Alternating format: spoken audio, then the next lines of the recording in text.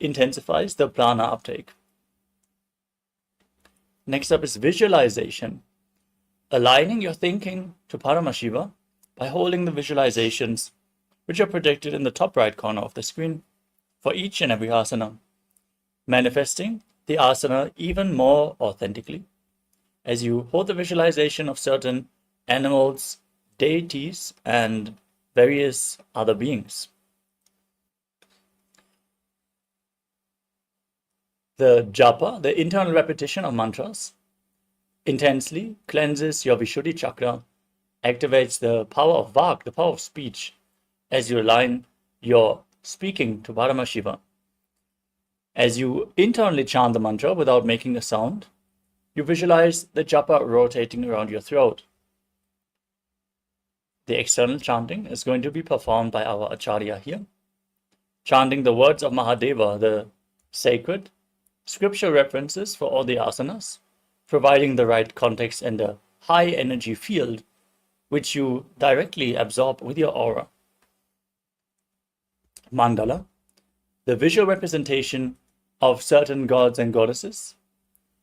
You can see in the background we are projecting the Sri Yantra, which is the representation of all the gods and goddesses, focusing on the Sri Yantra in the background with intense awareness, but gentle, like you would gaze at a rose, will mirror the lines, the triangles, the geometric shapes into your brain and mirror the macrocosmic energies into your microcosmos.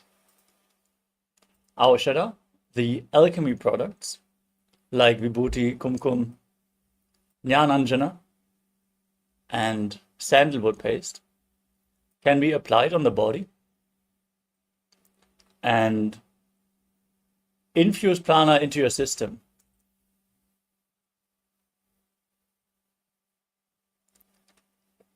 The final component is abharana, the sacred Rudraksha jewelry. As you wear Rudraksha beads,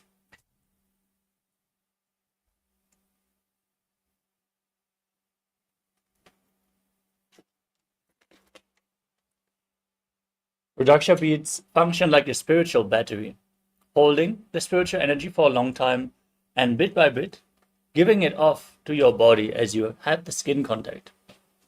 So wear Rudraksha beads at any given time. With all the components together, KAILASA's Nithyananda Yoga is an intense technique for Kundalini awakening and an enlightening practice for the realization of Paramashivatva, that you indeed are the divine. With all the components covered, let us now enter into the practice of yoga. Starting off with the first asana of the sequence, which is Sukhasana. Sit in a comfortable cross-legged position with your head, neck, and spine in a straight line. Keep your hands on the knees in Bindu Mudra, index fingers and thumbs together. Visualize Lord Shiva in your inner space. Breathe in Samana Kumbhaka. Inhale deeply into your stomach and hold your breath in the stomach region, visualizing a flame being kindled in your navel and rising up your spine. Engage Mahamudra Bandha, all three bandhas, root lock, stomach lock, and throat lock, as you internally repeat the japa Soham. तत्सुखासनमित्युक्तम् अशक्तस्तत्समाचरेत् आसनं विजितं येन जितं तेन जगत्त्रयम्.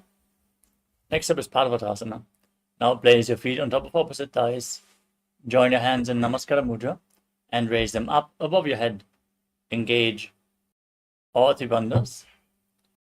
Visualize yourself as Mount Kailash. अथ वक्षे महादेव पर्वतासनमङ्गलम् यत्कृत्वा स्थिररूपी स्यात् षट्चक्रादिविलोपनम्. Next up is Halipavasana. With the soles of the feet together, extended away from your body. Interlock your fingers behind your back and lean forward and down, placing your forehead on the ground. Gaze to your nose and visualize Swamiji in your inner space as you perform all the bandhas. पूर्वविदुपर्याहु मे जानु उभय पकतले संपुटटानो. Next up is Nagi Pavasana. From the same posture, Now extend your arms forward, cup the palms and place them on the ground. As you lean forward and down, place your forehead on the ground, gaze to your nose. Visualize yourself as a snake as you engage all the bandhas. पूर्वविधि पर्यागाने नीचो होई कल्हो निपनास्यो लगाई. Next up is Kokilasana. Now hold on to the big toes in Prana Mudra with index and middle fingers. As you raise your legs forward and up, and then cross them into Padmasana. Lean forward and down as you still hold on to the big toes. Engage all the bandhas and visualize yourself as a bird. अधान्यधासनं वक्षे येन सिद्धो भवेन्नरः अकस्माद्वायुसञ्चारं कोकिलाख्यासनेन च.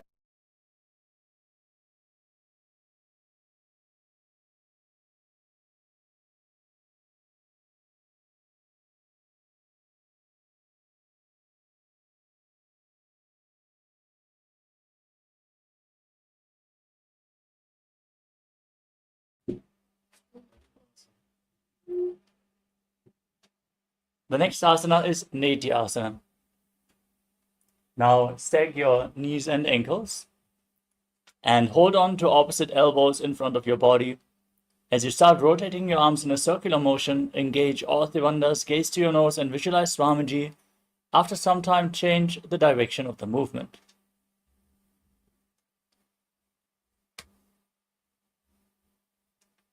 घोड़ा सामना पात की आशिमा हिली सोय दचकर्ण को वार लवता पर गुल्प समोय. Next up is Gajasana. Now keep your hands on the ground and raise your hips up high. Then scoop your head and chest forward and down and again as you engage Uddiyana Bandha and Mula Bandha, the stomach lock and the root lock, and visualize yourself as an elephant. नुब्जं पादाग्रे भूमौ कृत्वा लम्भीभूय मस्तकाग्रे निधाय. Next up is Vrikshasana.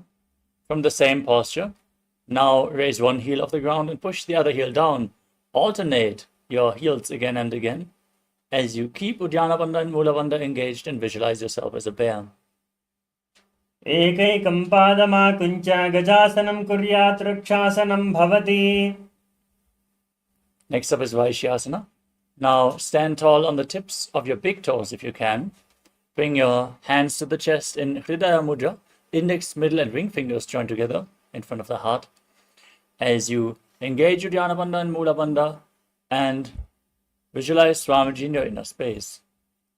केशेन पादयुगलं भद्वा तिष्ठेदधोमुखः अधवैष्यावक्षे यत्कृत्वा सत्यवान् भवेत्. Next up is Urdhva Stand in Arimandi posture, heels together, toes pointing outwards and your knees bent. Bring your hands to the chest level and raise one knee up along the center of your body in a circular motion. Follow along with the respective hand on both sides again and again.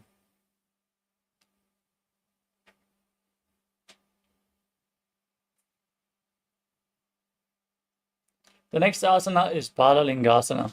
Now interlock your fingers from the outside in Sarva Shankari Mudra. Raise one knee up towards your chest and pull it close with your hands as you stand erect on the mat like a rod. Engage all the bandhas and visualize yourself as a baby. एकं जानूरस्य आलिङ्ग्य स्थातव्यं बाललिङ्गनं भवति. Next up is Padapidanasana. Now bring one foot behind and pull it close towards your buttocks with both hands. Engage all the bandhas, stand straight and visualize Swamiji in your inner space. स्थित्वैकस्मिन् पादतले कराभ्यां वेष्टयेत्तनं पृष्ठे संस्थाप्य यत्नेन पादपीडनमासनम्. Next up is Natarajasana. Now hold the sole of the foot from the inside as you kick the leg back and up. Lean forward, extend the other arm with a hand in Bindu Mudra. Perform the Mula Bandha and visualize yourself as Lord Nataraja. उत्तानपादं क्रौञ्चं च मरीचिं वीरभद्रकं नटराजं त्रिकोणं च सुप्ताङ्गुष्ठप्रसारणे. Now repeat Balalingasana on the other side. Interlock your fingers from the outside in, pull the knee up, engage all the bandhas and visualize yourself holding a baby. एकं जानूरस्य आलिङ्ग्य स्थातव्यं बाललिङ्गनं भवति. Next up is Padapidhanasana. Pull the foot behind towards your buttocks. Engage all the bandhas and visualize Swamiji. स्थित्वैकस्मिन् पादतले कराभ्यां वेष्टयेत्तनं पृष्ठे संस्थाप्य यत्नेन पादपीडनमासनम्. Now hold the sole of the foot from the inside. Kick the leg back and up while leaning forward with a hand in Bindu Mudra, visualizing yourself performing the cosmic dance as Lord Nataraja. उत्तानपादं क्रौञ्चं च मरीचिं वीरभद्रकं नटराजं त्रिकोणं च सुप्ताङ्गुष्ठप्रसारणे. Next up is Ardha Rechitakarana. Now stand in Alimandi posture, heels together, toes pointing outwards, and the knees bend. Bring the hands to the chest, then step the right foot behind and start swinging your right arm back and forth like a pendulum. Gracefully move your fingers one by one, place the right hand over your nose, uncross your ankles, and repeat the movement on the other side.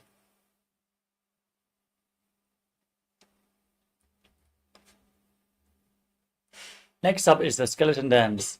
Now, visualize yourself as a skeleton as you shake your body intensely. Hold the visualization of your bone structure and dance wildly on the mat.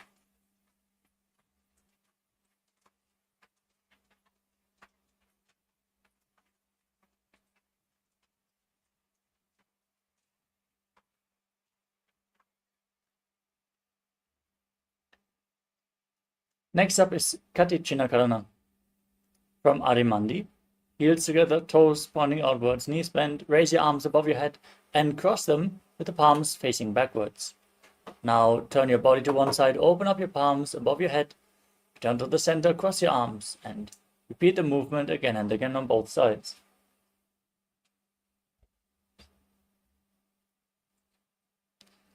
The next asana is Tadasana.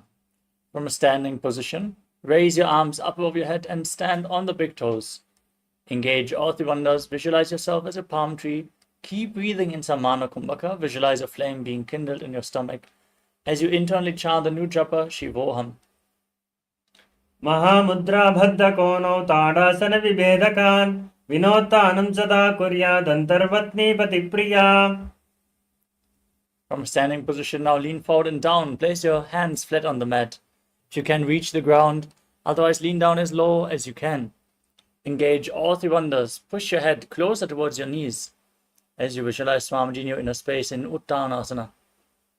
Mahamudra बद्धकोणौ tadasana विभेदकान् विनोत्तानं सदा कुर्यादन्तर्वत्नी पतिप्रिया.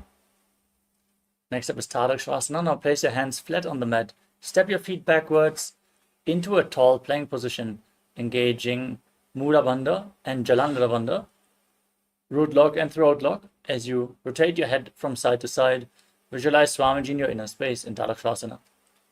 गजासनवस्थितौ मस्तकं वारं वारं दक्षिणकुक्षिं सव्यकुक्षिं नयेत् तरक्श्वासनं भवति.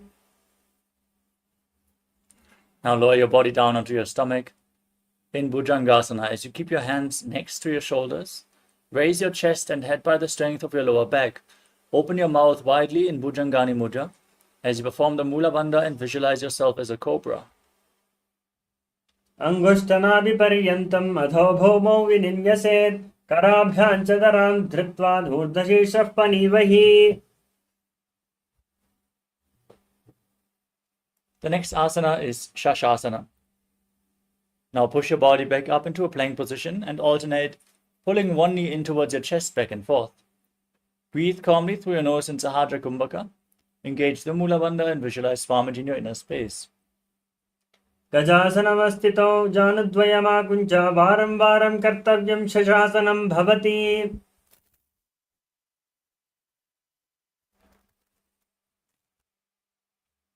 Next up is Rathasana. From the plank position, now step one foot in between the two hands. Jump the foot back. Bring the other foot in between the hands again and again as you visualize yourself as a chariot. गजासनमस्थितौ एकैकं पादं पुरोमार्गेण भ्रामयित्वा कर्तव्यं रथासनं भवति. The next asana is Virabhajasana. Now raise up. Keep one foot forward and the other foot far back with the back foot pointing sideways. Now bend the front knee at a 90-degree angle. Push your hips forward as you raise your arms up above your head parallel. Gaze to your third eye, engage Uddiyana Bandha and Mula Bandha, and visualize yourself as Lord Veerabhadra. वासिष्ठमदगौण्डिन्यम् ऊर्ध्वकुक्कुटमेव च अष्टावक्रमतोत्थानं मयूरं सेतुबन्धनम्. Exchange the position of your feet. Raise your arms up, bend the front knee, gaze up to your third eye, visualize Lord Veerabhadra in Veerabhadrasana on the other side. वासिष्ठमदगौण्डिन्यम् ऊर्ध्वकुक्कुटमेव च अष्टावक्रमतोत्थानं मयूरं सेतुबन्धनम्.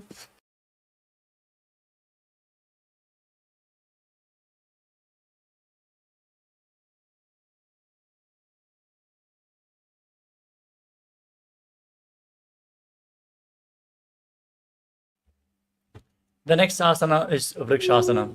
Now stand on one foot as you raise the other foot towards the opposite thigh. Join your hands in Anjali Mudra and raise them up above your head. Keep your elbows straight. Engage Uddiyana Bandha and Mula Bandha as you visualize yourself as a tree.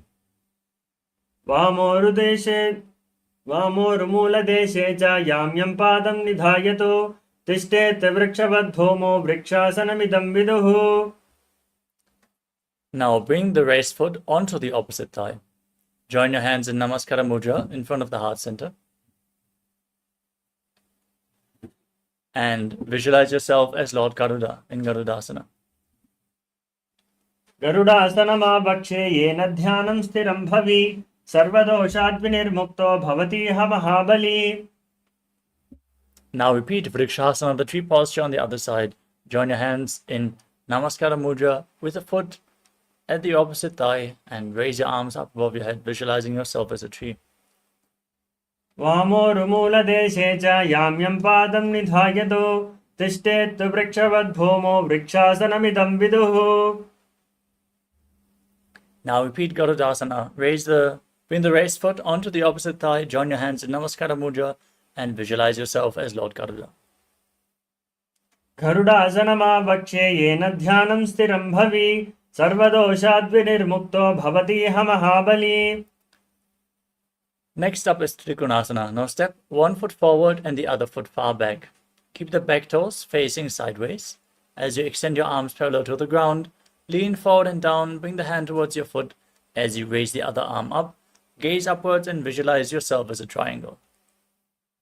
उत्तानपादं क्रौञ्चं च मरीचिं वीरभद्रकं नटराजं त्रिकोणं च सुप्ताङ्गुष्ठप्रसारणे. Now rotate your feet so the other foot is pointing to the side. Keep your arms parallel and lean forward and down to the other foot, repeating Trikonasana on the other side. उत्तानपादं क्रौञ्चं च मरीचं वीरभद्रकं नटराजं त्रिकोणं च सुप्ताङ्गुष्ठप्रसारणे. Next up is Nikuttaka Karana. Now stand in Ademandi. Heels together, toes pointing outward and your knees bent. Raise one heel off the ground and bring your hands in front of the heart center with the palms facing each other. Now stomp the raised heel down. Lift the other heel up and exchange the position of your hands again and again.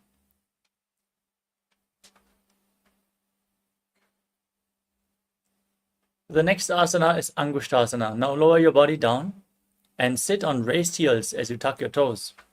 Join your hands in Namaskara Mudra in front of the heart center. Keep your knees together, lift it off the ground as you visualize Swamiji in your inner space. Start buzzing like a bee on the inhalation and exhalation in Brahmari Kumbhaka as you perform the Mula Bandha and internally chant the new japa Sadashivoham in Angushtasana.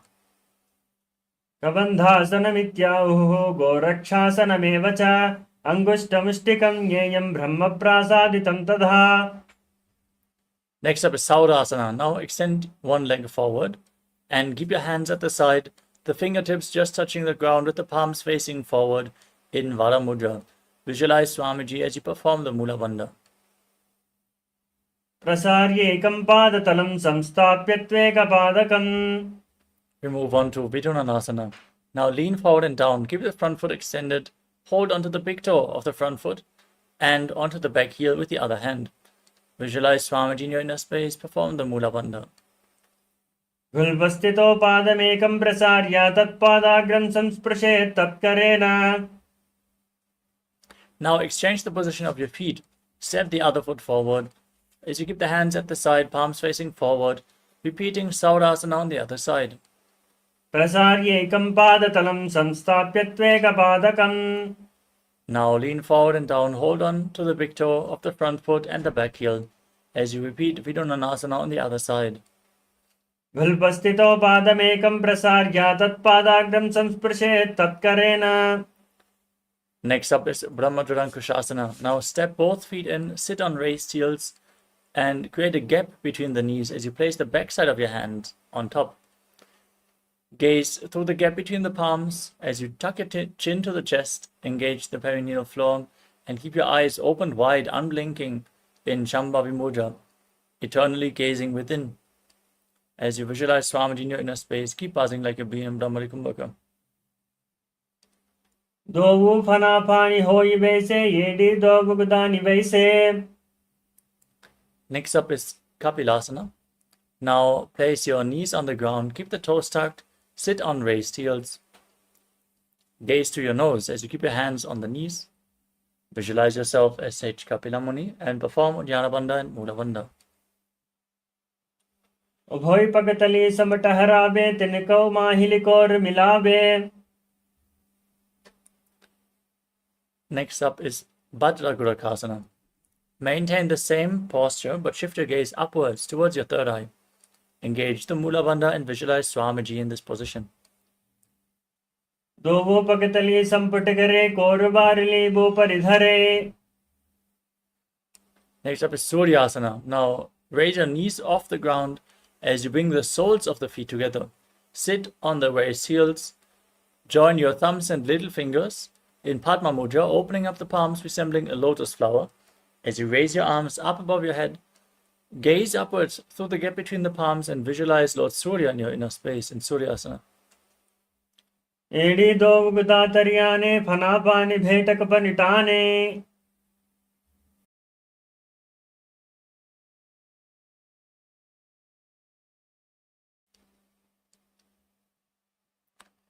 Next up is Mandukasana. Now place the top of the feet flat on the mat and sit on your heels with the knees open wide. Place your hands on the knees as you visualize yourself as a frog. Gaze up towards your third eye. Perform the Manduki Mudra, pressing your tongue up against the palate of your mouth, catching the nectar of immortality dripping from the Sahasrara chakra with your frog tongue. As you calmly breathe through your nose in Sahaja Kumbhaka, leading the prana along your spine, form the Mula Bandha and keep chanting Sadashivoham. पादतलो पृष्ठदेशे अंगुष्टे द्वे च संस्पृशेत्. Maintain the same posture but bring your arms behind your back, holding onto opposite shoulders. Gaze up towards your third eye, engage Uddiyana Bandha and Mula Bandha. Visualize yourself as a frog and keep your tongue in Manduki Mudra in Uttana Mandukasana. मंडुकासन मध्यस्थं कोर्पराभ्यानृतं शिरः एतद्बेकवदुत्तानमेतदुत्तान मंडुकम्. Next up is Simhasana. Now cross your ankles and sit on the heels. As you keep your hands on the knees, fingers spread, stick your tongue out, exhale forcefully again and again.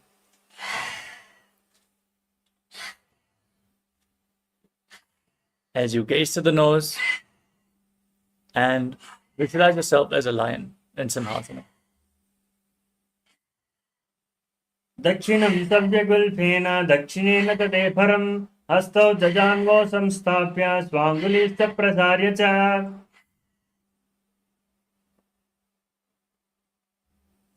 Next up is Bhadrasana.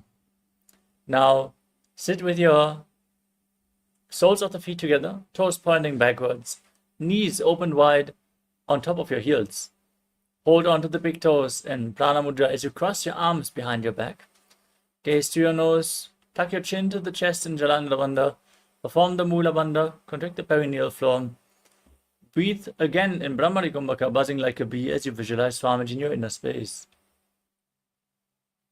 गुल्फौ च विषणस्याधो वृत्कमेन समाहितः पादाङ्गुष्ठोत्कराभ्यां च धृत्वा च पृष्ठदेशतः.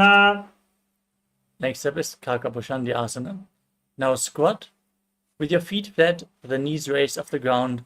Bring your arms in and around the raised knees And interlock your fingers behind your back in Padusha Mudra. Gaze to the nose and visualize yourself as a crow. प्रथमे वैसक उकडताने दोवो हाथ पतम विचियाने. Next up is Kanipavasana. Now place your hands flat on the ground, shoulder width apart. Bring your knees onto your arms towards your armpits. Lean forward and down. Raise your feet off the ground and balance on your arms as you visualize Swamiji in your inner space. आसन Gaughan आसन दुष्टा होई तो आची होई.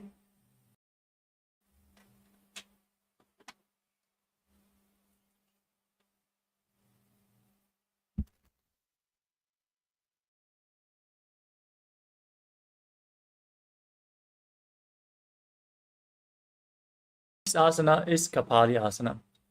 Now, with your hands flat, your knees on your arms, lean forward and place your head on the mat. Raise your feet up straight into a headstand posture. You can lean against the wall for support or ask a partner to assist you in the performance of this asana. As you gaze at the nose and visualize Swamiji in your inner space in Kapali asana. शीशी शीशा धरती टेके पगदो वो मिलवा ऊंचा करे. Next up is Parshvamayurasana. As you squat down, place your hands flat on the ground and twist your body to one side, aligning your knee and hip with your elbows. As you lean forward and down, rest your body weight on your elbows and extend your legs out to the side. Gaze upwards towards your third eye. Visualize yourself as a peacock and exhale fully in Rechaka Kumbhaka as you perform Parshvamayurasana. मयूरं दण्डवत् कुर्यान् मायूरं दण्डनामकम्. Now twist your body to the opposite side and repeat Parshvamayurasana. Visualize yourself as a peacock as you lift your body off the ground, extending your legs. मयूरं दण्डवत् कुर्यान् मायूरं दण्डनामकम्. Next up is Bhairaganathasana.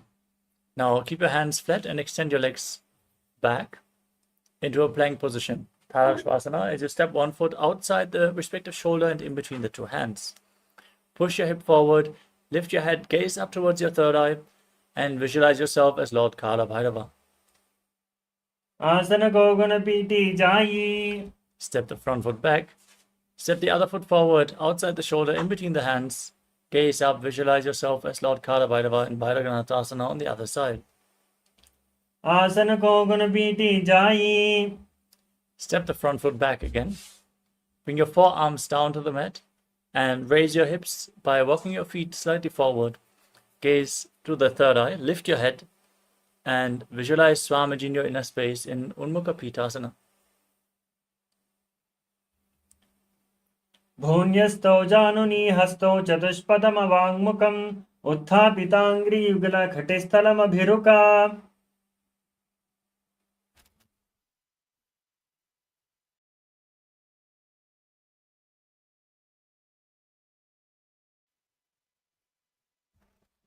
Next up is Vashishthasana. Keep one hand on the ground and rotate your body as you lift the other hand up towards the sky. Gaze upwards as you visualize yourself as Sage Vashishta in Vashishthasana. ऊर्ध्वकुक्कुटवासिष्ठमरीचिहलमत्सकम् परवित्तं चोदरस्य विविधं धनुरासनम्. Now place the hand on the ground and lift the other hand up. Rotate your body as you repeat Vashishthasana on the other side. ऊर्ध्वकुक्कुटवासिष्ठमरीचिहलमत्सकम् परिवृत्तिं चोदरस्य विविधं धनुरासनम्. Now come to a seated posture with your legs extended forward. Bring your hands underneath the buttocks with the palms facing up. Gaze down towards the tip of your nose. Visualize yourself as Lord Hanuman. As you exhale fully, engage Jalandhara Bandha and Mula Bandha and internally chant the new japa Mahasadashivoham in Anjani Asana. दोवो करे उभय हथेली कोरबारिली मेले भेली.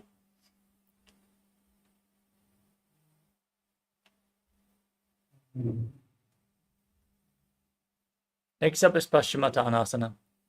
From the same position, now extend your arms forward, hold onto the big toes in Prana Mudra.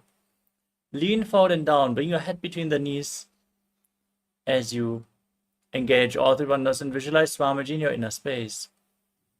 जानु परिललाटन्तो पश्चिमं तानमुच्यते येन केन प्रकारेण सुखं धार्यं च जायते. Next up is Ugrasana. Now interlock your fingers behind your neck and lean forward and down. Bring your head in between the knees, elbows outside the knees. Engage all three bandhas. Squeeze your core as you visualize Kali in your inner space.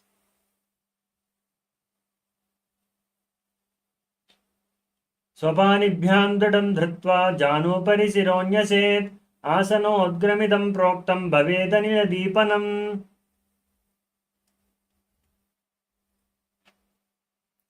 Next up is Marichyasana. Now step one heel in towards the perineum. Keep the knee raised, bring your arm in and around the raised knee, and interlock your fingers behind your back in Parashamudra. Lean forward and down, bring your head closer towards your knee as you visualize yourself as Sage Marichi in Marichyasana. उत्तानपादं क्रौञ्चं च मरीचिं वीरभद्रकं नटराजं त्रिकोणं च सुप्ताङ्गुष्ठप्रसारणे. Next up is Mahamudrasana. From Marichyasana, now drop the raised knee to the side. Keep the heel against your perineum. Lean forward and down. Hold onto the front foot with both hands. As you bring your head towards the knee, gaze to your nose, engage all three bandhas and visualize Swamiji in your inner space. Mahamudra प्रवक्ष्यामि तान्त्रेऽस्मिन् मम वल्लभे यां प्राप्य सिद्धा सिद्धिं च कपिलाद्याः पुरागताः. Now bring the other heel against your perineum. Raise the knee, lean forward and down, interlock your fingers behind your back as you repeat Marichyasana on the other side. उत्तानपादं क्रौञ्चं च मरीचिं वीरभद्रकं नटराजं त्रिकोणं च सुप्ताङ्गुष्ठप्रसारणे. Now repeat Mahamudrasana on the other side as you lean forward and down with your leg extended, the other heel against your perineum. Hold onto the front foot with both hands. Exhale, fully engage all three bandhas and visualize Swamiji. महामुद्रां प्रवक्ष्यामि तन्त्रेऽस्मिन् मम वल्लभे यां प्राप्य सिद्धा सिद्धिं च कपिलाद्याः पुरागताः.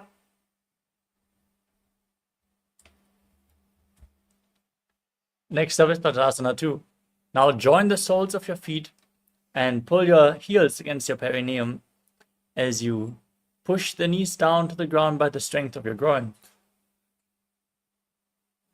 Interlock your fingers around the feet. Gaze to your third eye as you visualize Swamiji in Padasana 2. गुल्फौ तु वृषणत् स्यादः सीवन्याः पार्श्वयोः क्षिपेत् पादपार्श्वे तु पाणिभ्यां दृढं बद्ध्वा सुनिश्चलम्.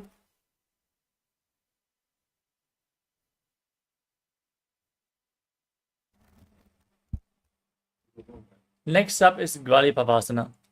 Keep the soles of the feet together and extend your legs out in front.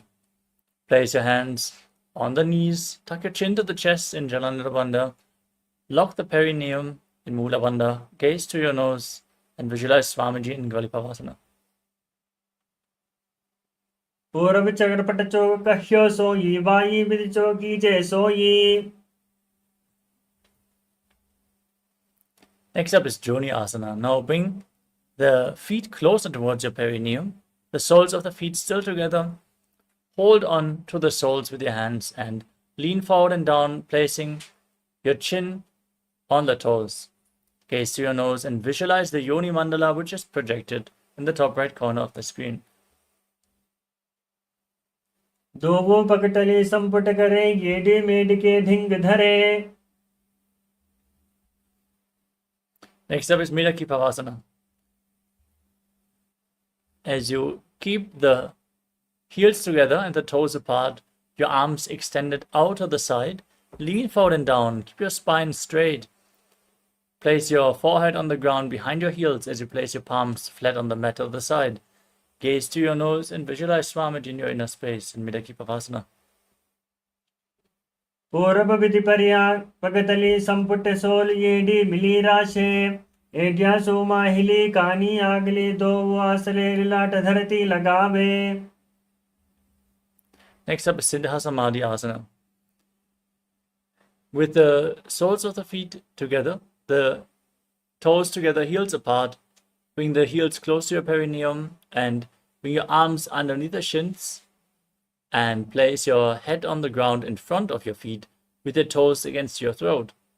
Gaze to your nose, visualize Lord Surya in your inner space as you exhale deeply in Rechaka Kumbhaka and perform the Mula Bandha and Siddha Samadhi Asana. दो पगतली संपुट करे सोले made आगा में धरे. Next up is Chinakipavasana. With the soles of the feet together, the toes apart, hold onto your feet and open them up like a book. Press your elbows on your thighs, gaze to your nose and visualize Swamiji in your inner space. दो पगा की येडी धरती मगिबा made लगावे पगतली माहिली को अंगूठा की सदी सूद जोड़े. Next up is Charapada Yogasana. With the soles of the feet together, heels against your perineum, place your hands on the knees and gently push them down towards the ground. Gaze up towards your third eye, visualize Swamiji and perform Uddiyana Bandha and Mula Bandha. दो पगतली संपुट दरे आगा में कर चार पसारे. Next up is Bhairavasana. Keep the soles of the feet together and twist your feet so the toes are pointing down and the heels are pointing up. Bring your knees down towards the ground. Place your hands on top of the knees in Bindu Mudra. Index fingers and thumbs together as you gaze to your third eye. Visualize yourself as Lord Kala Bhairava and perform Uddiyana Bandha and Mula Bandha. गुल्फो संपीड्य जान्योन्यं यत्क्रमेण मनोत्थितम्. Next up is Samanasana. Now press one heel against your perineum and lift the sole of the other foot against your chest. Gaze up towards your third eye. Visualize Swamiji in your inner space. Exhale deeply and hold your breath in the Muladhara chakra in Mula Bandha in Samanasana. समानासनमाभक्षे सिद्धमन्त्रादि साधनात् एकपादमुरो दत्वा गुह्योऽन्यल्लिङ्गवक्त्रके. Now raise one foot over top of the respective shoulder. Extend the opposite leg forward as you keep your hands down for balance. Gaze up towards your third eye and visualize Swamiji in your inner space in Apanasana. केवलं पादमेकं च स्कन्धे चारोप्य यत्नतः एकपादेन गगने तिष्ठेत् दण्डवत् प्रभो. Now press your perineum with the other heel as you lift the other foot against your chest. Gaze up towards your third eye. Visualize Swamiji as you repeat Samanasana on the other side.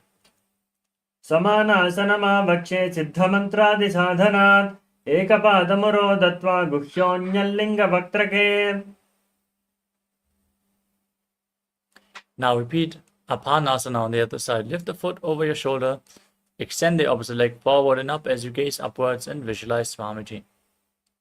केवलं पादमेकं च स्कन्धे चारोप्य यत्नतः एकपादेन गगने तिष्ठेत् दण्डवत् प्रभो.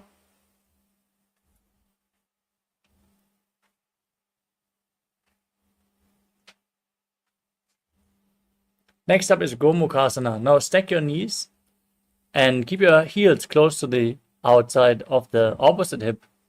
Place both the hands on top in Parasha Mudra.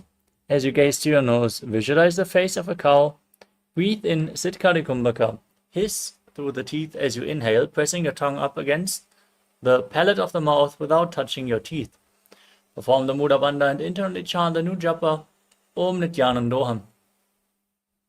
सव्ये दक्षिणगुल्फन्तो पृष्ठपार्श्वे नियोजयेत् दक्षिणेऽपि तथा सव्यं गोमुखं गोमुखं तथा.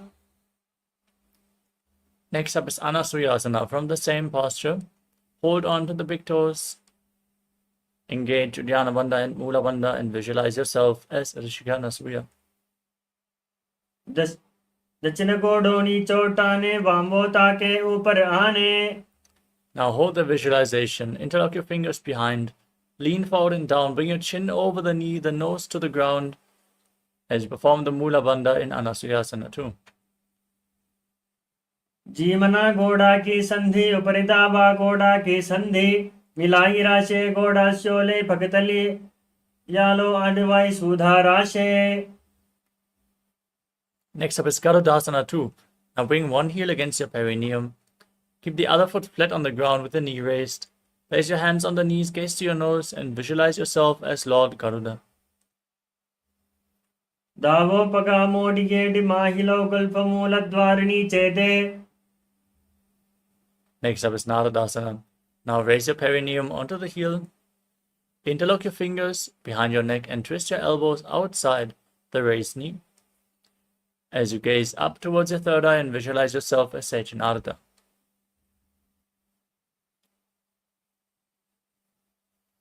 पिष्टि जो वाम पकतली खेरी भोपलिता ही लगावे फेरी.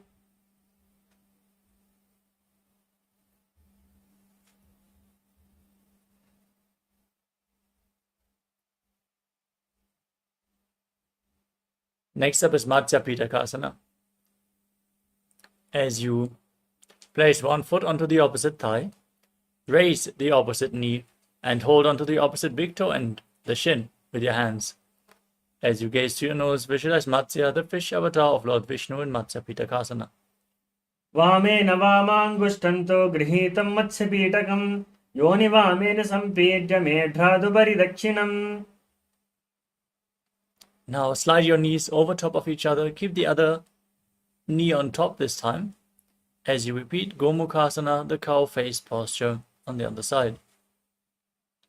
सव्ये दक्षिणगुल्फन्तो पृष्ठपार्श्वे नियोजयेत् दक्षिणे तथा सव्यं गोमुखं गोमुखं यथा. Next up is Anasuyasana. On the other side, hold onto the big toes. Engage Uddiyana Bandha and Mula Bandha and visualize yourself as Rishika Nasuya. दक्षिण गोडो नीचोटाने वामोटा के ऊपर आने. Hold the visualization. Interlock your fingers behind your back. Lean forward and down. Place your nose on the ground as you repeat Anasuyasana 2 on the other side. जीमना गोडा की संधि उपरिदावा गोडा की संधि. Next up is Garudasana 2. Now bring the other heel against the perineum, opposite knee raised, foot flat, hands on the knees. Visualize yourself as Lord Garuda. दावो पकमोडिये डिमाहिलो गल्पमूलद्वारिणी चेदे बेसे जीमनी पकतली धरती टेकी गोडो ऊंचो उभौ राशे.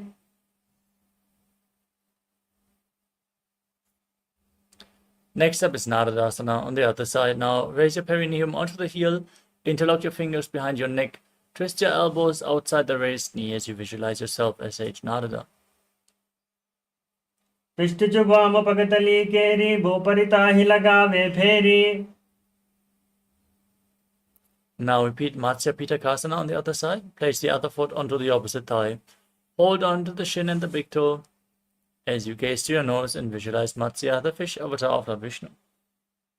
वामेन वामाङ्गुष्ठन्तो गृहीतं मत्स्यपीठकं योनि वामेन सम्पीड्य मेढ्रादुपरि दक्षिणम्. Now perform Matsyendrasana. Place one foot onto the opposite thigh and raise the opposite knee with the foot flat.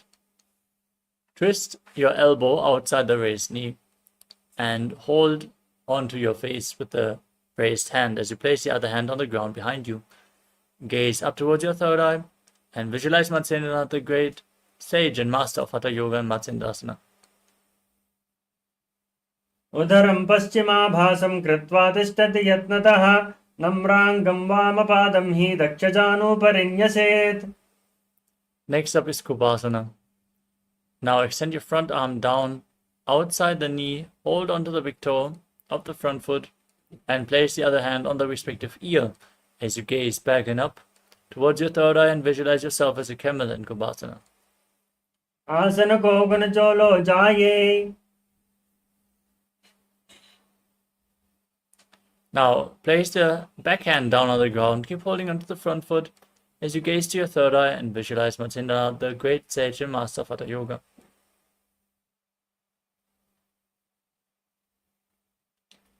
मत्स्येन्द्रपीठं जठरप्रदीप्तिं प्रचण्डरुग्मण्डलखण्डनास्त्रम् अभ्यासतः kundalini प्रबोधं दण्डस्थिरत्वं हि ददाति पुंसाम्.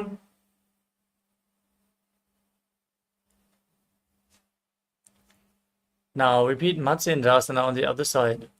Place the foot onto the opposite thigh, raise your knee, twist your elbow outside the raised knee and place your hand by the neck, placing the other hand on the ground behind you. उदरं पश्चिमाभासं कृत्वा तिष्ठति यत्नतः नम्राङ्गं वामपादं हि दक्षजानुपरिञ्यसेत्. Now extend your front arm down to the foot, hold onto the big toe if you can, and place the other hand on your ear as you visualize yourself as a camel in Kubasana. आसनको गुणजोलो जाये.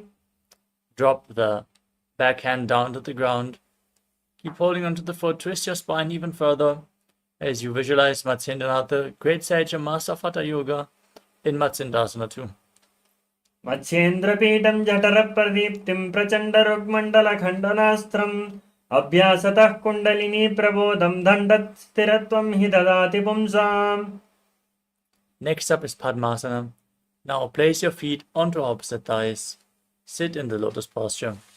Place your hands on the knees. Gaze to your nose. Visualize yourself as Lord Shiva as you engage all three bandhas, Mahamudra Bandha.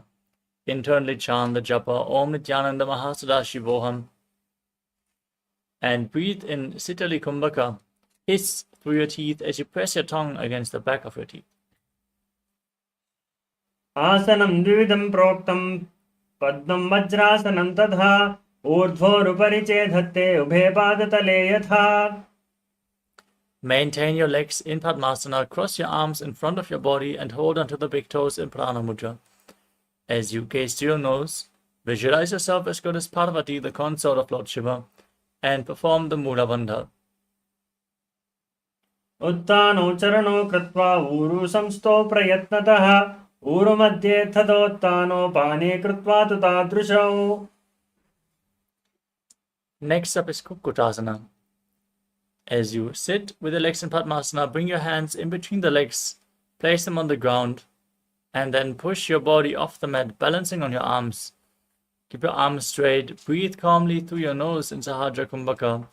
Visualize yourself as a rooster and engage the Mula Bandha. पद्मासनं सुसंस्थाप्य नान्मोरोरन्तरे करो. Now rise up onto your knees while you still sit in Padmasana. Place your hands on the ground in front of you, palms flat, fingers pointing towards your body. Lean onto your navel. Lean your navel onto your elbows as you lift your knees off the ground and balance. Visualize Swamiji perform the Mula Bandha in Bandha Asana. धरामवष्टभ्यकरद्वयेन तत्कूपरि स्थापितानाभिपार्श्वः. Now, free your legs from Padmasana. From a kneeling posture, lean onto your elbows with the fingers pointing towards your body. Find balance and lift your legs off the mat. Point your legs backwards straight as you visualize yourself as a peacock in Mayurasana. अधवक्षे Mahadev मयूरासनमुत्तमम्. Now lower your body down flat on your stomach. Interlock your fingers behind your neck and place your forehead on the ground. As you bring your toes pointing outwards, your heels down. Visualize yourself as a crocodile.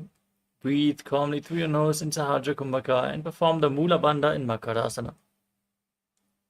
अध्याससे ते हृदयं निधाय भूमौ च पादौ च प्रसार्यमाणौ शिरश्च धृत्वा करदण्डयुग्मे देहाग्निकारं मकरासनं तत्. Next up is Shalabhasana. As you lay on your stomach, bring your hands flat on the mat next to your shoulders. Raise your legs up, point your toes back, and keep your thighs off the mat as you engage your lower back. Visualize yourself as a locust and perform the Mula Bandha. अध्याससे ते करयुग्मं वक्षो भूमिमवष्टभ्यकरयोस्तलाभ्यां पादौ च शून्ये च वितश्च चोर्ध्वं वदन्ति पीठं शलभं मुनीन्द्राः. Next up is Ushtasana. Now hold onto your feet and pull them outside the hip, down towards the ground. Visualize yourself as a camel. Perform the Mula Bandha in Ushtrasana. अध्याससे ते पदयुग्मं यस्तं पुष्टे निधाय पिरतं कराभ्याम्. Keep holding onto your feet. Kick your legs back and up as you lift your head and chest. Gaze up towards your third eye. Visualize yourself as Lord Shiva's bow. And perform the Mula Bandha in Dhanurasana. प्रसार्य पादौ भुवितण्डरूपौ करोच पृष्ठे धृतपादयुग्मं कृत्वा धनुस्तुल्यवितस्थितार्घ्वं निगद्य योगी धनुरासनं तत्. Next up is Bhagasana. Now sit up into a kneeling posture. Keep your heels outside the hip and the toes touching behind your back. Gaze to your third eye. Visualize Swamiji. Keep your hands on your knees. Perform the Mula Bandha and internally chant the new japa. Om Nithyananda Paramashivoham. उल्टा मोड़ पाव दो वैसे बहरो जगत कर एक वैसे पावन महिला गुलपच जोवो खुला पास तेला वैसोवो. Next up is Gohyasana. From the kneeling posture, now place your forearms flat on the mat. Interlock your fingers as you bring your head on the ground. Walk your feet forward and raise your hips. Lift your feet off the mat and pull your knees in towards your chest. Squeeze your body as you perform the Mula Bandha. Gaze to your nose and visualize Swamiji in your inner space in Gohyasana. दोवो हाथा के कहुनी जोई पुनः कलाए जाने दोई. From Gohyasana, now extend your legs up straight into Shirshasana. As you gaze to your nose, visualize Swamiji in your inner space and perform the Mula Bandha. विपरीतं मण्डलं च दुदैव विदितं हिनः. Gently lower your body down. Extend your legs forward. Come to a seated posture and get ready for a sequence of rapid exhalations in Bhastrika Kumbhaka. As you contract your abdomen, push the air out from your lungs again and again without actively inhaling. Let the air return into your lungs naturally. As you raise your legs up, hold the back of your calves. Visualize Swamiji in your inner space in Bodhyasana. दोवो हाथा पखा बाहर आने घोड़ा तरीका कसी ठाने. Now hold onto opposite shoulders behind your back. Keep your legs raised, gaze to your third eye and visualize yourself as a mace as you keep rapidly exhaling in Bhastrika Kumbhaka in Parighasana. उत्तानं शयनं कृत्वा पादौ मिलित्वा प्रसार्य. Now extend your arms out in front of you, parallel to the ground. Keep your legs raised, gaze up to your third eye, visualize yourself as a boat in Naukasana. उत्तानं शयनं कोर्पराभ्यां भूमिमवष्टभ्य नितम्बं निधाय.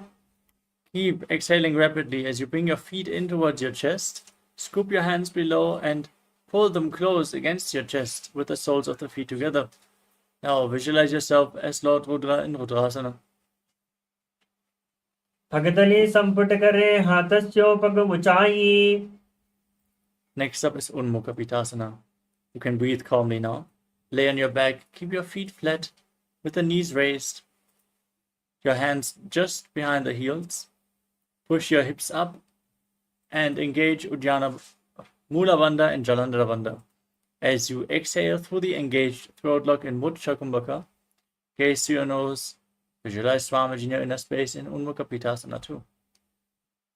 ऊर्ध्वे च जानुनी कृत्वा शबित्वोर्ध्वमुखं तथा उत्थाप्य हस्तौ तिष्ठेत्तु पीठ उन्मुखनामके.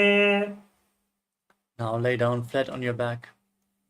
Extend your legs. Keep your palms facing up next to your hip in Shavasana.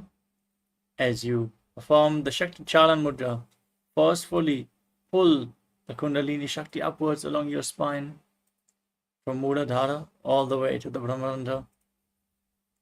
Now visualize your body as dead and Swamiji is liberating you as you internally chant the Mahavagya Om Nithyananda Paramashivoham. अथ शवासनम् उत्तानं शववद्भूमौ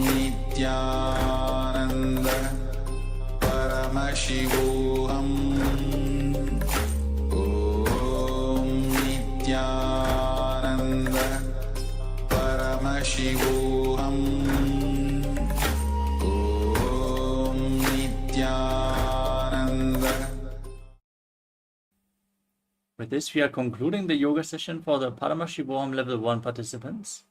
The next Acharya is going to take over the session very soon with the next segment, as we are now continuing the Dvitiya Vinyasa Krama for the Level 2 and 3 participants. Now sit in a comfortable posture that brings ease to your physical and mental space. Place your hands on top of the knees in Bindu Mudra.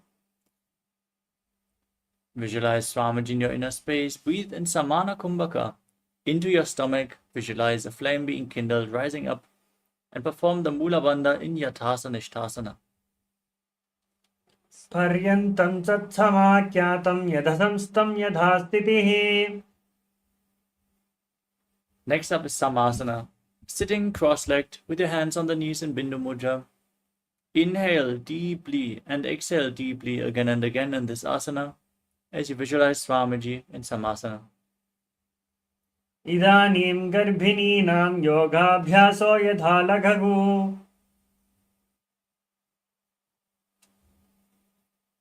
Next up is Muktasana. As you place the left foot against the perineum and the right foot on top of the left, keep your hands facing down on top of the knees, gaze to the tip of your nose and visualize yourself as a sage liberated by the Supreme Pontiff of Hinduism. निपीडसीमिनीं सूक्ष्मां दक्षिणेतरघुल्पतः. Next up is Siddhasana. Maintain the same posture. Shift your gaze up towards your third eye as you visualize Swamiji in your inner space. स्थानुमयेन्द्रो दलदृशा पाश्यं भ्रुवोरन्तरं चैतन्मोक्षकपाठवेदजनकं सिद्धासनं प्रोच्यते. Next up is Siddhyasana. Maintain the same posture. Shift your gaze to the ground in front of you as you visualize Swamiji and perform all three bandhas. Siddhyasana. वामपादे केडी जानो सीवनि मदितासकं तानो.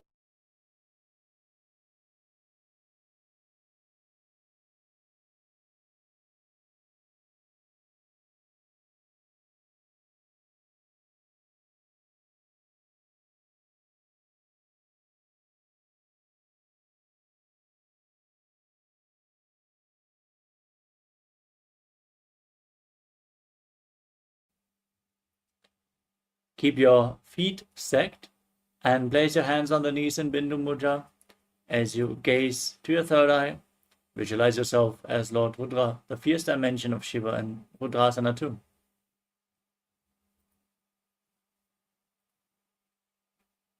वामचर पर जचन राखे एक जुगति ऐसे विधि धाके. Next up is Santadhunasana. Maintain the same posture, gaze to your nose, and embody tranquility and an unshakable nature. आसचको गुण मन के चलटा मीले. Next up is Siddhasana too. Maintain one heel over top of the other. Place your hands in front of the navel, one palm cupped over the other in Samputa Mudra, resembling a lotus flower, as you visualize Swamiji in your inner space. रुजुगाय समानीन सिद्धासनमुदीरितम्.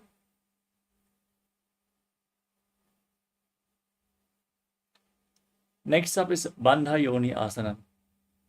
Now, maintain one heel on top of the other and set the sankalpa of manifesting through the womb of creation as you inhale all the way and lock your five senses with your hands, placing your little and ring fingers on your mouth, your index fingers, your middle fingers on your nostrils, your index fingers on your eyes, and your thumbs on your ears in Shanmukhi Mudra. यत्र मध्ये Mahadeva बन्धयोन्यासने शृणो. Next up is Virasana. Place one foot on top of the opposite thigh and the other foot below the opposite thigh. Place your hands on the knees in Bindu Mudra. Embody the space and state of bravery in Virasana. एकैं पादमस्तकास्मिन् मन्यस्योभिर्संस्थिता. Next up is Valmikasana. Sit in the same posture, hands on the knees in Bindu Mudra. Gaze to your third eye and visualize the great sage, poet, and author of Ramayana, Sage Valmiki. Dava pagaki pagatali puniye dahai joye. Next up is Joni Mudrasana. As you place your hands flat on the knees, gaze to your nose. As you visualize the Yoni Mandala, the visual representation of Devi Paramashiva Shakti in Joni Mudrasana. Bhamapad ki pagatali jayi mahili kor jaun tadhan dahi vasai vasiye. Now shift your gaze up towards your third eye.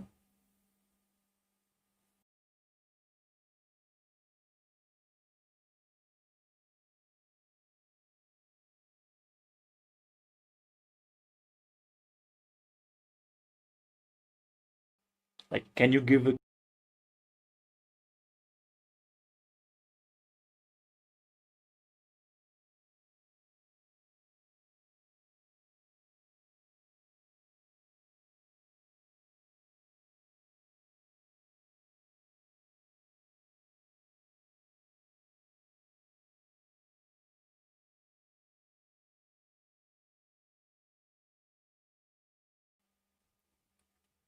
Now shift your gaze to the third eye, hold the visualization of Yoni Mandala, and perform the Mula Bandha in Yoni Asana. Yonya sanam parvatena yoga yoga phale nilam. Next up is Bhadrasana 3. Now bring the soles of your feet together in front with your heels against the perineum.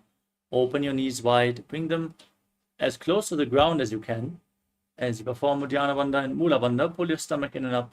Gaze to your nose and visualize Lord Veerabhadra in your inner space. Gulfo chaprasanasya daha sivanyah parshvayok kshipet.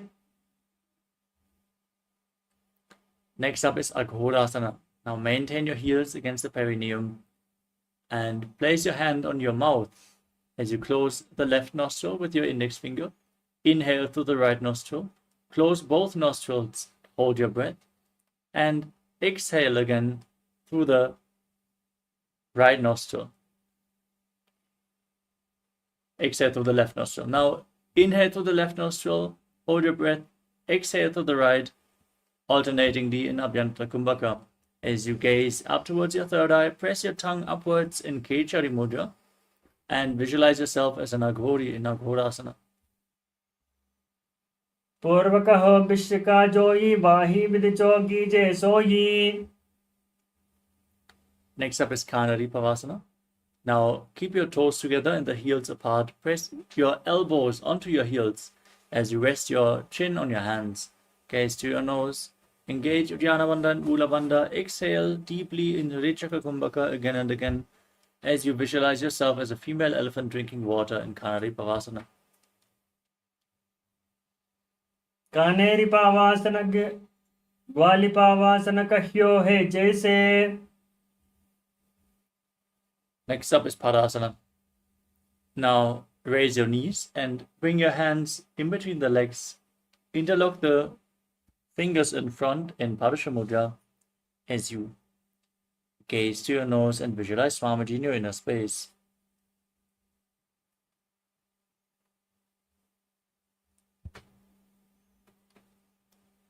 Tatordhvam rechayet vayam mriduniswasa samyutam. Next up is Gopi Chandasana. Now interlace your fingers around the feet with the soles of the feet together as you lift the toes to the groove of your throat with your heels touching the chest. Place your chin on your hands. Gaze at the tip of the nose and embody the stage and space of a king in Gopi Chandasana.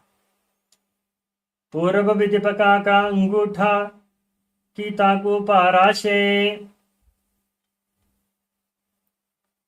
Next up is Udarasana. Now bring the arms below the legs. Hold on to the feet with interlocked fingers and lift your feet up against your chest. Place your chin on your hands. Gaze to the nose and visualize your body free from any defects in Udarasana. दोवों पगतली संपटटाने उभे हस्त करी व्रत हिताने. Next up is Vishishtasana. Now raise your feet even higher in front of your face. Bring your interlocked fingers in front of your forehead as you visualize yourself excelling in everything in Vishishtasana. दोवों पगतली जोड़ी संपुट करे. Next up is Bhujasana. Now keep your legs raised over top of the respective shoulders and then bend your arms and interlace your fingers around the back of your neck. Visualize yourself as a cobra in Bhujasana. शीर्षासनं तु विज्ञेयं कक्षासनमतः परम्. With your legs over top of your shoulder, now bend your arms down. Bring them around your waist, holding on to interlock your fingers behind your back in Kalyanasana as you gaze to your nose and visualize yourself as a beautiful, auspicious goddess. दोवों हाथ पगाम विचियाने टनको गोडानी चेटाने. Next up is Sankatasana. Now, place the top of the left foot on the ground and sit on the left heel as you stack the right knee over top. Place your hands on your knees. Gaze in Vaishnavi Mudra without focusing on any external object. Only focus on the object within as you visualize yourself as a swan. Breathe in Ujjayi Pranayama. Make an ocean-like sound with your mouth in Sankatasana. वामपादं चितेर्मूलं सन्यस्य धरणीतले. Next up is Dhenukasana.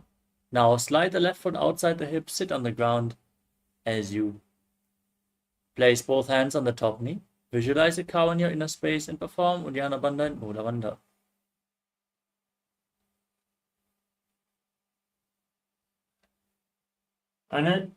अनुशागी नगर पंचडम ऋषि हिलम डगल यमनी.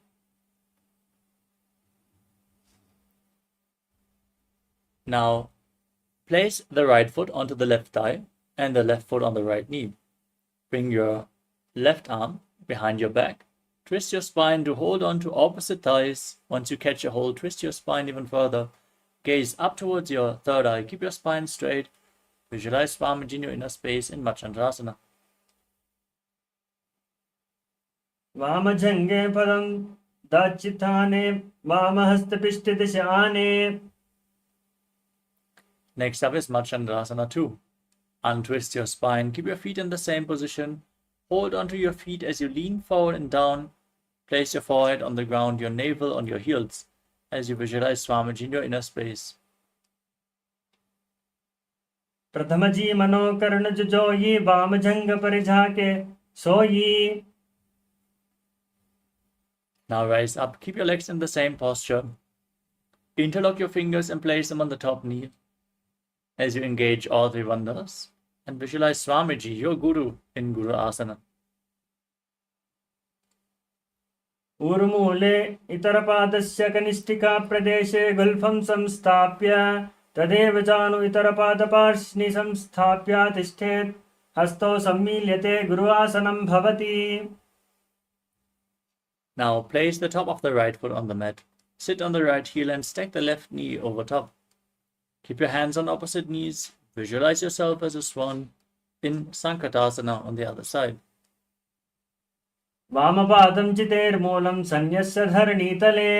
पाददण्डेन यां येन वेष्टयेत् पाद वामपादकम्. Now slide the right heel outside the hip, sit on the ground. Place both hands on the top knee. Visualize a cow and engage Dhyana Bandha and Mula Bandha and Dhenukasana on the other side. अनुशानगर पंचडम ऋषि हिलं न गल्यम्नी. Now repeat Machandrasana on the other side. Place the left foot onto the right thigh and the right foot onto the left knee. Bring the left arm behind your back, the right arm behind your back, and hold on to opposite thighs. Twist your spine. Visualize Swamiji in your inner space. वामजंग jug परिधचिताने वामहस्त दिशाने. Untwist your spine, hold onto the feet, lean forward and down, and place your head on the mat. As you visualize Swamiji in Machandasana too. प्रथम जीमनी चरण जुजोई वाम झंग पर जाखे सोई. Maintain your feet in the same posture, interlock the fingers and place them on the top knee as you engage all three bandhas and visualize Swamiji, your Guru in Guru Asana. ऊरुमूले इतरपादस्य कनिष्ठिका प्रदेशे गुल्फं संस्थाप्य. Next up is Parshasana. Now place your feet flat and raise your knees up. Hold onto opposite knees with your hands as you push them against your chest. Press your tongue up in Kechari Mudra, gaze to your third eye and visualize Swamiji in your inner space. पादतले भूमौ निधाय जानुनी वरसि निधाय विपरीत हस्ताभ्यां वरसहित जंगे निगत्य तिष्ठेत् पशासनं भवति. From the same posture, now hold onto your wrists of opposite hands. Pull your knees in, place your chin on your knees, gaze to your nose and visualize being in an abode of bliss in Bodha Shukasana. दोवो पगतली भूपरि धरे कोरुमारिली ऐसे करे. Next up is Kurakatasana. Now bring your arms underneath the legs, hold on to opposite elbows. Press your tongue up in Kechari Mudra, gaze to your nose and visualize Swamiji in your inner space. कुरकटासन दोवो हाथा पगा बाहरी लावे गोडा नीचे late हरावे. Next up is Sumati Asana. As you maintain the hold beneath the knees, cross the right ankle over the left with the toes pointing up. Gaze to your nose and visualize the great sage and Maharishi Sumati. मूलद्वार धरती परिठाने दावा पग परि तच पद आने. Next up is Dandasana. Keeping your legs extended and interlocking your fingers, raise your arms up straight with the wrists pointing outwards. Gaze to the tip of your nose, engage all three bandhas as you visualize Swamiji in Dandasana. इदानीं गर्भिणीनां योगाभ्यासो यथा लघु. Next up is Arambhasana. As you keep your legs extended, lean forward and down, hold onto the big toes in Prana Mudra, index and middle fingers. As you start performing the Nadi Shodhana, inhale through one nostril and exhale through the other alternatingly, as you visualize Swamiji in Arambhasana. दोवो पगा मिलवा पसारी पगा का घूटा पकाड़ी ललाट गोडा लगावे. Next up is Vidukasana. Now, separate your feet and slightly raise your knees as you bring your arms underneath the shins and hold the feet from the outside. Lean forward and down as low as you can as you visualize Swamiji in your inner space. तर्दम भई सक दोवो पाव पसारे कचको ऊर्धको करडो दारे. Next up is Jalandhari Pavasana. As you keep the soles of the feet together, the feet extended away from the body, bring your arms underneath the shins with the palms facing up and place your face on your feet as you gaze to your nose and visualize Swamiji in your inner space. दोवो येड नील महिला की दीजे हाथ पसारी.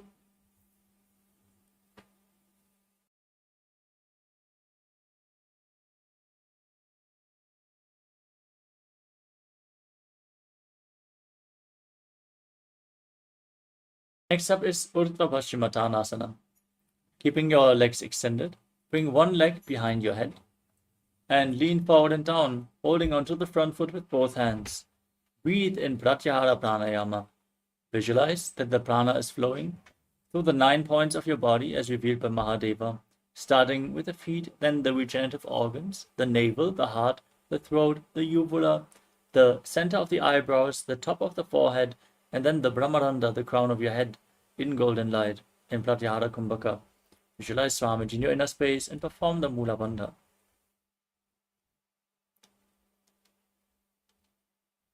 पश्चिमतान्नस्तव संस्थितिं कृत्वा एकं पादं ग्रीवायां धृत्वा तिष्ठेत् ऊर्ध्वपश्चिमतानं भवति. Now lean back with your legs still behind your neck. Hold on to the foot with the opposite hand. As you straighten your spine, extend the opposite leg forward and visualize yourself as infinite, endless, eternal, gazing to the tip of your nose in Anantasana. उत्तानशयनम् एकैकं पायिग्रीवायां विन्नस्य इतरहस्तेन पावाग्रं गृहीत्वा. Now roll onto the side of the hand, holding on to the foot. Rest on your side, gaze to your nose, and feel in complete control in Ankushasana. उत्तानशयितम् एकैकं पादं ग्रीवायां कर्वन्. Next up is Tridushasana. Now lay on your back. Pull your knees against your chest and circle them with your hands. Pull them close and rock your body from side to side. Relax your spine as you visualize Swamiji in your inner space. Still breathing in Pratyahara Kumbhaka. उत्तानं शयनं जानुनी हृदये स्तम्भा जङ्गा सहितोरुणीकरमध्ये बद्ध्वा सव्यापसव्यं लोडयेत् दृशासनं भवति. Next up is Urdhva Paschimottanasana on the other side. Now lift the other leg behind your neck. Lean forward and down. Hold onto the front foot as you breathe in Pratyahara Kumbhaka, leading the prana upwards along your body. पश्चिमतान् अवस्थितं कृत्वा एकं पादं ग्रीवायां धृत्वा तिष्ठेत् ऊर्ध्वपश्चिमतानं भवति. Now lean backwards with the foot behind your head. Hold onto the foot with the opposite hand. As you straighten your body, visualize yourself as infinite or endless and eternal one in Anantasana on the other side. उत्तानशयनी एकैकं पायी ग्रीवायां विन्यस्य. Now roll onto the side, rest as you feel in complete control in Ankushasana on the other side. उत्तानशयितः एकैकं पादं ग्रीवायां कुर्वन्. Next up is Yoga Nidrasana. As you lay on your back, lift your feet one by one up behind your neck. Cross your feet and gaze to the nose as you visualize Swamiji in your inner space. पादाभ्यां वेष्टयेत् कण्ठं हस्ताभ्यां पृष्ठबन्धनं तन्मध्ये शयनं कुर्यात् योगनिद्रा सुखप्रदा.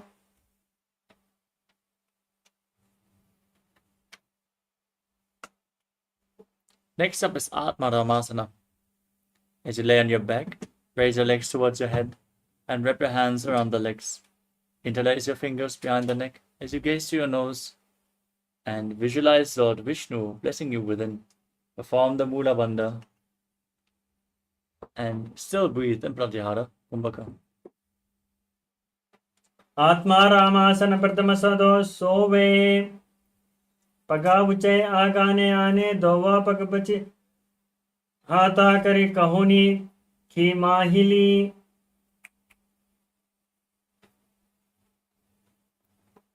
Next up is Kochikasana. As you lay on your back, with your knees raised against your chest, the soles facing up, extend your arms to the side at shoulder level and visualize Swamiji in your inner space.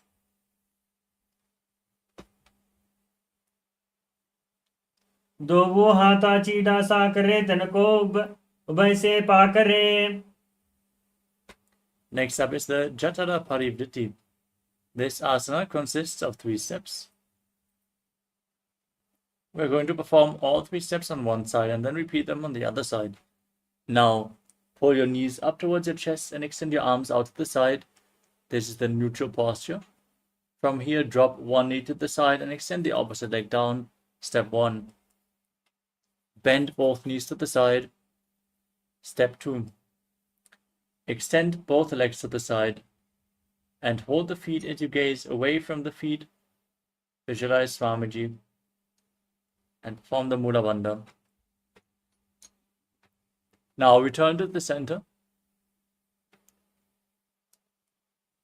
and drop the other knee down to the side. Extend the opposite leg down. Step 1. Bend both your knees to the side. Step 2. Extend both the legs to the side. Hold onto the feet and gaze in the opposite direction. Step 3. परिवृत्तिः कुक्षिभागे त्रिधा हि परिकीर्तितः बद्धकोणं सुप्तकोणं ऊर्ध्वकोणमधापि च. Next up is the Dvipadapitam. As you lay on your back, hold your ankles and push your hips up high. Tuck your chin to the chest. Breathe in Murcha Kumbhaka. Exhaling while Jalandhara Bandha, the throat lock is still engaged, as you visualize yourself as sturdy as a bridge in Dvipadapitam. प्रतिक्रियायुतं द्वन्द्वपीठं सर्वबलप्रदं गर्भिणीना दुर्बलानि मितिगार्गी जगादनो.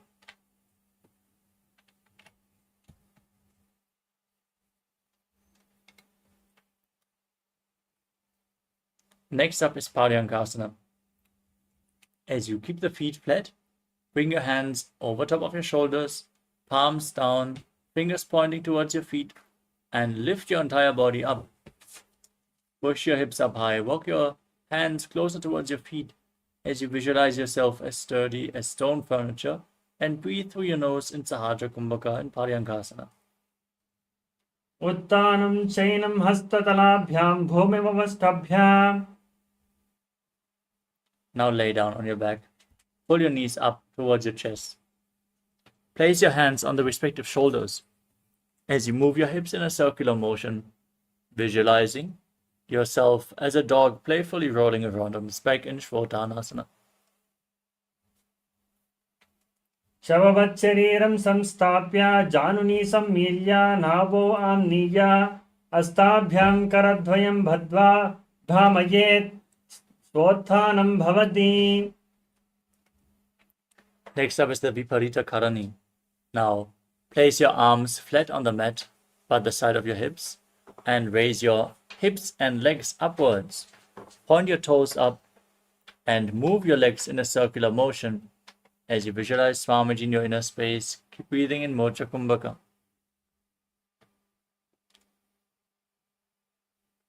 भूतले स्वशिरो धत्ता केन ये चरणद्वयं व्यपरीतः कृतिश्चैषा सर्वतन्त्रेषु गोपिता. Now stop the movement of your legs. Keep the toes pointing up in Viparita Karani too as you visualize Swamiji in your inner space. करानि विपरीताख्या सर्वविधिव्याधिनाशिनी. Now lower your legs down so the toes are touching the ground above your head. Keep your hands interlocked behind your back.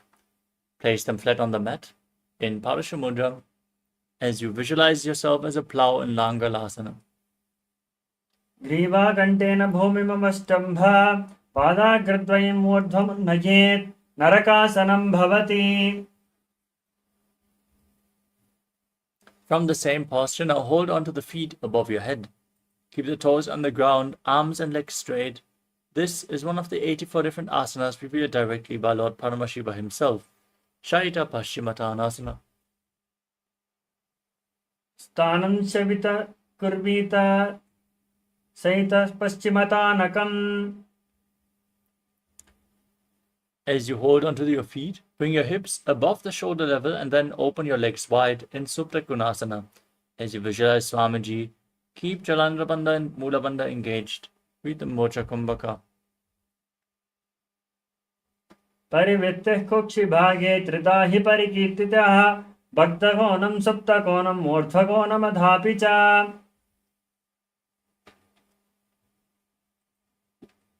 Next up is Chakrasana. From the same posture, straighten your legs and bring them back together. Hold onto your ankles and then roll onto your back Keep your arms and legs straight as you visualize yourself as a chakra, a wheel in Chakrasana.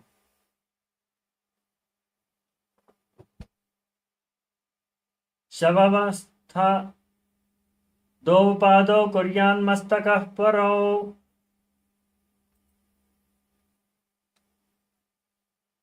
Next up is Supta Prasarita Parangushtasana. As you lay on your back, raise your legs up vertically, hold onto the big toes in Prana Mudra, and then open your legs wide. Visualize Swamiji in your inner space as you perform the Mula Bandha. उत्तानपादं क्रौञ्चं च मरीचिं वीरभद्रकं नटराजं त्रिकोणं च सुप्ताङ्गुष्ठप्रसारणे. Now join your feet back together. Keep holding onto the big toes as you visualize Swamiji in Supta Parangushtasana. उत्तानपादं क्रौञ्चं च मरीचिं वीरभद्रकं नटराजं त्रिकोणं च सुप्ताङ्गुष्ठप्रसारणे. Now cross your legs into Padmasana and lay flat on your back, bringing your arms above your head, holding on to opposite elbows and gazing to the nose as you visualize Matsya, the fish avatar of Lord Vishnu, in Matsyasana. मुक्तपद्मासनं कृत्वा उत्तानशयनं चरेत् कूर्पणाभ्यां सुरोवेष्ट्या मत्स्यासनं तु रोगः. Next up is Parasharamasana. Maintain the same posture. Place the palm of the right hand on top of the left, with the palms facing upwards above your head. Visualize Lord Rama in your inner space. प्रथमकरे पद्मासन आचे सूडोसो Weibo परिपाचे. Next up is Sarvangasana. With your legs in Padmasana, bring your hands to the hips and raise your knees and hips up off the ground, supporting your lower back with your hands, elbows on the ground. Tuck your chin to the chest, gaze to the nose, and visualize Swamiji in Sarvangasana. अधवक्षेत्र संक्षेपात् सर्वांगासनमुत्तमम्.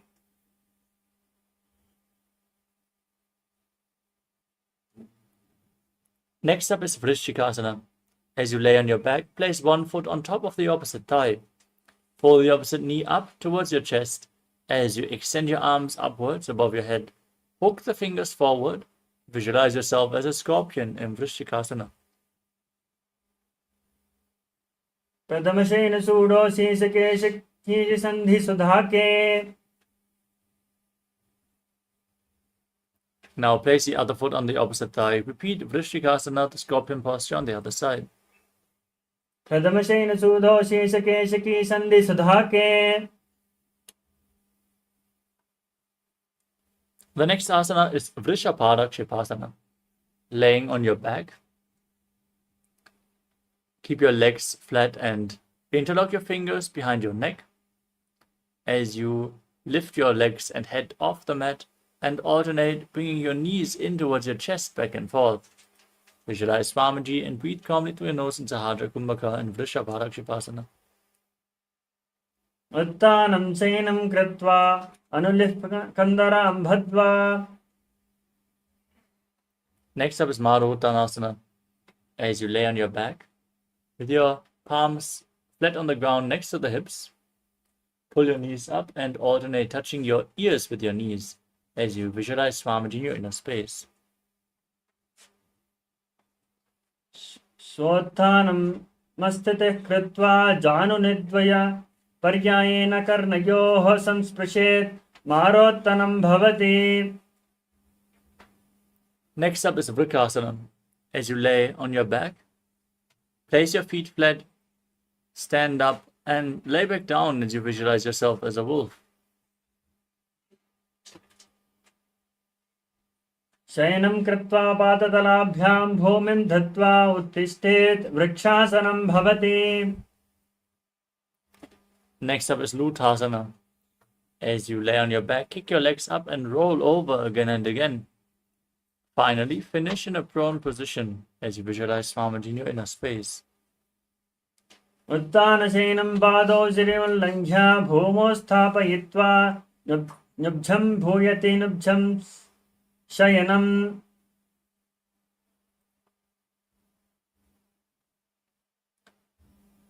As you lay on your stomach, keep your hands flat next to the shoulders. Contract your lips, make a whistling sound as you inhale, like a flute. As you visualize yourself as a chariot carrying warriors into a battle for Dharma on your chariot back in Sarathasana.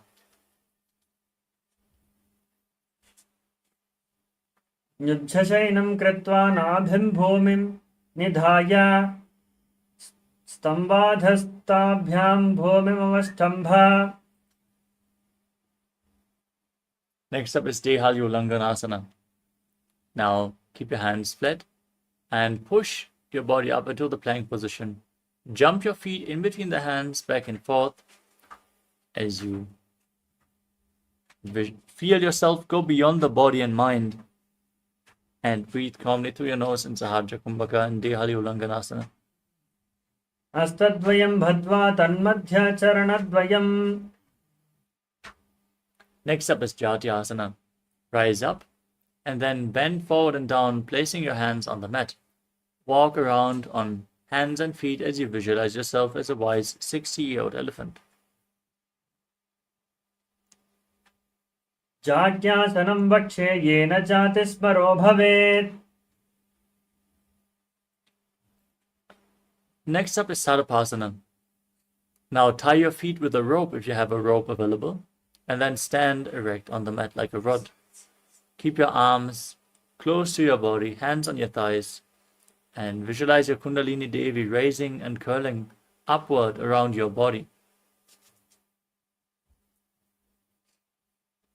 अथ सर्पासनं वक्षे वायुपानाय केवलम्.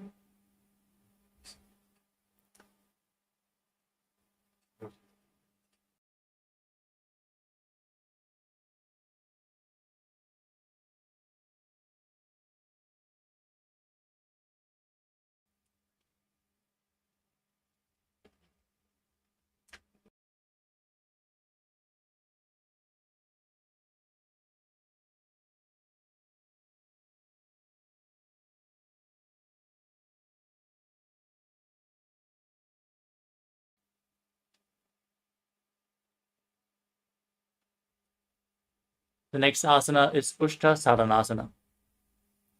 While standing, place all fingers on the mat and stand on the fingers with your toes. Now, wrap your hands in a fist and rock around on the mat as you visualize yourself as a camel in Ushta Saranasana. मिष्टिकनिष्टिका प्रदेशेन भूमौ निधाय उपरिपादतले संस्थाप्य. Next up is Ashvasana. As you maintain the same posture, now hold the toes from the side. Keep your hands in a fist, walk around, and visualize yourself as a horse. मिष्टिका निष्टिका प्रदेशेन भूमं निधाय उपरिपादतले संस्थाप्य अश्ववत् शरीरं चलनीयम् अश्वासनं भवति. Next up is Kapota Nitakasana. Keep your feet together and interlock your fingers behind your back as you pull them down towards your calves. Open up your chest widely, tilt your head back, lean back as far as you can as you visualize yourself as a soaring bird diving.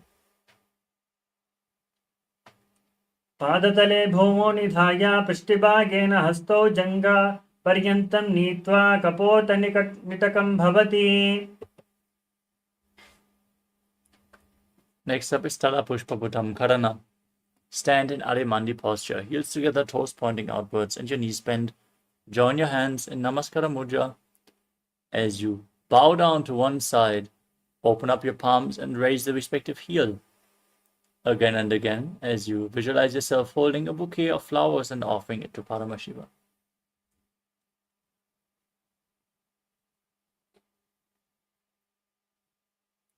Next up is Khadgasana. Stand tall. Visualize yourself as a rhinoceros as you gaze to your nose. Then lay down on your stomach and jump your feet back up towards your hand and stand. Join your hands in Namaskara Mudra in front of the heart center, resembling the horn of the rhinoceros. निजुसरतमासनं कृत्वा पादतलाभ्यो भूमिमष्टभ्या उत्तिष्ठेत् खड्गासनं भवति. Next up is the Uttanottanam. Now raise your hold on to weights if you want to intensify this asana as you sit down all the way or as low as you can towards the ground and stand back up again and again. Visualize Swamiji in your inner space. Keep breathing calmly through your nose in Sahadra Kumbhaka. पुनः पुनः उत्थातव्यम् वसितव्यम् इति उत्थानोत्थानं भवति.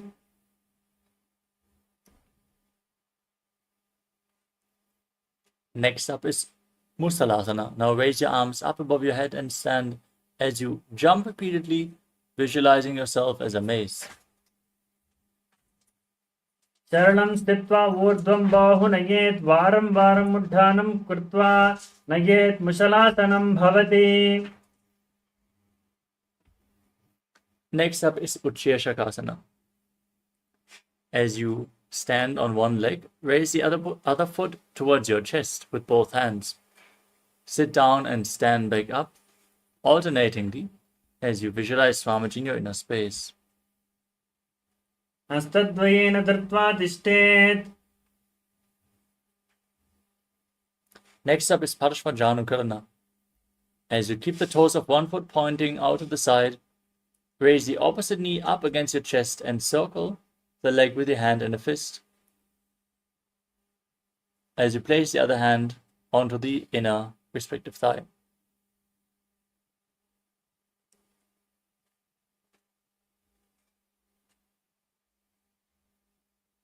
The next asana is Tandavasana. You can hold on to weights if you want to intensify this asana. Extend your arms and one leg forward. And as you visualize yourself fiercely dancing as Lord Shiva, sit down and stand back up. एकेन पादेन स्थातव्यं ताण्डवासनं भवति. Next up is Brahmanasana. Now raise the left foot and place it on the inner opposite thigh. Keep your hands relaxed by the side. And visualize yourself being blessed by Lord Brahma. ब्राह्मणासनमावक्षे यत्कृत्वा ब्राह्मणो भवेत्. Next up is Garudasana 3. Now bring the left leg over and around the right knee. Tuck the toes behind. And bring the left arm below the right. Join your hands in Namaskara Mudra as you visualize yourself as Lord Garuda. उत्थानकूर्मपीठस्य सैमस्गारुडमेव च वातायनं गोमुखं च भारद्वाजं त्रिविक्रमम्.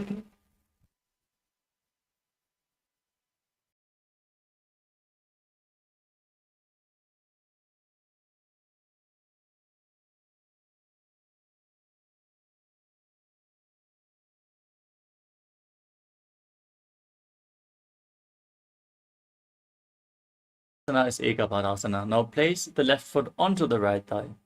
Keep your hands relaxed by the side as you visualize Swamiji in your inner space.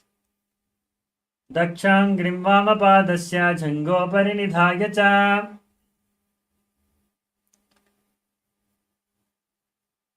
The next asana is Dhruvasana, the pole star posture. Now hold on to the big toe of the left foot and extend the left leg out to the side. Rotate quickly on the right leg as you visualize yourself as the North Pole Star in Dhruvasana. एकेन हस्तेन दण्डरूपस्य एकस्य पादस्याग्रं धृत्वा. Next up is Trivikramasana. Now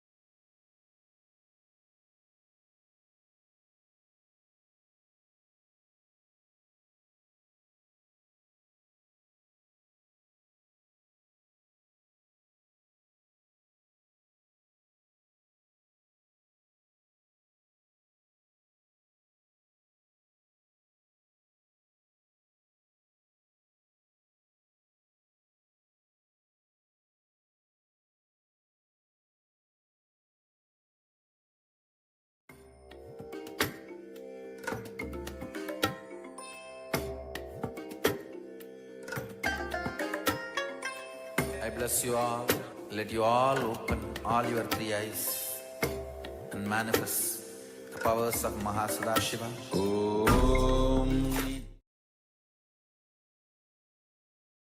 Om. Bring the right leg behind your neck. Stand tall. Sit down.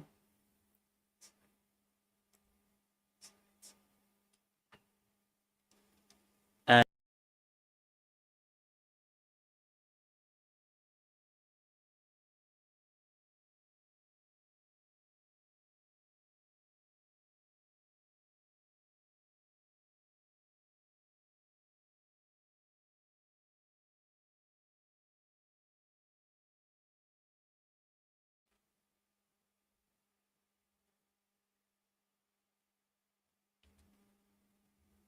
एकेन पादेन स्थातव्यम् उत्थातव्यं ताण्डवासनं भवति.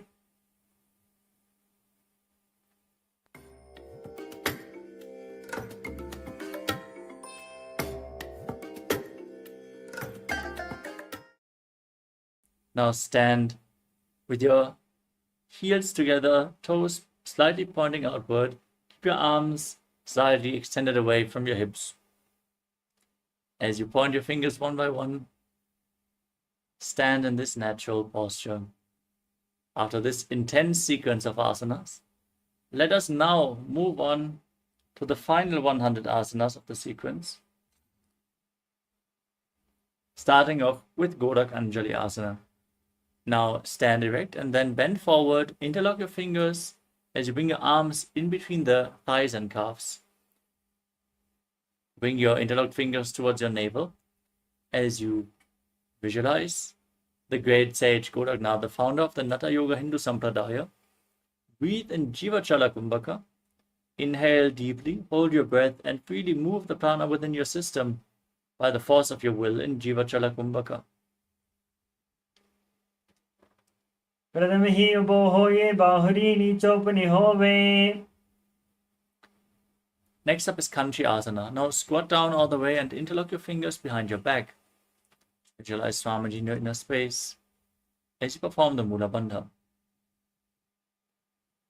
ऊर्ध्वमध्यात् हस्तो निवेश्य नितम्बं धृत्वा पादतलाभ्यां भूमिमवष्टभ्य तिष्ठेत् काञ्चासनं भवति. Next up is Paido Asana. Now sit down and keep the heels together, toes apart, knees together, and interlock your fingers behind your back as you gaze at your navel and visualize Bhagavan Kala Bhairava, the Lord of Time, in Paido Asana. दोवो पगा की तल्या की माहिली कोरमलाई. Next up is Varahasana. As you squat down all the way with your heels together, toes apart, bring your hands behind your head, palms joined in Anjali Mudra, fingers pointing down. Visualize yourself as a ball, which is one of the 10 incarnations of Mahavishnu. भगतली की माहिली कोरमिलाई फना पाने उकड़ बेसे.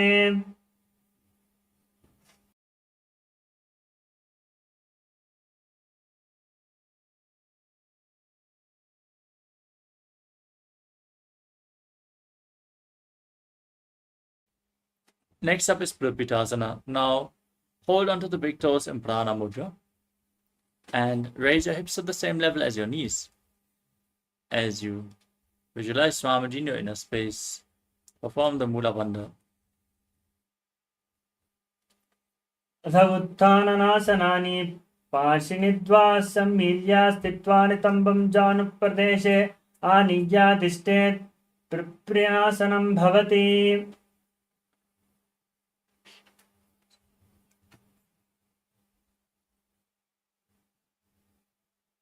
Next up is Bakasana. Now place your hands flat on the ground, shoulder width apart. Bring your knees onto your arms towards your armpits. As you lean forward and down, lift your feet off the ground and balance on your arms as you visualize yourself as a crow in Bakasana. अस्ताभ्यामो नमस्तम्भ जानद्वयं नाभो सम्मील्य. Next up is Sushtanga Kapali Asana. As you keep your hands on the ground, keep your knees on your arms, lean forward, place your head on the mat, raise your legs up, and then cross them into Padmasana. As you gaze to your nose, visualize Swamiji in your inner space. Asana Gogana Kapala Chohoyi. Gently lower your legs down and come to a kneeling posture. Sit with your heels outside the hips on the ground, the toes touching behind your back. Place your hands on your thighs, gaze to the tip of the nose, and visualize you are sitting in the secret seat with Paramashiva and Guru in Guptasana. Janur Vorantare Pado Kritva Pado Chagopayet. Next up is Vrikshasana 2. Now place your hands. You can lean against a wall or ask a partner to assist you in the performance of this asana. As you purify all the 7 chakras in this asana, visualize your retreat with deep roots growing into the ground from your hands in Vrikshasana 2. Sapta Chakrakshalanaya Vrikshasana Visesakan. From the handstand, now bring the feet together, gaze up to your third eye and visualize Tejas, energy flowing to your third eye in Shibhuasana. Dovo Paga Joy Mahili Gulpa Milaye Ubho Hoi Dovo Hata Joy Sampu Vakare. Now place your hands flat on the ground, shoulder width apart, step your feet back into a plank position, then lower your body down to the mat and push it back up again and again as you visualize yourself as a fish in Matsyasana 2. Nubhyam Sayanam Kurparo Parshvam Bhagayam Murdhakurtya Astadalabhyam Bhomivavastambha Varam Varam Uddhanam Kuryat Matsyasanam Bhavati.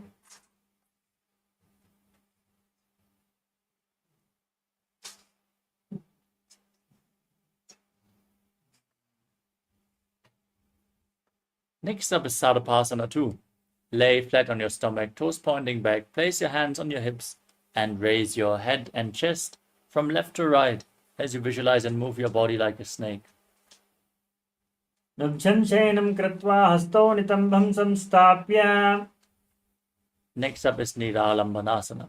Now place your elbows on the ground in front, thumbs and little fingers together in Padma Mudra. Open up your palms, place your hand on your chin on your hands. As you feel self-supported and completely independent, calmly breathing through your nose in Sahasrara Kumbhaka. Karabhyam Pankajam Kritva Tishtet Kurparayasudihi. Next up is Chaturasana.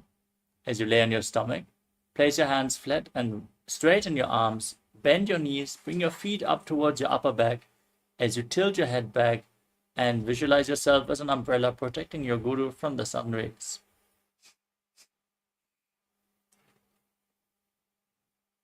Ardhasena Sastitva Astadalabhyam Bhomivavastabhya Munyayet Chatrasanam Bhavati.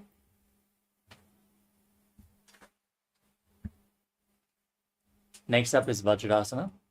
Now sit on your heels with the feet flat, extend your arms out in front and place them on the ground as you bring your forehead to the mat as well. Gaze to your nose and visualize yourself as Vajra, the weapon of Indra, symbolizing your indestructibility in Vajrasana. Idanim Garbhininam Yogabhyaso Yatha Lagho.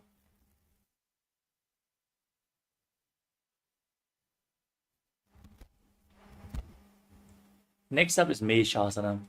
Now place your hands flat on the ground and raise your hips up high into Gajasana. As you alternate striking the ground with your hands, experiencing yourself as powerful as a ram. Gajasana Samskito Ekaikam Bahum Bhuva Bhumo Tadayet Meshasanam Bhavati.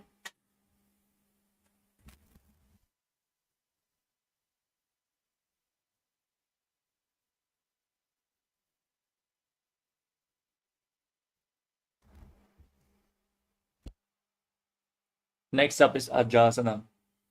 With your hands flat, from Gajasana, raise your legs up above your body and slowly lower your forehead down towards the mat as you visualize yourself as unborn, existing for all eternity. गजासन संस्थितो पादद्वयम् अन्तराले कृत्य Next up is Thanantarasana. Sit in a kneeling posture with the fingers around the big toes, pulling them close towards the perineum. Then place your hands on your thighs, gaze to your nose and visualize Swamiji in your inner space as you breathe in Ujjayi Pranayama, making an ocean-like sound with your mouth. पूर्व विधि परिहाता के काकसी फनास सार मोड़ी पगा की आगुली के मेढ़ लगावे. Next up is the Angamotanam. As you interlock your fingers, extend your arms out in front and move them up, down, left, right in all directions, giving massage to the joints and muscles of your body. As you then interlock your fingers behind and repeat the movement behind your body as well, visualizing Swamiji in your inner space. अस्तयो अंगुलिर्भद्वा अस्तयोर मध्यात् सर्वमंगलम निष्कासयित्वा तिष्ठेत् अंगमोत्तनम.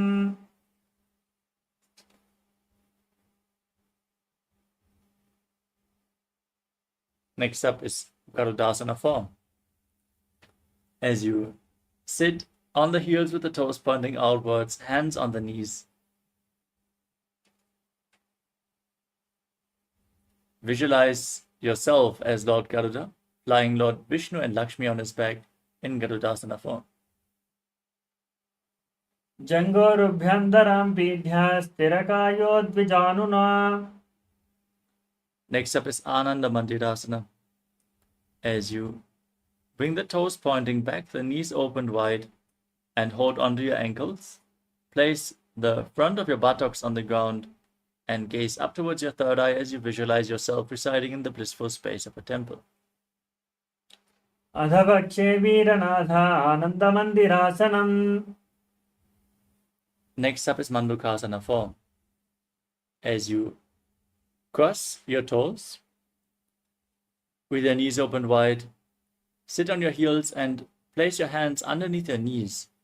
Press your tongue up flat against your mouth, in the top of your mouth in Manduki Mudra, as you visualize yourself as a frog and perform Uddiyana Bandha and Mula Bandha in Mandukasana too. पृष्ठं संपीड्य गुल्फाभ्यां जानभंगे सबलयाकृतिः.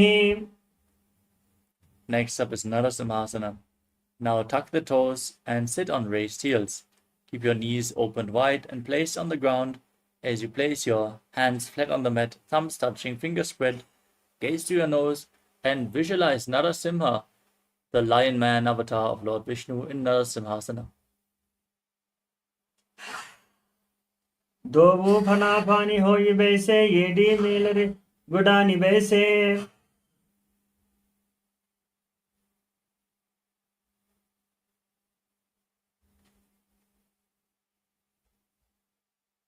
Next up is Bishakasana. Keep your toes tucked, sit on the raised heels, knees on the ground spread apart. Cover your mouth with both your hands and bring your thumbs underneath the teeth. Close your mouth, inhale through the right nostril and exhale through your mouth as per your capacity in Vishlaka Pranayama. As you gaze to your nose and visualize yourself as Devi, victorious over all your fears in Vishlakasana. दो वो पकान की ये D जो ये गोड़ा फनो balm funny हो ये. Next up is Makadasana. Now place the top of the feet flat on the mat and bring the soles together as you sit on your heels. Now bend your elbows and imitate as if you are a monkey stretching itself. As you visualize yourself as a playful monkey, gaze to your third eye in Makadasana.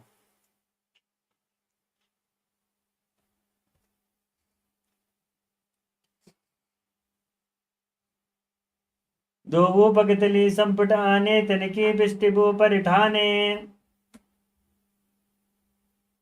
Next up is Vajrasangarasana.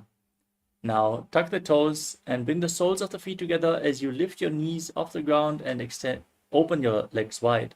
Hold on to opposite elbows behind your back as you gaze to your nose and embody diamond-like strength for yourself and your Sangha, your spiritual community.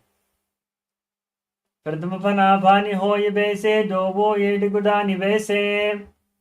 Next up is Kanjanasana. As you sit down and cross your ankles behind, sit on your heels.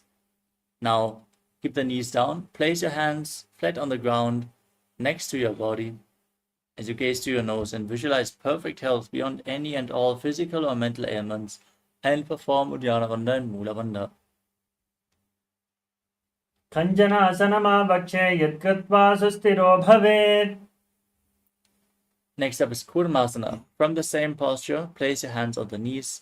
Make your upper body and neck stiff like the shell of a turtle, as you visualize a turtle with a stable body and mind to live for centuries in Kurmasana. गुल्फौ चविर्सनस्याधो व्युत्क्रमेण समाहितौ ऋजुगायशिरो ग्रीवं कूर्मासनं नितीरितम्.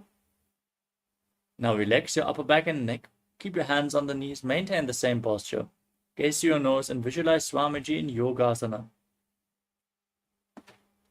गुडं नियम्य गुल्पाभ्यां युत्क्रमेण समाहितः योगासनं भवेदेति योगविदो विदुः. Next up is Vijyogasana. Now stand on the knees and cross your feet behind. Keep the feet near opposite knees.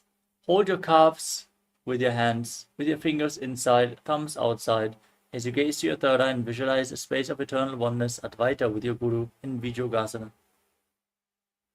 गोडां वामनो वो होई गोडा आदारा खेदोई.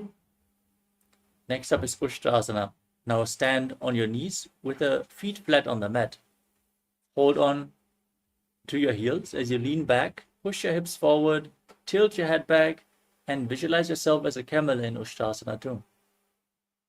मेरुदण्डग्रन्थिदाढ्य सम्पिपादैः शुक्पुमान् कपोतोस्त्रासनाभ्यासं कुर्यान् मितहितासनः.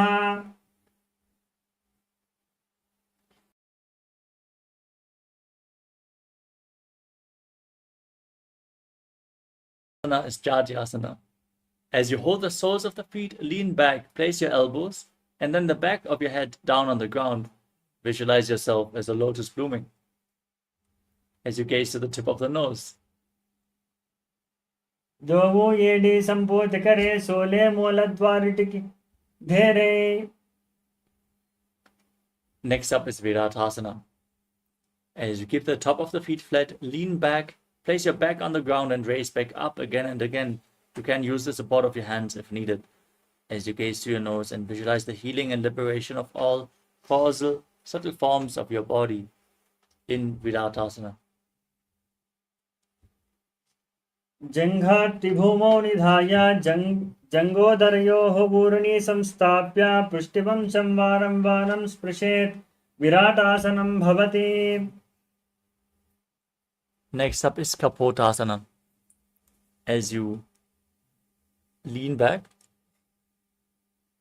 bring your hands above your shoulders and place your forearms on the ground.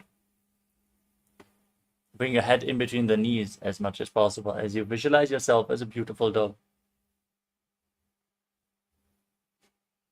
मेरुदण्डग्रन्थिदाढ्य सम्पिपादैः शुक्पुमान् कपोतोस्त्रासनाभ्यास कुर्यान् मितहितासनः. Next up is Vadasana. Now stand on your knees with your toes tucked. Hold on to opposite elbows as you gaze to your nose. This is the boon fulfilling posture. Receive your boon from Paramashiva. Internally chant Om Nithyananda Paramashivoham. जानुनी भूमौ संस्थाप्य हस्ताभ्यां बाहु परस्परं धृत्वा सरलं त्रिष्ठेत् वरासनं भवति. Next up is Varahasana too. Now keep your toes tucked, the heels raised, and sit on the heels as you lean forward and down. Place your forearms down and rest your head on your hands. Now visualize yourself as a ball, one of the 10 incarnations of Mahavishnu in Varahasana too. सूर्यं चन्द्रं भेदनानि आसनानि निकत्यते. Next up is Mundasana. Now keep your elbows shoulder width apart, forearms on the ground. Interlock your fingers and place your head on the ground, supporting it with your hands. Walk your feet forward, raise your hips, and then straighten your legs up into a headstand. You can lean against the wall for support if needed. Gaze to the nose and visualize yourself as a lob tree as you breathe through your nose in Mundasana. अधो मुण्डासनं वक्षे सर्वेषां प्राणिनां सुखम् ऊर्ध्वमागे परे धत्वा धारयेन्मारुतं सिद्धिः. Now lower your legs down and come to a kneeling posture, the top of the feet flat. As you lean forward and down, bring your head in between the knees. Hold your head with your hands and keep the elbows outside the knees. As you inhale through your nose in Sahasrara Kumbhaka and exhale through your mouth in this asana, visualize Swamiji in your inner space. प्रथम पगतली समटहरावे कोरुमारिली उभय मिलावे. From Andhasana, now lay down on your stomach. Extend your legs and your arms. Hold on to weights if you want to intensify this asana. As you lift your legs, your arms, and your chest off the mat, visualizing yourself as a locust in Viparita Shalabhasana. शलभासनमेधाश्च नटवेरुण्डनामके.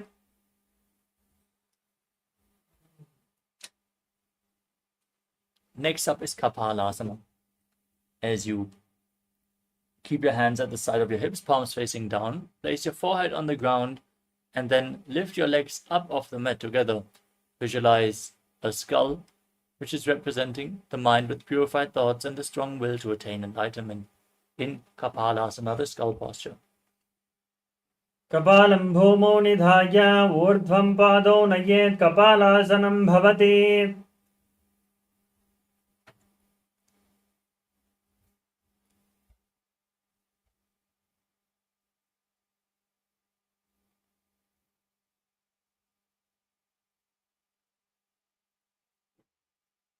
The next asana is Akasha Kapotasana.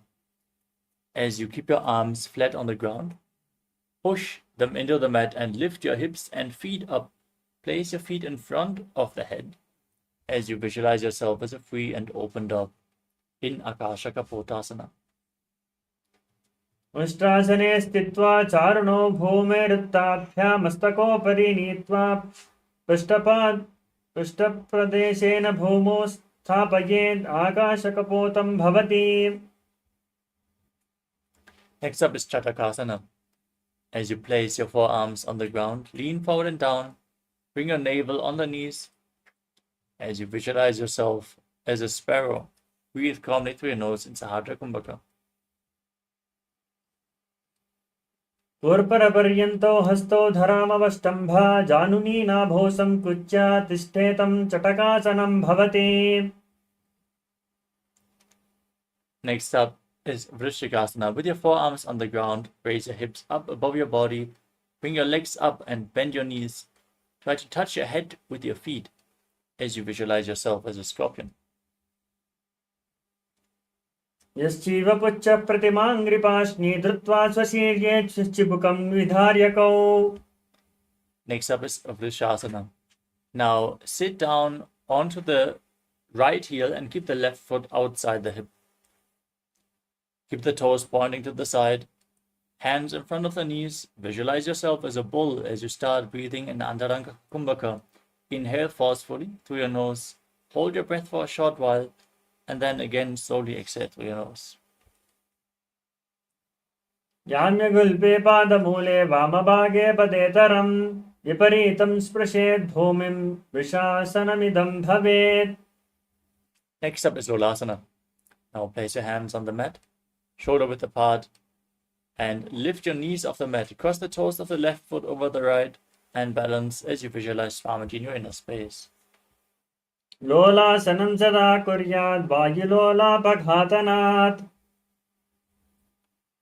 Next up is Vrishasana on the other side. Sit down on the left heel with the right foot outside the hip, toes to the side.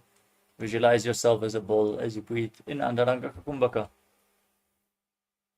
याम्यगुल्पे पादमूले वामभागे पदेतरं विपरीतं स्पृशेत् भूमिं वृषासनमिदं भवेत्. Next up is Balagunasana. Now tuck the toes of the left foot and sit on the raised left heel. Place the right foot flat. Keep the knee raised against your chest as you keep your hands on respective knees. Visualize Balagunahai, one of the 84 siddhas in your inner space. आसन को गुण जल पिकार जाई. Now stand up and squat down as you bring your arm in and around the legs, holding on to your ankles from the outside. Visualize yourself as the entire planet in Grahasana. पादतले भूमौ संस्थाप्य जानुमध्ये कोर्परो संस्थाप्य हस्ताभ्यां गुल्फोर् प्रदेशे धृत्वा तिष्ठेत् ग्रहासनं भवति. Next up is Balagunasana on the other side. Now tuck the toes of the right foot, sit down on the raised right heel, keep your hands on the knees, visualize Balagunahai, and keep breathing in Antaranga Kumbhaka as you perform the Mula Bandha. आसन को गुण जल विकार जाई. Next up is Utkatasana. Now step both the feet in, sit on the raised heels, keep your knees together, hands on the knees, hold onto weights if you want to intensify this asana. As you visualize Swamiji in your inner space and hold onto weights in Utkatasana.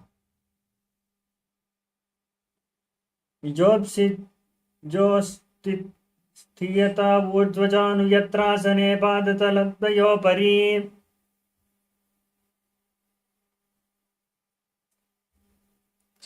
Next up is Vajrasangadasana 2.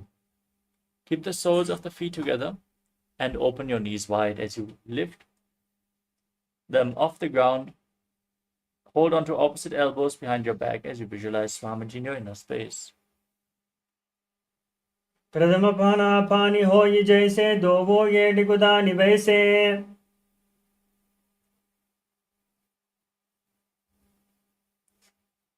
Next up is Anilasana.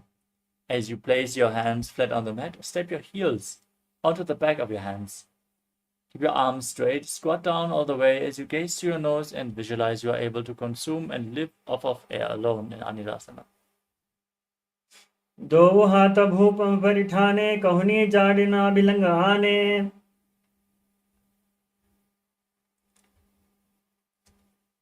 We move on to Padukasana. Now place the back side of your hands on the mat and step your feet onto your hands, wrapping your hands around the feet like shoes.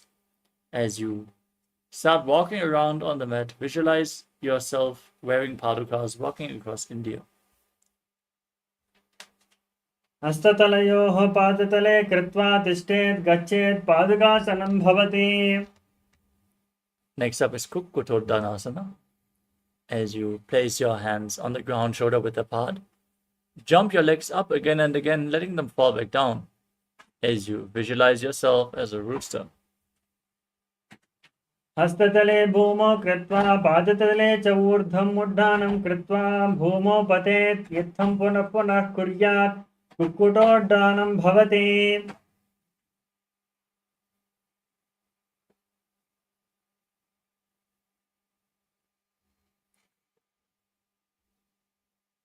Next up is Viparita Nrityasana.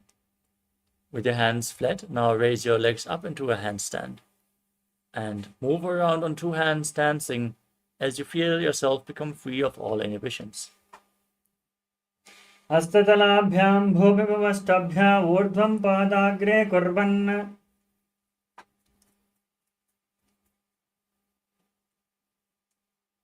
Next up is Kunjarasana.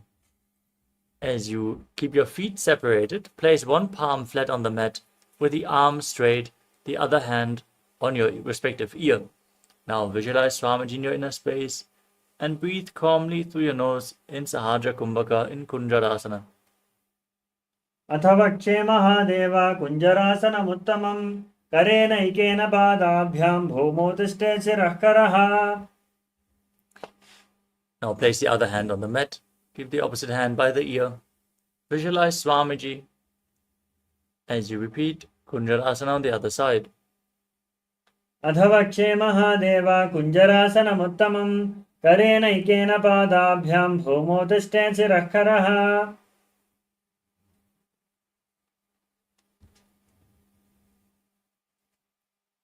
Next up is Kadambasana. Now squat down all the way and hold onto your ankles.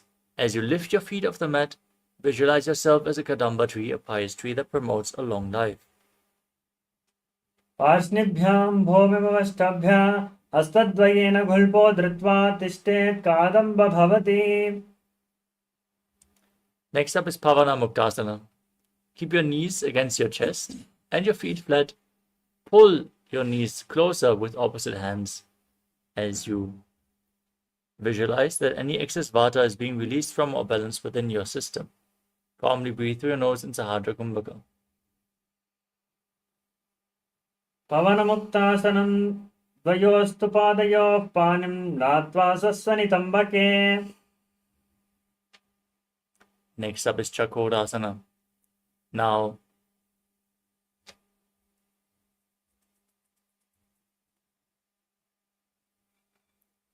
lift one leg behind your neck and extend the opposite leg forward. Keep your hands by the sides and then lift your entire body off the ground. Visualize yourself as a powerful source of energy as you gaze upwards towards your third eye. पूर्वतानं चतुष्पादं पीठं वज्रासनं तथा. Next up is Dhanurasana 2. As you hold on to the big toes in Prana Mudra, pull one foot towards your ear and keep the other leg extended forward. Visualize yourself as a bow as you breathe in Sahadra Kumbhaka. पादाङ्गुष्ठौ पाणिभ्यां गृहीत्वा श्रवणावधि.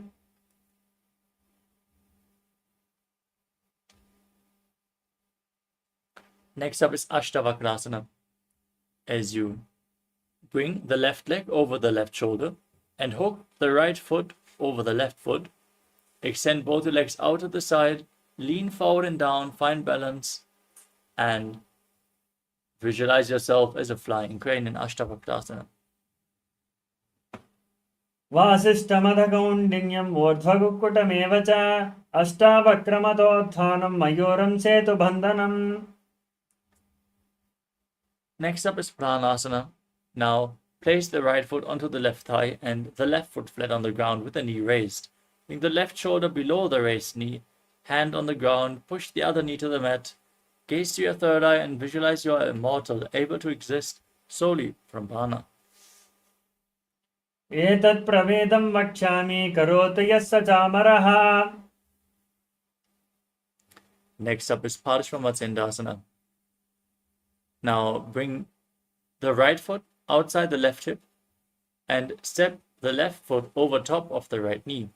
Bring the right elbow outside the raised knee and the arm below as you twist your spine and interlock your fingers behind your back. Gaze to your third eye and visualize Sage Matsindana, the master of Hatha Yoga and Parshvamatsindasana. वामोर्मूलात् परिदक्षपादो जान्वोर्बहिर्वे स्थितदक्षदोषणा.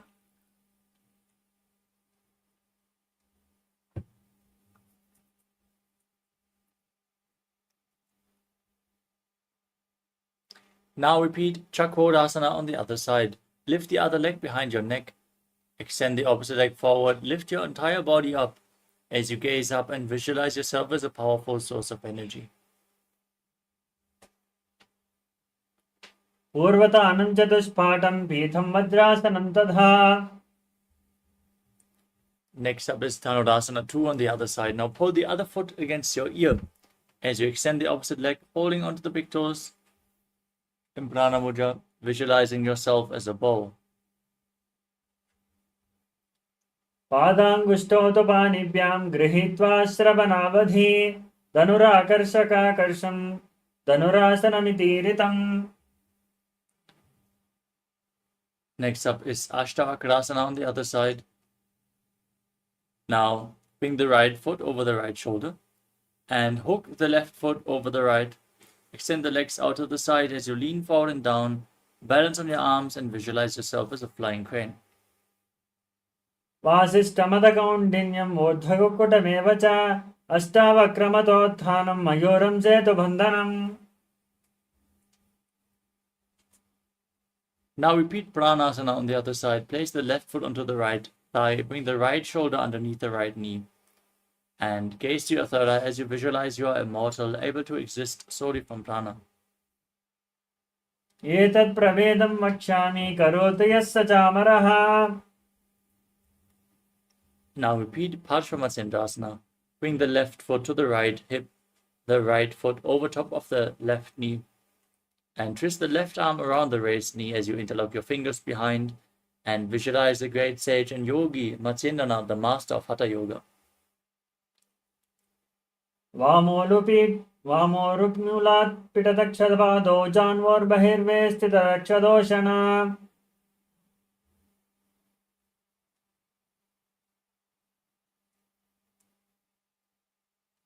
The next asana is Ardha Paschimottanasana. Now press your heel against the perineum and extend the opposite leg forward. Lean forward and down, hold onto the front foot with both hands as in Paschimottanasana. As you breathe in Jivachara Kumbhaka, hold your breath and move the prana freely as you visualize Swamiji in your inner space. एकं पादं पार्श्व एकं पादस्य पार्श्विना शिवनी सम्पीड्य हस्तद्वयेन प्रसारितपादाङ्गुष्ठं धृत्वा जानोपरि मस्तकं न्यसेत् अर्धपश्चिमतानं भवति. Next up is Crown Shasana.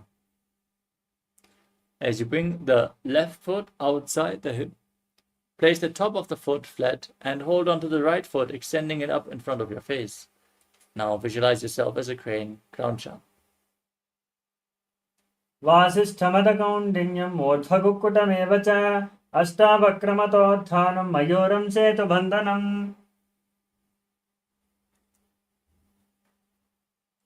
Now extend the opposite leg forward, press your perineum with the other heel.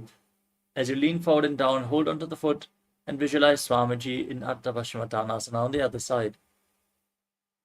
एकं पादं प्रसार्य एकं पादस्य पार्श्विना Seoni सम्पीड्य. Now repeat Crown Shasana, the crane posture on the other side. Bring the right foot outside the hip, extend the opposite leg, hold the front foot and lift it up in front of your face. वासिष्ठमदकौण्डिन्यम् ऊर्ध्वकुक्कुटमेव च अष्टावक्रमतोत्थानं मयूरं सेतुबन्धनम्. Next up is Svastikasana. Now sit with your feet in between the thighs and calves. Place your hands on your knees. Gaze to the tip of your nose as you embody peace, well-being, good fortune, and prosperity. Visualize a swastika in your inner space and perform the Mula Bandha. जान्मूर्वोरन्तरे सम्यक् कृत्वा पादतले युभे ऋजुगायः समासीनः स्वस्तिकं तत्प्रचक्षसे. Next up is Kodakshasana. Maintain the same posture. Cover your heels with your hands, fingers spread. Tuck your chin to the chest. Perform the Mula Bandha as you gaze to your nose and visualize the great sage Godaknath, the founder of the Natha Yoga Hindu Sampradaya, in Godakshasana. जानोर्वोरन्तरे पादौ उत्तानो व्यक्तमस्थितौ. Next up is Pagasana 2. Now press your left heel against the perineum and place the right foot onto the left thigh. Gaze up towards your third eye. Visualize Swamiji as you meditate on Arihanta, the Enlightened One, the Lord. And get ready to enter Shanmukhi Mudra. Close your mouth with little and ring fingers, your nostrils with the middle fingers, the eyes with the index fingers, and your ears with your thumbs as you gaze upwards and visualize Swamiji. वामपार्श्वे गुडं स्थाप्य दक्षाङ्घ्रिवामजगने. The next asana is Yogasana. Now place your feet onto opposite knees. Keep your hands by the side of your body, palms facing up. As you gaze to your nose, visualize Swamiji and breathe in Kakachantra Kumbhaka. Roll up your tongue and make your mouth in the shape of the beak of a crow as you inhale. Gaze to your nose and perform the Mula Bandha in Yogasana 2. उत्तानौ चरणौ कृत्वा संस्थाप्योपरि जानुनोः. Next up is Urdhva Kukkutasana. Now rotate your hands at the side of your body. Place your palms on the ground and lift your entire body off the mat. As you balance in Padmasana, visualize yourself as a rooster. Vasishtha मधकौण्डिन्यम् ऊर्ध्वकुक्कुटमेव च अष्टावक्रमतोत्थानं मयूरं सेतुबन्धनम्. Next up is Siddha Haratali Asana. Sitting in Padmasana, bring your arms in between the legs. Place your palms flat on the mat. Without lifting your body up, stay seated on the ground as you visualize Swamiji in your inner space. प्रथमं पद्मासनं कोकरे हस्ततो भोगोडासन दिधेरै. From this position, now push your hands into the mat. Lift your body up in Padmasana as you gaze to your nose and visualize yourself as an elegant swan in Hamsasana. Kukkutasana संस्थित्वा स्कन्दपर्यन्तं मूरुनि नीत्वा तिष्ठेत् हंसासनं भवति. Next up is Karmukhasana. As you sit in Padmasana, bring your hands in between the legs. Push them behind your back as you lean forward. Bring your forehead to the ground. Your interlocked fingers on the mat behind you as you visualize yourself as Lord Shiva's bow in Karmukhasana. प्रथम पद्मासन कोकरे जोड़ासन दिमाहि करिदेरै.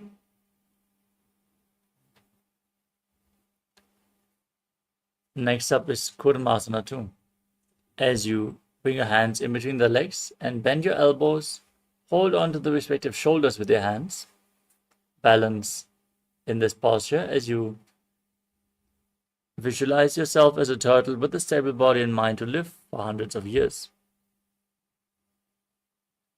भामी जंग पर दक्षिण पावा दहिनी जंग पर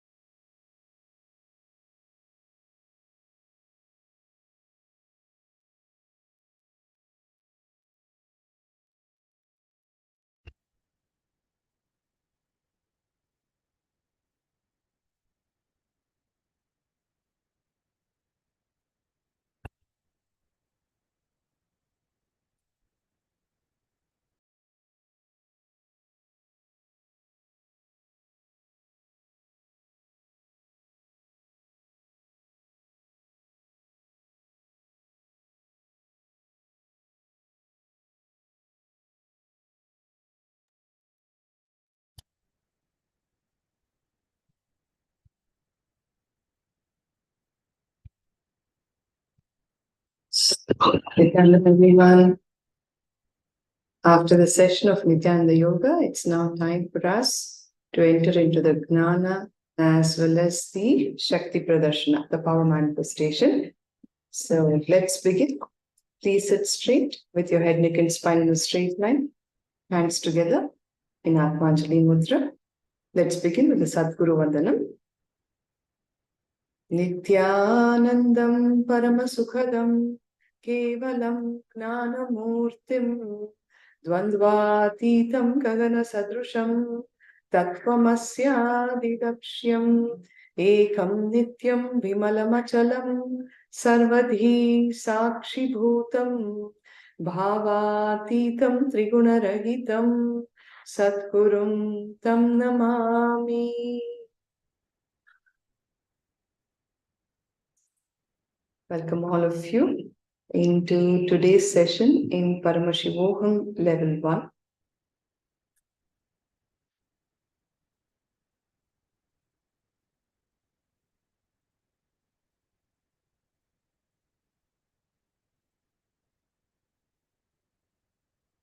Into the session on extraordinary powers of the divine with the Supreme Pontiff of Hinduism, Jagadguru Sannidhanam, His Divine Holiness, Bhagavan Nithyananda Paramashivam.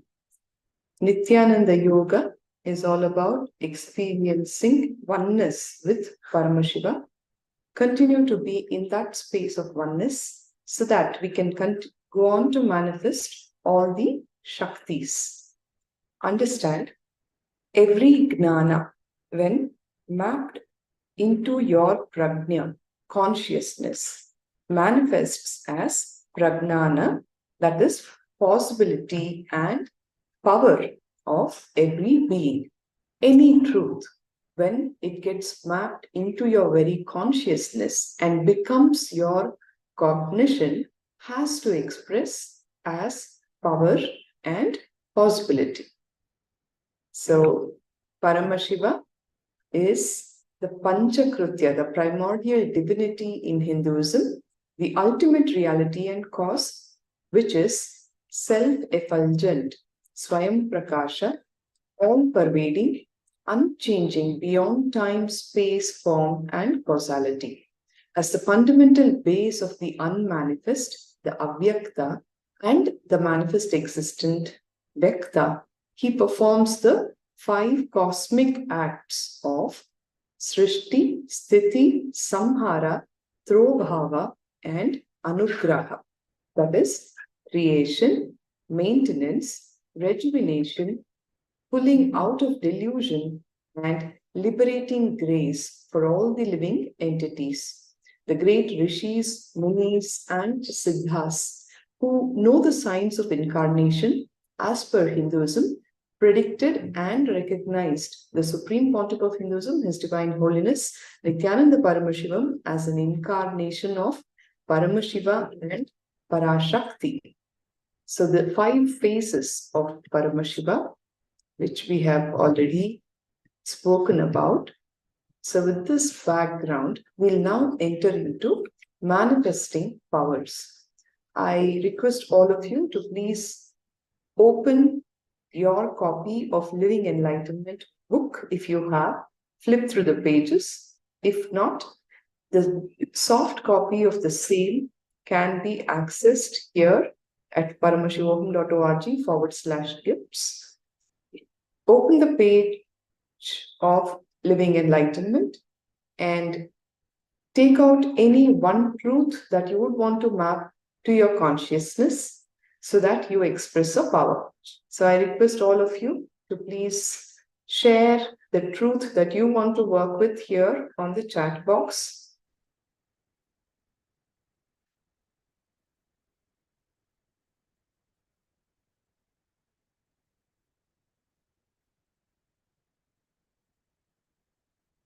Jenny, Atma Jyotika, Adachyang, Singara Vedu, Sri Nitya Guru Prasadini, Paramashiva Shaktini, Chinmay, Anupama Menon. Yes, please put up any one truth from the Living Enlightenment book so that we can all work and manifest it as a power. I'll give you 2 minutes.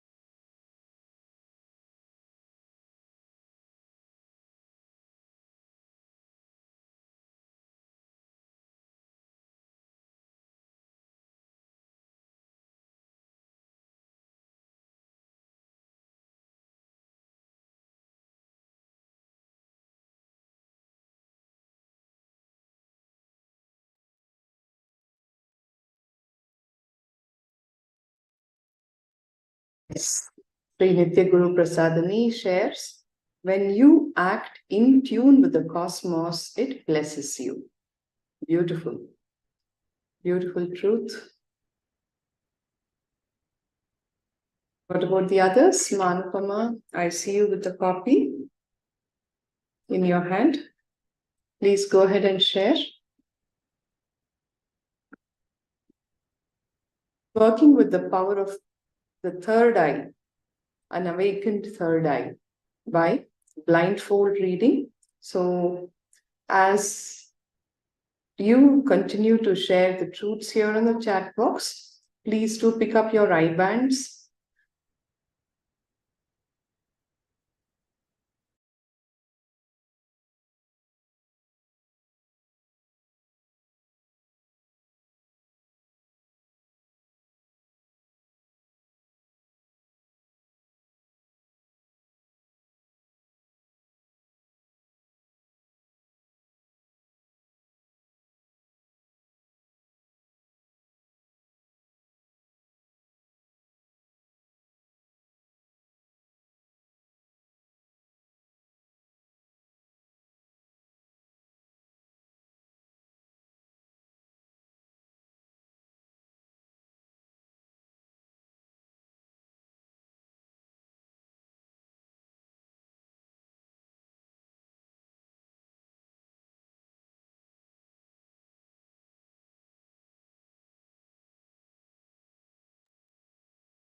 Yes, anybody else sharing the truth? Okay, all of you can hold on to this one cognition. When you act in tune with the cosmos, it blesses you. Please sit in oneness with Paramashiva. Requesting all of you to please put on your eye bands. Chinmay, thank you. Energy, compassion, intelligence, and bliss are the same pillars. Okay, yeah, thank you. Please put on your eye bands and start chanting the Mahavakya. Om Nithyananda Paramashivoham.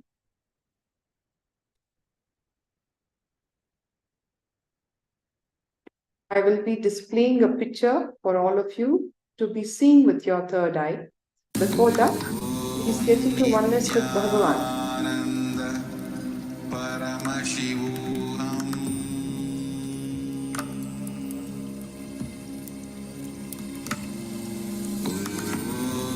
Nithyananda Paramashivoham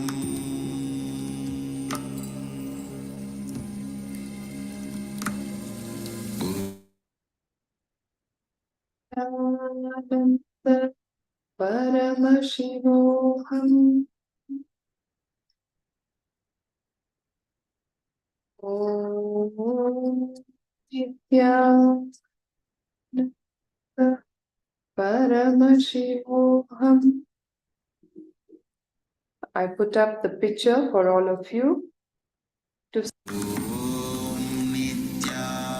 the Mahavakya and request Swamiji to show you what is in front of you.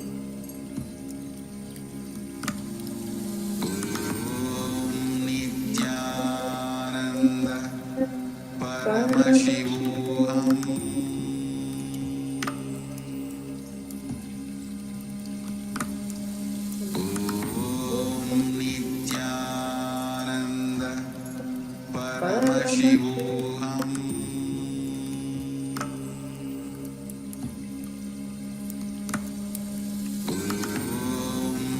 Nithyananda Paramashivoham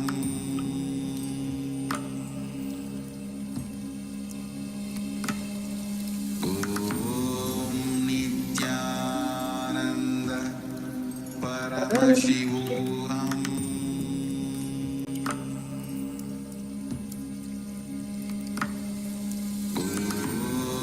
Nithyananda Paramashivoham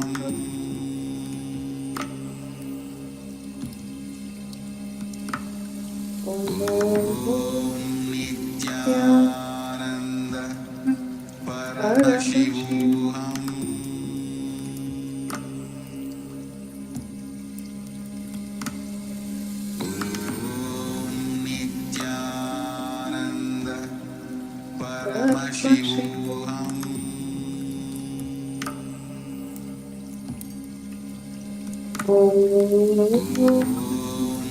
Nithyananda Paramashivoham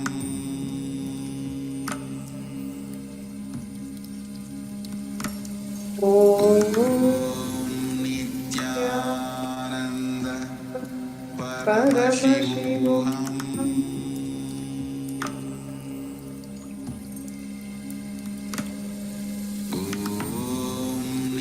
Nithyananda Paramashivoham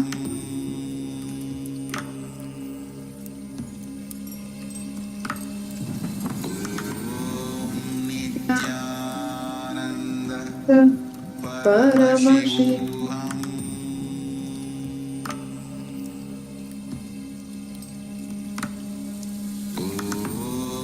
Nithyananda. All right. Please relax.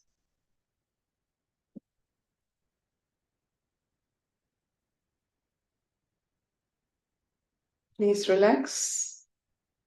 Now is the time for all of you. Please go ahead and share whatever your third eye revealed to you.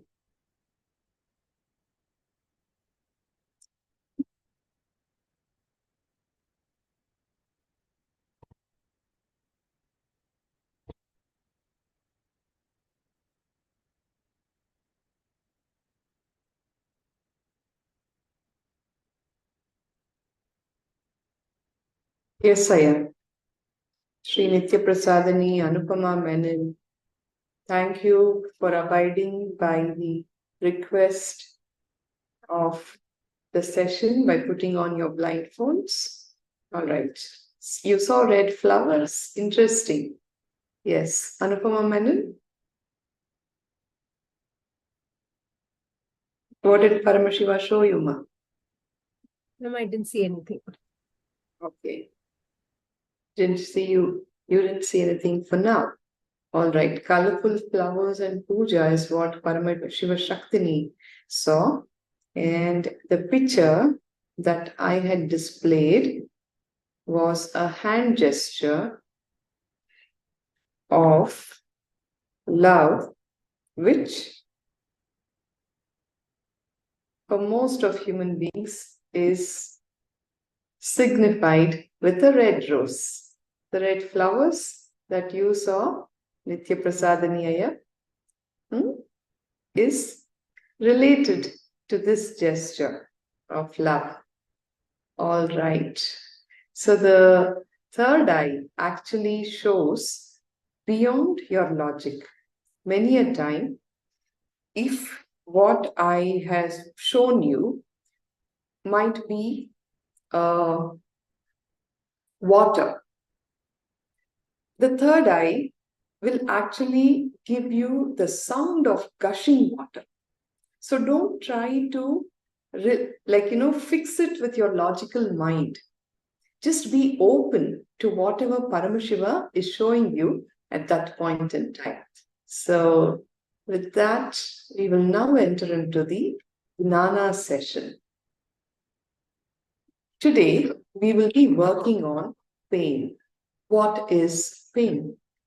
Let us do a small internalization exercise. Bhagavan says, suffering is a lie. Even the so-called worst sufferings are because you are taught that it is a suffering, not because it is a reality. Internalize this truth. You are told by the society, you are told by, as a part of your parental conditioning, that something is a suffering. Even the so-called worst sufferings are because you are taught that it is a suffering and not because it is a reality. Yes? Just look into your own lives. As a kid, when you run, you fall. You just get up and you continue to do what you're doing, isn't it? But if one of your parents are around and you have a fall, what happened? What happened? The mother will come rushing to you, and so much of a psychodrama is created around the whole happening that you start to believe, oh God, something grossly wrong happened to me. Now I am hurt and I'm in pain and I have to cry, I have to suffer. Have you seen this? Kids, when they are by themselves, even when they fall, they hurt themselves, they'll just get up, aram se, they will move on with whatever that the child is wanting to do. It is a conditioning that is put on us, which tells us that reality is not reality. It is the worst suffering that has been imposed on you, and in the process, you are taught to suffer. In the Vijnana Bhairava Tantra, Sutra number 103, Dharana 80, Paramashiva reveals the following to his divine consort Bhairavi. This is Paramashiva's direct revelation on pain and suffering. He says, Na chittam nikshiped dukkhena sukheva parikshiped Bhairavi Gnayatam madhye kim tattvam avashishyate.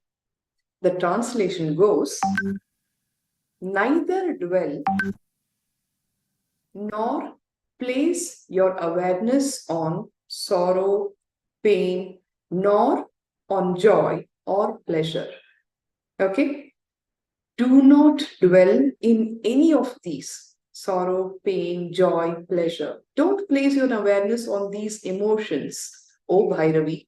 Know to place your mind and awareness in between these two, where there is the center of pain and pleasure, joy and sorrow.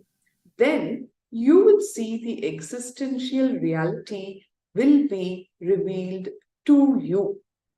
In simple words, do not dwell on either pain and suffering, nor joy and pleasure. There is a center between these two.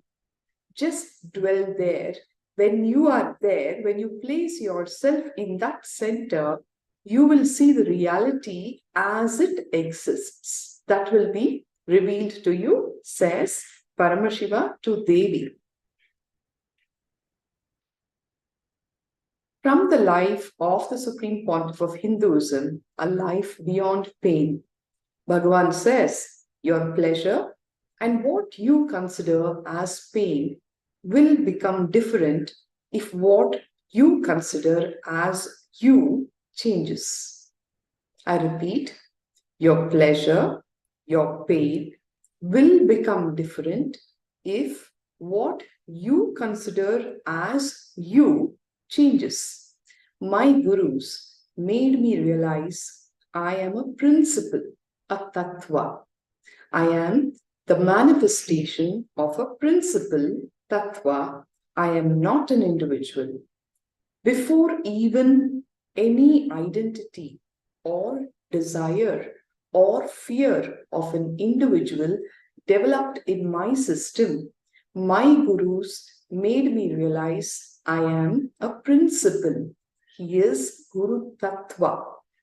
the biggest mistake that people do around the master, the avatar, is trying to put him into a frame as, what's there? He's also another human being like me, like you. He's also laughing. He's also eating. What is different? That is the biggest mistake. And this truth of his existence was revealed to Bhagavan even before any idea of fear, desire developed inside him, where he realized that he's a principle, he's a tattva, Guru Tattva. Swamiji goes on to share his enlightenment experience at the age of 12. Annamalai Swamigal was a direct disciple of Ramana Maharshi. It so happened that Bhagavan, as a kid, attended to one of his satsangs where Annamalai Swamigal was telling, you are not the body, you are not the mind. So what did the little boy do? He ran home, he took a knife from the kitchen and he cut his thigh, because he heard from the Guru that he is not the body. So he wanted to experiment with the truth. When he went home, picked up the knife and cut his thigh, of course he experienced pain, right? When I cut, in quote, I read, when I cut my thigh and went back to Annamalai Swamigal, here, you can see his picture here in the center, he said, what you did is neither wrong nor right. I couldn't understand. What do you mean? I asked. He said, because of cutting yourself, you got the click, ultimately, that you are not the body. Actually, after that only, he gave me the initiation into Aham Spurana, the flowering of enlightenment. The methodology of Aham Spurana by the great incarnation Ramana Maharshi was transmitted to me by Annamalai Swamigal. Ramana Maharshi is my Parama Guru. The Aham Spurana Anubhava became reality when I was 12 in Pavalakundru. This is the hill on which Swamiji saw that he was the self. The self had flowered in him beyond the identity of body and mind. The Aham Spurana Anubhava became reality when he was 12 years of age at Pavalakundru, a small hillock in Tiruvannamalai, the Arunachala hill. So with this understanding that you are not the body, Swamiji went beyond pain and the flowering of his own self happened after the initiation by Annamalai Swamigal. Now let us internalize, with these internalized understandings, we will be doing a small exercise about pain and types of pains. After this, I would even want to share my own experience about pain, so-called, and I will do that after you do this exercise, okay? This will help you to complete all your pain patterns because they are not worth carrying. First step, start with the earliest memories of your life. Recall all the unpleasant incidents of your life, the ones that brought you mental, physical, emotional, and conscious pains. Recall each incident, relive it in your inner space intensely. Go back to the same situation and emotion, same thinking patterns, same understandings, same experience. This is the process of reliving. We're not asking you to remember. Swamiji says you have to relive that pain. How do you do that? Go back to that age. Suppose you had a fall while you were cycling and you had a cut on your knee joint, around your knee. You have to become that boy of 6 or 7 years who fell from the cycle. You experience the pain of the fall. You see the blood flowing there, and you go through that fear that you experienced as a 6 or a 7-year-old boy. All right? And whatever understandings that you had at that time of that experience, you have to bring that same emotion and bring that same experience back. So you'll be doing it in all these categories: mental pain, physical pain, emotional pain, conscious pain, all of it. Please start penning it down and relive the whole incident as you pen it down, as if it is happening to you right now.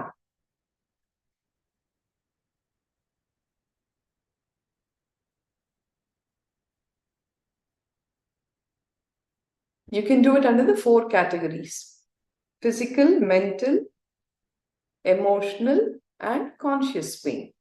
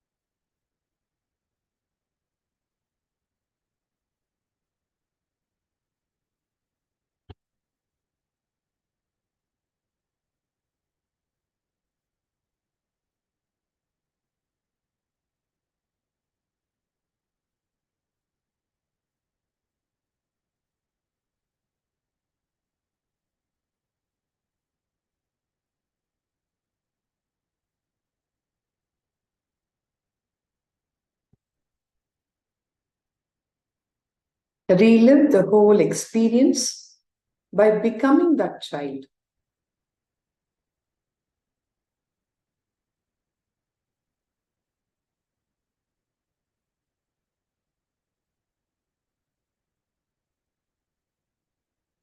Complete with all your pain patterns. Why? Because they are not worth carrying.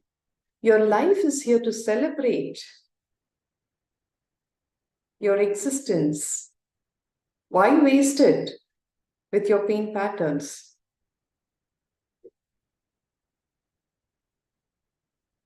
Relive the whole thing as if it is happening to you now.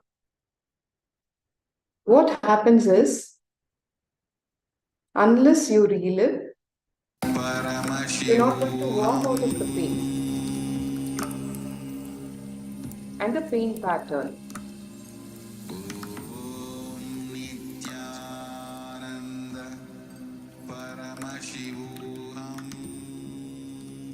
You just need to make an intelligent decision and a choice. Anyway, it's not causing any good to you. Simply drop it.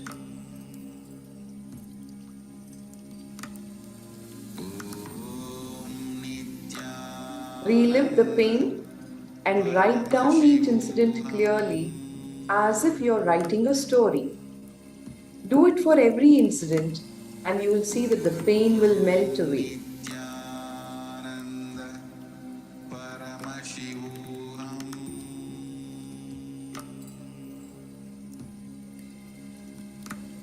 After a point, you'll actually start laughing about it. And that is when the completion has happened.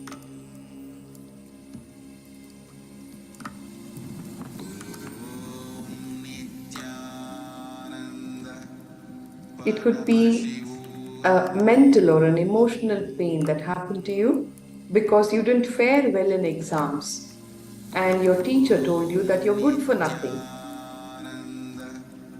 The pain of your failure, the pain of being mocked at in front of your friends as a 10-year-old child. You're still carrying it. Is it worth carrying?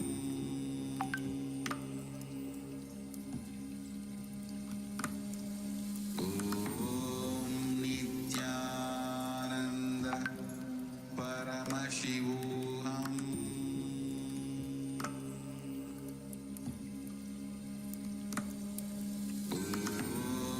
Nithyananda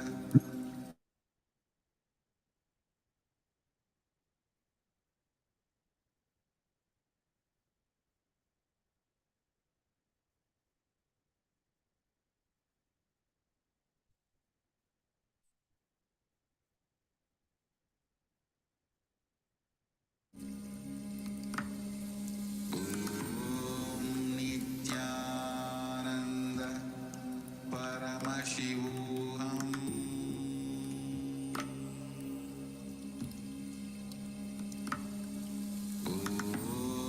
Nithyananda Paramashivoham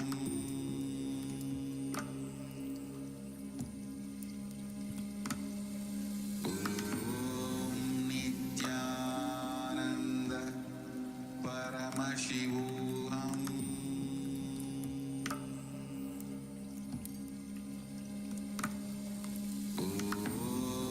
Nithyananda Paramashivoham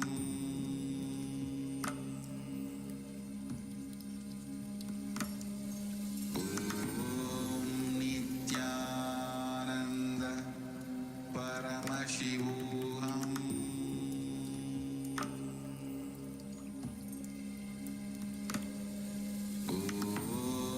Nithyananda Paramashivoham Relive it as that child and start writing it down as if you're writing a story. You will see that the pain will melt away. When you do this exercise very sincerely, at the end of the day, it is a conscious choice. Bhagavan is saying, complete with all your pain patterns because they are not worth carrying.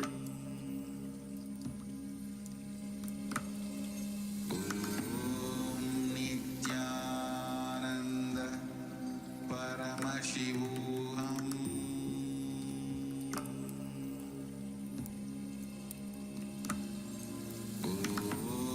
Nithyananda Paramashivoham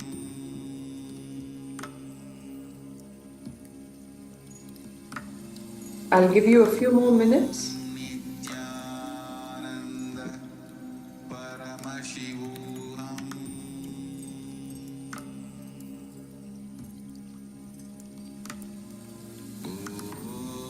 Nithyananda Paramashivoham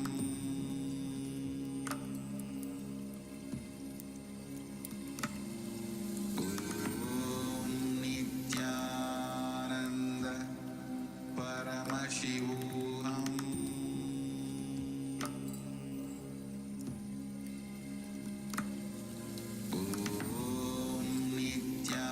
Do it for every incident that you remember that caused you any kind of pain, physical, mental, emotional, conscious pain.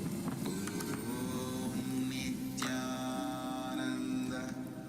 Paramashivoham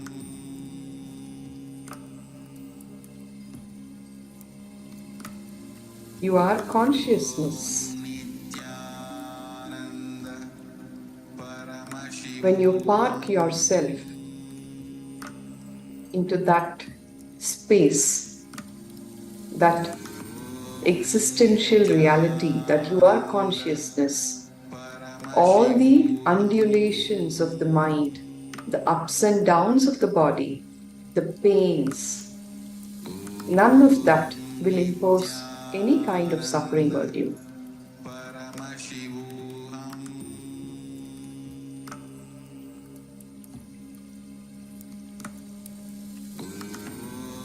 Nithyananda Paramashivoham Even if you have any kind of pain in the body, just become aware and give your attention to that part without using the word pain. Just give your energy, your attention to that part and see how beautifully that pain will get dissolved.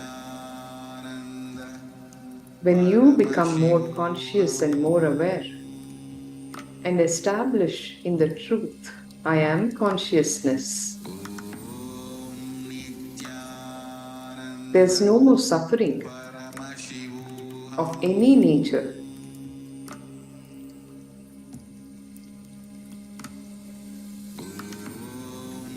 Relive and write and see how the pain related to each incident will melt away.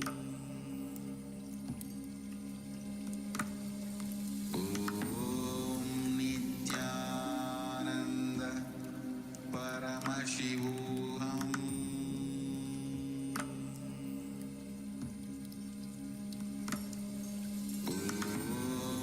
Nithyananda. Paramashivoham.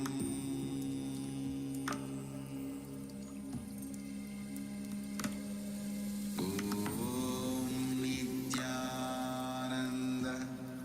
Paramashivoham.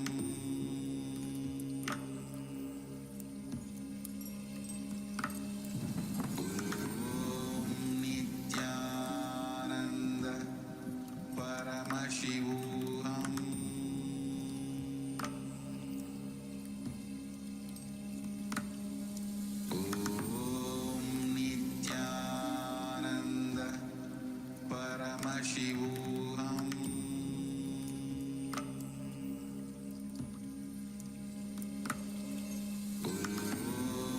Nithyananda. Paramashivoham.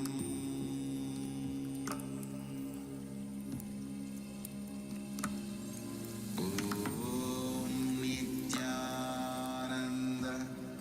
Paramashivoham.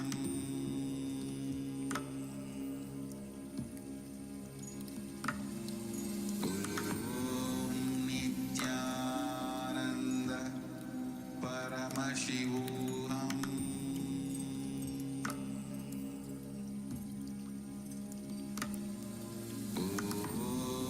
Nithyananda. Paramashivoham. There may be many incidents that you will recall as you sit now here in the session.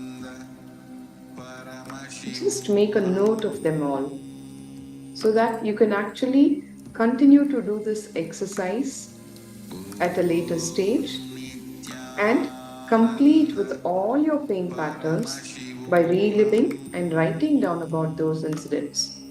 10 minutes may not be enough, but then we will have to be stopping this particular session for now for lack of time, and we will continue with more understandings.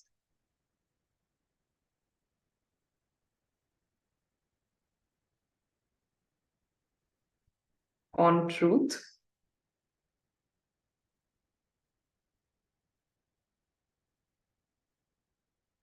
and the Supreme Pontiff of Hinduism, Nithyananda Paramashivoham, says pain drains your brain.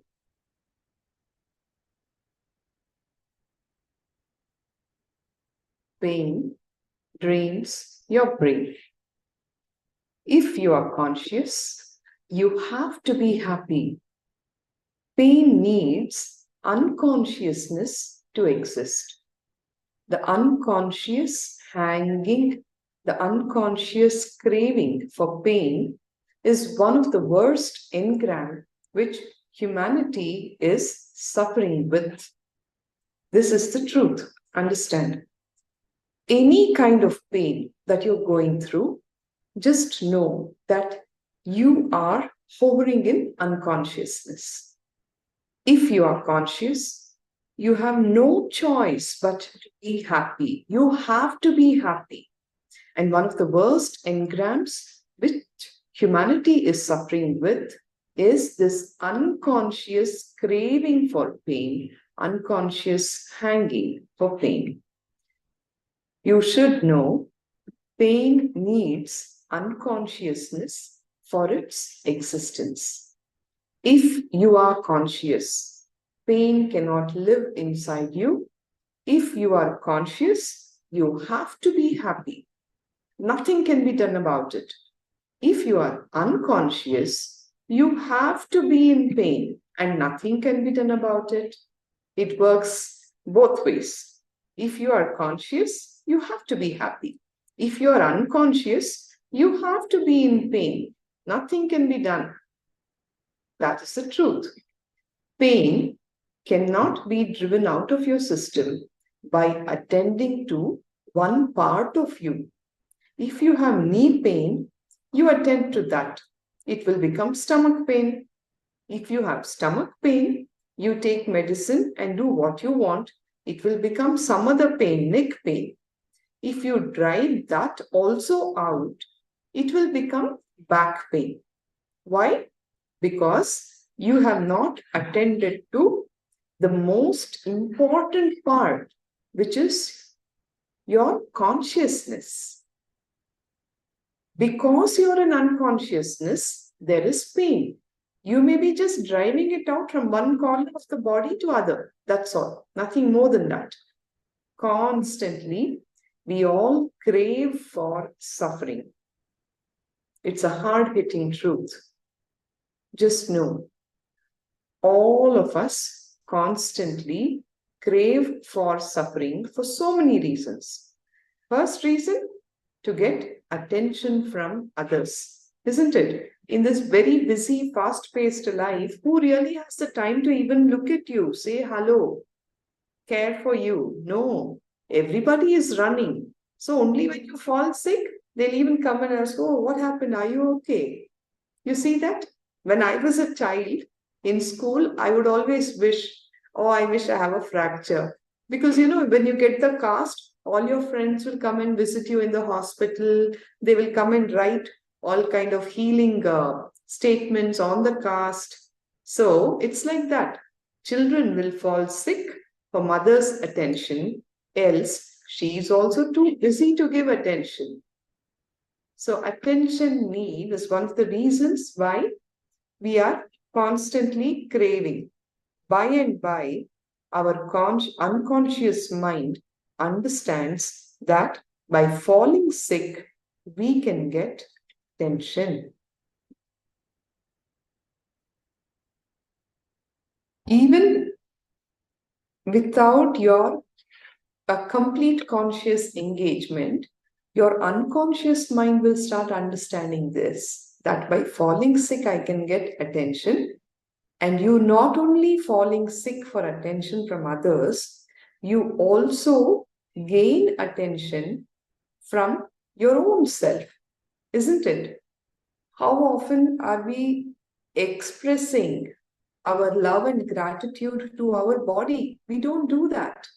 And that is why some part of it falls sick, so that it can get attention from you primarily, and then the people around you. By and by, you fall sick, and that is what is inferiority complex about your health, mental structure, something which you don't and can never have. You go on giving attention to yourself because of this one reason. Suffering gives you a heaviness, a shape, an identity, a boundary.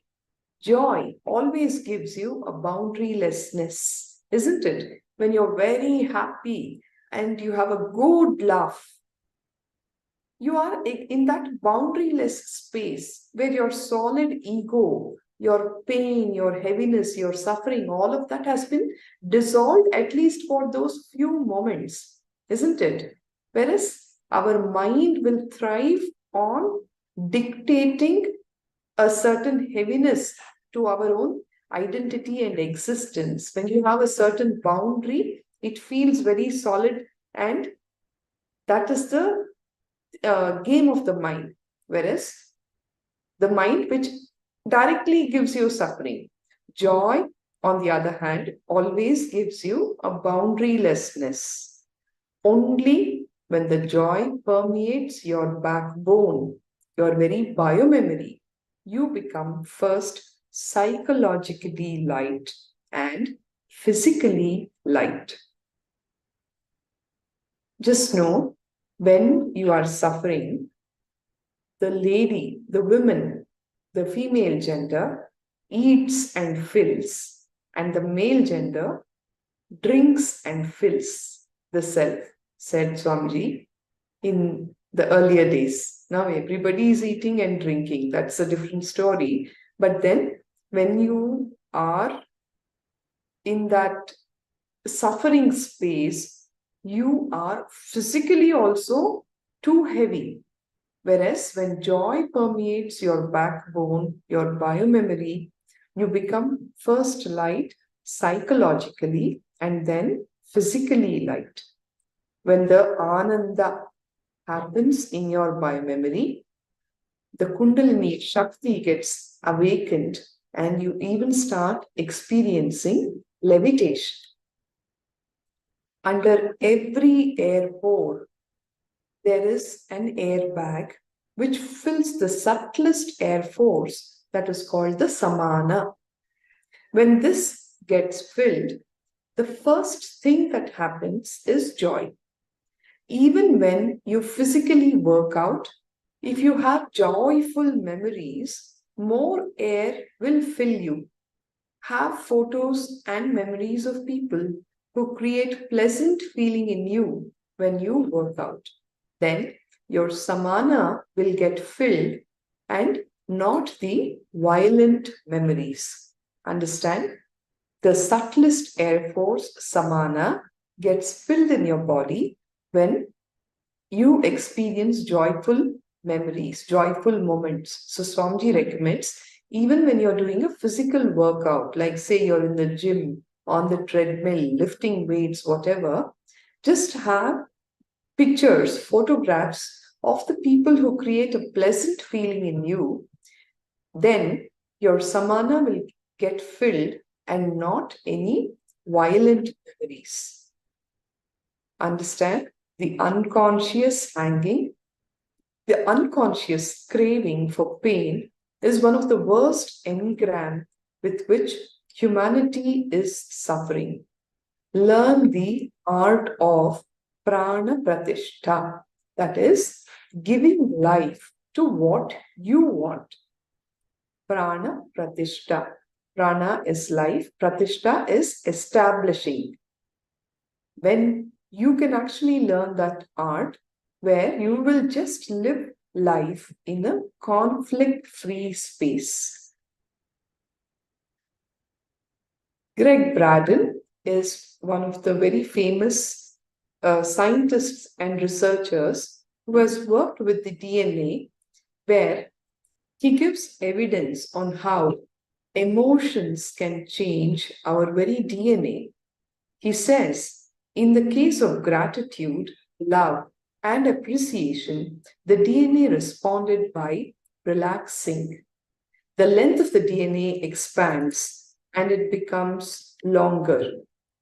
In the second study, in case of anger, fear, frustration, and stress, the DNA actually contracts. It gets tightened and becomes shorter, and the cords are switched off.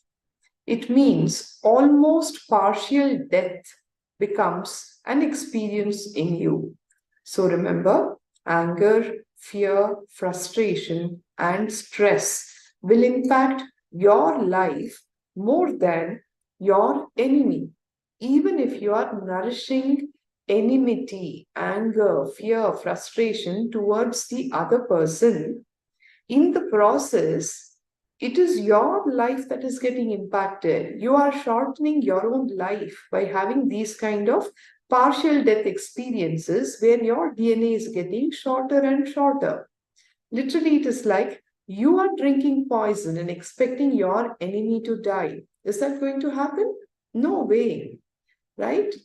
So, be established in the Abhayam Sarva Bhutebhyo state, says Swamiji. So, Abhayam Sarva Bhutebhyo means from my space, I grant Abhaya to everybody, to all life forms. You can have a fearless existence in my presence, is the meaning of Abhayam Sarva Bhutebhyo. So, with this, I think we come to the conclusion of this session. Any questions, queries about what has been shared so far? Now is the time.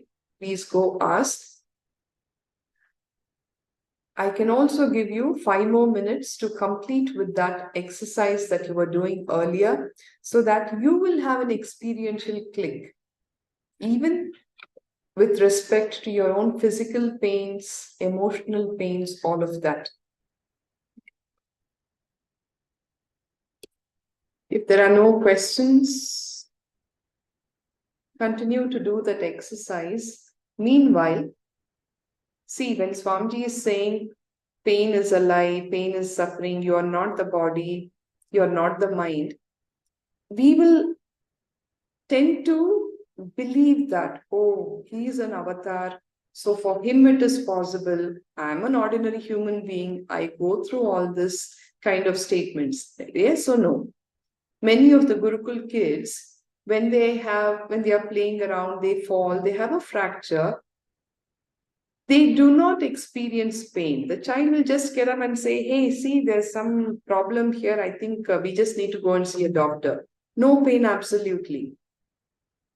It is a possibility for each one of you. I myself have experienced it, so I will share my story. This happened in Tiruvannamalai ashram, where Swamiji was giving a satsang. It was Ganesha Chaturthi day.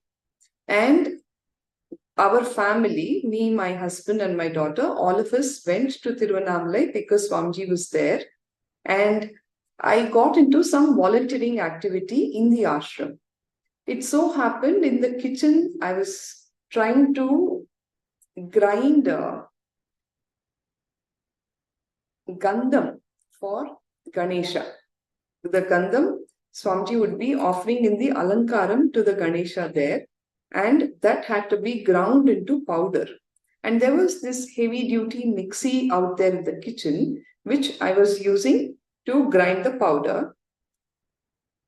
By fluke, it so happened that the lid of the mixie just opened up, and there was other activity that was going on in the kitchen. There were many volunteers who were cooking food for the thousands of devotees who would gather that day.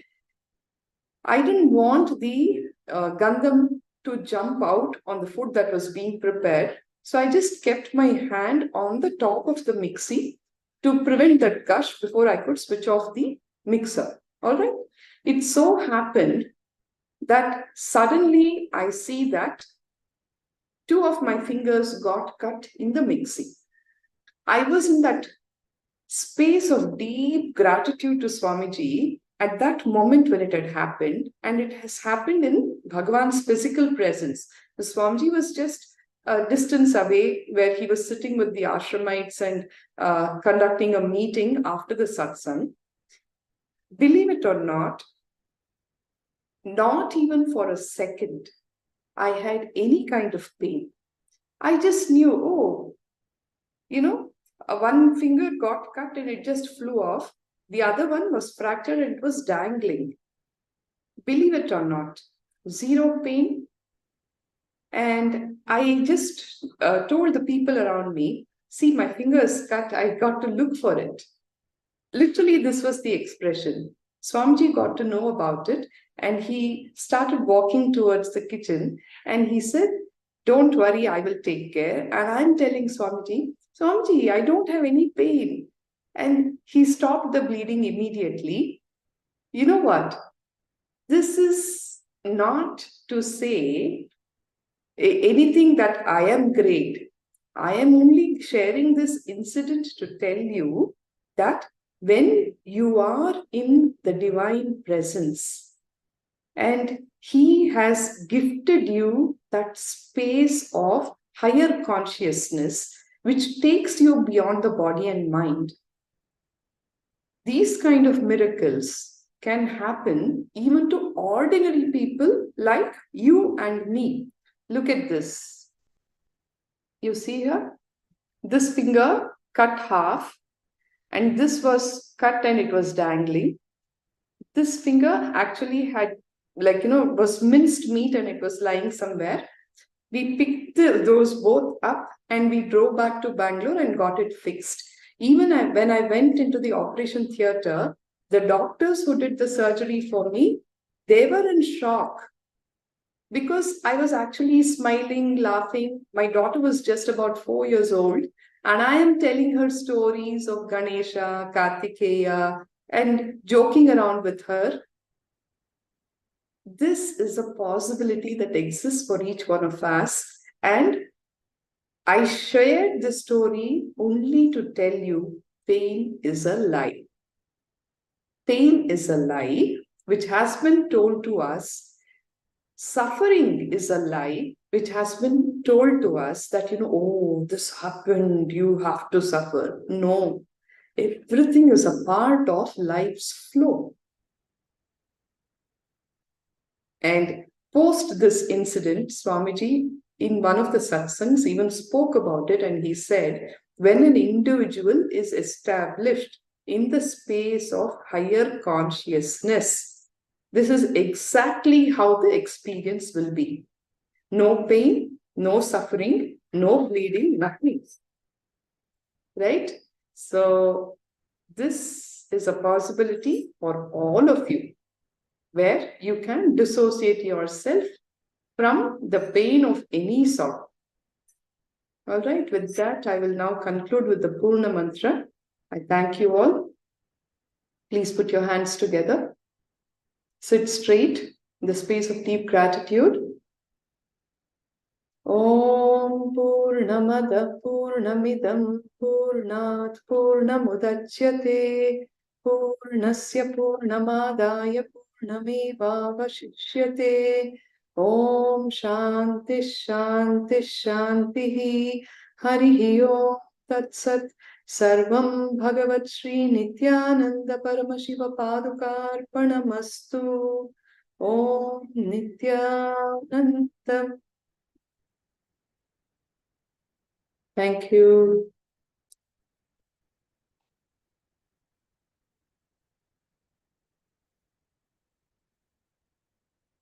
Any sharings?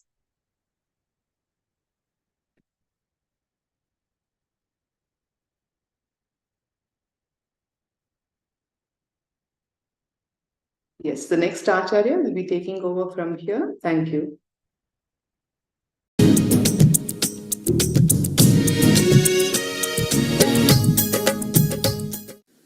The next layer we are going to work is mental layer, the mind, Manomaya Kosha. Please understand,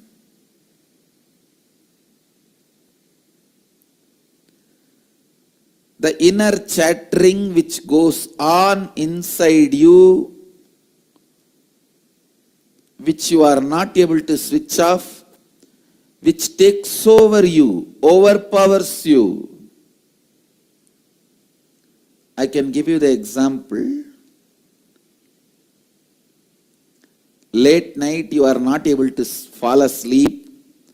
You are tossing, rolling on the bed. One side, thinking about so many things which you need to do. Other side, worrying that if you don't sleep tonight, tomorrow you will not be able to do anything.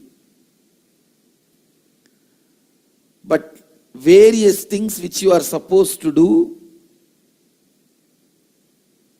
in the future, which you have done wrongly in the past, overpowers you. See, such a strong thought currents which you are not able to control, overpowering you. this layer, the mental layer, Manomaya Kosha, strong thought currents overpowering you, is the biggest incompletion stored in Manomaya Kosha, the mental layer. Please listen. In the mental layer, the powerful, strongest incompletion recorded, strongest incompletion stored is thought currents overpowering you, making you powerless.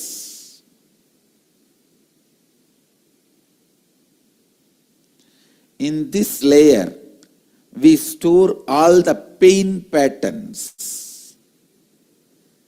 We store all the pain patterns.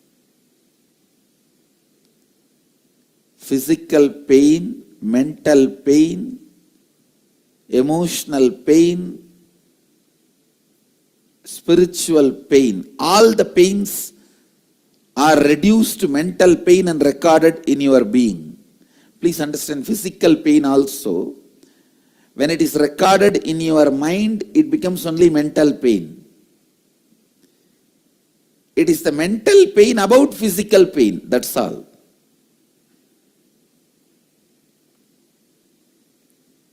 Physical pain, all of you know. If somebody hits you, what happens? It's the physical pain. Mental pain is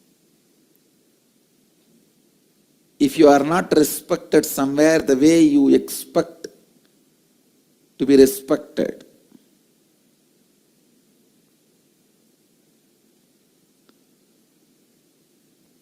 Emotional pain is somebody whom you really love or trust cheats you. And spiritual pain, conscious pain is pain of not achieving what you want to achieve in your life.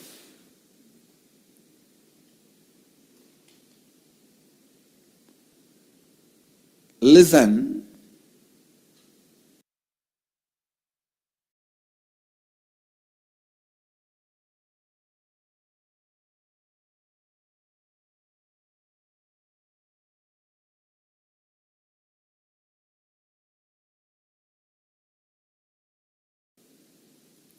These four major pains get stored in your pain body, in your mental layer. Mental layer is pain body. That is where all the pains are stored.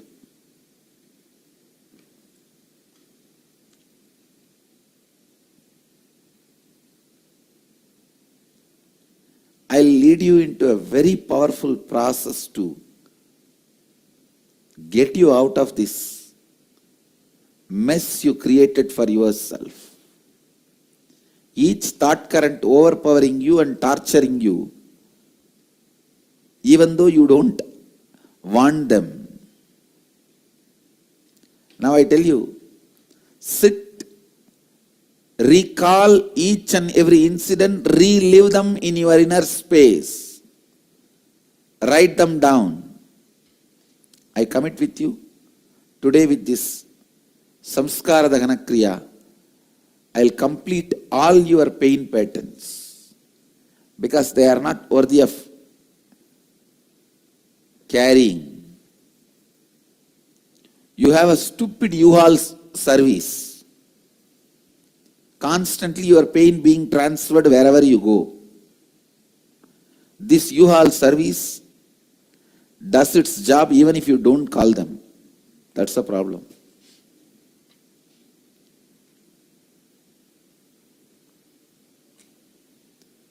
The unique process we will do now, you are literally going to write your autobiography. Understand? This process is called Samskara Dahana Kriya.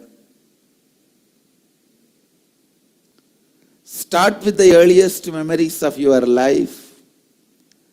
Recall all the unpleasant incidents of your life. The ones that brought you mental physical, emotional, conscious pains. Recall each incident, relive it in your inner space intensely. Go back to the same situation, same emotion, same thinking pattern, same understanding, same experience. Go back to that age. Bring that same emotion, bring that same experience. After reliving, write down each incident clearly as if you are writing a story. Do not censor anything. Do not avoid any incidents. Write each and every incident. Don't censor. Do it really, really sincerely. Go ahead. Let's gather for next session. Thank you. Be blissful.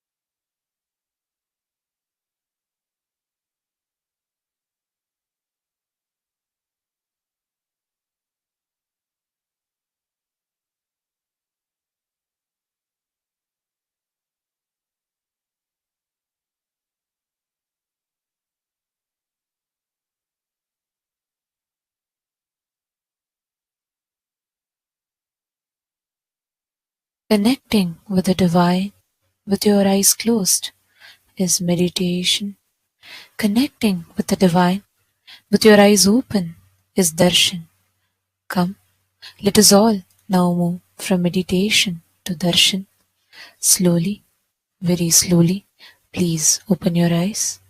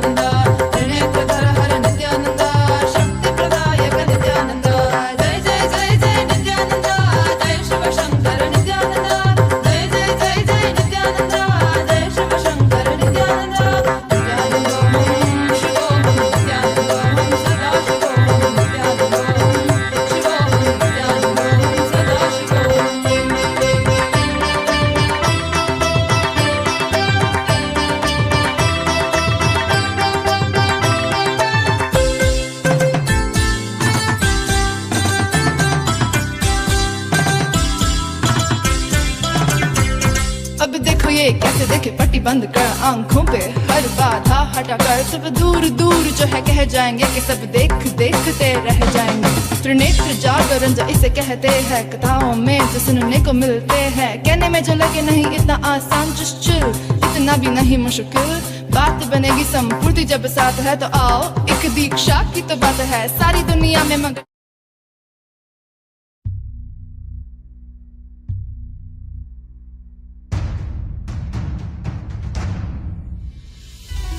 as Paramashiva.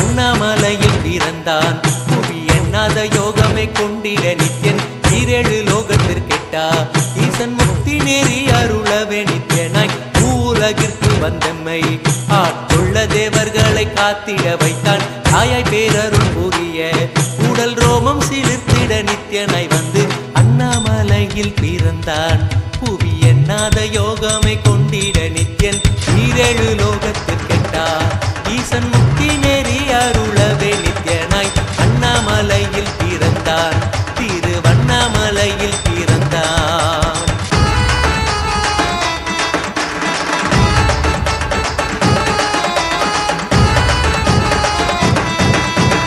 சித்தை கிளப்பி விட்டேனில் பர தத்துவம் கற்பித்த பாரமஞானியாய் ஞானக்கண் கொடுத்த தமக்கே ரூபம் காட்டிய மாய வித்தை செய்யும் நித்யன் சித்தை கிளப்பி விட்டேனில் பர தத்துவம் கற்பித்த பாரமஞானியாய் ஞானக்கண் கொடுத்த தமக்கே ரூபம் காட்டி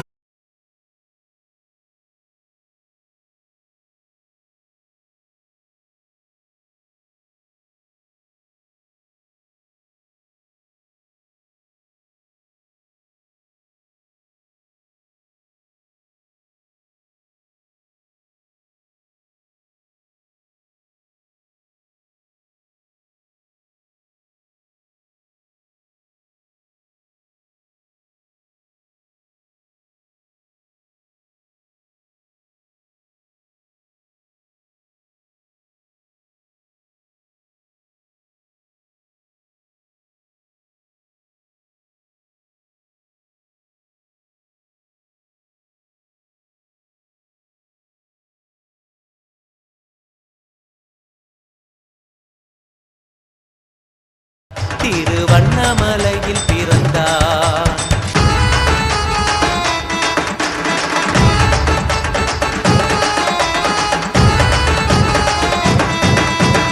உள்ளும் பூரமும் இருந்து உயிர் பக்குவமாக்கிடும் பரமனாம் நித்யன் ஞானப்பாடித்தங்கள் ஏழும் கொண்ட ஞானமும் ஆகியே ஆண்டிடும் நித்யன் உள்ளும் பூரமும் இருந்து உயிர் பக்குவ பக்குவமாக்கிடும் பரமானாம் நித்யன் ஞானப்பாடித்தங்கள் ஏழும் கொண்ட ஞானமும் ஆகியே ஆண்டிடும் நித்யன் அண்ணாமலையில் பிறந்தான் புவி எண்ணாத யோகமே கொண்டிட நித்யன் ஈரேழு லோகத்திற்கெட்டார் ஈசன் முக்தி நெறி அருளவே நித்யனாய் அண்ணாமலையில் பிறந்தான் நித்யன் அண்ணாமலையில் பிறந்தான்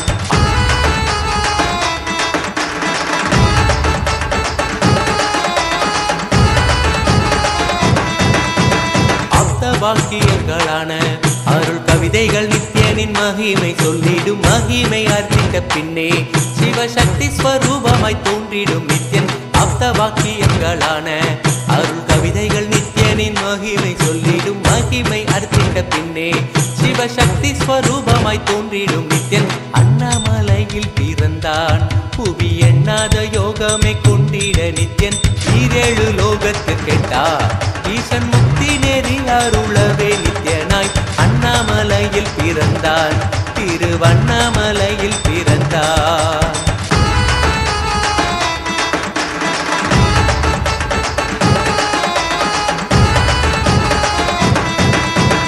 புண்ணிய கேத்திரம் தனிலே நித்யன் உன்னத நீலை ஊழத்தில் வருமே விண்ணவர் மன்னவர் ஒப்ப அகிலம் ஆளும் கீர்த்தியுடை ஈசன் நித்யானந்தன் புண்ணிய கேத்திரம் தனிலே நித்யன் உன்னத நீலை ஊழத்தில் வருமே விண்ணவர் மன்னவர் ஒப்ப அகிலம் ஆளும் கீர்த்தியுடை ஈசன் நித்யானந்தன் அண்ணாமலையில் பிறந்தான் புவி எண்ணாத யோகமே கொண்டிட நித்யன் ஈரேழு லோகத்திற்கெட்டார் ஈசன் முக்தி நெறி அருளவே நித்யனாய் அண்ணாமலையில் பிறந்தான் நித்யன் அண்ணாமலையில் பிறந்தான்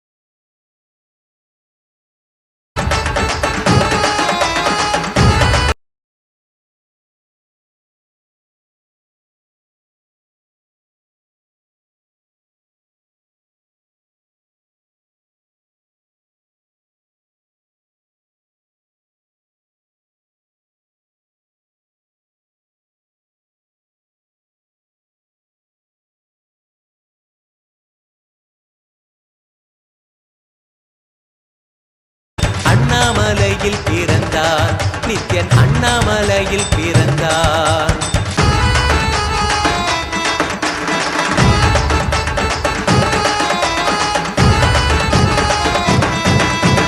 பிறவி பிறவியாய் தேவர்கள் பரம்பொருளான பரமனையை தேட ஈசன் பிறவாமல் ஆட்கொண்டு எம்மை ஒரு தத்துவம் தன்னை உரைத்திட நித்யனாய் பிறவி பிறவியாய் தேவர்கள் பரம்பொருளான பரமனையை தேட ஈசன் பிறவாமல் ஆட்கொண்டு எம்மை ஒரு தத்துவம் தன்னை உரைத்திட நித்யனாய் அண்ணாமலையில் பிறந்தான் புவி எண்ணாத யோகமே கொண்டிட நித்யன் ஈரேழு லோகத்திற்கெட்டார் ஈசன் முக்தி நெறி அருளவே நித்யனாய் அண்ணாமலையில் பிறந்தான் திருவண்ணாமலையில் பிறந்தான்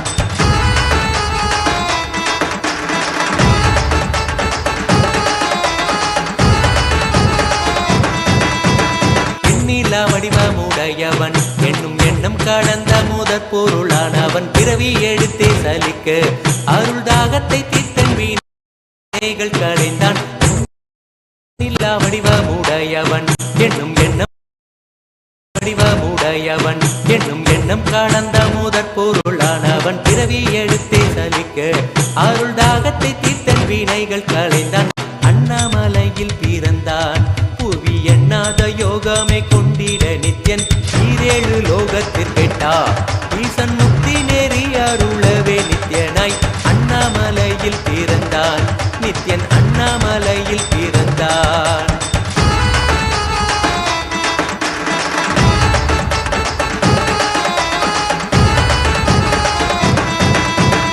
ஆனந்தமாய் என்னுள் நித்யன் முக்தி மார்க்கத்தை காட்டி விட்டிருந்தருள்வான் மாலையன் காணாத சோதியன் தெளித்தேனாயே நித்திட ஞானம் அருள்வான். ஆனந்தமாய் என்னுள் நித்யன் முக்தி மார்க்கத்தை காட்டி விட்டிருந்தருள்வான் மாலையன் காணாத சோதியன் தெளித்தேனாயே நித்திட ஞானம் அருள்வான். அண்ணாமலையில் பிறந்தான் புவி எண்ணாத யோகமே கொண்டிட நித்யன் ஈரேழு லோகத்திற்கெட்டா ஈசன் முக்தி நெறி அருளவே நித்யனாய் அண்ணாமலையில் பிறந்தான் நித்யன் அண்ணாமலையில் பிறந்தான்.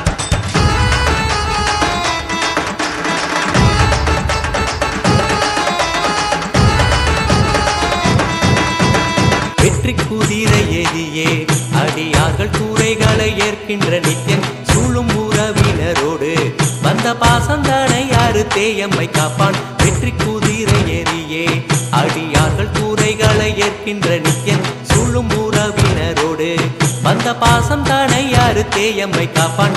அண்ணாமலையில் பிறந்தான் புவி எண்ணாத யோகமே கொண்டிட நித்யன் ஈரேழு லோகத்திற்கெட்டா ஈசன் முக்தி நெறி அருளவே நித்யனாய் அண்ணாமலையில் பிறந்தான் நித்யன் அண்ணாமலையில் பிறந்தான்.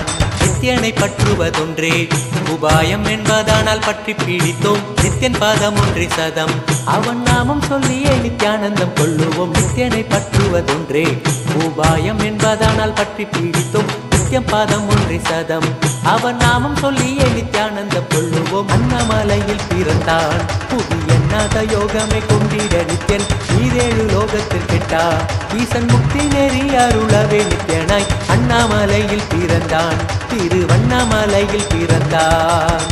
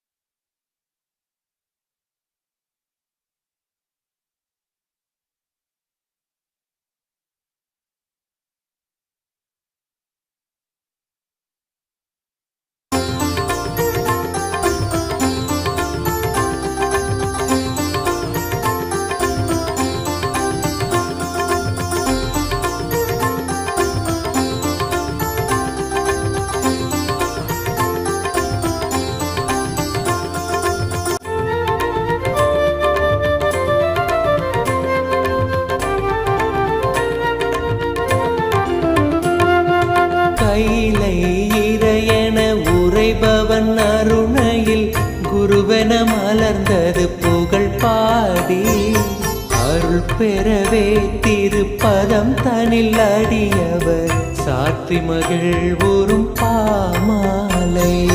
நித்யானந்த குரு நித்யானந்த குரு நித்யானந்த சத்குருவே நித்யானந்த குரு நித்யானந்த குரு நித்யானந்த சத்குருவே. அகமே நிறைந்த எம் அண்ணாமலை வேந்தனே ஜெகம் போற்றும் எம் ஆனந்த நித்யனே சாற்றும் இப்பாமாலை ஏற்றமை காப்பாயே.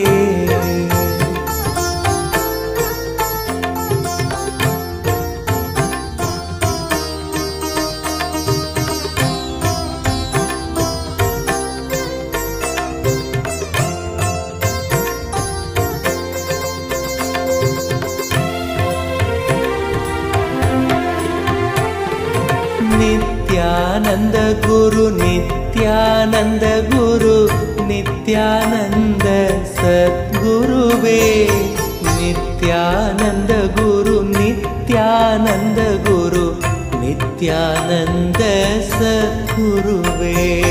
அருணாச்சல நித்ய அருணாச்சல நித்ய அருணாச்சல குரு நித்யானந்தா.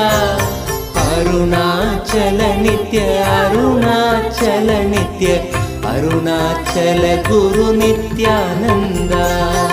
அருணாச்சலம் தந்த வரமே அகத்தினில் அமர்ந்தே அருள் தரும் நித்யானந்தா.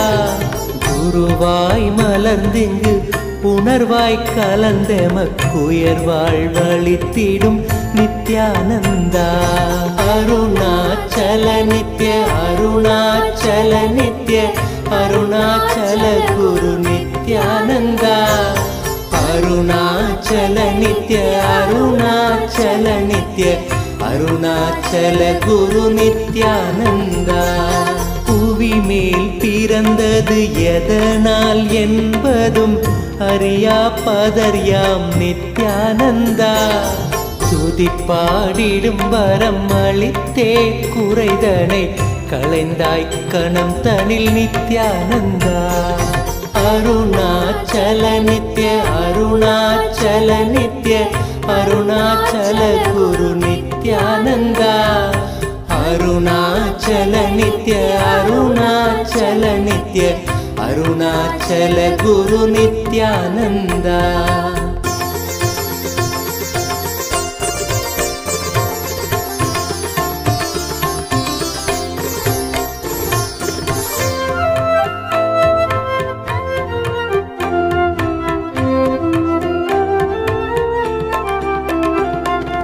அலை பாய்ந்திடும் மனம் நிலையாய் அமர்த்திடுவாய் என பணிந்தோம் நித்யானந்தா.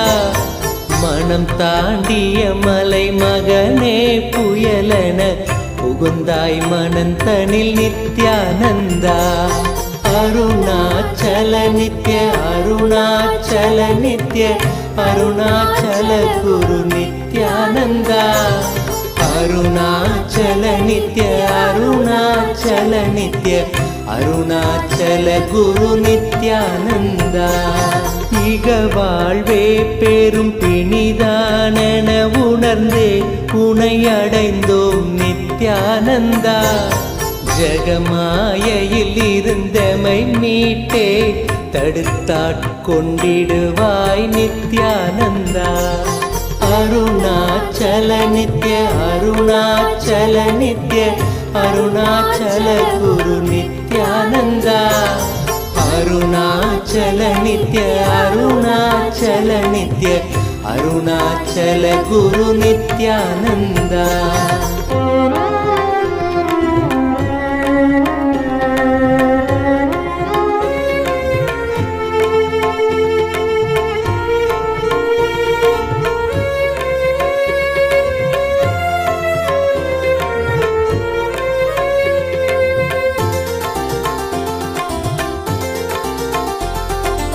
அகங்காரம் அதன் விளைவாய் யுகங்களாய் பிறந்தே தவித்தோம் நித்யானந்தா.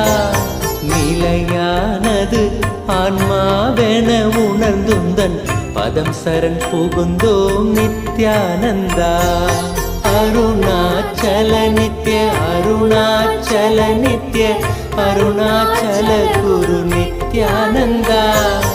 அருணாச்சல நித்ய அருணாச்சல நித்ய அருணாச்சல குரு நித்யானந்தா. எதிராய் புரிந்திந்த புவி மேல் நீதம் வந்த அகந்தையில் உழன்றோம் நித்யானந்தா. கதிராய் நிலைதனை எரித்தே வழி தரும் ஒளியாய் மலர்ந்த எம் நித்யானந்தா. அருணாச்சல நித்ய அருணாச்சல நித்ய அருணாச்சல குரு நித்யானந்தா. அருணாச்சல நித்ய அருணாச்சல நித்ய அருணாச்சல குரு நித்யானந்தா. நித்யானந்த குரு நித்யானந்த குரு நித்யானந்த சத்குருவே. நித்யானந்த குரு நித்யானந்த குரு நித்யானந்த சத்குருவே.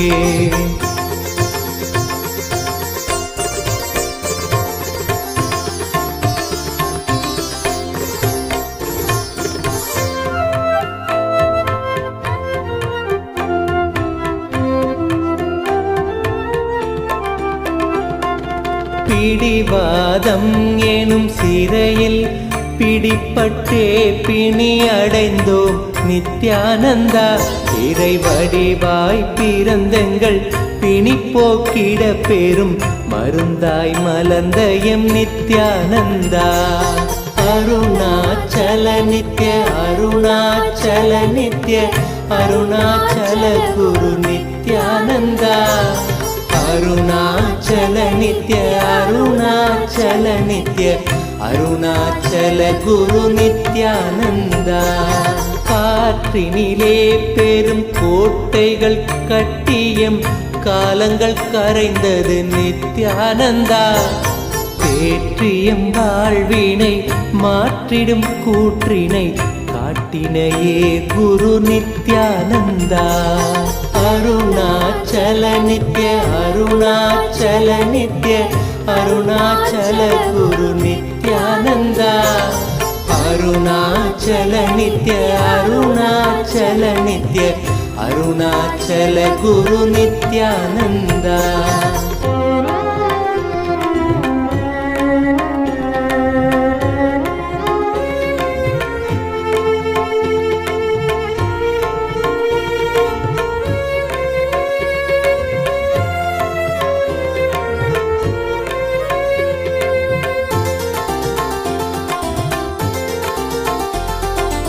நாவினில் தோன்றிடும் பாவினில் ஆழ்ந்த பொருள் என நின்றிடும் நித்யானந்தா. நான் மறை மூன்று தமிழ் தனை காத்திடும் ஞான முதல்வனே நித்யானந்தா. அருணாச்சல நித்ய அருணாச்சல நித்ய அருணாச்சல குரு நித்யானந்தா.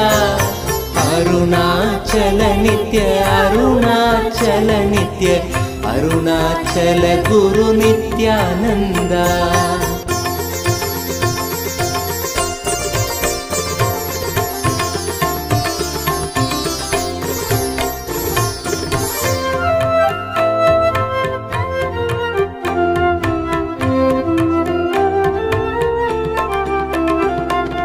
கூவிடும் கூக்குரல் கேட்ட அம்மாத்திரம் ஓடி வந்தாண்டிடும் நித்யானந்தா. மேவிடும் தீமைகள் யாவையும் தாங்கிய சூலத்தில் நீக்கிடும் நித்யானந்தா. அருணாச்சல நித்ய அருணாச்சல நித்ய அருணாச்சல குரு நித்யானந்தா. அருணாச்சல நித்ய அருணாச்சல நித்ய அருணாச்சல குரு நித்யானந்தா. என்னிடும் தூரத்தில் இல்லை என்றென்ன என் எண்ணத்திலே நின்ற நித்யானந்தா. எண்ணத்தில் நின்று எம் எண்ணில்லா எண்ணங்கள் மாய்த்தமை காத்த எம் நித்யானந்தா. அருணாச்சல நித்ய அருணாச்சல நித்ய அருணாச்சல குரு நித்யானந்தா. அருணாச்சல நித்ய அருணாச்சல நித்ய அருணாச்சல குரு நித்யானந்தா.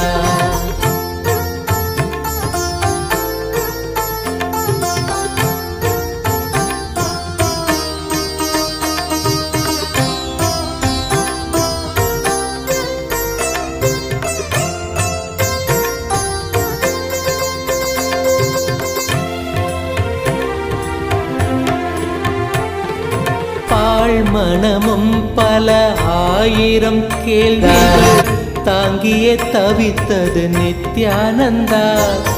கேள்விகள் யாவும் அம்மாத்திரமே உந்தன் மௌனம் துடைத்தது நித்யானந்தா. அருணாச்சல நித்ய அருணாச்சல நித்ய அருணாச்சல குரு நித்யானந்தா. அருணாச்சல நித்ய அருணாச்சல நித்ய அருணாச்சல குரு நித்யானந்தா. வருந்தும் அடியவரை உயர்நிலை கேற்றிட உனையன்றியவரில்லை நித்யானந்தா. அறிந்தும் தன் பதமலர் சரணமடைந்தோம் கருணை பொழிந்திடு நித்யானந்தா. அருணாச்சல நித்ய அருணாச்சல நித்ய அருணாச்சல நித்யானந்தா. அருணாச்சல நித்ய அருணாச்சல நித்ய அருணாச்சல குரு நித்யானந்தா. அரவம் அடக்கிய தேரையாய் மனமதில் சிக்கிய தவித்தோம் நித்யானந்தா. துயத்துடை தேயமக்குயர் நிலை காட்டிய உன்னத குருவே நித்யானந்தா. அருணாச்சல நித்ய அருணாச்சல நித்ய அருணாச்சல குரு நித்யானந்தா. அருணாச்சல நித்ய அருணாச்சல நித்ய அருணாச்சல குரு நித்யானந்தா.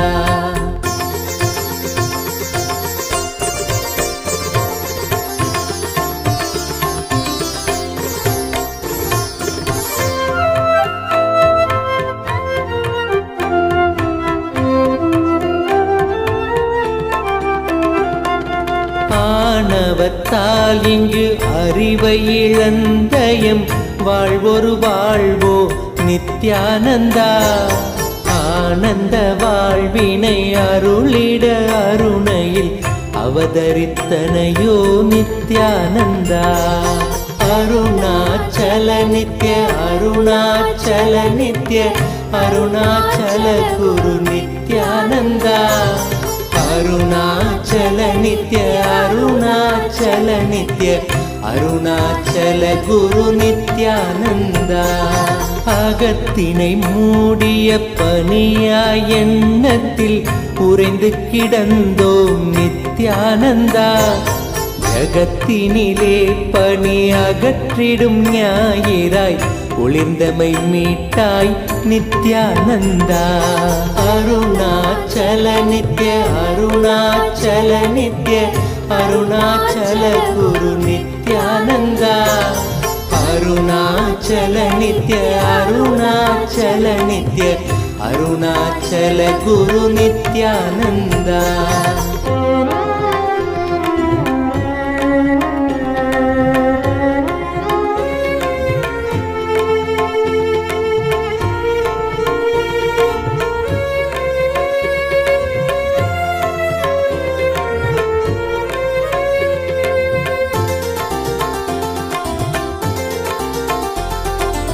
அரவம் மிரட்டிடும் கருடனென பெரும் அச்சத்தில் அலைந்தோம் நித்யானந்தா. பயிர்களை காத்திடும் மேகமாய் வந்து எம் பயந்தனை நீக்கிடு நித்யானந்தா. அருணாச்சல நித்ய அருணாச்சல நித்ய அருணாச்சல குரு நித்யானந்தா. அருணாச்சல நித்ய அருணாச்சல நித்ய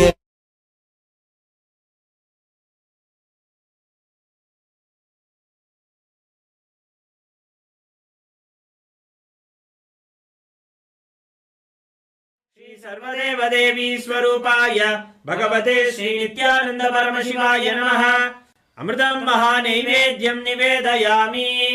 निवेदनानन्तरमाचमनं समर्पयामि।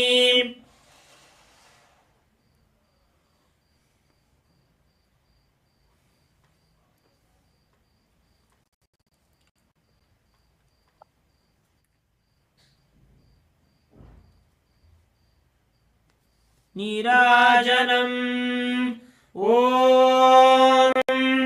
सर्वमङ्गलमाङ्गल्ये शिवे सर्वार्थसाधिके शरण्ये त्र्यम्बके गौरी नारायणि नमोऽस्तुते। सृष्टिस्थितिविनाशानां शक्तिभूते सनातनी गुणाश्रये गुणमये नारायणि नमोऽस्तुते। शरणागत दीनार्थ परित्राणपरायणे सर्वस्यार्ति हरे देवी नारायणि नमोऽस्तुते। कर्पूरगौरं करुणावतारं संसारसारं भुजगेन्द्रहारं सदा वसन्तं हृदयारविन्दे भवं भवानी सहितं नमामि भवं भवानी सहितं नमामि भवं भवानी सहितं नमामि। श्री इंद्राक्षिदेव्यै नमः, श्री दुर्गादेव्यै नमः, श्री सर्वदेवदेवस्वरूपाय भगवते श्री नित्यानंद परमशिवाय नमः। कर्पूर नीराजनं संदर्शयामि, रक्षां धारयामि।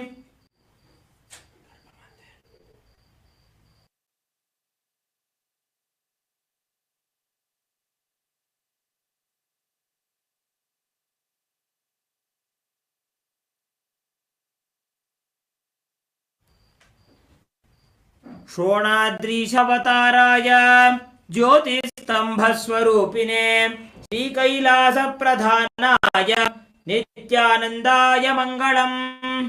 तत्त्वज्ञानप्रदाताय नित्यानन्देश्वररूपिणे श्रीकैलासप्रधानाय नित्यानन्दाय मङ्गलम्।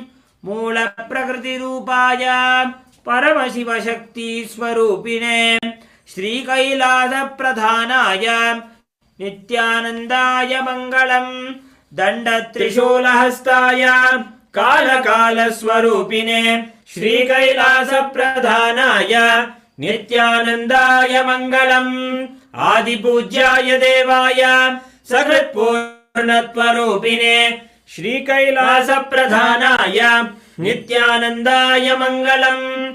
सर्वाभयविनाशकाय शत्रुसंहाररूपिणे श्रीकैलासप्रधानाय नित्यानन्दाय मङ्गलम्।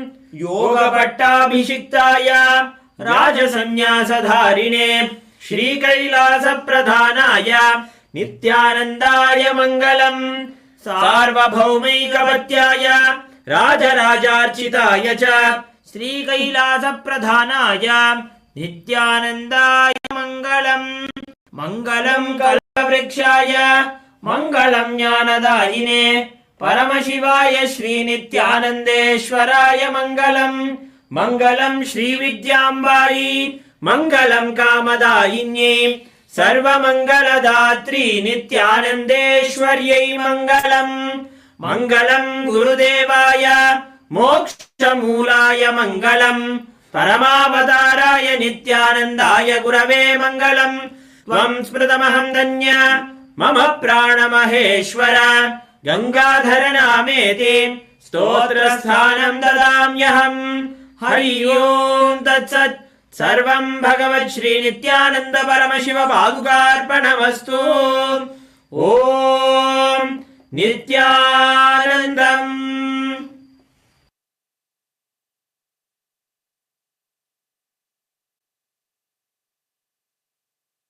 तनिल नित्यानंद अरुणाचल नित्य अरुणाचल नित्य अरुणाचल गुरु नित्यानंद अरुणाचल नित्य अरुणाचल नित्य अरुणाचल गुरु नित्यानंद ஈக வாழ்வே பெரும் பிணிதானென உணர்ந்தே உனை அடைந்தோம் நித்யானந்தா. ஜகமாயையில் இருந்தமை மீட்டே தடுத்தாட்கொண்டிடுவாய் நித்யானந்தா. அருணாச்சல நித்ய அருணாச்சல நித்ய அருணாச்சல குரு நித்யானந்தா. अरुणाचल नित्य अरुणाचल नित्य अरुणाचल गुरु नित्यानंदा.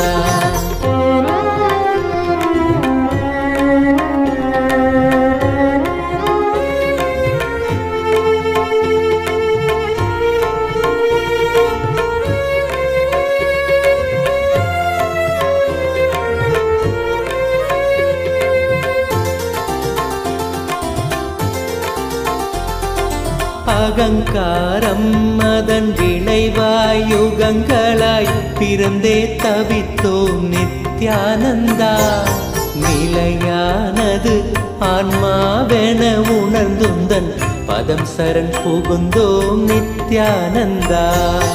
அருணாச்சல நித்ய அருணாச்சல நித்ய அருணாச்சல குரு நித்யானந்தா. அருணாச்சல நித்ய அருணாச்சல நித்ய அருணாச்சல குரு நித்யானந்தா. எதிராய் புரிந்திந்த புவி மேல் நீதம் வந்த அகந்தையில் உழன்றோம் நித்யானந்தா. கதிராய் நிலைதனை எரித்தே வழி தரும் ஒளியாய் மலர்ந்த எம் நித்யானந்தா. அருணாச்சல நித்ய அருணாச்சல நித்ய அருணாச்சல குரு நித்யானந்தா. அருணாச்சல நித்ய அருணாச்சல நித்ய அருணாச்சல குரு நித்யானந்தா. நித்யானந்த குரு நித்யானந்த குரு நித்யானந்த சத்குருவே. நித்யானந்த குரு நித்யானந்த குரு நித்யானந்த சத்குருவே.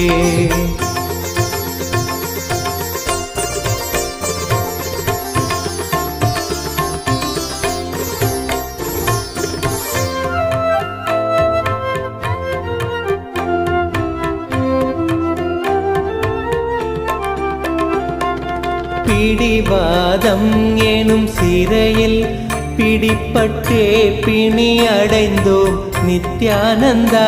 இறை வடிவாய் பிறந்தங்கள் பிணி போக்கிட பெரும் மருந்தாய் மலர்ந்த எம் நித்யானந்தா. அருணாச்சல நித்ய அருணாச்சல நித்ய அருணாச்சல குரு நித்யானந்தா. அருணாச்சல நித்ய அருணாச்சல நித்ய அருணாச்சல குரு நித்யானந்தா. காற்றினிலே பெரும் கோட்டைகள் கட்டியம் காலங்கள் கரைந்தது நித்யானந்தா. தேற்றியம் வாழ்வினை மாற்றிடும் கூற்றினை காட்டினையே குரு நித்யானந்தா. அருணாச்சல நித்ய அருணாச்சல நித்ய அருணாச்சல குரு நித்யானந்தா. அருணாச்சல நித்ய அருணாச்சல நித்ய அருணாச்சல குரு நித்யானந்தா.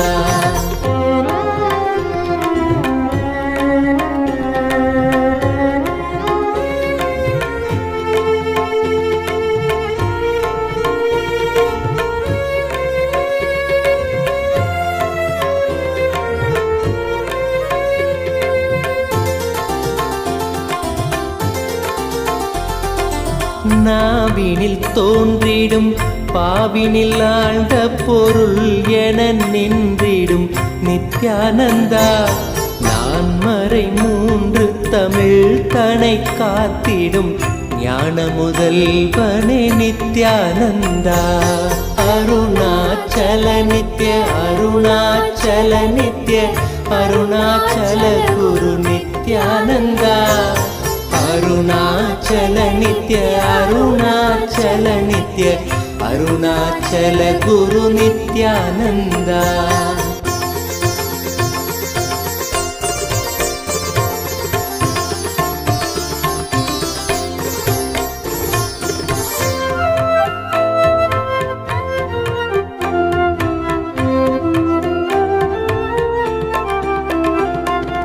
கூவிடும் கூக்குரல் கேட்ட அம்மாத்திரம் ஓடி வந்தாண்டிடும் நித்யானந்தா.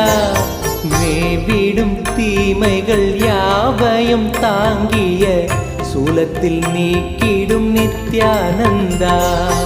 அருணாச்சல நித்ய அருணாச்சல நித்ய அருணாச்சல குரு நித்யானந்தா.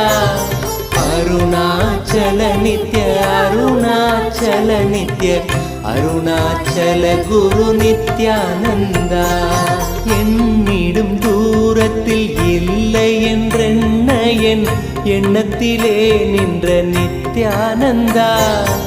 எண்ணத்தில் நின்று எம் எண்ணில்லா எண்ணங்கள் மாய்த்தமை காத்த M Nithyananda. Arunachal Nitya Arunachal Nitya Arunachal Guru Nithyananda. Arunachal Nitya Arunachal Nitya Arunachal Guru Nithyananda.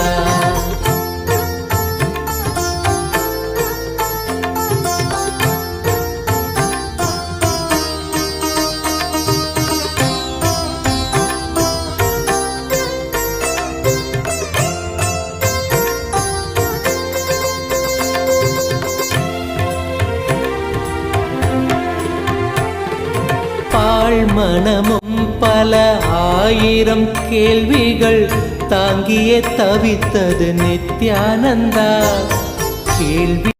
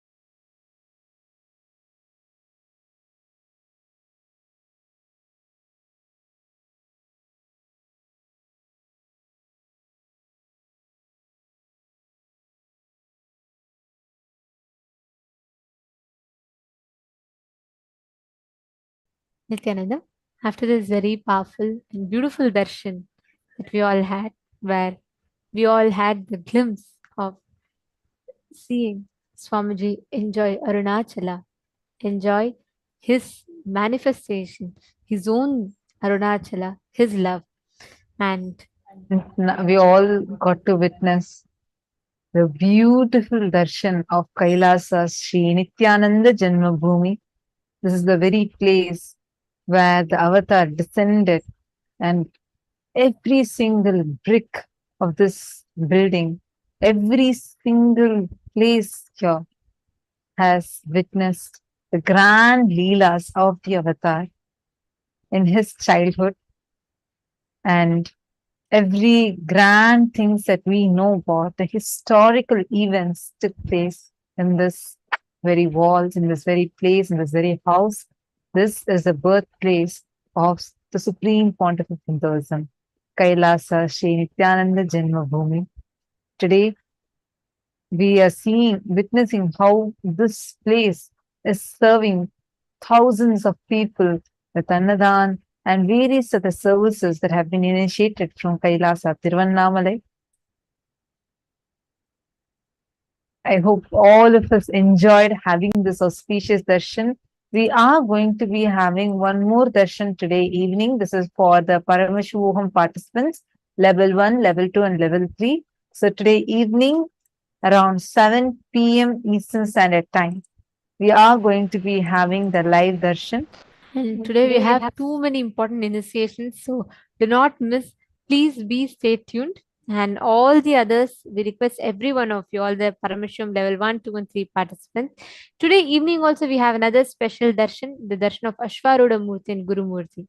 Today we are going to be learning about pain, how to get rid of pain and suffering in life. And now we'll all be entering into the first session. So now we are going to be understanding about Sahaja Samadhi. The first and foremost thing, you want to get rid of your pain, you want to get rid of suffering. The first foremost thing is signs of completion. How to be in the space of perpetual completion. Sahaja Samadhi.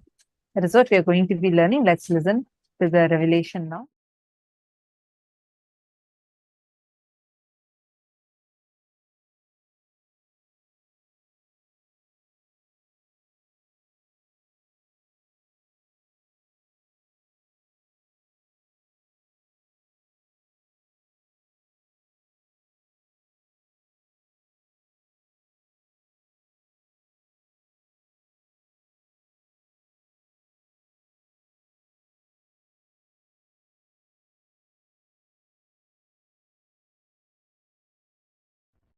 All the great beings, experts, masters in each field was available to me. Same way in Vedanta.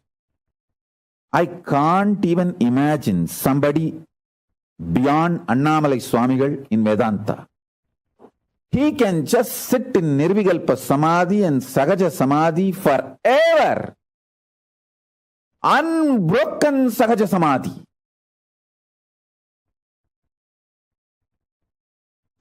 The most powerful unclutching, most powerful unclutched being I've ever seen is Annamalai Swamigal.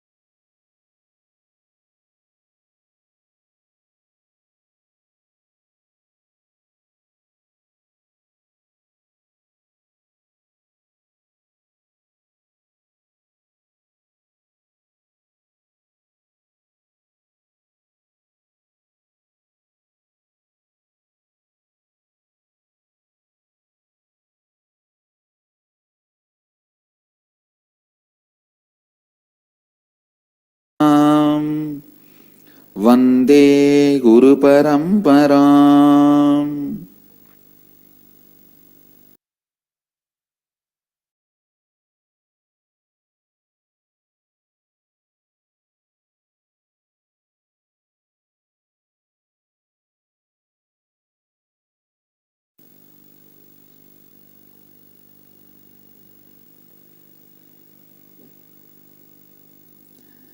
इस समय हमारे साथ उपस्थित सभी दर्शकों और भक्तों का मैं प्रेम एवं आशीर्वाद सहित स्वागत करता हूं.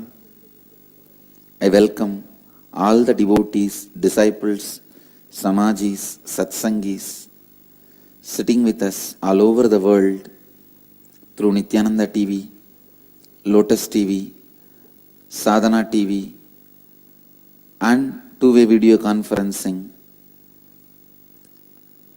Cities sitting with us in two-way video conferencing, having Nayana Diksha all over the world. Los Angeles, Kuala Lumpur, Parani, Enriching Temple, Bididi, Oklahoma, Somanatham, Guadalupe, Rameshwaram, Houston, Kalahasti, Washington, D.C., Sripuram, Toronto, Kailasam, Ohio, Prayag, Charlotte, Srisailam, Paris, Kalighat, Seattle, Chidambaram, Singapore, Singapuram, Oklahoma, Somanatham, Vancouver, Bhuvaneshwar, San Jose, Madurai, Dallas, Dwaraka, Devon, UK, New York, Varanasi, Kathmandu, Nepal, Slovakia, Shivaloka, Tiruvanmiyur, Chennai, Austin, Houston, Kalahasti,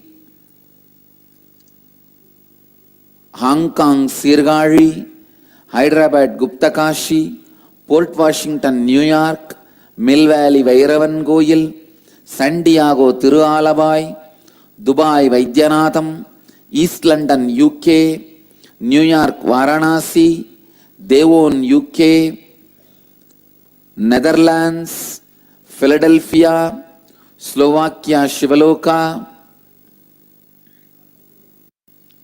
Kathmandu, Nepal, Oman, Sivagangai. That's it. I welcome all of you with my love and blessings.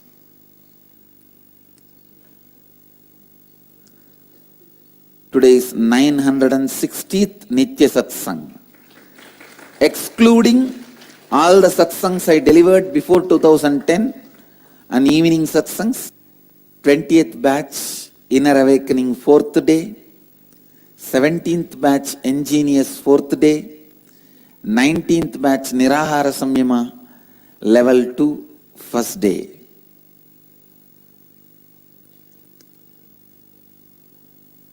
Ninth batch Disamyama 4th day.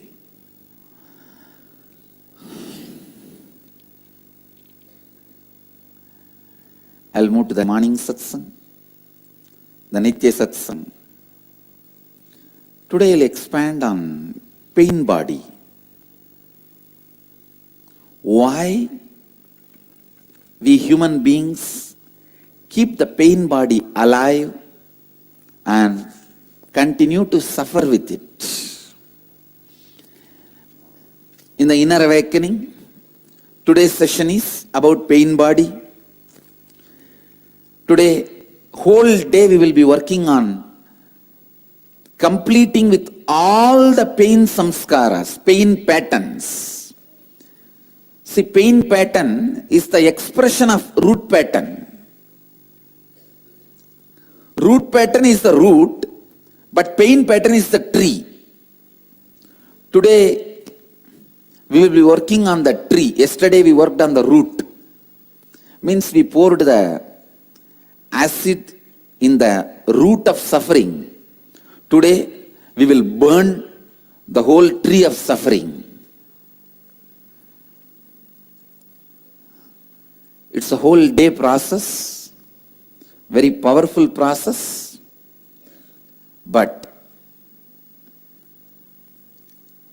most extraordinary process. I have seen this 2-3 process in the Inner Awakening, completing with your biomemory, completing with your fear and death fear, completing with your pain pattern.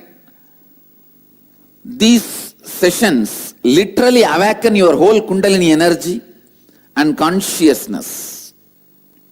Today, we are going to enter into that important session. All the IA participants, please listen. Listen. First thing, pain needs unconsciousness to exist. Listen. Pain needs unconsciousness for its existence. If you are conscious, pain cannot live inside you. If you are conscious, you have to be happy. Nothing can be done about it. If you are unconscious, you have to be in pain. Nothing can be done about it. Pain cannot be driven out of your system by attending to one part of you. If there is a knee pain, you attend to it, it will become stomach pain. If it is a stomach pain now, you give medicine and do what you want, it will become neck pain. If you drive that also out, it will become back pain. If you drive that also out, it will become a headache. If you drive that also out, it will become your wife. But whatever, it will be there in your life. Of course, when I meant wife, I meant spouse. It's not only for women, for men also.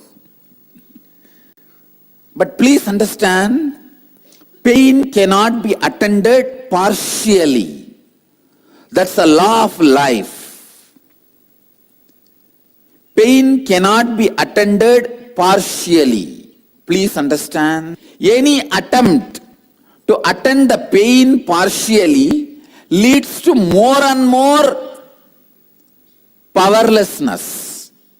For example, I have seen people, first they try to give medicine to the stomach pain. Then when it becomes a back pain, they try to give medicine for that. When it becomes a back pain, they try to, then it moves to the neck pain. Then they give medicine for that. After 2-3 years, they start living with the pain.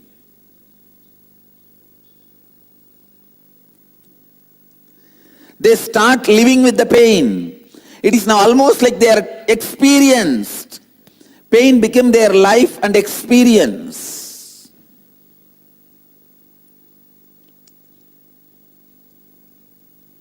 Somebody was asking me, why in Hinduism we pierce the ears of men before marriage? Actually, in Hinduism, traditionally, before marriage, all men should have had their ears pierced and yajñopavita. Whatever community you may be, you should be given yajñopavita and the piercing of the ears, shaving the head. Somebody asked me, why men are pierced ears, men's ears are pierced, preparing them for marriage. I said, it is two things. One, they've experienced pain and bought jewelry. So now they are ready for marriage. I know. If you missed, you missed.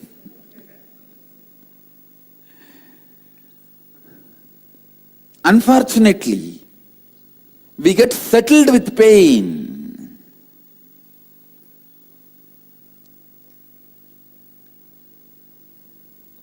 Please listen. If you settle with pain, you age in such a bad way, pulling, pushing, dragging. I tell you, complete with pain, you will age so gracefully. Aging gracefully should be taught as a mandatory lesson for anybody who has crossed 40.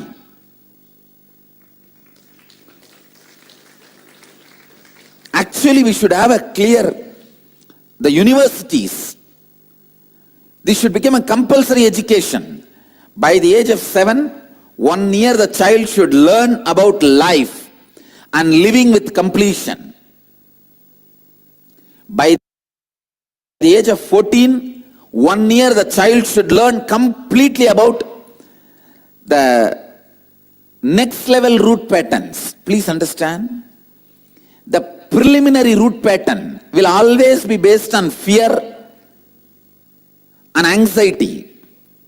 The hanging root patterns, I am giving you an example of banyan tree. If your life is like banyan tree, the root of the banyan tree will always be fear and anxiety. The hanging root of the banyan tree will be the lust. When it starts hanging itself, if you attend and complete it, it will not get grounded and become a one more root pattern.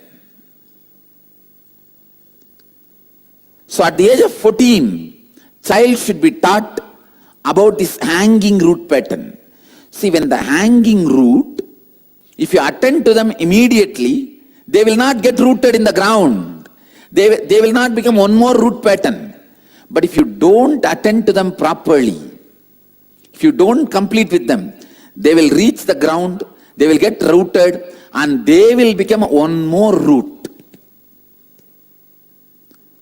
Lust by its nature cannot be original root pattern. The original root pattern will always be fear and anxiety based. And pain is the leaves. Pain can never be a root pattern. That's the good news. Bad news is it flourishes from the fear. Understand? I'm explaining the whole science of how you develop your mind without even you being aware of it. At the age of 7, A child should be taught the science of completion. At the age of 14, the child should be taught the science of completion with hanging root patterns, means the patterns which will be getting developed in the child, the lust pattern. At the age of 21, child should be taught to live with enlightenment. Means various relationships, various dimensions of life, I am defining, please understand. Having completion in all your dimensions is enlightenment. If you are complete in your health, you are enlightened. If you are complete in your relationships, if you are complete in your integrity, if you are complete with your health, if you are complete with your wealth, if you are complete in all your dimensions of life, you are enlightened. At the age of 21, the child should be taught to live with enlightenment. At the age of 28, the child should be taught the science of enriching.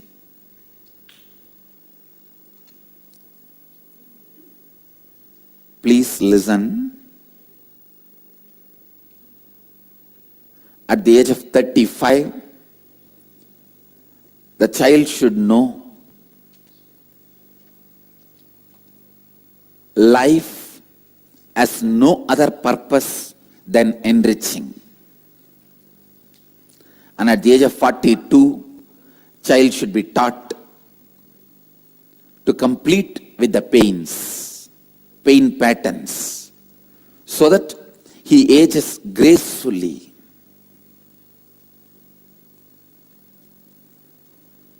And I commit with Veda Mata again, I will make an university where all these programs will be available, like a 3 months, 6 months, 2 years, 1 year, 1 month, like these courses, where people can come and get prepared, experientially learn this science to live their life.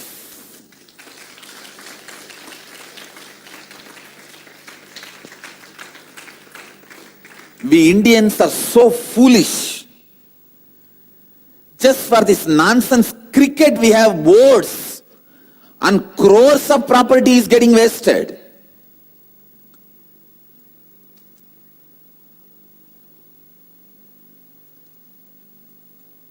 But we don't have university for yoga. It's very recently in Gujarat, the first yoga university started. There is one small in Bangalore, but very small. The infrastructure is too small.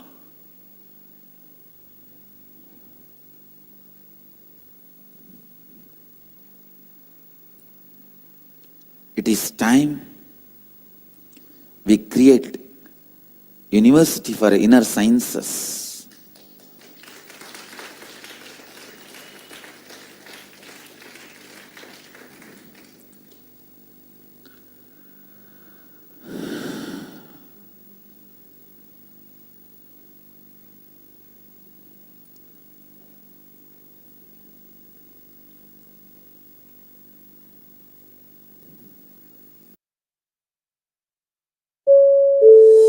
Attention Black Friday shoppers, here's a message from Etihad. You might be looking for something like this, but with Etihad's Black Friday sale, you'll save up to 20% on select flights, including to your dream destination. So you can use the money you save to buy whatever you want. Click the button below to find your flight.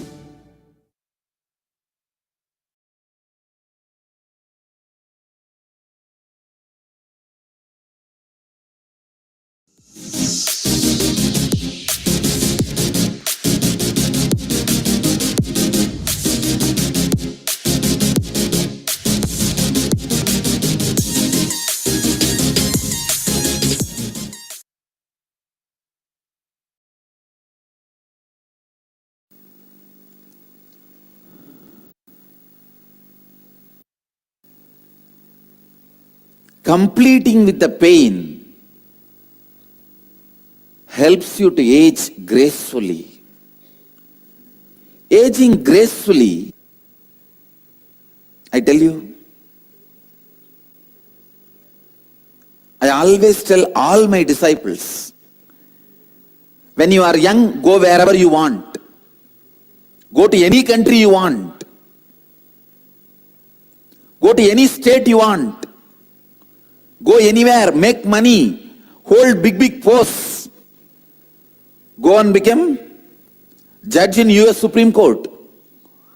Go and become head of the Chamber of Commerce in Malaysia. Go and become the top guy in the Wall Street in New York. Go and do whatever you want when you are young. But when you want to retire, come back to your old Indian village. That's the best place to age gracefully.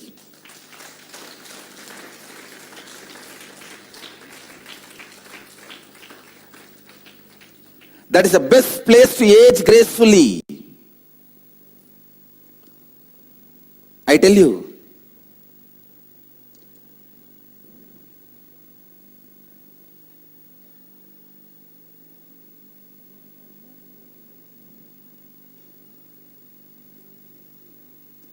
Come back to your old ancestral village. Relax with the life. This aging gracefully is one of the important thing, very important thing in the human life. Don't live in a place where you worked when you are retiring, after you retire. I tell you, psychologically you cannot handle that place because now you are directly not useful in their wheel. The attention given to you, the respect given to you, the pride given to you, all will reduce, which your heart cannot handle. For aging gracefully, come back to your rural Indian ancestral village.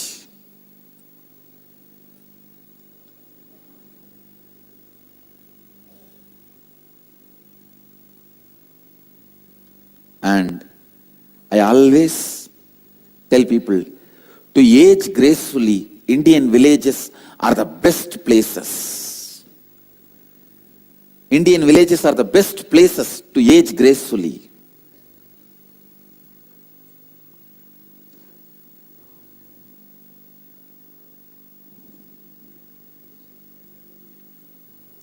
Completing with your pain helps you to age gracefully.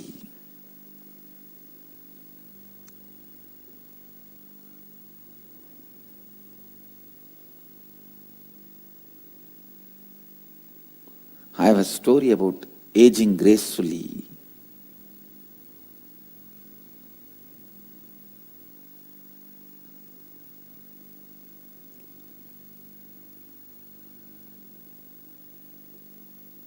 Please listen.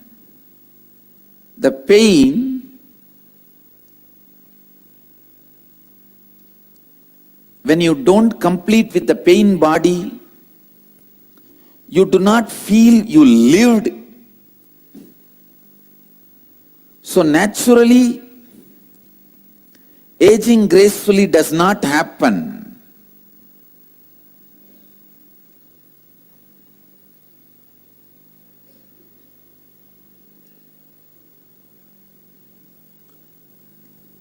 One lady who is not willing to age gracefully is pushed, and she is almost 70, but spends all the husband's income on lipstick, makeup, the miracle products, age miracle products from head to toe, as many spare parts as possible, as many polishing coats as possible. One day, after emptying the husband's whole salary, means retirement income, with a full makeup, she comes and stands in front of the husband, and ask, honey, with all this makeup, tell me how I look. He said, amazing. He can't tell anything else. He says, if I just see your hair,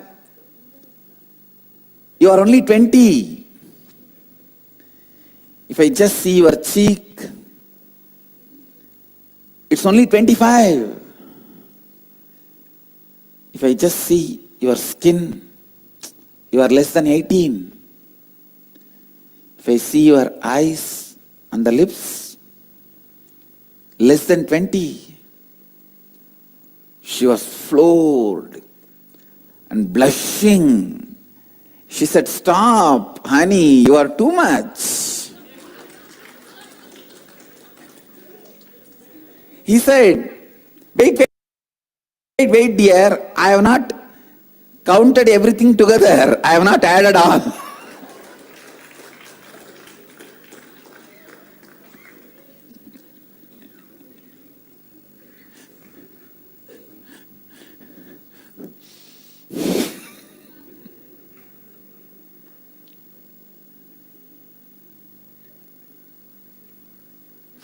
So you have to wait till he adds everything.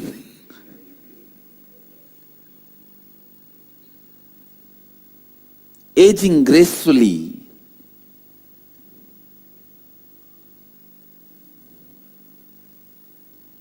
happens when you complete with pain. Please understand.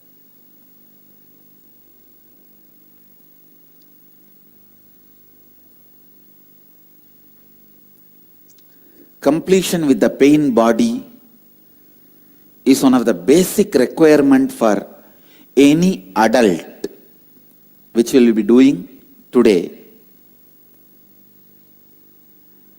When there is incompletion in your pain body, continuously, you will be so agitated the whole day, you will be running here, there, here, there, here, there.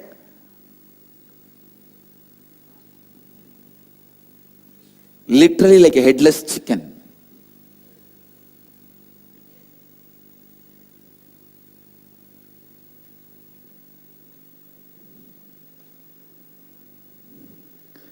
I have seen people, they can't live in peace without problem. No, really, they cannot live in peace without problem.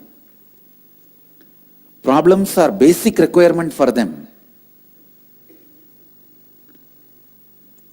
Problems should be a basic requirement for them.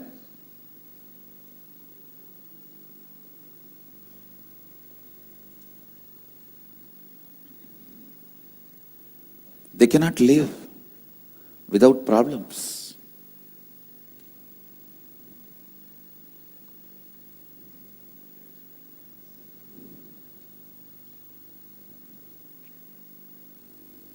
I tell you,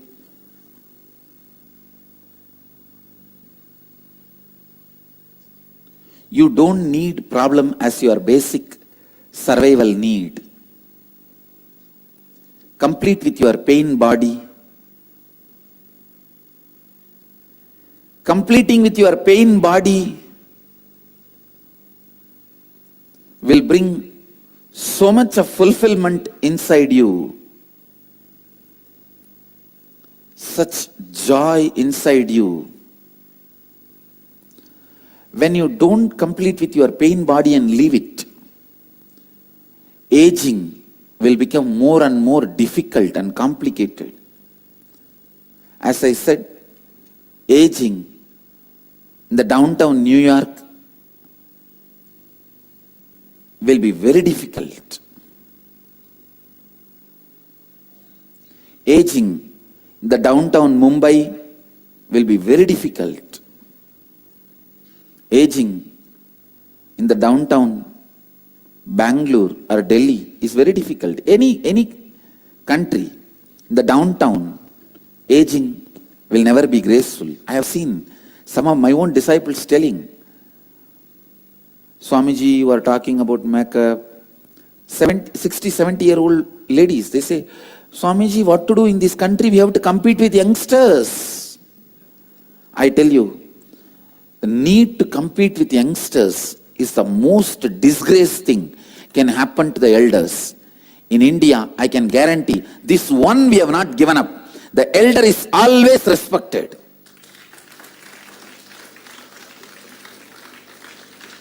That is why I am telling you,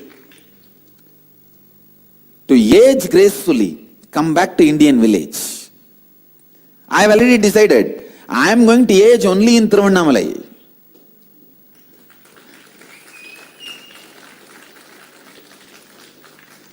I already bought the land and kept it ready.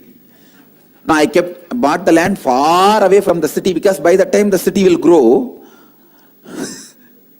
I don't want to be in the center of the city. I want to be in the village. So, far away.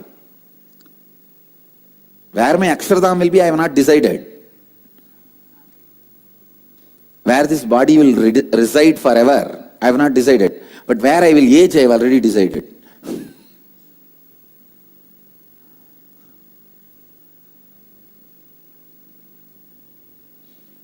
Understand? Completing with the pain bodies is almost like completing with all the wounds you created while you have started living with incompletions. Because of the root, leaves grow. Because of the root pattern, pains grow. You have to complete the root and complete the leaves.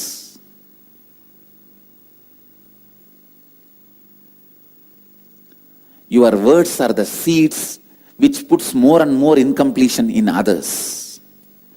So you have to complete even with that.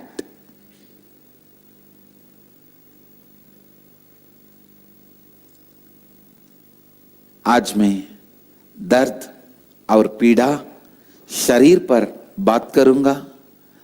आज inner awakening कार्यक्रम में दर्द और पीड़ा संबंधित patterns पर हम काम करेंगे. ध्यान दीजिए, मूल विचारधारा अगर मूल है तो दर्द और पीड़ा उस मूल से उत्पन्न हुआ वृक्ष है. ये बहुत ही शक्तिशाली प्रक्रिया है. ये आपकी कुंडलिनी शक्ति और चेतना को बहुत शक्तिशाली रूप से जागृत करेगा.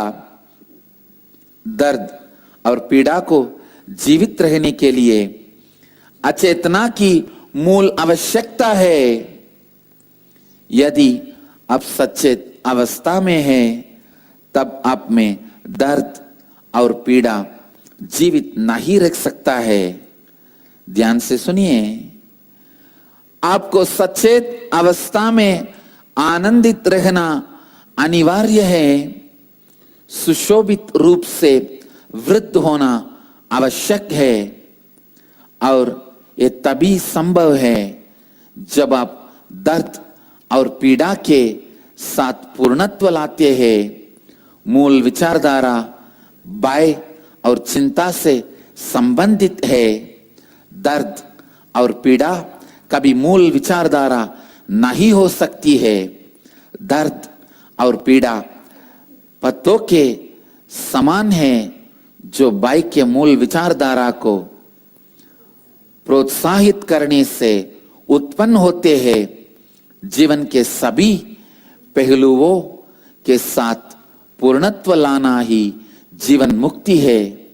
मैं वेद माता को वचन देता हूं कि मैं विश्वविद्यालय बनाऊंगा जहां इस विज्ञान को अनेकों शिक्षा प्रणालियां द्वारा सिखाया जाएगा.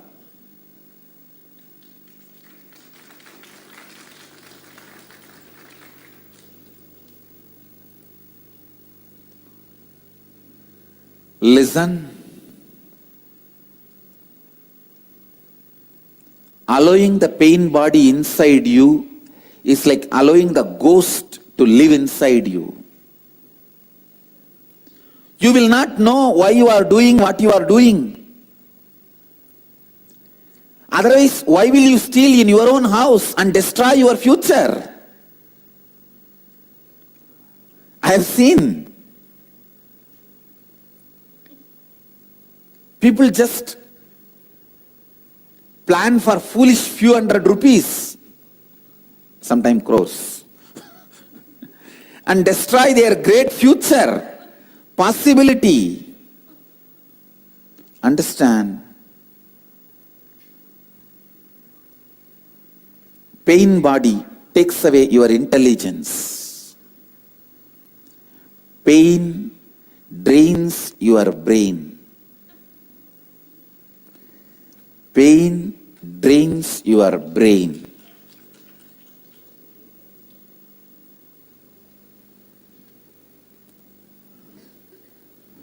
But for some people that problem is not there, because first of all you need to have brain to get drained.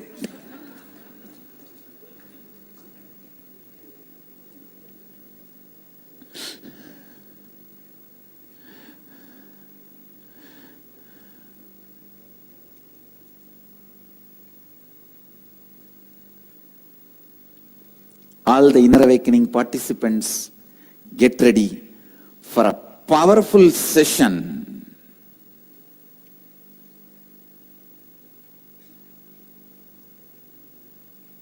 Today, I request all the devotees and visitors and viewers, everyone, to follow today's Somavara Vrata, means fasting, Monday fasting, which we do for Mahadeva, and do Ajapa Japa of Nithyanandeshwara's mantra, Om Hrim Nithyanandeshwaraya Namaha. This Monday fasting you can do even if you are less than 18, because it is only one day till sunrise to sunset. It is sunrise to sunset. Anyone can do this fasting. Till sunrise to sunset, you will not have any solid food. I request sincerely everyone to do this Monday fasting. It's like giving holiday to your stomach. So that you are fresh, alive. Monday, naturally, you have to do a lot of work. You are fresh, alive. To start your week. You can't be weak to start your week.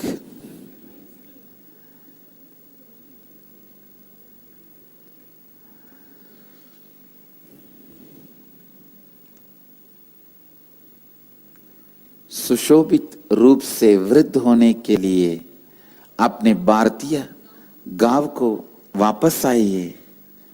जब आप पीड़ा के साथ पूर्ण नहीं है, आप इतनी उत्तेजी होंगे कि आप कभी समस्या के बिना आराम से नहीं रह सकते हैं। अपने मूल विचारधारा और अपने पीड़ा के साथ पूर्णत्व लाना आवश्यक है।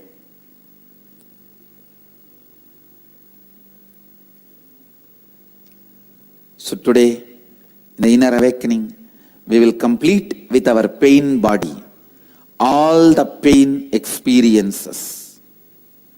The essence of today's satsang, your brain, your pain drains your brain and trains to be in more pain.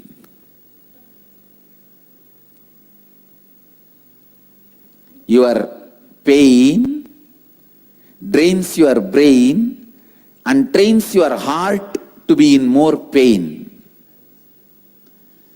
Your brain, please listen, your pain drains your brain and trains your heart to be in more pain.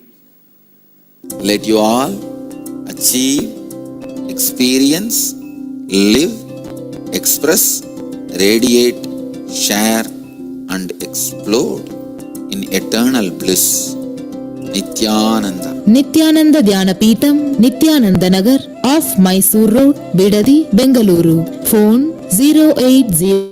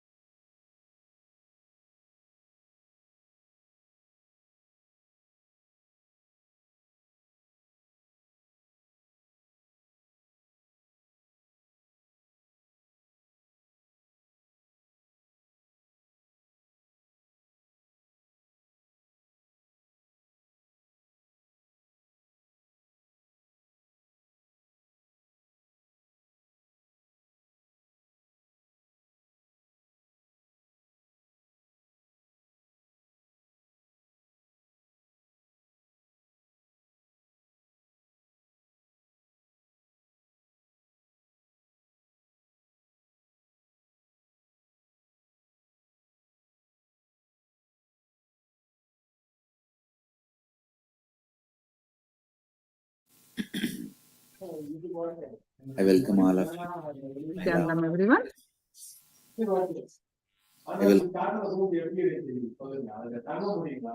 Let's start our session with the Sadguru Vandanam. Welcome to the Paramashivoham Level 1 program.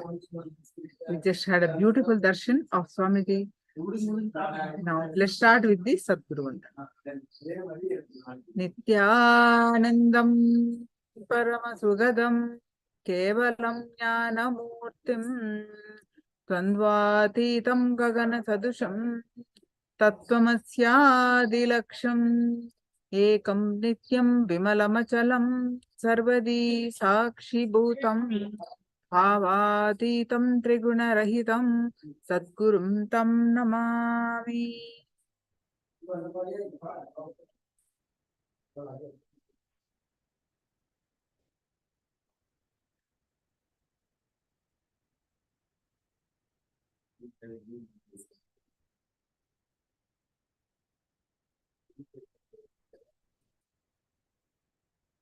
Just a moment.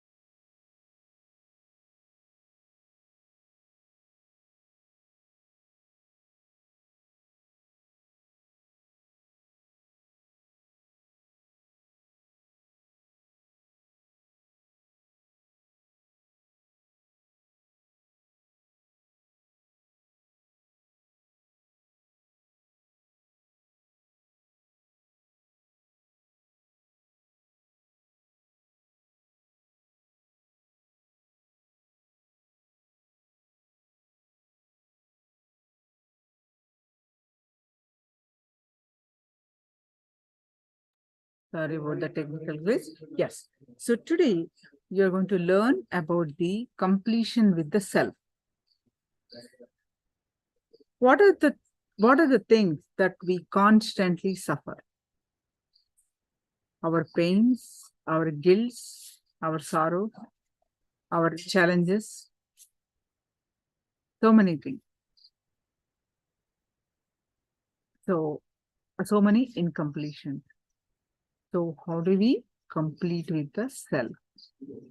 Today's topic is completion with the self.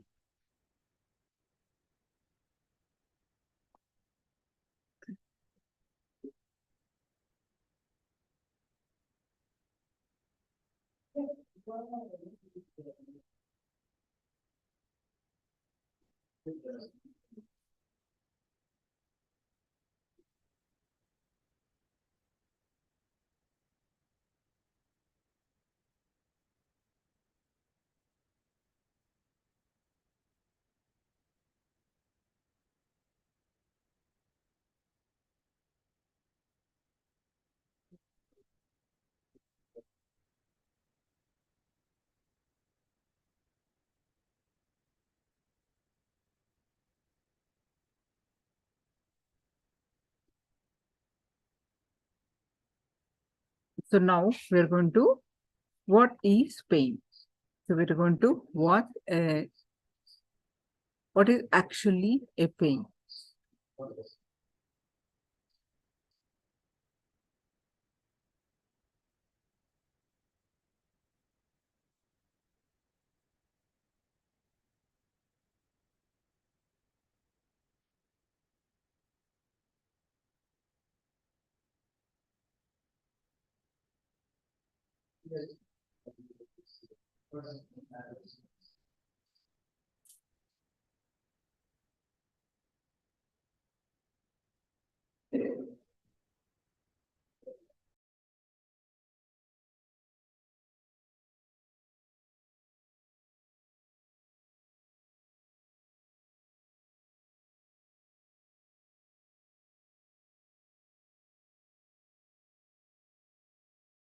Reason for patterns that are passed through generations.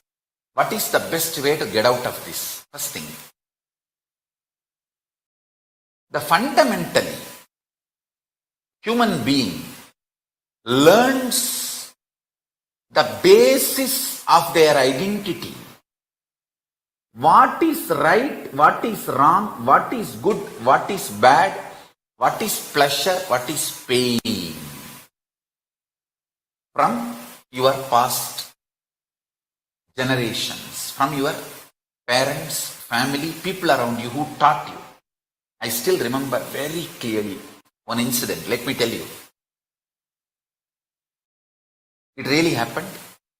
I was helping the Shivacharyas in the temple, in Arunachaleshwara temple, to light the lamp for the arti.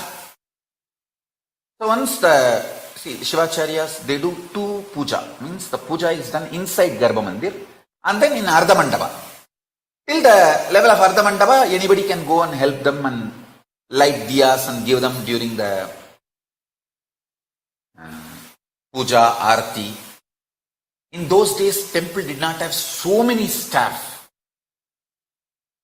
And even the staff were there, not only understaffed, they will have to run around to all the different sannidhis, shrines. So we are small kids who volunteer. We also go and help here and there. And it's a big blessing and it's such a joy to volunteer and do puja to Arunachaleshwara. After the puja, they will give the vibhuti first to us. So that's a big pride. Of course, never to forget a very good share of Naivedyam, Prasadam, food, graced by Paramashivoham himself. So, we always run and do volunteering. And once when I was volunteering, the camphor fell on my finger mixed with oil, burning, fell on my finger and got burnt. And anyhow, immediately the other people who were there, they helped me and they put my hand in the water and the burning sensation started settling. Then I ran to Arunagiri Yogeshwara. Those days I used to be having darshan of Arunagiri Yogeshwara regularly, physically. I ran to him and said, like this, it happened. And he just held that finger and said, Kana, நெருப்பு சுடுங்கிறது தப்பு பாடமப்பா, பாடத்தால் தான் சுடுதே தவிர இருப்பினால் சுடலப்பா. He was telling me, the fire burns, fire hurts, is because the lesson we learned that fire will burn, not by the existence fire will burn. Of course, don't try in your home. Just listen to the whole story. Then he got little camphor and he held that finger which got burnt with his hand and asked me to touch the camphor with other hand. And he held my hand continuously. Slowly I could see from my stomach the fire spreading all over my body. The heat was increasing. But it was such pleasure. intense, pleasant experience and pleasure from inside. And it went, the temperature went to the extreme. The camphor which was touched by my other hand just lit up. To that level, my body temperature has gone up, but no pain, no pain, no suffering. It was pure pleasure.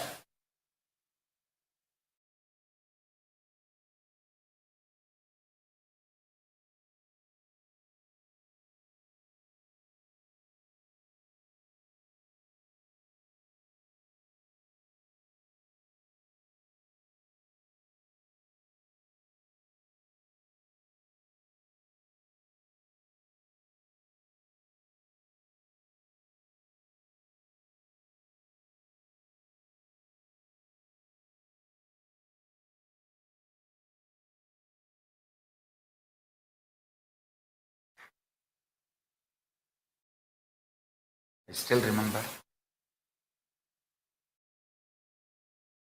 how he raised the whole, not just temperature, my cognition about fire. That's it.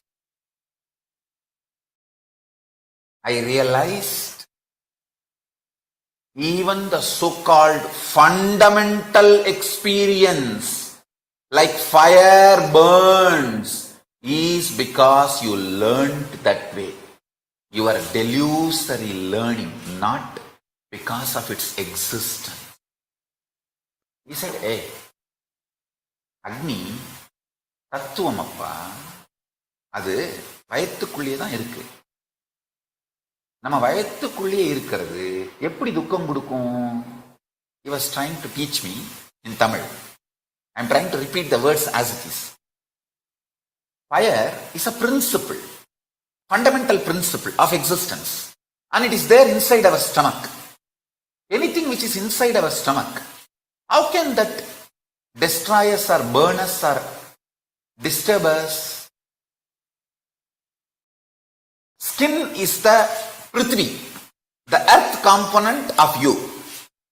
Fire is one more component of you. How can one component of you destroy another component of you when you are still alive as the master of you? He said, நீ உடம்புல இல்லாம போயிட்டா அப்போ ஒன்னோட ஒன்னு அடிச்சுக்கிட்டு ஒன்னு கொளுத்திருச்சுன்னு சொன்னா சரி புரிஞ்சுக்கலாம். ஆனா நீ உடம்புல இருக்கும்போது உன்னுடைய பாகங்கள் எப்படி ஒன்னு அழிக்க முடியும்? He was giving me the multi-dimensional logic, not binary logic. He says, when you are not inside the body, your own fire component has burnt your own earth component. At least that can be tolerated because you are not there. The head is not there. When the head is not there, the students can, like it's like if the teacher is not there, the students can fight amongst each other and burn the classroom. But when the teacher is there, head is there, how can they fight with each other? He said, you are the head. When you are in the body, how can your fire element burn your earth element? I said, right. Correct, Swami.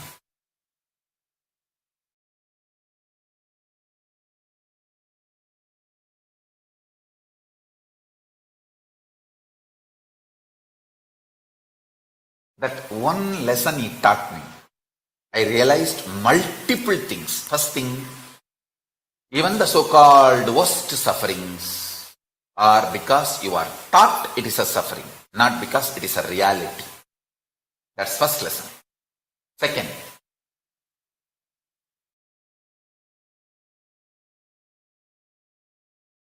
the hydrophobic material which keeps your DNA together.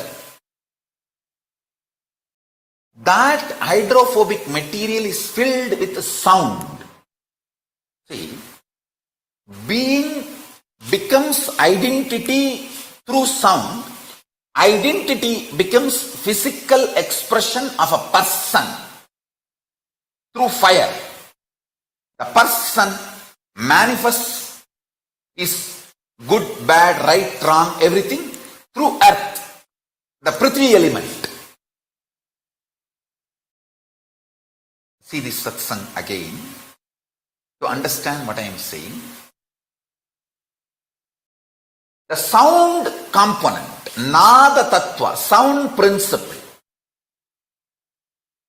keeps consciousness and matter together, means that is the first intervention into the hydrophobic component which keeps DNAs together, DNA's spare parts together.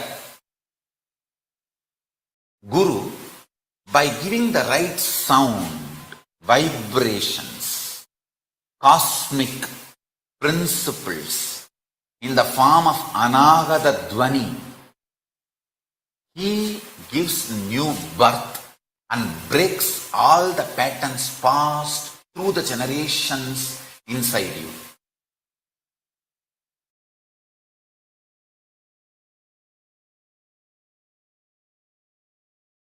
If you think your lifespan, your existence is much more, then the idea of your pleasures will become different.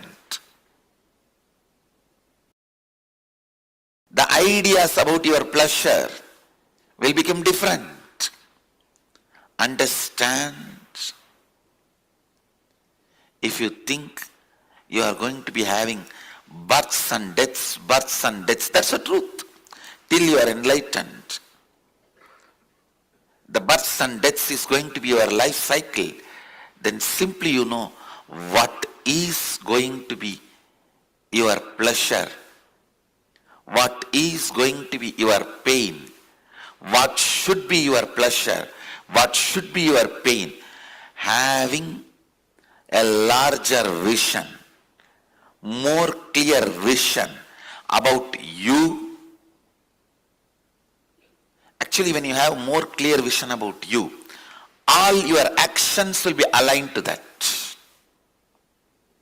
Your pleasure, what do you consider as pain, what do you consider as pleasure, what do you consider as good, what do you consider as bad, everything will become different if what you consider as you changes. What do you consider as you, if that changes,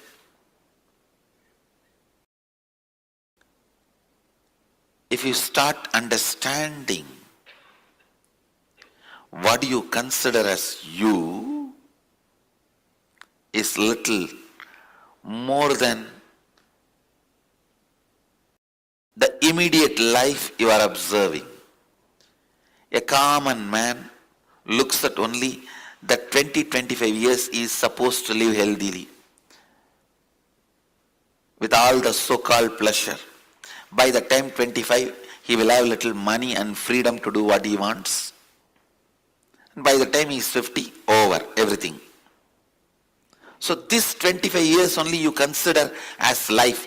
That's, if you consider only this 25 years as you and plan, that is what I call very, very short vision. Then all your strategies about you, life, everything will be vinasamcha, means destructible, based on destructible.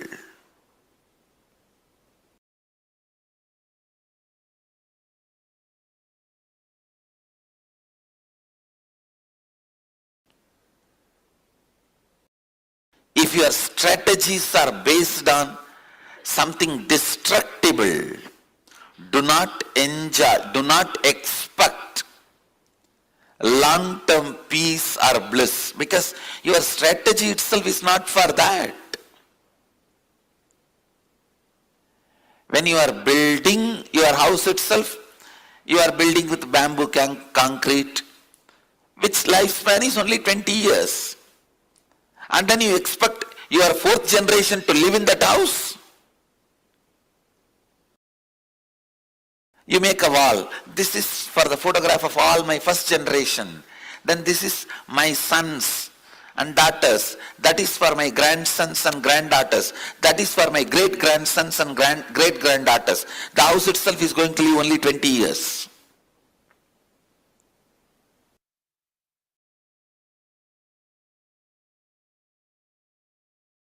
See, before even the individual delusion, Maya, manifesting in me and going after my personal ideas about good, bad, what society teaches us as pleasure, pain, greed, lust, sex, pleasure or comfort, luxury, whatever an individual goes through, before any of those patterns and tastes developing in my system, my gurus made me realize I am expression of Paramashiva. I am manifestation of the principle, not individual. Understand? I am not individual. I am manifestation of principle.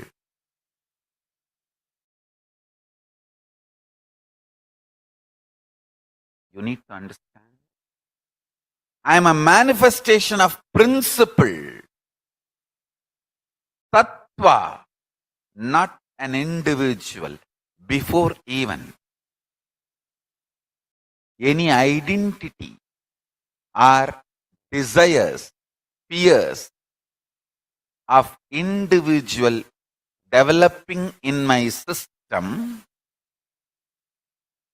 my gurus made me realize I am a principle, tattva.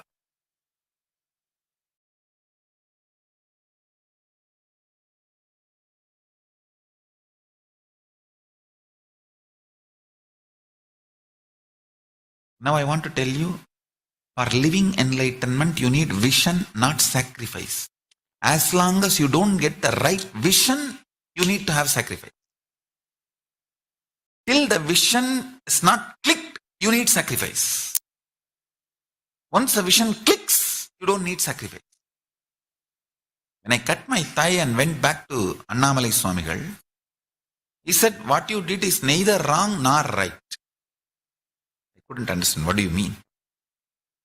He said, because of this cutting yourself, you got the click. Ultimately, that you are not the body.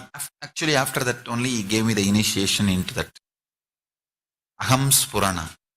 The methodology of the Aham Spurana by great incarnation, Ramana Maharshi.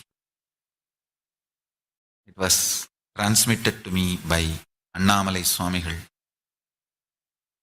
Ramana Maharshi is my Paramaguru. And Annamalai Swamigal transmitted that Aham Spurana, Anubhava into me, and which became reality when I was 12 in the Pavadakundru. After that, once Annamalai Swamigal was telling me, now understand the thing you did, cutting your thighs, neither right nor wrong.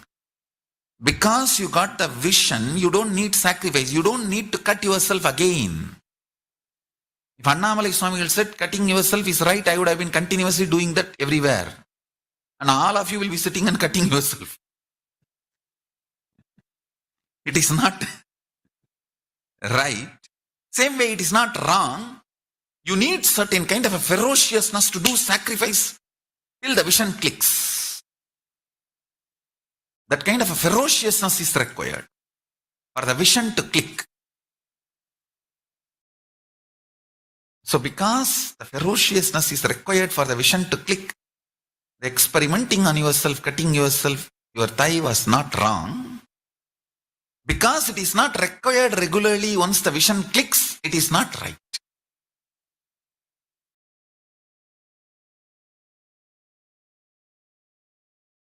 Understand it properly. Sacrifice is required only till the vision clicks. Once the vision clicks, you don't need sacrifice. Because living enlightenment does not need sacrifice. It only needs the vision clicking in you.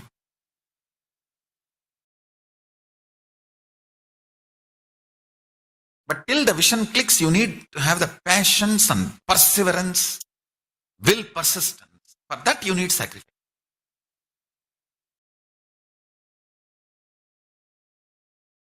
Shivanyana anubhuti, Shivanyana anubhava, Paramashivanyana anubhuti is a vision manifest, not torture or suffering.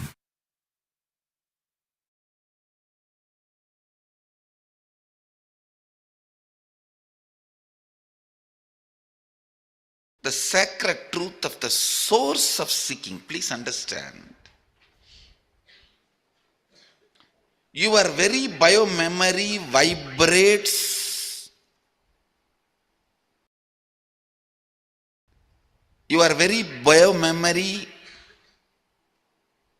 actively functions only with some of the basic questions about life.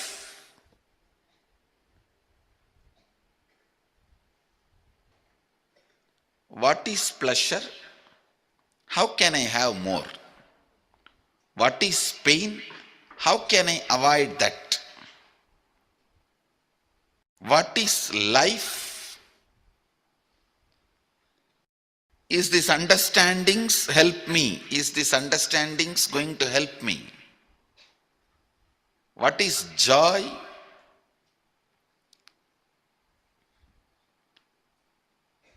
All these basic truths, basic understandings,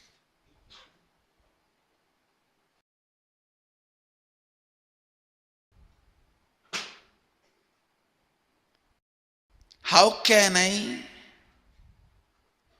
experience them? These basic questions about life only continues to make you function, act. Entertaining these basic questions. What is pain? How can I avoid it? What is joy? How can I have more? What is life? Please understand, how many times you may hear answer for these questions from your father, mother, uncle, society, teacher, finally from guru. How many ever times you may listen answer for these questions?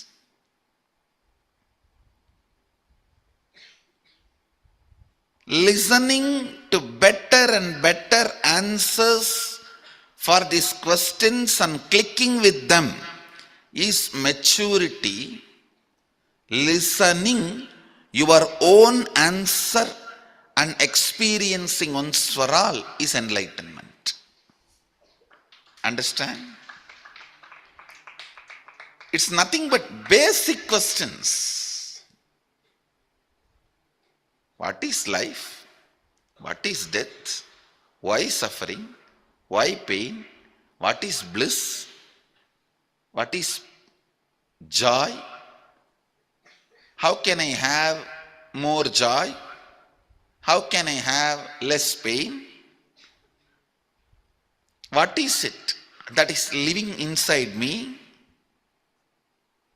What is it that changes inside me? What is it that does not change inside me? What is it that is making me move? What is it that is making me tired? What makes me exciting? What makes me feel bored? For these basic questions, if you have better and better answer and click with the better answers, that is called maturity. Naturally, the answer your friend gives when you are 5-year-old will be different. Your mother gives when you are 6-year-old will be different. When your father gives when you are 14 will be different. Finally, when you reach your guru, the answer he gives will be different. So clicking with better and better answers is maturity. Ultimately, clicking with your own answer, experience, and the question disappearing once for all is enlightenment. That is enlightenment.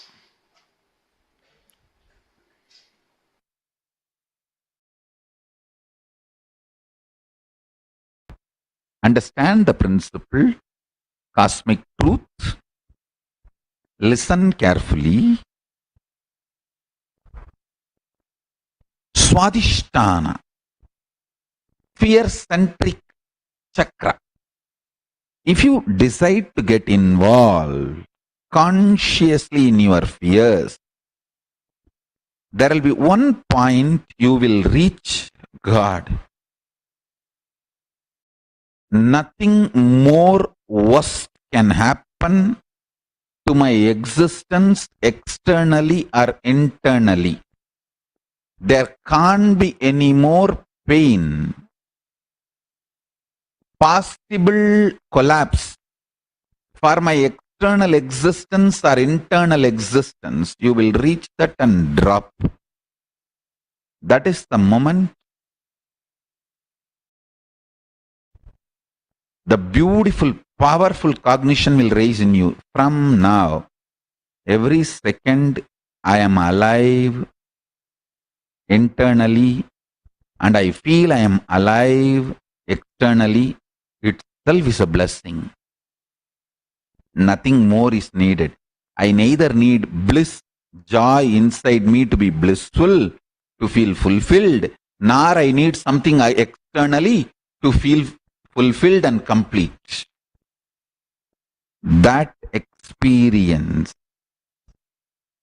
will happen in you if you consciously involve with all your fears, fear fantasies, the patterns, the way the fear manifests in you.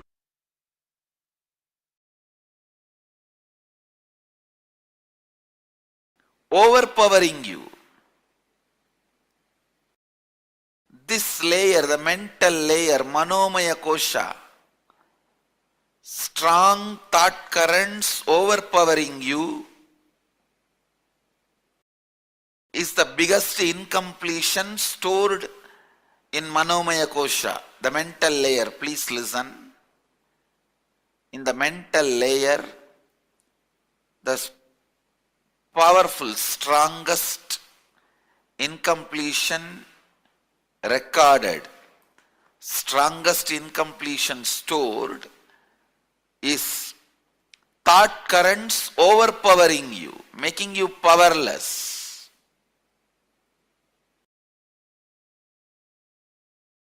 In this layer, we store all the pain patterns. We store all the pain patterns. Physical pain, mental pain, emotional pain, spiritual pain. All the pains are reduced to mental pain and recorded in your being. Please understand, physical pain also, when it is recorded in your mind, it becomes only mental pain. It is the mental pain about physical pain, that's all.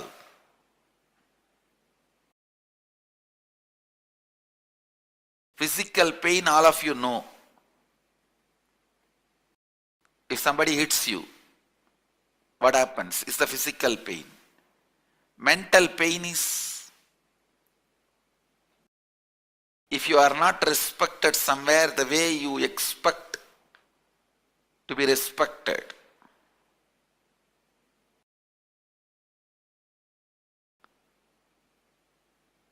Emotional pain is somebody whom you really love or trust cheats you.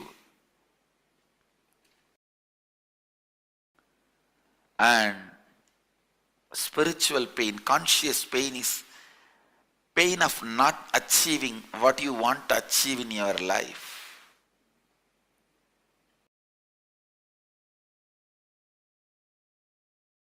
Listen, these four major pains get stored in your pain body, in your mental layer. Mental layer is pain body. That is where all the pains are stored.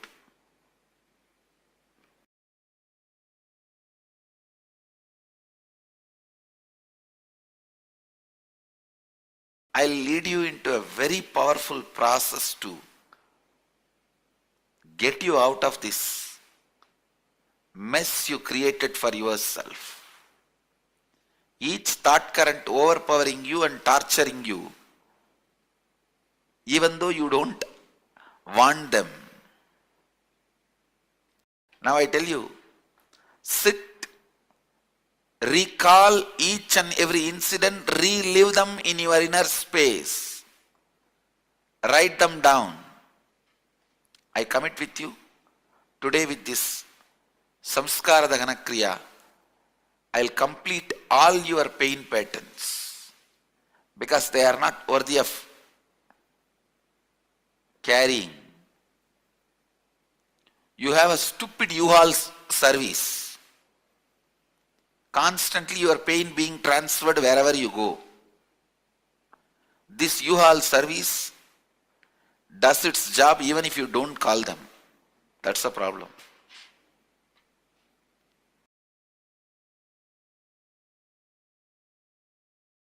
The unique process we will do now, you are literally going to write your autobiography. Understand?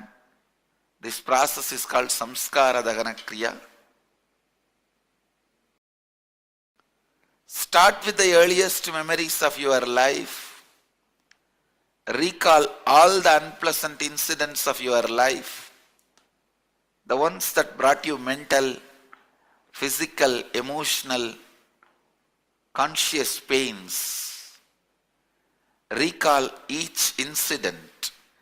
Relive it in your inner space intensely. Go back to the same situation, same emotion, same thinking pattern, same understanding, same experience. Go back to that age. Bring that same emotion, bring that same experience. After reliving, write down each incident clearly as if you are writing a story. Do not censor anything. Do not avoid any incidents. Write each and every incident. Don't censor. Do it really, really sincerely. Go ahead. Let's gather for next session. Thank you. Be blissful.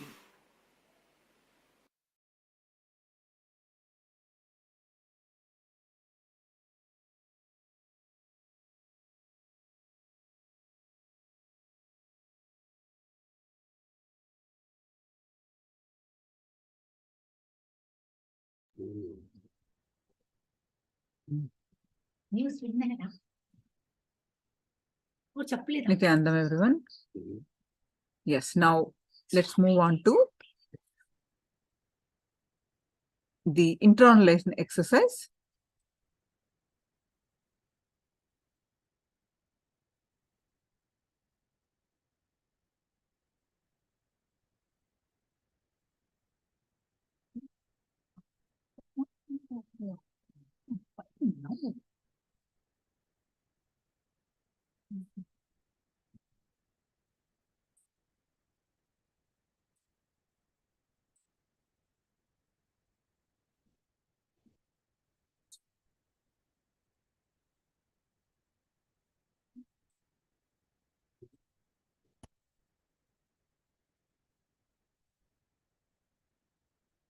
So let's do one internalization exercise. Swamiji says, suffering is a lie. So-called worst sufferings are because of you are taught it is a suffering, not because it is a reality.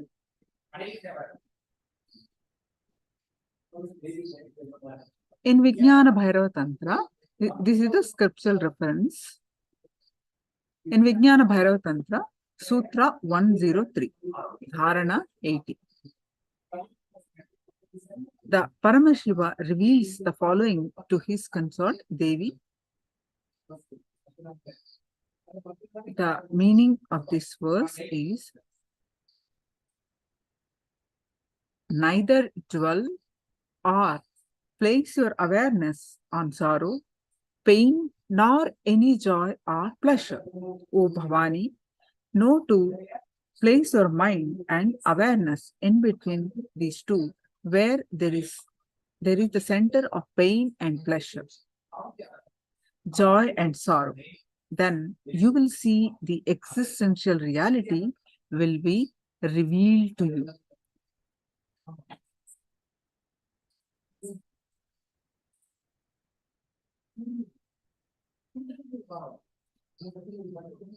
Life beyond pain. Swamiji's own life experience, Atma Pramana. Your pleasure and what you consider as pain will become different if what you consider as you changes. My gurus made me realize I am a principle, tattva. I am the manifestation of a principle, tattva. I am not an individual. Before even any identity or desire or fear of an individual developed in my system, my gurus made me realize I am a principle, tattva.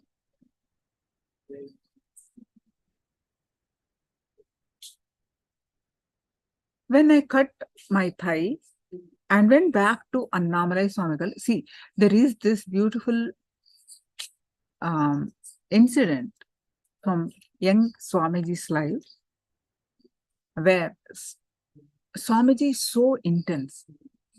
He used to go to all the gurus when he was young and learn from each one various streams of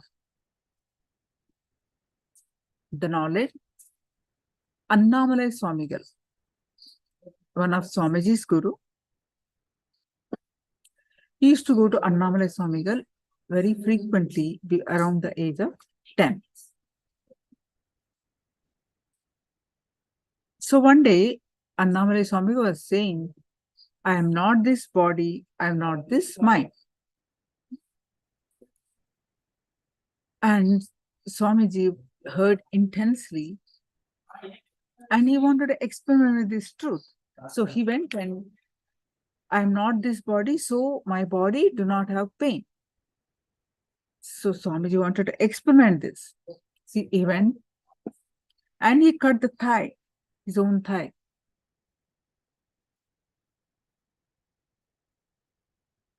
As you expect, there is a pain.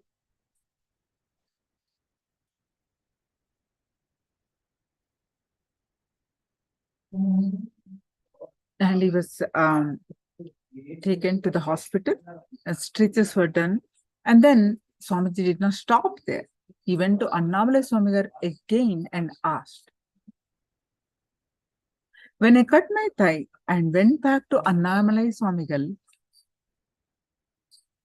he said, what you did is neither wrong nor right. I couldn't understand. What do you mean? He said, because of cutting yourself, you got the click. Ultimately, that you are not the body. Actually, after that only, he gave me the initiation into Aham Spurana, the flowering of enlightenment. The methodology of the Aham Spurana by the great incarnation Ramana Maharshi were transmitted to me by Annamalai Swamigal. Ramana Maharshi is my Paramaguru. The Aham Spurana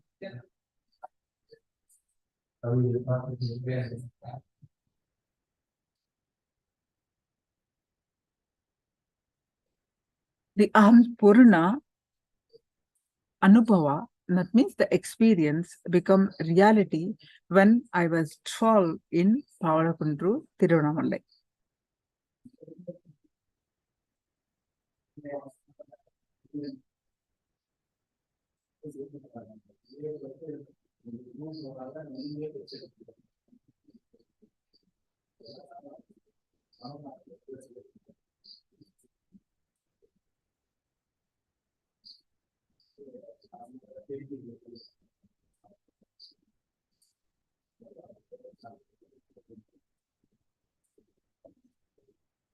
Now let's do this exercise.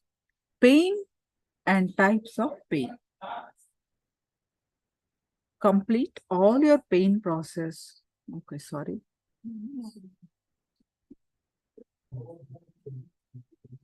Let's do this exercise. Complete all your pain patterns because they are not worth carrying. Step 1. Start with the earliest memory of your life. Recall all the unpleasant incidences of your life. The ones that brought you mental, physical, emotional, conscious pains. Recall each incident. Relive in it your inner space intensely. Go back to the same situation. Some situation where something is broken.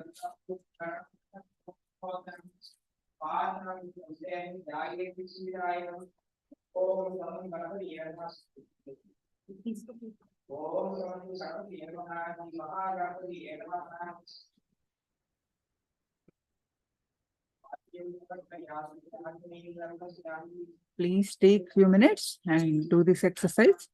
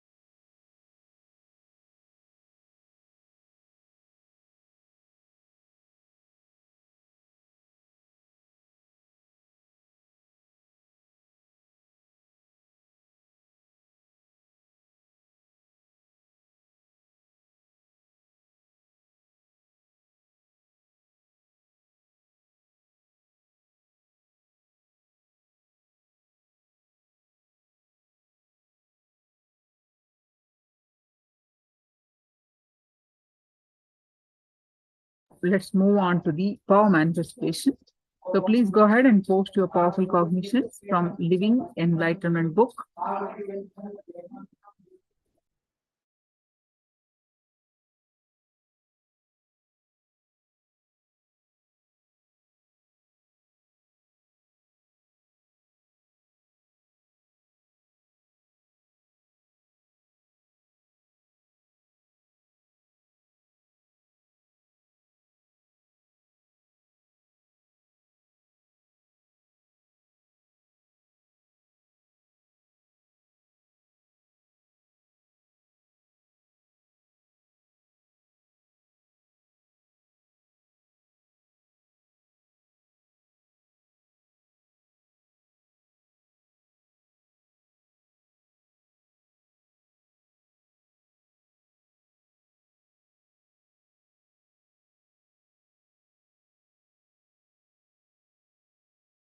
Let's start manifesting the power of third eye. So please sit straight with your head, neck, back straight line.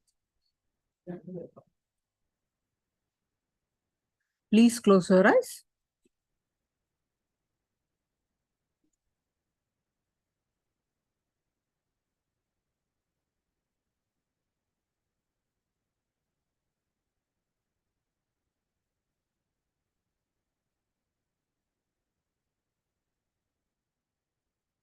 Visualize Swamiji's form in your third eye.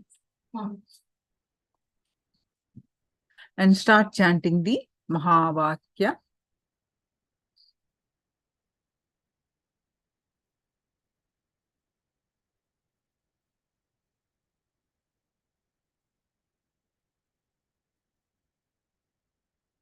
Start chanting the Mahavakya.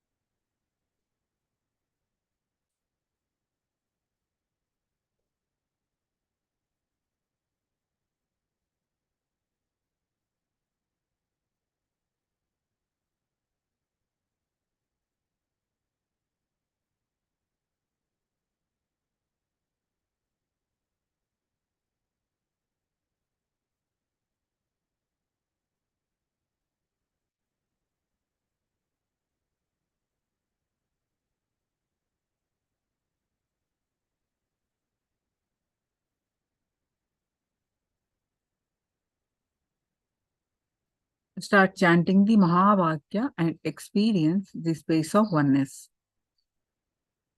With that space of oneness, manifest the power of third eye. So please sit straight. Start with visualization of Swamiji's form in your third eye.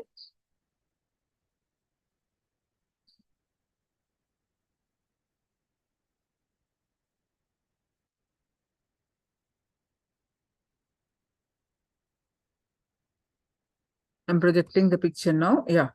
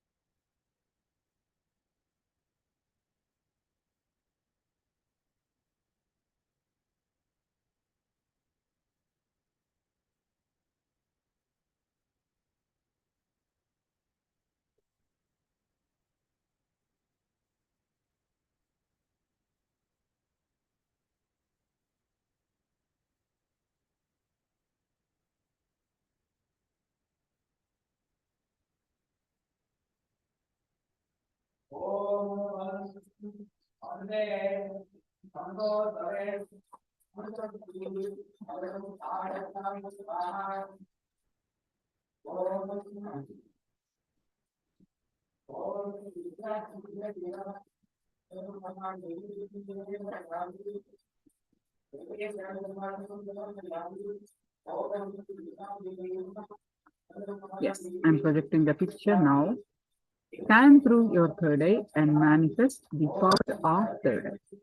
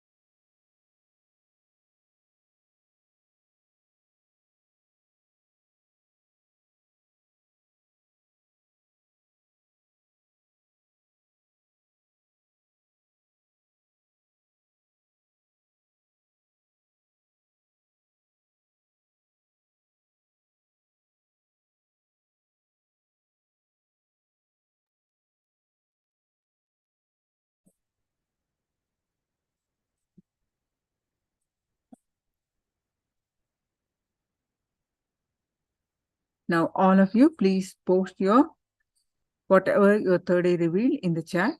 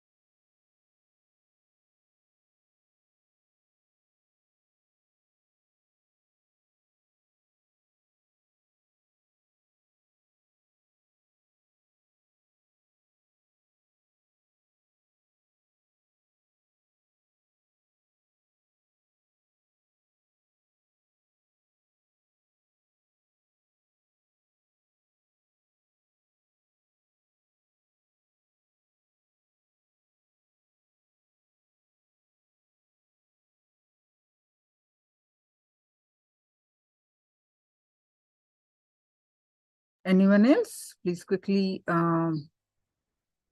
post whatever your third eye revealed.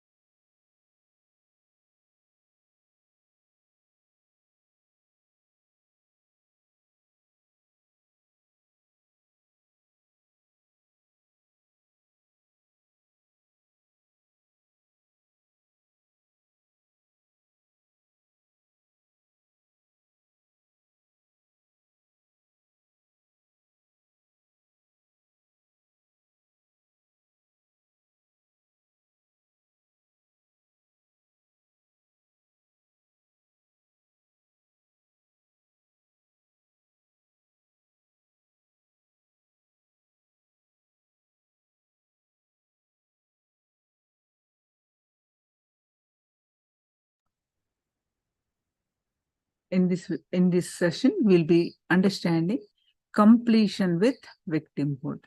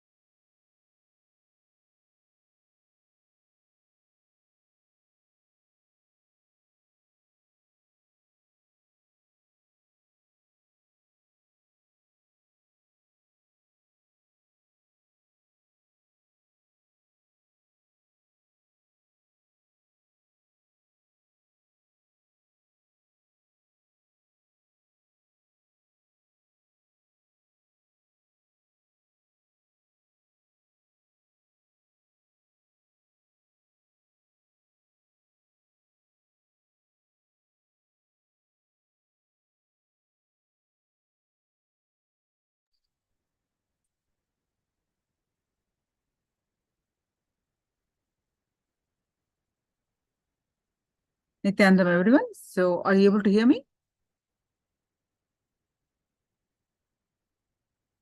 Can I have a thumbs up? All right. So in this upcoming session, we are going to learn about completion with victimhood. We are learning all day today completion with the self. What is victimhood?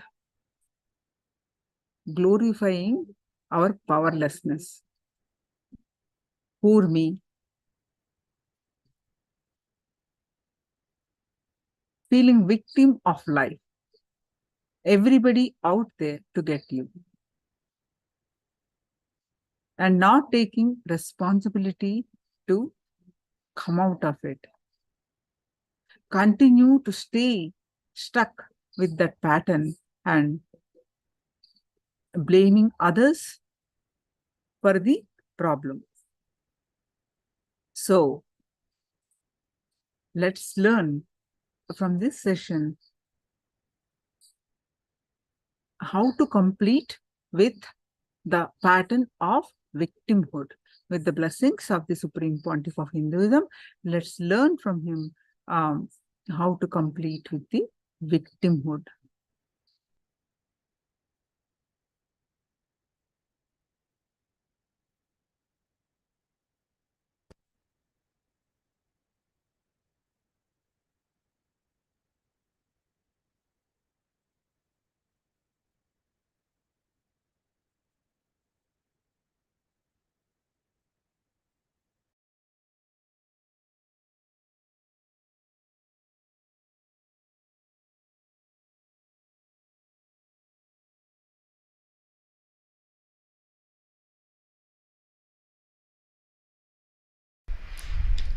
One of the worst problem with which you all suffer, one of the worst problem with which you all suffer, listen carefully. One of the worst problem with which you all suffer is the victimhood you carry. You project it on everyone and you believe strongly it is an existential reality. When you try to show yourself as a victim, you feel very good.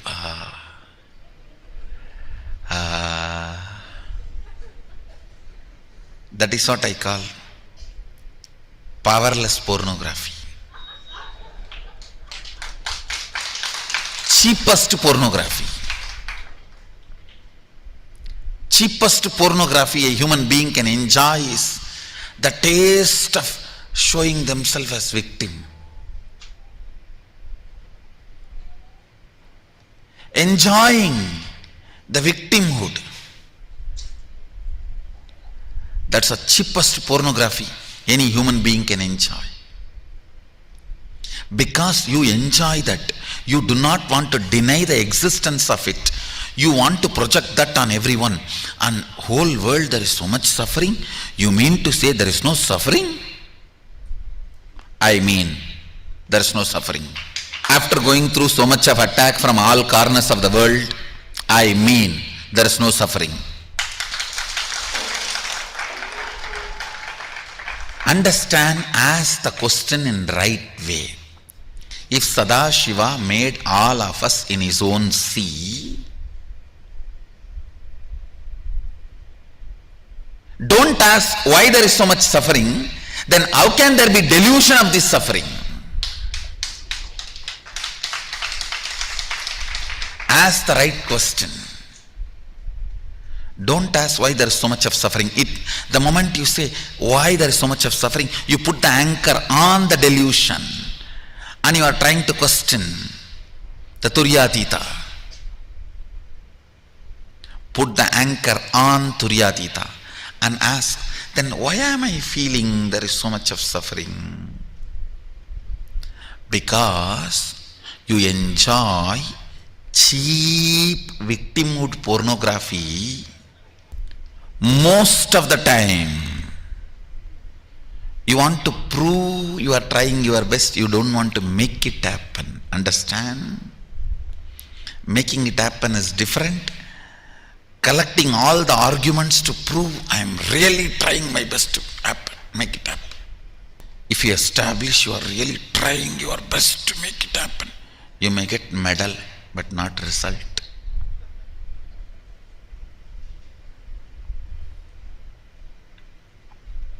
You may get medal, not result.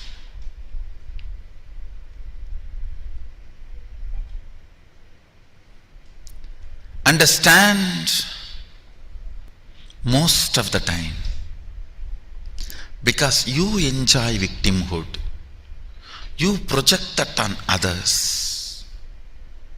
You project that on world. Want to strongly believe the existence of suffering. When you want to believe something, nobody can stop you. Nobody can stop you. No one can stop you when you want to believe something.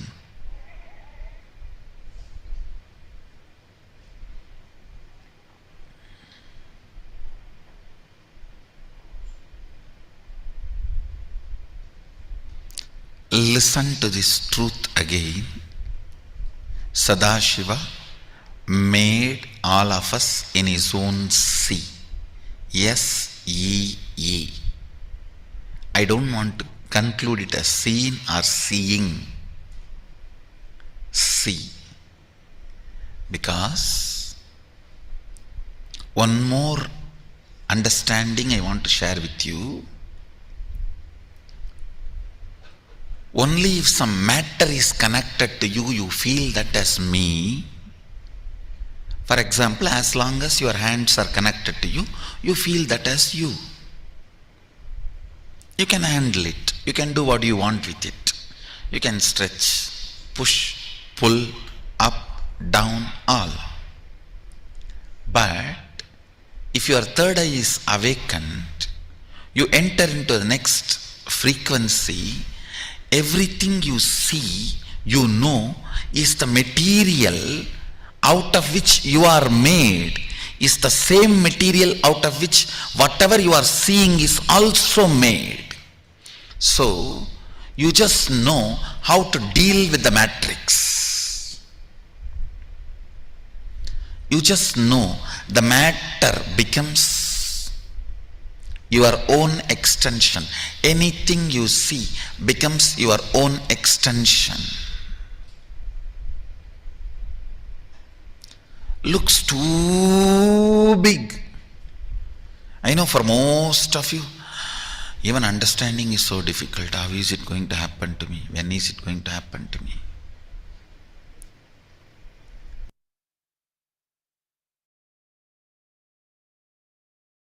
because I decided to do Tyaga. Understand?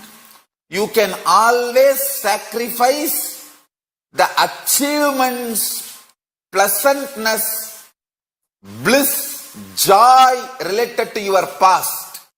You can always forget that you completed PhD. But you can never forget you got delayed for one of your examination because you spent time with your girlfriend, or you slept and you did not appear for that examination. That pain you will be carrying even now. Sacrificing the past related pains. Understanding even factually. Many of your pains are unjustified and incorrect. Understanding, even factually, your pains are not supported, justified by the reality, real happening is completion. I am repeating. Even factually, as per the real happening, what has happened, if you look what has happened from all dimension, even your pains are not justified. Your pains are not really right. Even your pains do not have justification to exist in you. If you see the past happenings multidimensionally, is completion with the past. I tell you, how much ever you say, no, I know I have some pains which are absolutely justified. No. You may be Guni, you may be Kaikeyi, you may be Surpanaga, you may be Danganaka Duck, Danganaka Dick, I don't care. You are wrong.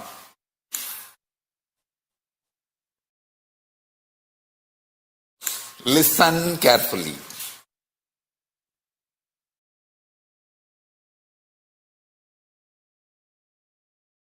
Listen again. I am repeating.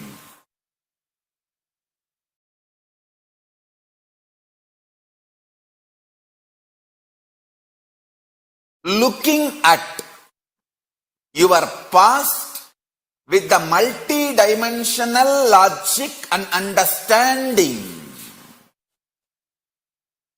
and waking up to the truth, your pains, your sufferings are not justified even logically, even factually, even as per the reality of happening. Is completion. Doing Tyaga of the false idea, many wrong things have been done to you. Lot of injustice is done to you. Is the real Tyaga. Understand? Only if you have done the sacrifice of your pain and justifications for your pain, you will understand even in the past you existed as Paramashiva, and you will gain confidence. Even in the future you can manifest your Paramashivattuva. This is the fundamental truth. And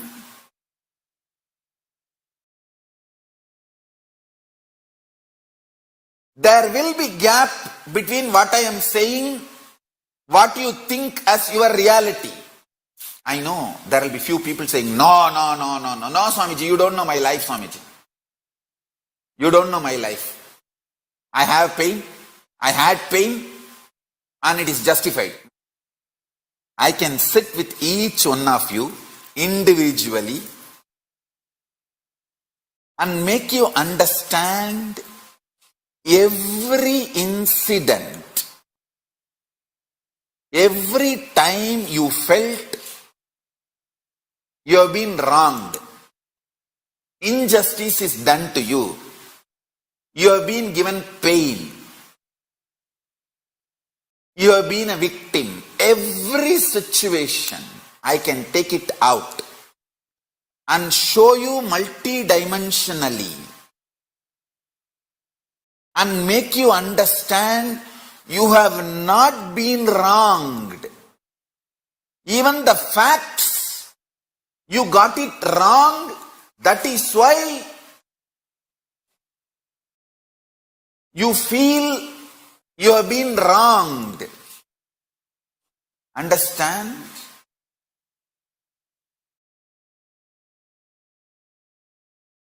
End of the day, whether you believe or not, I am Paramashiva. From that space I am talking to you. And I am here to expose your false identity to you and make you real Paramashiva. Understand? When I claim I am Paramashiva, I am not claiming exclusivity. I am claiming my reality and your possibility. I am not claiming anything exclusive. I am claiming my reality and your possibility. That is why I am saying, I have changed the word. I am also Paramashiva. I am not going to claim anymore, I am Paramashiva. I am going to claim only, I am also Paramashiva. Understand? If I am successful in making you sacrifice the one pattern, you have been wronged. There was many injustice done to you. You have been victim. You have been cheated. Life has tortured you. Life could have been little more better. Life could have been more sympathetic. Paramashiva could have been more compassionate to you. All these patterns, if I make you sacrifice, if I make you do tyaga of all these patterns, my job is done. My job is done. You will start manifesting, Swamiji, I am Paramashiva, Swamiji. You are right, Swamiji. I should not have tortured you so much to make you go through so much to make me understand this simple, straightforward fact. I should have got it the day one you told me. Understand, it is simple, straight reality.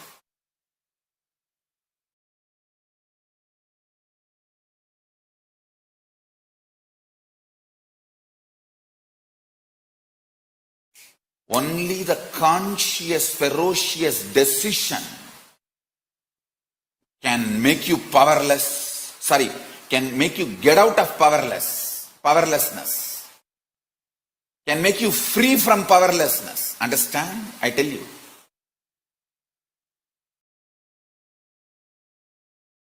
I'll tell you what is tyaga. It's like you got into an accident, vehicle crashed, you are almost gone other than one single breath to somehow push your body out and get out of the vehicle. That moment how you will push yourself and get out of the vehicle, that is what is declaration of tyaga. Collecting your whole energy and pushing you, come on.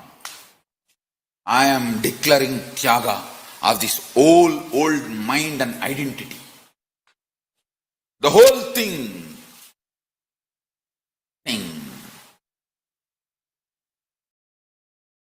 Understand? I tell you, that is the way tyaga functions, that is the way tyaga works out. Tyaga will never happen by your mind getting convinced and supporting you. It's not like a vacation you are planning, where everything will be in your favor and you say, oh, ha, jujil. No. Tyaga is breakthrough in your consciousness. I tell you, all the best moments in my life was decisions made in utter tyaga.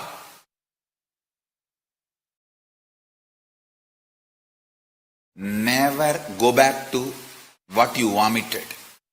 Never go back to secured, cozy, supporting ambience.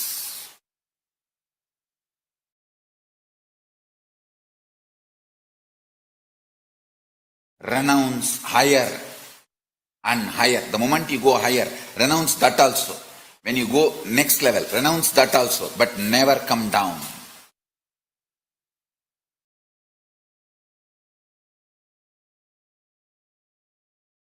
I have seen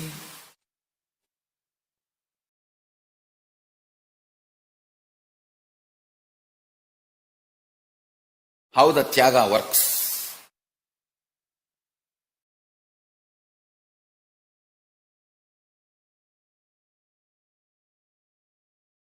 When I left the house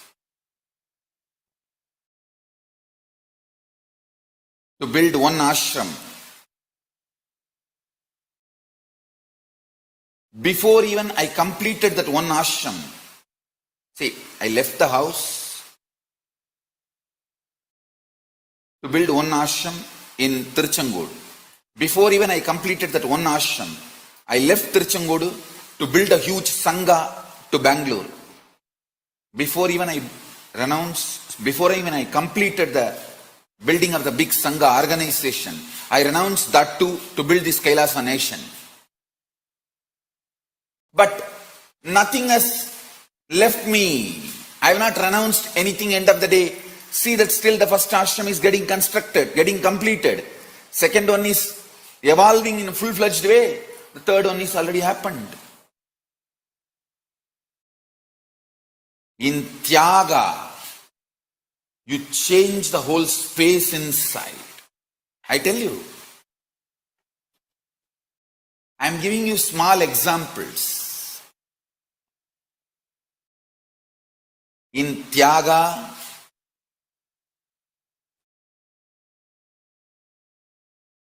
you don't lose anything. You only lose one thing, the powerless mental setup. The powerless mental setup you carry, you lose that. You break that. Do not expect your mind to get convinced about tyaga and you doing tyaga. No.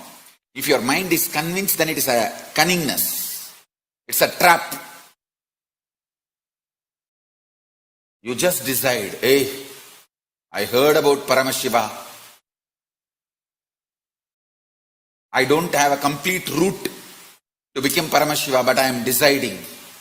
Whatever with little known, I am going to fly towards Paramashiva.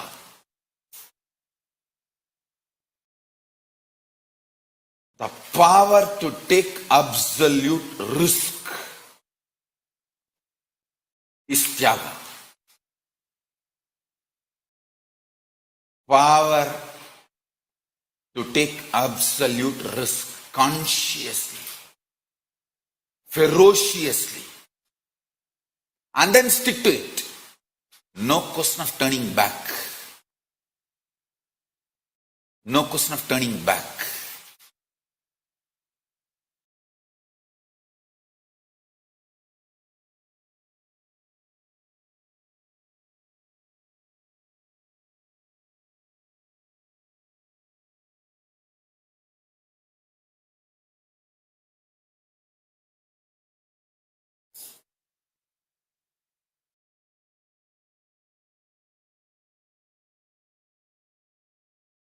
Every time when people are deluded, The only question they raise, Swamiji, somehow I am not having that confidence, decision, I should do Tyaga.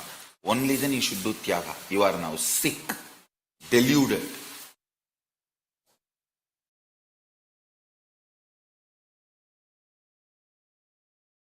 Breaking the old identities, fears.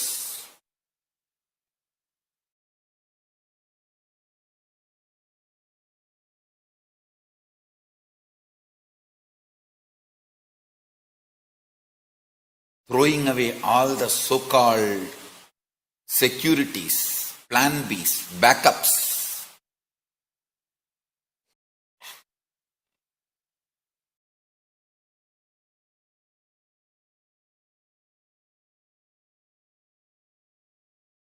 Is Tyaga.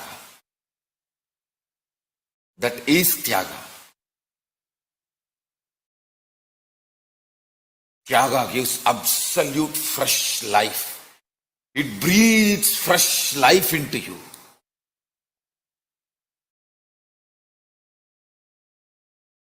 It actually breathes fresh situations, lives, understandings.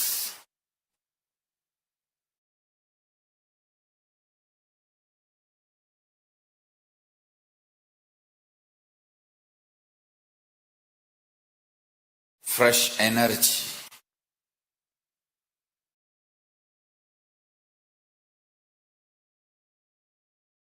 When your son or daughter wants to fulfill their reality, manifest their reality, you celebrate.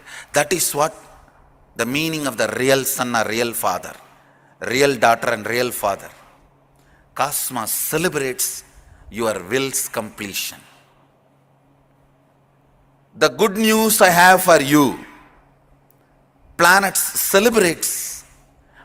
actually celebrate when you want to manifest something. Actually, they torture you because you don't want to manifest. You are stuck with your laziness, boredom, tiredness, victim pattern, stupidity, self-sympathy, self-doubt, all that. To wake you up, they torture you. But the moment you make it clear, I am not going to be victim for SDHD anymore. I am not going to be bored, tired, destroying myself anymore. I am going to manifest the reality as I want. I tell you, whenever you stand up as a man to manifest your reality, you become non-violent, you become loving, you become caring, you become beautiful, you become sweet. Understand? Romance with the life, manifesting what you want, both are one and the same. Somebody who wants to manifest what they want will not have time and energy to destroy others. Destroying is not at all a big job, understand? Any fool can destroy any big man. It's not a big thing. It's manifestation, creation. That is the real thing. I tell you, whenever you want to manifest what you want in your life, Cosmos celebrates you. Sadashiva supports you. Planets align to you. Real parihara, the graha parihara, dosha parihara is using your will and declaring to yourself and the cosmos what do you want to manifest. I tell you, when you decide what do you want to manifest, cosmos only supports you because you are real son of the cosmos. Understand next time, whenever you have a problem, you are real son, you are real daughter. So, you don't have to worry that can my will override? Can my will override? No. Understand? This very idea, overriding, is from the concept of good and bad, right and wrong, opposite. You are not opposite party to cosmos. You are extension of cosmos.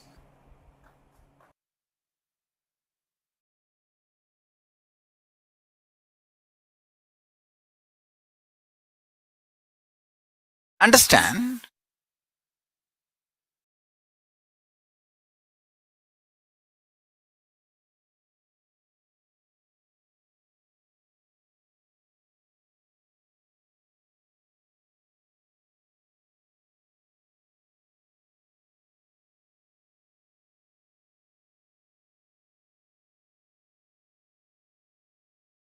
The most powerful sacred truths, when it is lived, it explodes as intense love. Love for people. Love for yourself. Love for others. Understand?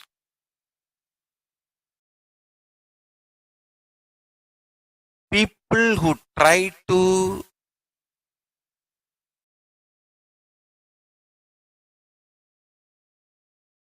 infuse poison, violence, vengeance, anger, frustration, feeling exploited, victim mood, all that in you will be very sweet, but they'll just destroy, demolish and go away. It's like a driver of the bulldozer. Smiling does not mean he's doing good to your home. He's bulldozing it. And he smiles at you and says, "Hi, how are you? Wow." And he is bulldozing. It's like cops give the ticket for $200 and say, "Have a good day, have a nice day." After $200 ticket, they tell you, "Have a nice day." Understand?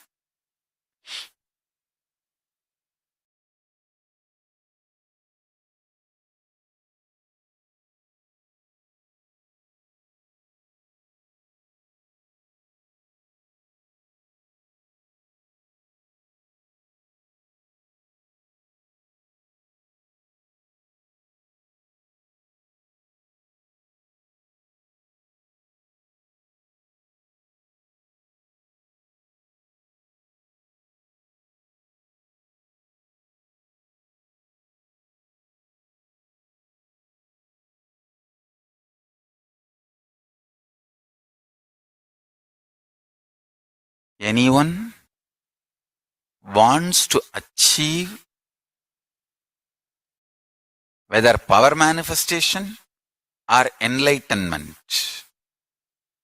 sincere work on your consciousness is required.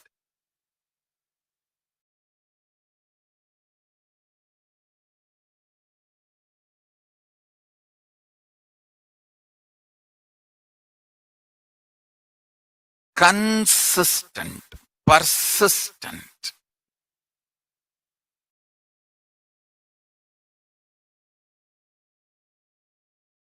Work on your consciousness.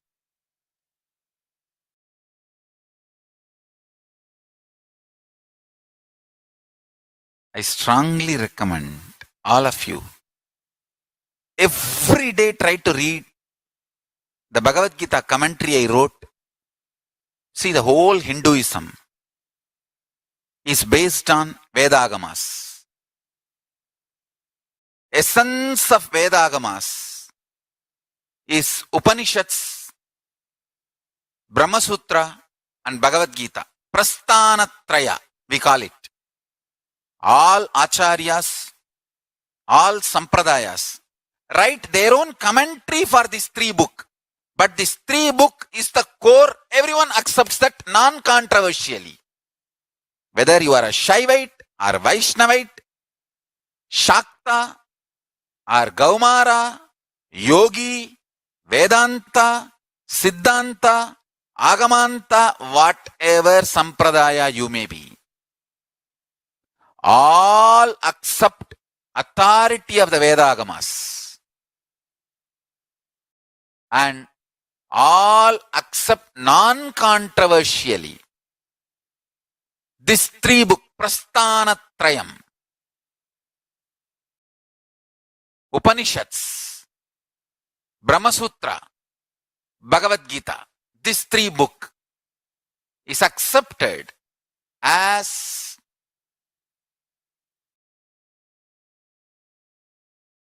the core book, or I should say the core principle of Hinduism.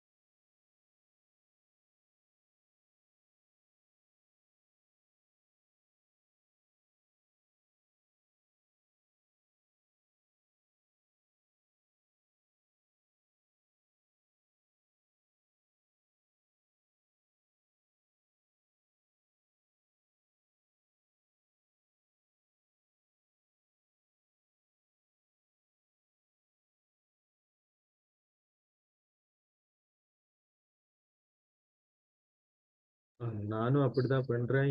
அந்த எப்படி feeling இருக்கும் எனக்கே தெரியும். But நீங்க கண்டினியூஸா list கேட்டீங்க. But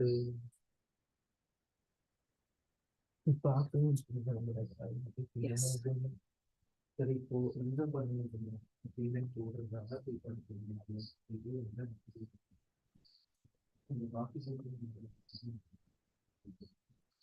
Now, let us do one intro exercise.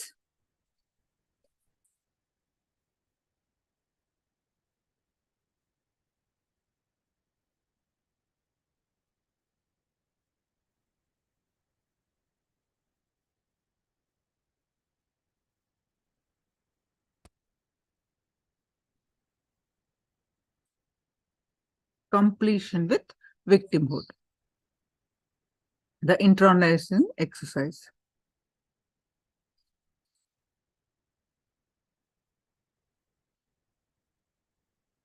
Powerful cognitions to drop your victimhood. Looking at your past with the multi-dimensional logic and understanding and walking up to the truth.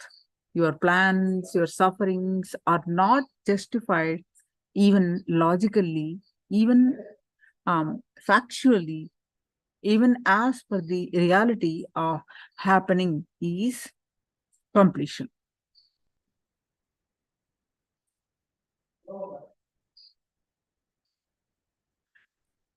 The doing tyaga, that means the sacrifice, one of the false idea that many wrong things have been done to you. A lot of injustice done to you. You have been a victim is the real tyaga, the sacrifice.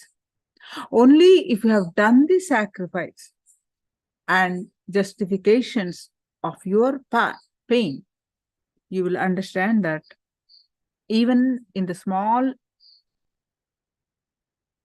past that you experienced as Paramashiva, and you will gain confidence, and in the future, you will manifest your Paramashivatva.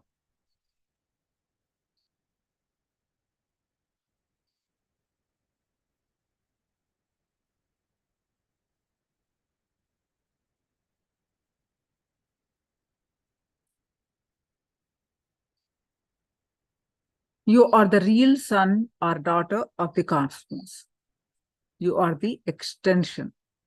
When your son or daughter manifests their reality, you celebrate. Cosmos celebrates your will's completion. Plants celebrate, they torture you because you don't want to manifest, because you are stuck with your victim pattern.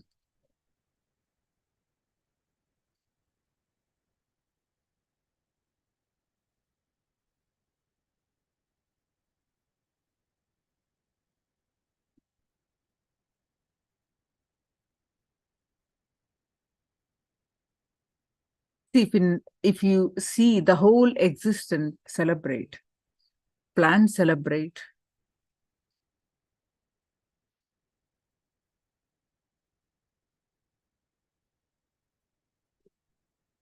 everyone, everything on the planet Earth celebrates, but human beings are stuck with their mental patterns, with their self-sympathy, self-doubt. The moment you make it clear, I am not going to be a victim of SDHD anymore. I am going to manifest the reality as I want. You become non-violent, loving, caring, beautiful, and sweet. Now, let's do one exercise. First step, pen down 5 feelings of victimhood in your life. For example, I feel my mother-in-law is all about time picking on me. Second, I feel I'm a victim of my project manager and I don't have freedom to express my ideas. So same way, what are your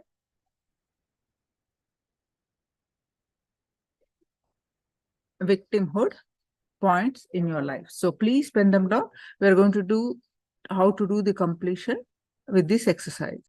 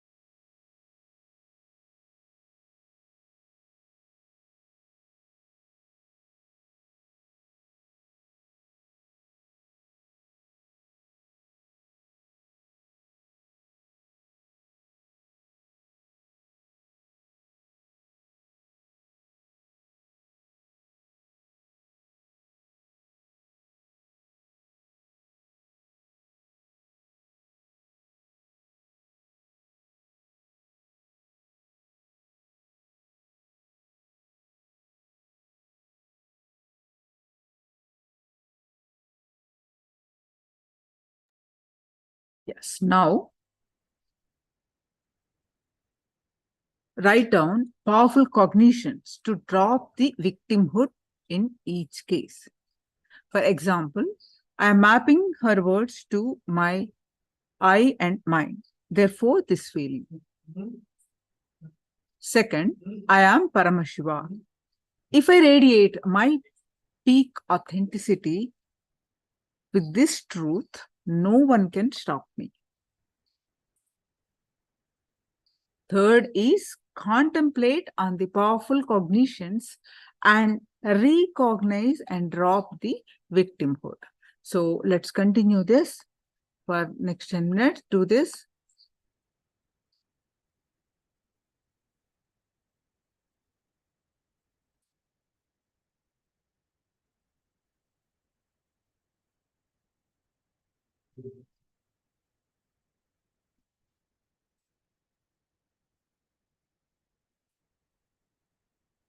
Mm. Mm.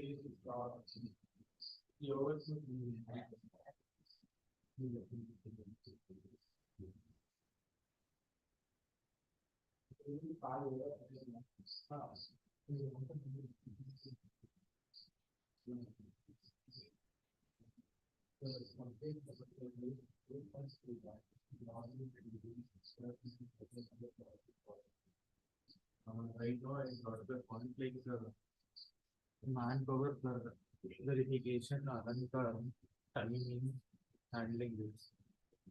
If we need to procure the flowers, we need to pay the money now so that morning flower purchase will happen and vendor is ready for doing it. So I was asking like ILLOD is not able to verify everything and handle everything. From my side, I told that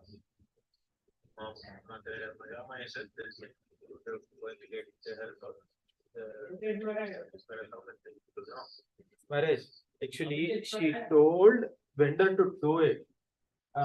Vendor is coming in on what to say on vehicle only alone with one driver, where driver himself is not supporting in bringing the bag. He is telling to make it smarter, but from past one day he gave. Today he sent that other driver and the flowers were supposed to come and not tomorrow. So they are not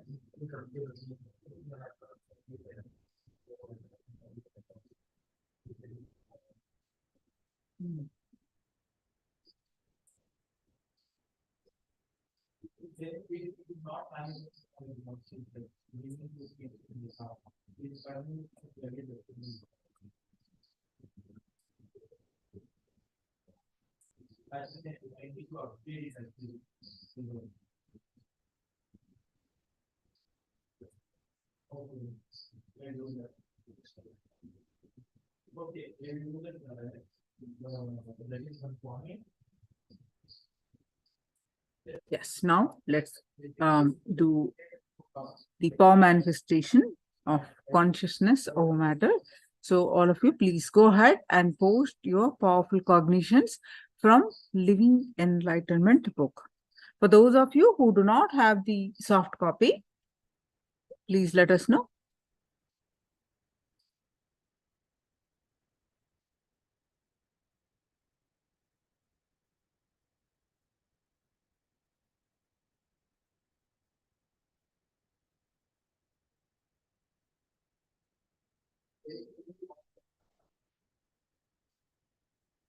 So please pen down.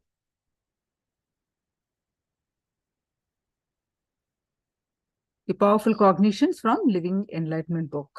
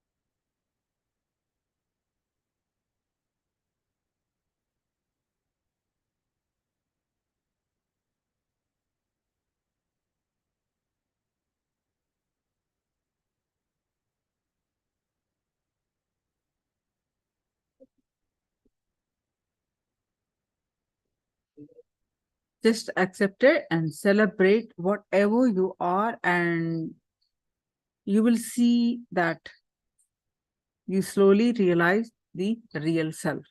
So wonderful. So now we are going to manifest the power of consciousness over matter. So please bring your object. Coconut is preferable. If you do not have the coconut at this moment, you can get round fruit like apple, orange. So please go ahead and get your round fruit.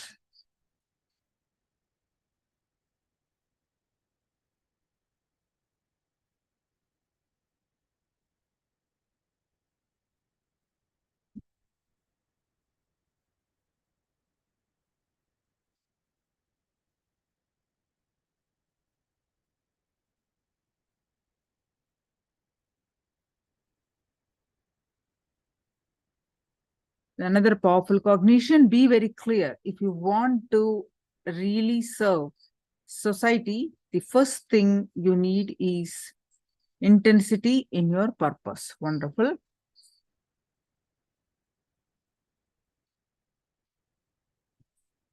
Yes, now please straight. With your head, neck, back straight line. Hold your object on your palm. Visualize Swamiji's form in your third eye.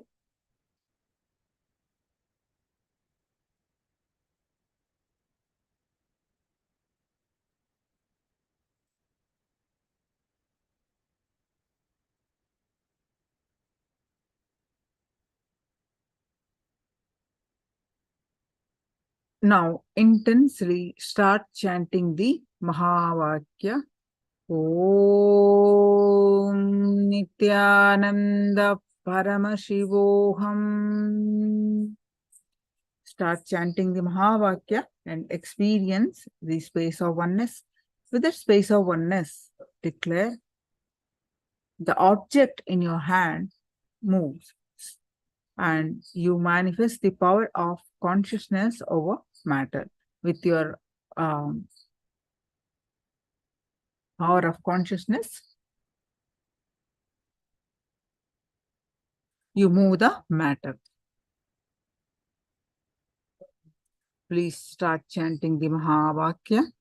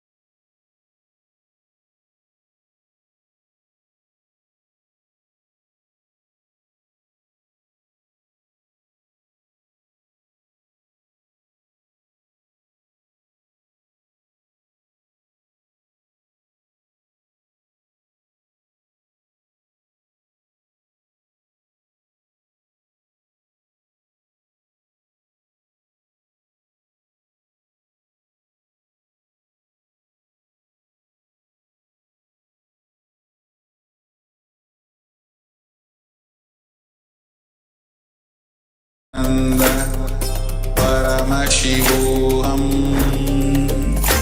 ॐ नित्यानन्द परमशिवोऽहम् ॐ नित्यानन्द परमशिवोऽहम् ॐ नित्यानन्द परमशिवोऽहम् ॐ नित्यानन्द परमशिवोऽहम् ॐ नित्यानन्द परमशिवोऽहम् ॐ नित्यानन्द परमशिवोऽहम् ॐ नित्यानन्द परमशिवोऽहम् ॐ नित्यानन्द परमशिवोऽहम् ॐ नित्यानन्द परमशिवोऽहम् ॐ नित्यानन्द परमशिवोऽहम् ॐ नित्यानन्द परमशिवोऽहम् ॐ नित्यानन्द परमशिवोऽहम् ॐ नित्यानन्द परमशिवोऽहम् ॐ नित्यानन्द परमशिवोऽहम् ॐ नित्यानन्द परमशिवोऽहम् ॐ नित्यानन्द परमशिवोऽहम् ॐ नित्यानन्द परमशिवोऽहम् ॐ नित्यानन्द परमशिवोऽहम् ॐ नित्यानन्द परमशिवोऽहम्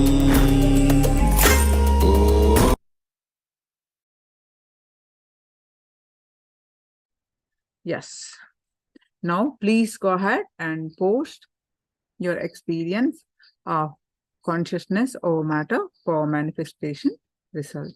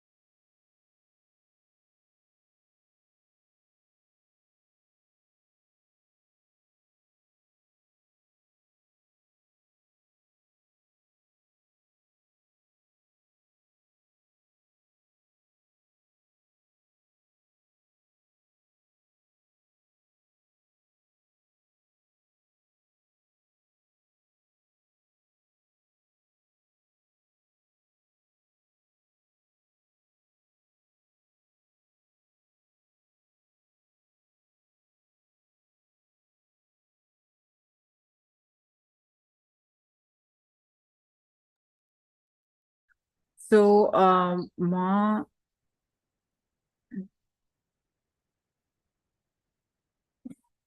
moved a little, vibrated a little. Wonderful.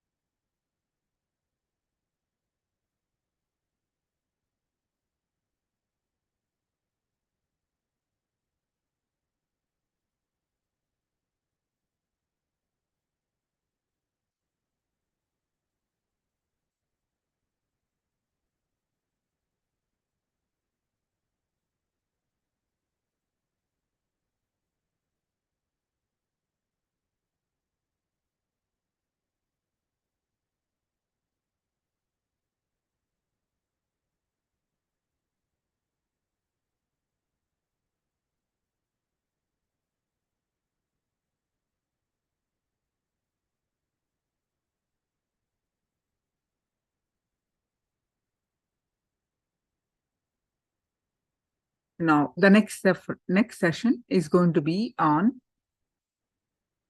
soft suffering is a boon.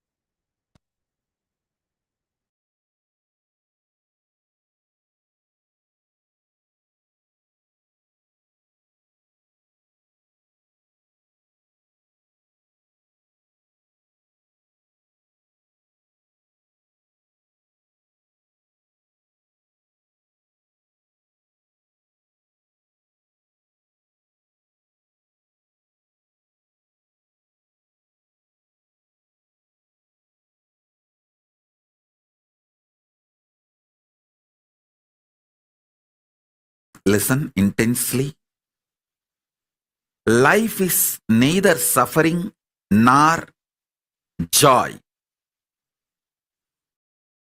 Life is neither pain nor pleasure. Life has to be triggered inside you from the great cosmic truths of the parallel universe. That's all.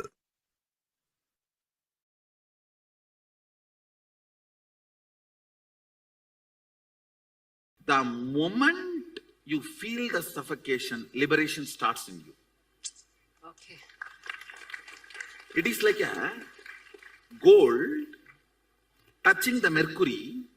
The moment gold and mercury comes in contact, gold starts melting. Okay. Same way, the moment you feel the suffocation, it starts melting. Okay. And sometime we ourselves as Sadashiva, this as a boon, I may not be able to handle myself pushing me towards liberation. You better appear in the form of suffocation to me and go on pushing me towards liberation. Why Tirunavukar got the stomach pain? He actually asked Sadashiva, till you fill my heart, let my stomach torture me. So that is the way he got that disease. He feels in the world I may forget the whole purpose. So better you be available in the form of this suffocation. So till I become completely enlightened, you be driving me from the stomach. Oh my God. Sometimes even we ourselves make this happen. Oh. And we will not be aware of this at all. I tell you, there is something called soft sufferings. Soft suffering means actually without any problem you will be suffering. Those soft sufferings are usually boons. You take it and come down. Okay. For example, actually somebody is handicapped. Actually somebody is in the poverty. Actually somebody is like a mad or that and all is actual karma. But there's something called soft suffering. Actually there is no reason, but you will be going on suffering. It's called soft suffering, which is boon. It's like a for alarm clock, you give the key, and this is the key you give. Okay. So you yourself decide, I have to become enlightened within this birth. Okay. So my acceleration speed is not enough. Okay. Devi, please accelerate me. Oh. Whatever it may take, I am ready for that. Whenever you give that kind of a commitment, she gives soft suffering. Okay. She will never give you hard suffering. Hard suffering comes by karma. Okay. Soft suffering comes by boon. Oh. All soft suffering is come only as a boon.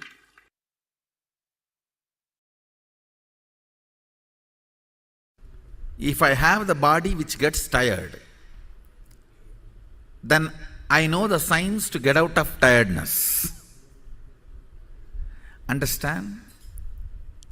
What do you mean by saying your body gets tired? Then you know there is a space where you are not tired. When you know there is a space where you are not tired, you know now there is a space where you are not tired and where you are tired. Now, it's only a simple science we need to manifest, where we are not tired. You may just have to find out the basic secrets. What keeps me not tired? Physically simple things, pitta. I tell you, almost 99% of your tiredness, boredom, depression, all are physical problems, not mental. Actually, if you are depressed, the best way to get out of depression is tell 2-3 people to torture you. No, really. When you have a real problem, you will not create this soft suffering. You just need a strong 2-3 people to torture you. Then the whole problem is solved. Because there is no suffering from outside, you just go on torture yourself. Soft suffering is luxurious suffering. It is like the fellows who don't do hard work. The fellows who don't walk to go and buy vegetables in their real life try to run on the cycle which does not move from one place. Soft suffering is the luxurious replacement of the real suffering. When you do not have the real one and you want to have that pavam feeling, enjoying pavam feeling is pavi. Who is papi? Who enjoys the pavam feeling, who cherishes the victimhood, is sinner.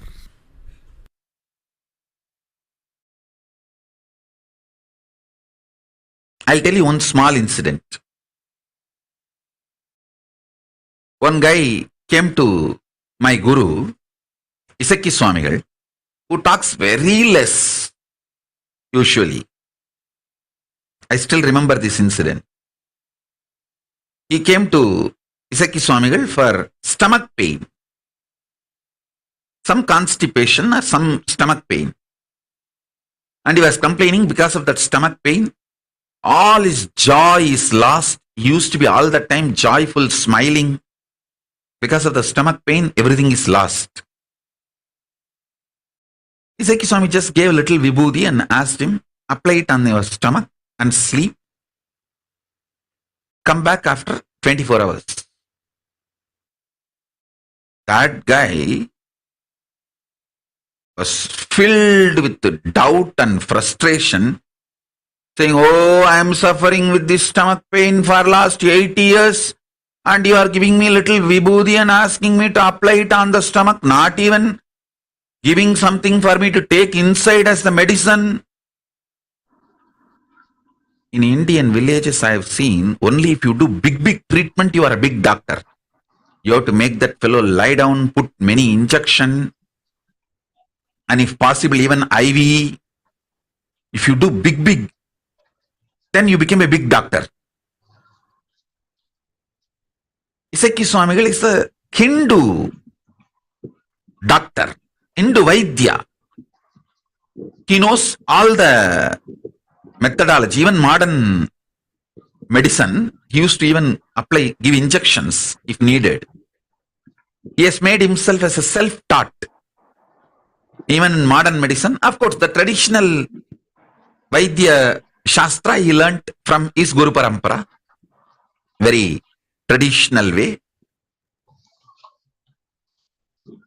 Anyhow, he gave this vibhuti. That guy was ranting, but Isaki Swami did not answer, he just kept quiet.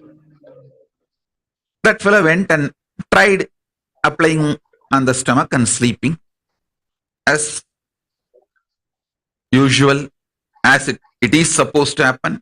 He became all right, completely all right. Not only the stomach pain disappeared, the bleeding he used to have stopped.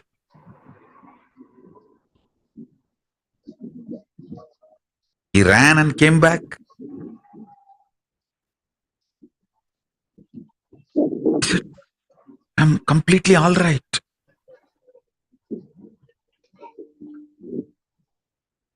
But still there is no joy in his face. Bhagavan asked, Isaki Swami asked, Ipa sandosham dana? Now you are happy, na? He said, no, happiness has to come from inside, na? Only if it comes from inside, I can be happy. He smiled and said, being sad, you built it with a lot of effort, convincing you with false ideas, logic. But to be happy, you expect it should come from automatically within. It's like you dump 1 ton shit on a diamond and you expect the diamond should shine beyond the shit you dumped. You consciously dumped sadness on you multiple times, convincing you. See, as a baby, we are all bubbly, excited, joyful, natural existence. The existential reality was joy and excitement, jumping, dancing. You convinced yourself with millions of ideas, millions of times to become sad. And after you are successful in making you sad, you expect joy should come automatically. Hey, jump like a baby, laugh, roll. That is your natural existence. That is your natural way. See Papa Skandamata and do. That is your natural way of existence. Your sadness is artificial. But your mind is so cunning, it makes you believe your happiness should be natural.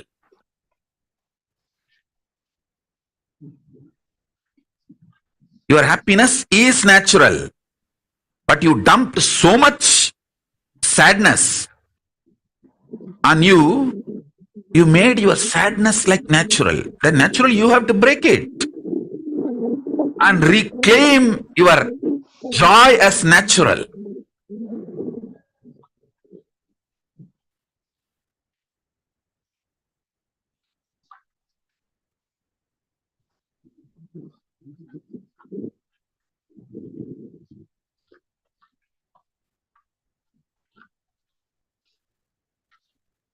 So understand first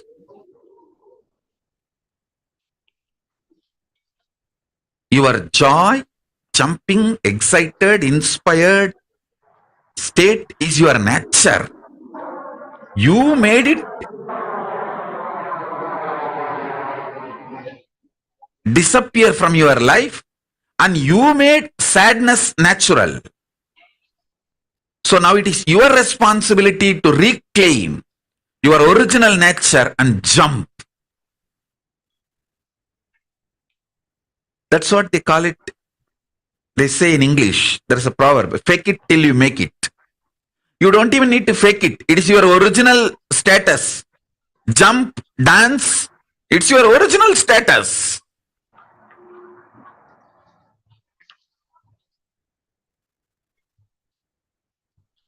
Be blissful, it's your original status.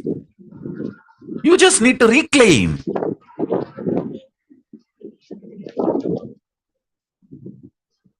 Actually, in reality, delusion itself is because of your non-involvement inactivity, withdrawal. When an elephant sleeps, even a wolf and fox will try to bite his leg. Listen. When an elephant sleeps, wolf and fox will try to bite his leg. When a lion is fast asleep,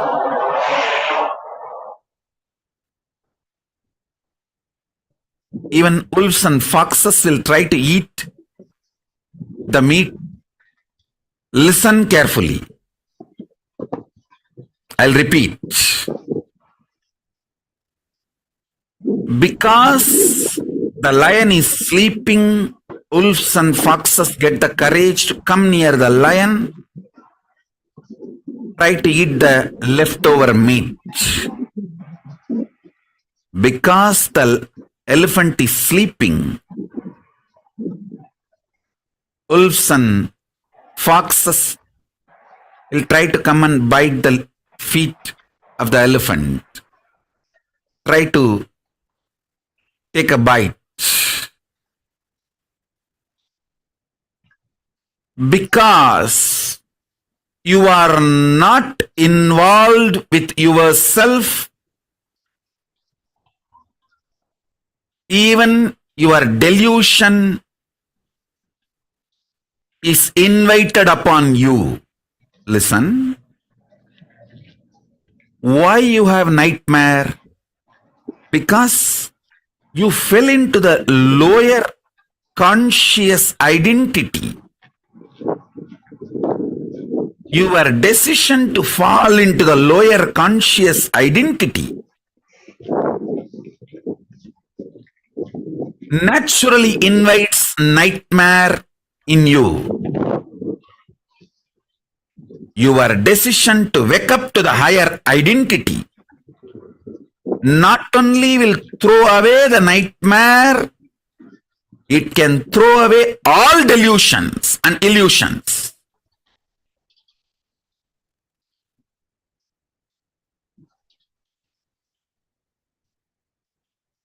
You get multiple types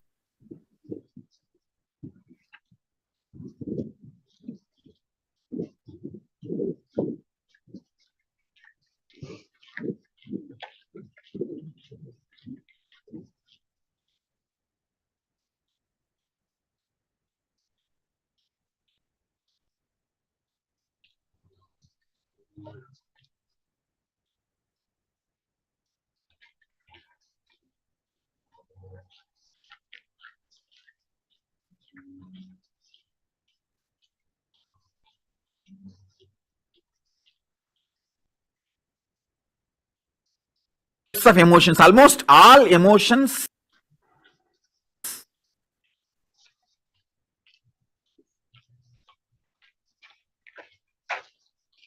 every day. Sometimes lust, sometimes greed, sometimes fear, sometimes the multiple versions of fear, sometimes worry, sometimes love, sometimes attention giving, sometimes attention asking, sometimes jealousy, sometimes comparison.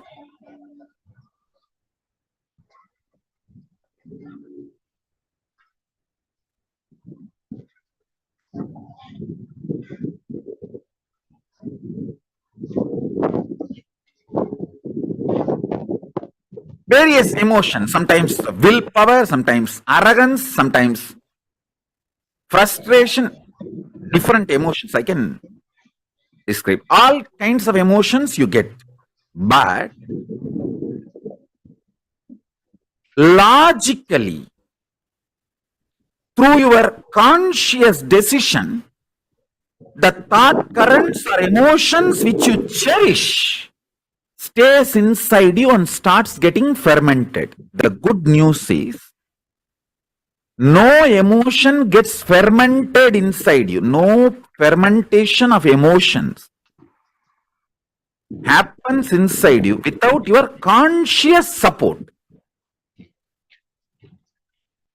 You should understand that.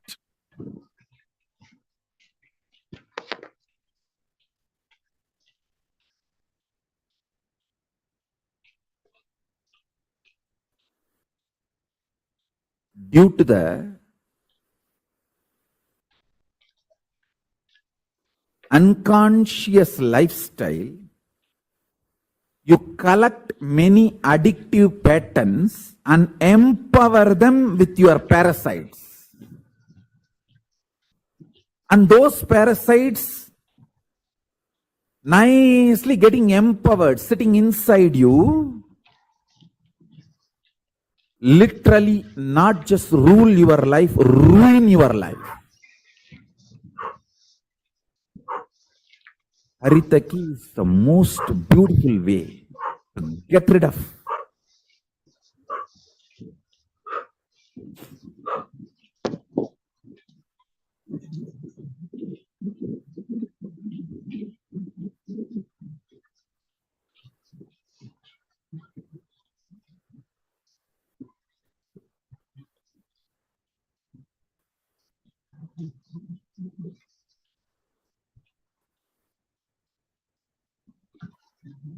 Multiple parasites sitting in your muscle memory. I can give you lots of examples. If you are married, you know backseat driving. How your spouse sits in the back seat and drives you. Same way, the parasites sit inside your stomach and drives you. It drives you crazy. I don't need to tell that. You know it.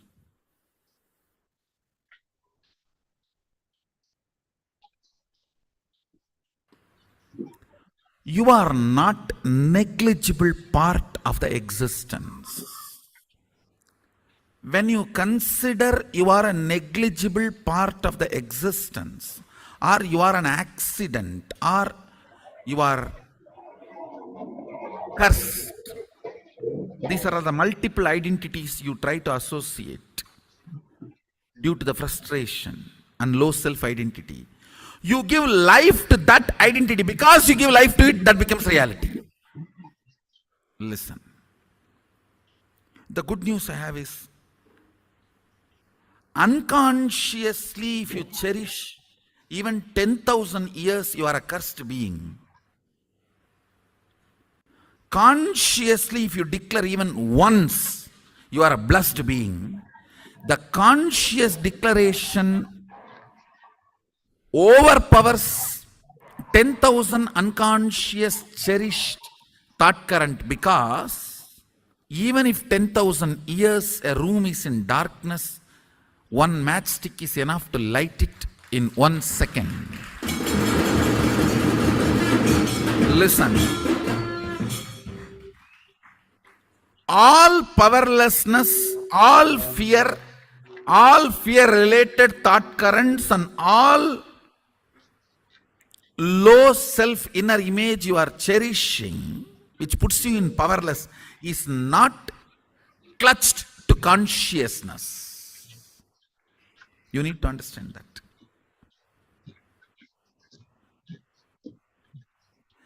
They're all there indirectly receiving or sucking the energy from consciousness, but they are not supported by consciousness. That is why the asuras, how much ever powers they may get, finally they do not exist.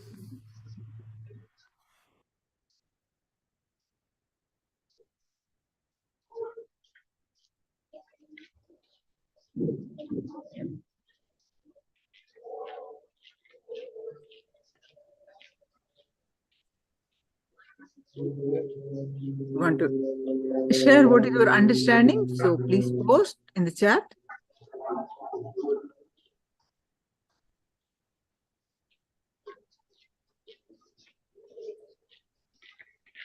Yes.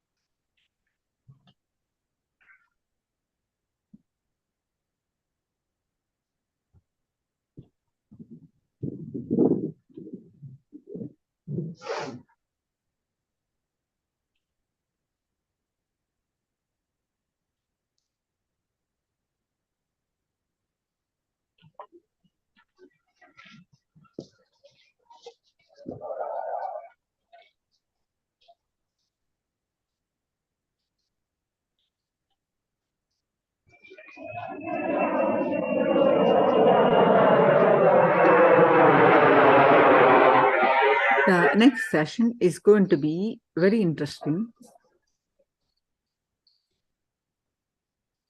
We are naturally happy or should be.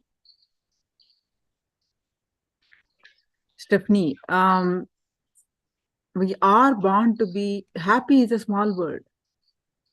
We are born to be blissful. Born to be blissful. All right.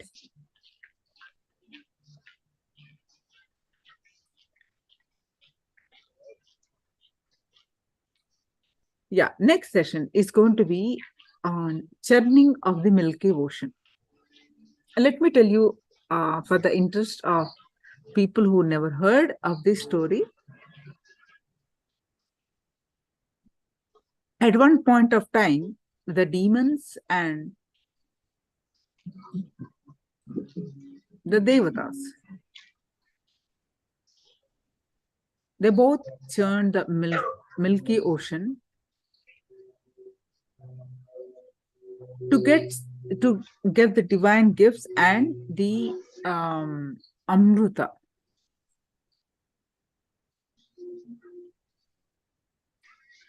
So that churning starts.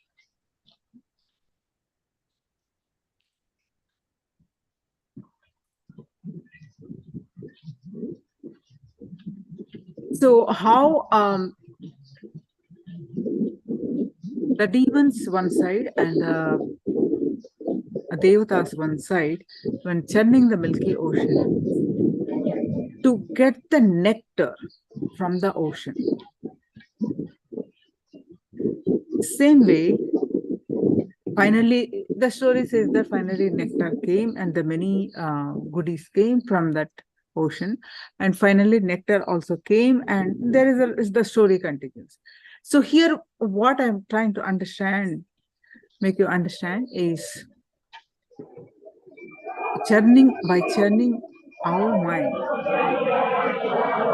with the powerful cognition, listening to ourselves, manifest how we manifest our reality of the divine self. So let's listen from Swamiji.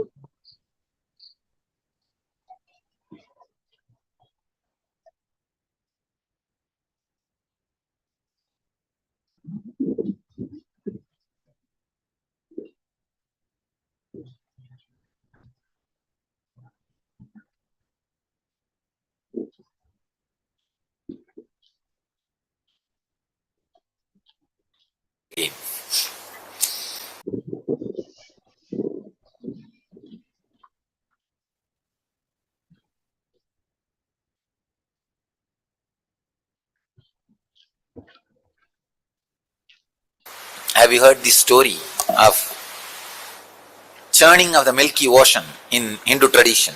How many of you heard that story? How many of you have not heard? Raise your hand. Oh, there are enough. So I'll tell the story again. In Hindu tradition, we have a story that in the Milky Ocean, the nectar is there. It's like from milk, how the butter is churned out. Same way the nectar is available in the Milky Ocean, but you need to churn it out. So when the nectar comes out, whoever drinks that nectar will become immortal. So all the gods, devas, the demigods, all of them wanted to have that nectar. But unfortunately, the poor guys, they cannot churn the ocean by themselves. They need the help of demons also. Please understand. Every line is full of philosophical truths. So the gods, they went to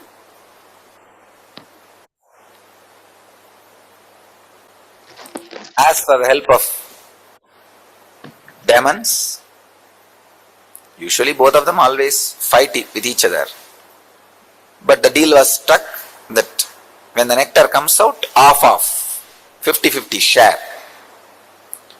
So then because the share they agreed, after all they are brothers.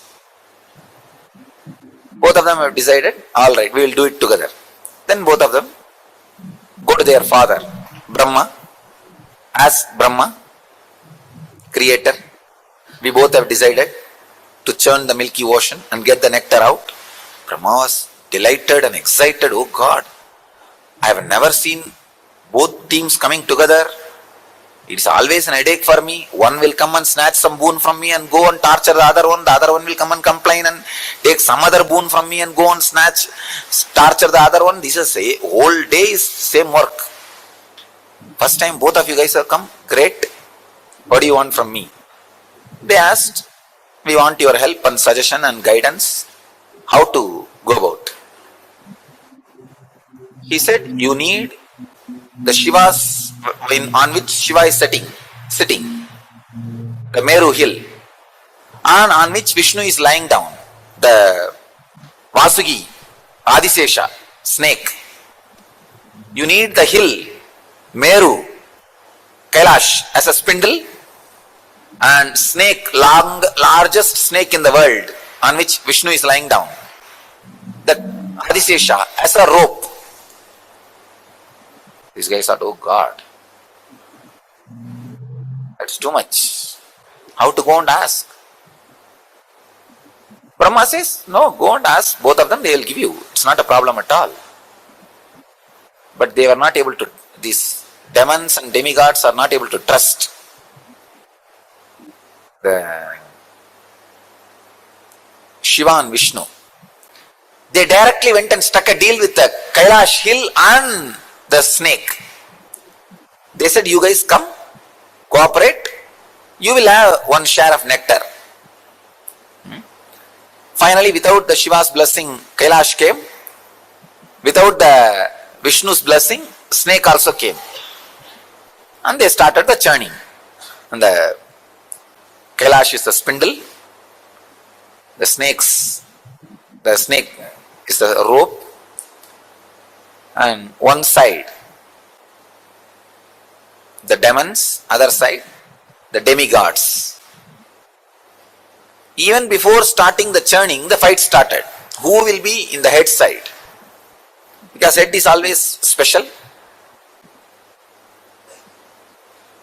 God said, we only will be in the head side. Demon said, no, we will be in the head side, you be in the tail side. Finally, somehow, Brahma intervened and advised, hey, allow the demons to be near the heads. Anyhow, they agreed. The demons were near the head and demigods were in the leg, feet, in the tail side. The churning has started. Suddenly, because neither Shiva gave permission to Meru, nor Vishnu gave permission to the snake, the hill has started sinking inside the ocean.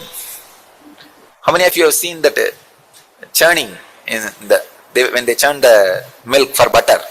The Indian villages with spindle, they'll churn. The same way the churning has started. One side demons, one side gods, and it has started sinking.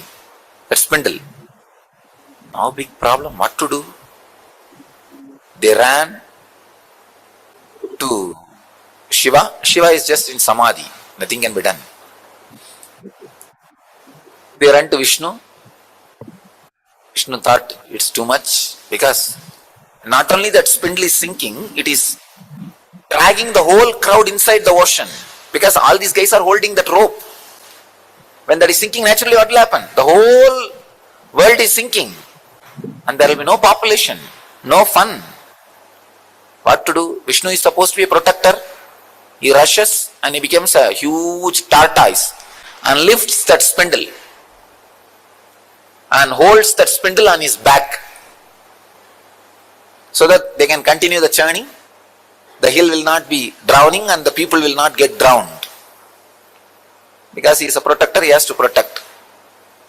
So, Brahma created the chaos. Vishnu is protecting the chaos. The churning is going on. So many things came out. Like a kalpa vriksha, tree which gives whatever you want. Parijata, the eternal smelling flowers. Parijata, kalpa vriksha, ratna singhasana, shining throne. And chintamani griha, the house of diamonds, and everything, all the celestial thing, all the Ujjaisravas, that horse, Airavata, elephant, and Shamantaka, the most powerful and valuable jewel in the world. All of you should know that even in the modern day, the world's most costliest jewel is not that what is in the Washington. How many of you have seen that diamond? In the Washington there is one diamond. Washington Museum they have displayed. That is not the world's costliest. There is another one jewel which Venkateshwara is wearing, is the world's costliest. Still there is no, they are not able to put any value for it. Venkateshwara's right chest is having, on the Srivatsam they put, on Vaikuntha Ekadasi day they will put on those festival days. That huge, it's called Vaidurya, the ripe portion of Vaira, diamond. The diamond, if it is at least 1,000 years old, older than the diamond. I think this Vaidurya word is only a Sanskrit word, because in the West they don't know this concept of Vaidurya. It's like a wine, the old wine is valuable, the most stronger diamond, strongest diamond, Vaidurya, he wears. So that jewel is supposed to, it is supposed to have come out of the churning. And that is the one piece, only one piece available in the planet Earth, that Venkateshwara is wearing. Anyhow, it's a story, we don't know what else. But all these things came out. Parijata, Kalpa Vriksha, Chindamani Graha, and Airavata. Airavata is the four tusk elephant. 4 tusks, not 2. So all these celestial things came out. And the funny part is, when all these things came out, each one went and grabbed. It's mine, it is mine, it is mine. When Parijata came out, Indra went and grabbed. When Kalpavriksha came out, Kubera went and grabbed. When Shanganidhi, Padmanidhi came out, again Kubera grabbed. And when Ujjaisravas, the horse came out, Asuras, Rakshasas grabbed. When the Ramba Menaka Urvasi came out, Indra grabbed. When finally Lakshmi came out, the wealth, energy itself, then Vishnu grabbed. When the Akshamala, the Rudraksh Japamala and Kamandalu came out, Brahma grabbed. When all the useful things came out, everybody grabbed. It is theirs, they all grabbed. Unfortunately, That snake has become completely tired. These fellows went on churning, did not bother to feed that snake, poor snake. And that fellow, so tired, he just vomited poison. See, when they are churning, the hill was sitting on the tortoise back. That lot of friction, heat, intense heat was created. When this fellow vomited the poison, it went and exactly hit that heat, and poison heated. That is what is alagala. It's not a cold poison. Cold poison will not spread and do damage. The heated poison will spread even in the air and start killing people. The first air pollution, chemical attack. Or I can say first chemical mishappening. Maybe 10,000 times like Bhopal gas accident. Something has happened in that heat. When the poison was added, intense heat, it's a huge destruction. Millions of demons and demigods have started dying. And now nobody is able to save because Vishnu is below and Brahma has disappeared, ran away. And what to do? Indra runs to Shiva, Mahadeva. He is in Samadhi, but they all run and pray, oh Lord, please save us. We don't know what to do. Shiva opens his eyes and sees the fun. Okay. He comes down. After all, he is embodiment of compassion. He collects the whole poison just in one bowl and drinks it. Devi was frightened. Oh God, how will you handle? If something happens to you, what will happen? So she holds the neck of Shiva. The poison just forms a blue color and stays in the neck itself, throat itself. Then the nectar came out. The moment nectar came out, the fight started between demons and demigods, gods and demons. And went to the demons and said, demons were holding the pot. She said, give that pot to me, I'll distribute everybody. They trusted her and gave the pot, and Vishnu disappeared with the pot. And he made all of them to stand in one line. So he started distributing first to the gods. And poor demons are standing in the line, thinking that they will also get it. But two demons came in the form of gods and stood in the queue and tried to steal the nectar. Somehow they got and put it in the mouth. When Vishnu saw that, he sent his disc and cut the head. That too only a Ragu and Kedu, trying to swallow, but they have not swallowed. They have not become immortal.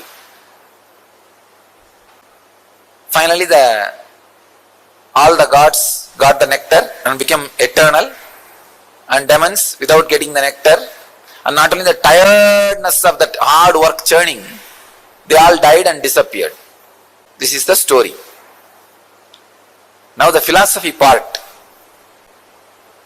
See, the spindle, understand one by one. The spindle is the unclutching technique. Your body is the milky ocean. Good thoughts are the gods, and discouraging, depressing thoughts are the demons. When you start unclutching, see, unclutching is the Kailash hill. That is the Kailash hill. Unclutching is the technique. When you start unclutching, for a few moments you will see all joyful, relaxed, blissful mood, good thoughts, courageous, encouraging.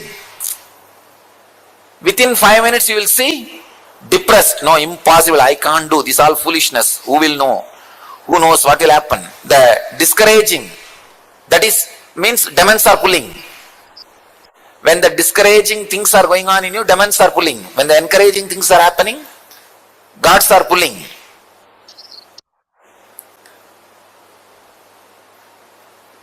The tortoise below, holding without the spindle sinking, is the encouragement which you get from master. Come on, do it. Don't allow sinking. Don't allow. Continue, continue, continue. That is the tortoise holding. And all the auspicious things comes out of that ocean. Like Kalpavriksha, or gems, jewels, wealth. These are the extraordinary powers you get. Extraordinary powers you accumulate during the unclutching process. Now you will see. You will suddenly have the intelligence to find out what is going to happen tomorrow, day after tomorrow. And telepathy moods will come. Intuition will be awakened. Levitation happening. Different siddhis will start happening. These are the extraordinary powers, things coming out of the churning. But be very clear, don't be stuck with it. Don't be stuck with it. They will all come and don't bother about it. Don't bother much about it. You will have wealth. Whole life is this churning only. And the way many things comes out. So many things comes out. Your body will become so alive, ecstatic. These are all different products coming out during the churning. Then finally, the heavy, unbearable, dead-end depression. That is what is alagala visha, alahala poison. Deep hatred towards everything, including master. Unable to trust anything. Every seeker will go through this mood at some point. At some point, every seeker will go through. That is the alahala poison. At that moment, you should have the intelligence to run to Shiva, Guru.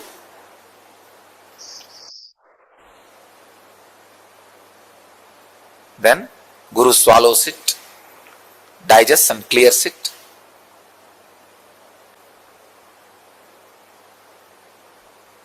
After that, when the churning happens, only then the nectar comes out, enlightenment. Even when the enlightenment comes, some of the demonic thoughts will try to become immortal in you. But protector, Vishnu will take care. The Guru's grace is Vishnu. Guru is Shiva, Guru's grace is Vishnu. He will take care that demons don't become immortal. So all the good sacred sentiments you had will drink the nectar and become immortal. And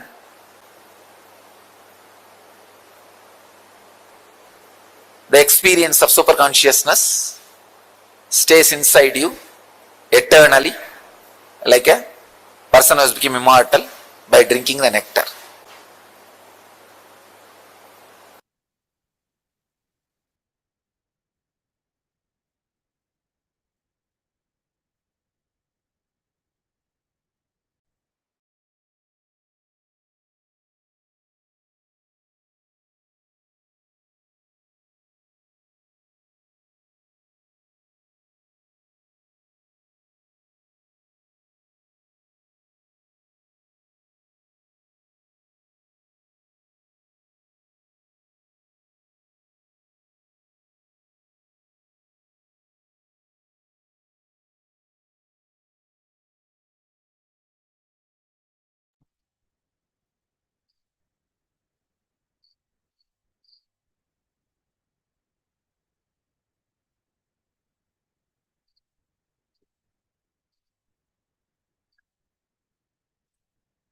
Yeah.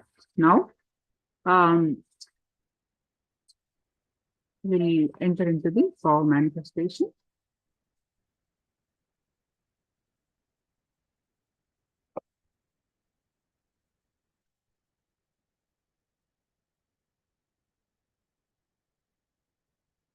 So before that, we are going to do the one internalization exercise.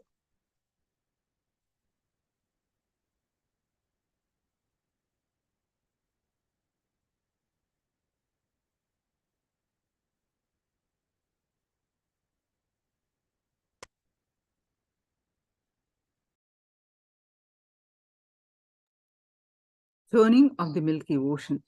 So, in life, when discouraging things are going on in you, demons are pulling. When encouraging things are happening, gods are pulling. Use the encouragement you get from the Guru, represented by the tortoise, holding the spine from sinking. Come on, do it. Don't allow sinking. All the auspicious things will come out. All the extraordinary powers will come out. Don't be stuck with it. You will have, your body will become so alive, ecstatic. If you are tired of practicing authenticity and tolerate inauthenticity, the experience which happens is the poison. Then deep hatred towards everything, including Guru, happens. At that moment, you should have the intelligence to run to the Guru. Paramashiva is neither the benefactor of the nectar, nor is he the person who is churning or the person who bought the poison, but he swallows the poison. He takes simple responsibility for others' inauthenticity also. Contemplate on this point in your life and pen down 3 instances when you got tired of persisting with authenticity and compromised for something lesser, and how it affected your life.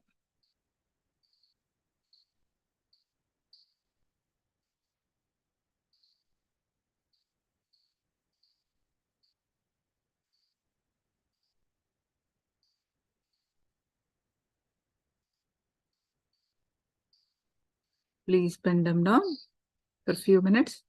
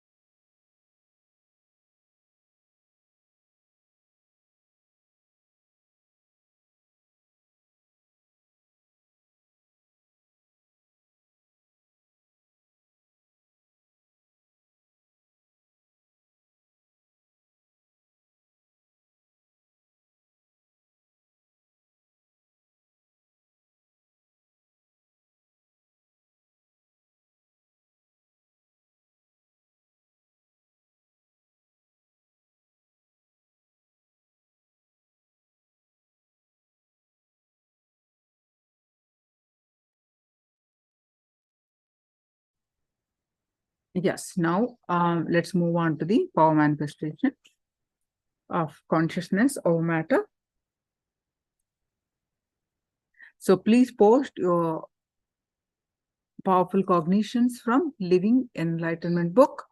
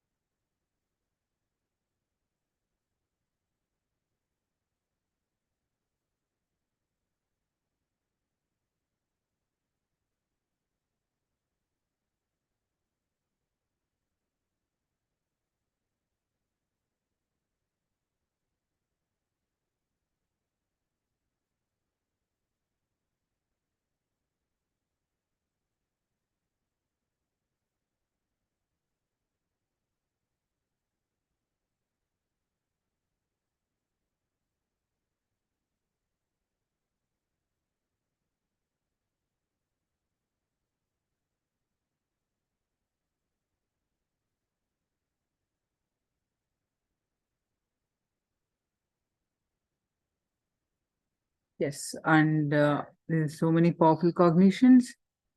Okay.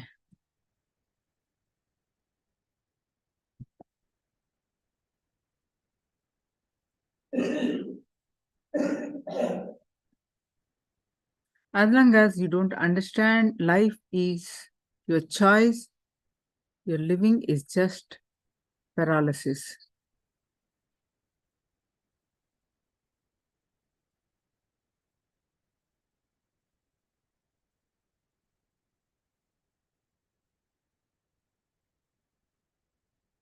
Yes. Now please sit straight with your object in the hand. You can get coconut if you have the coconut, preferable also. If you do not have coconut, you can get an apple or orange, a round fruit basically. Please get that and keep it in your palm. And let's start manifesting the power of consciousness over matter. Close your eyes. Visualize Swamiji's form in your third eye.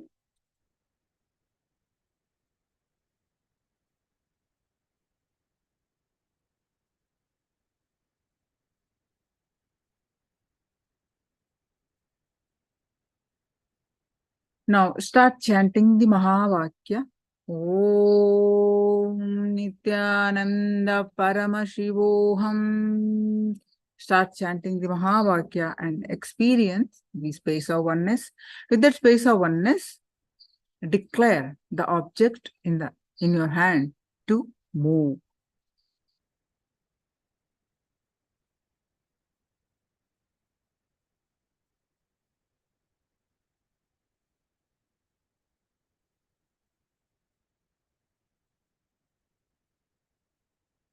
Chant intensely the Mahavakya and experience the space of oneness. With that space of oneness, declare the object to move.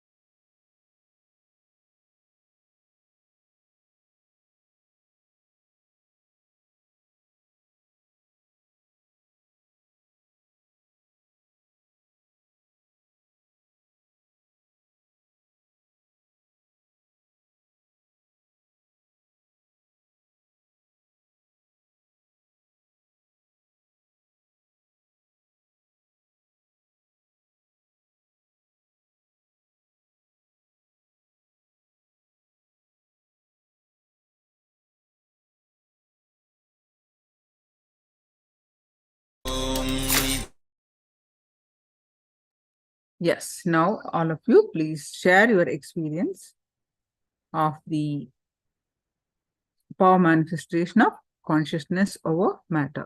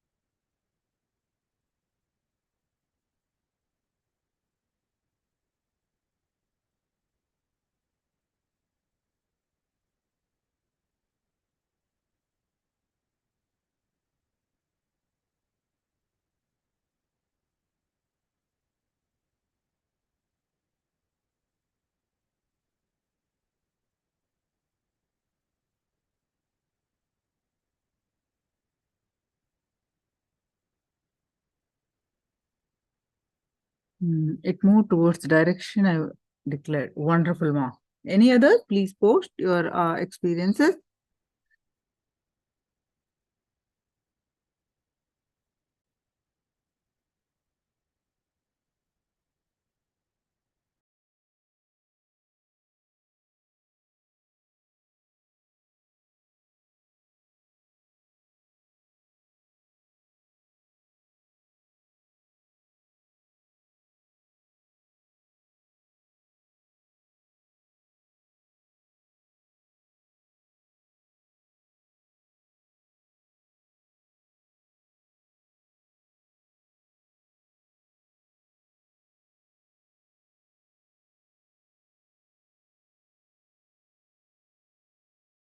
Now, let's enter into the next session on the contemplate on your life unless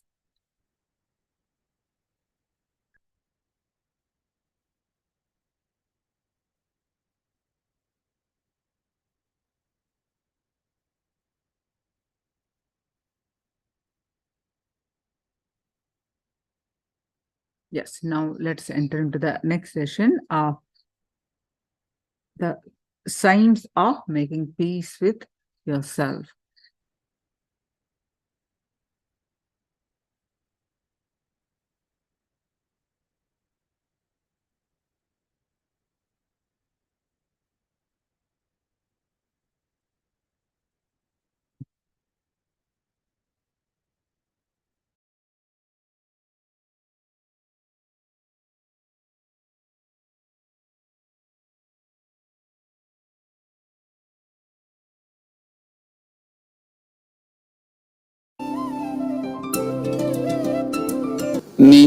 नित्यानन्देश्वर समारम्भाम् नित्यानन्देश्वरि मध्यमाम् अस्मदाचार्यपर्यन्ताम् वन्दे गुरुपरम्पराम्।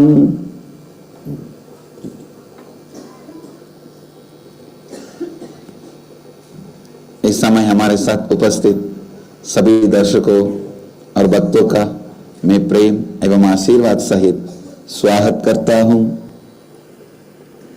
I welcome all the devotees, disciples, samajis, satsangis, Srimahans, Mahants, Kotaris, Tanedas, sitting with us all over the world at this time through Nithyananda TV, Lotus News Channel, Sadhana TV, Janashri TV, Ishwar TV, and two-way video conferencing, having Nyanadiksha in 32 cities around the world, 32 cities in many countries around the world, cities sitting with us in two-way video conferencing around the world, Devon, UK, Guadeloupe, Rameshwaram, Houston, Kalahasti, Hyderabad, Gupta Kashi, Twin Moon, Hong Kong, London, Kashi, Los Angeles, Arunachalam, Jorpati, Nepal, Indrani, New Jersey, Dakota Dunes, Charlotte, Srisailam, Kuala Lumpur, Parani, Paris, Home Temple, Ohio, Prayag, Nithyananda Nagaramu, Hyderabad, Juarez, Mexico, Singapore, Singapuram, Tallahassee, Florida, San Jose, Madurai, Phoenix, Kanchipuram, Nithyananda Nagaramu, Hyderabad, Santa Fe, New Mexico, Toronto, Kailasam, Oman, Sivagangai, San Antonio, Texas, Tiruvanmiyur, Chennai.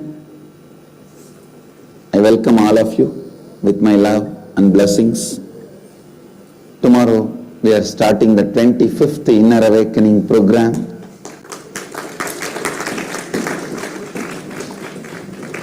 And today I wanted to expand how much the science of completion is required to remain sane in your day-to-day life. Please understand, I am defining insanity. For any action which you have done, any thought you have had, any space you have cherished and entertained, if you are not able to handle the side effect and after effect of that, you are insane. Please listen. I am defining insanity. Any action you have done, thought you have cherished, space you have entertained, if you are not able to handle the side effects and after effects of it, you are insane. Look into the life, look into the life. It is really unfortunate that every day you prove yourself to be insane. Please understand. One of the difficult thing is, after you prove yourself to be insane for 10 times, 11th time you give up on yourself and you think this is normal. And you use others' insanity to justify your insanity. I tell you, comparison is such a great healer for you. That is why you entertain comparison. When it hurts, you try to get rid of it. But it's a great healer and tranquilizer you are using.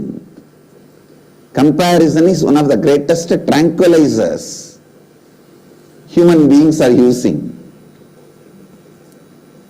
It's one of the great tranquilizer. That's the right word I'll use. To keep you remain unconscious, to keep you in the same space of unconscious, to keep you aware in the space of unconsciousness. Comparison helps. Oh, all human beings are like this only. All are like this only. No. All are not like that. All are not like that. It's very unfortunate.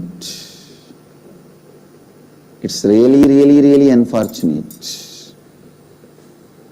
Understand that we justify others' insanity for us to remain insane. Just because others are unconscious, we come to the conclusion we can also be unconscious. No. No. Move your life from the pattern of unconscious and struggling. See, any guru, any master, any incarnation can give the science They can make you even realize, but you have to realize. Understand? You have to realize. Finally, the living has to be done by you, not by anyone else. No one else can realize it for you.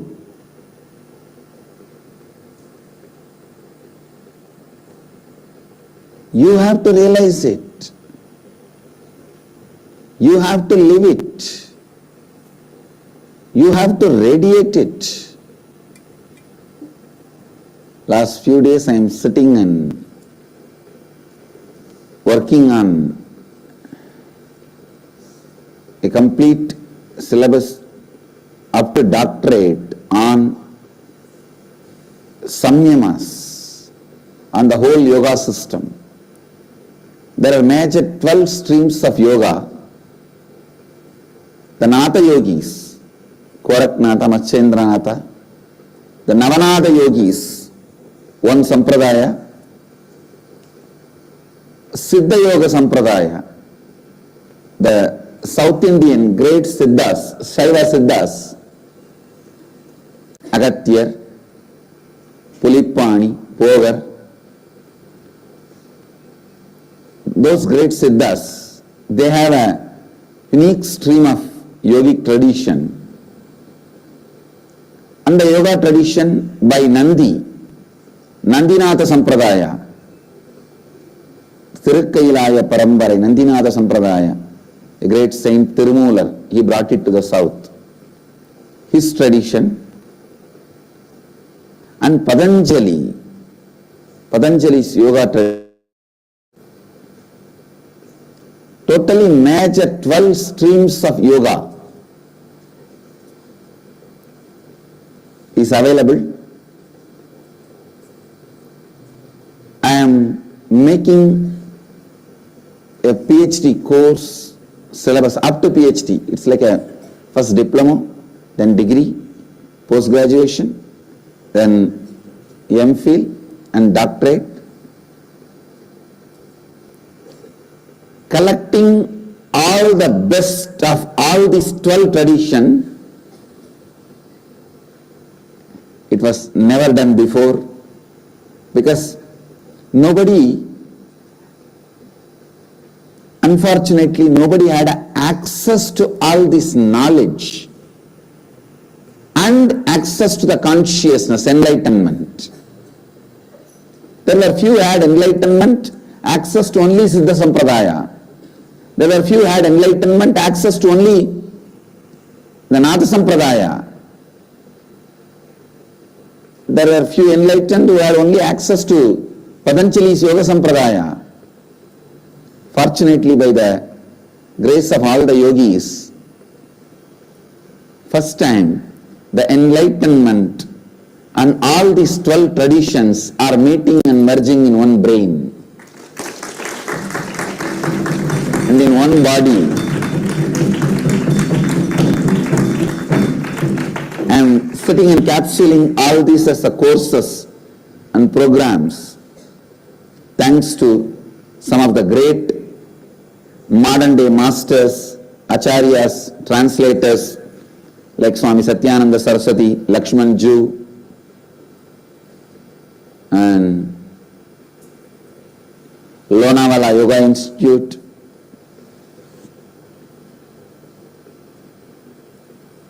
Sriram Sharma of All World Gayatri Parivar.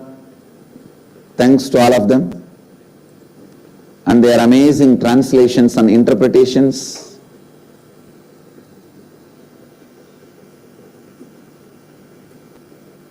Only when I am designing this whole course, I am understanding human life does not need to have any suffering. Please understand.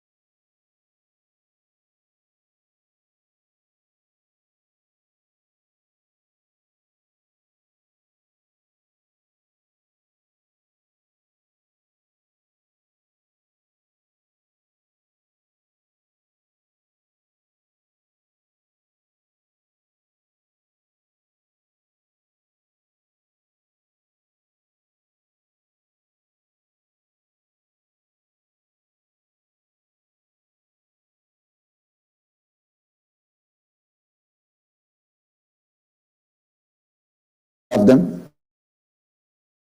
Amazing translations and interpretations.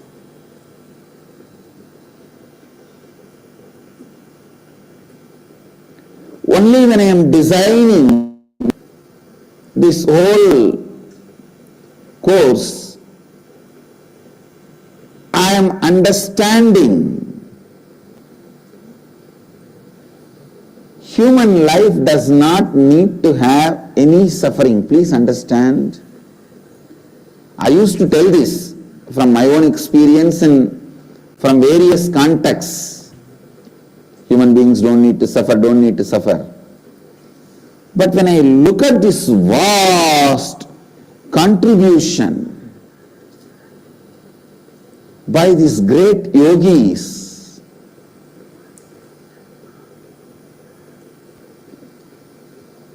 I was wondering, oh God, what an amazing, compassionate beings who left this knowledge for us, for this generation. When I remember their compassion, see, just for some disorder or disturbance in the eye, you have at least 150 techniques and kriyas and yoga. Any one, if you do, that's enough. The eyes will be cleared. Same way, most of the subtlest modern day mental disorders, our ancient masters 5,000 years before Nandi clearly pens down the solution. Nandi is Mahadeva's first disciple. I can say close disciple. Devi is first disciple because Devi had initiation, only then Nandi comes to Mahadeva. What an amazing contribution. When I read and align, I only have one word in my heart, Pranamami Muhurumuhu. I bow down again and again. I bow down again and again.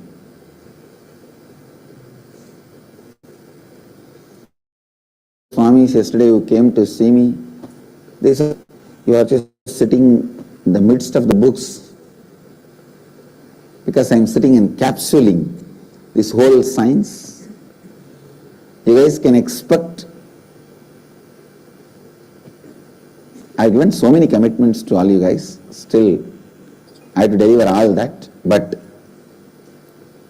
this I already started the work. So you can expect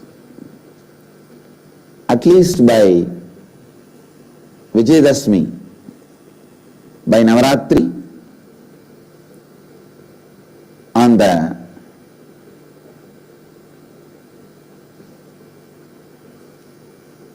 complete works of yoga tradition, a clear course,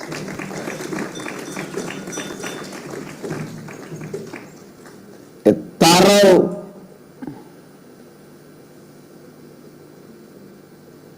courses on yoga, body, mind, breathing,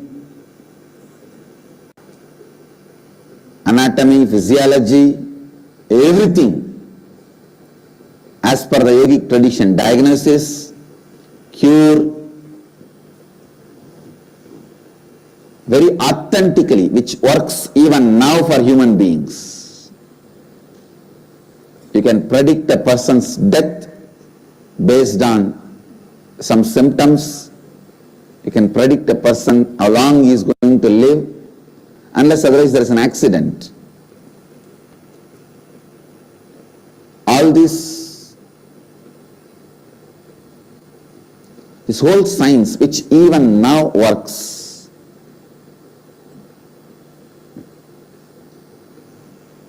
we will organize it. This will be almost like an encyclopedia of the yogic traditions of India. All the major 12 streams of Yoga Sampradaya, the best of all the 12 streams. But when I condense this syllabus and analyze and organize and put it, I had some of the insights which I wanted to share with all of you. That's the reason I even started this subject. First thing, you do not need to suffer. Second thing, you don't suffer because of your ignorance. You suffer because of your arrogance. Maybe the arrogance comes by ignorance, but if you understand your suffering is because of arrogance, you can do something about it. The moment you classify that as ignorance, you decide you can't do anything about it. Just ignorance without arrogance is never a suffering. Understand? Just ignorance without arrogance is never a suffering. It is the deadly combination of arrogance and ignorance is suffering. Deadly combination of arrogance and ignorance is suffering. That's the exact word I will use. Deadly combination. Deadly combination of arrogance and ignorance is suffering.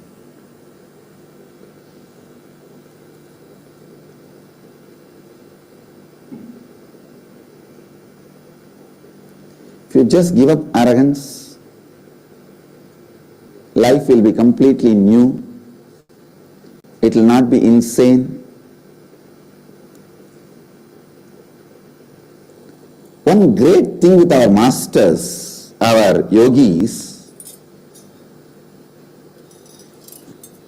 such a amazing compassion and a thorough research and analysis and documentation. No modern university can be compared. The unbiased research approach of our Indian yogis. Please understand, in the modern day, any medical research is driven by the pharmaceutical company, which finally wants to bend the result as per their vested interests. Please understand, all your medications are not the result of pure research and analysis, survey.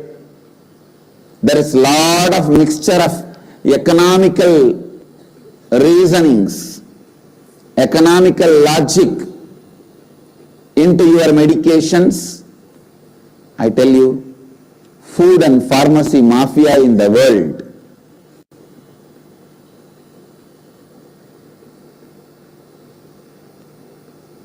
These two fellows, their vested interests guides all research. Understand? No scientist, no modern day researcher can be so unbiased, neutral and without any vested interests. Because these yogis don't even need food from people. They don't need anything. A king cannot threaten them. Hats off to our civilization, where kings have no place when it comes to the research and development. Politicians have no place. They can't even sit equal. Such a great apolitical,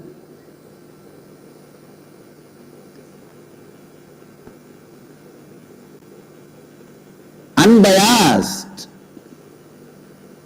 completely not influenced by the economical aspirations,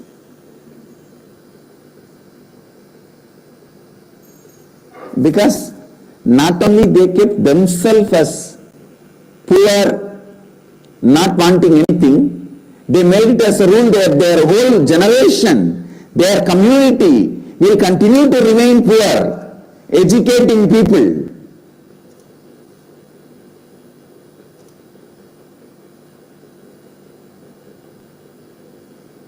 At least in my case, sometime I think, no, all my Swamis should live comfortably.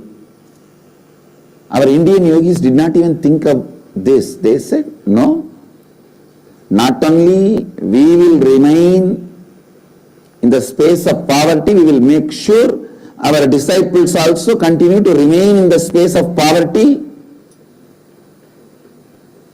Maybe from the right context, not from the wrong context, right context. Only then they will be active, alive and contributing, I tell you. When you don't have wealth around you, you have some unique quality. Thus, you have to contribute for the sake of survival. Contributing just for the sake of survival, that mechanism, that methodology was adopted not just by Buddha. Buddha is a junior, very junior. Starts from Kapila. Buddha is initiated by Mahanirvani Akada. After he became popular, whether he disowned or his disciples disowned is different. But all his words you can see directly from us. Sometimes try to create their own organization, but all the words, if you see, it will be mine.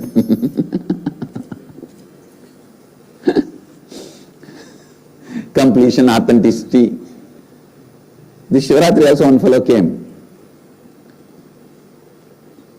He has taken all my teachings and compiled some books and dedicated it to the formless, eternal bliss Nithyananda. He came and gave that book to me. I said, did you learn all this from formless Nithyananda?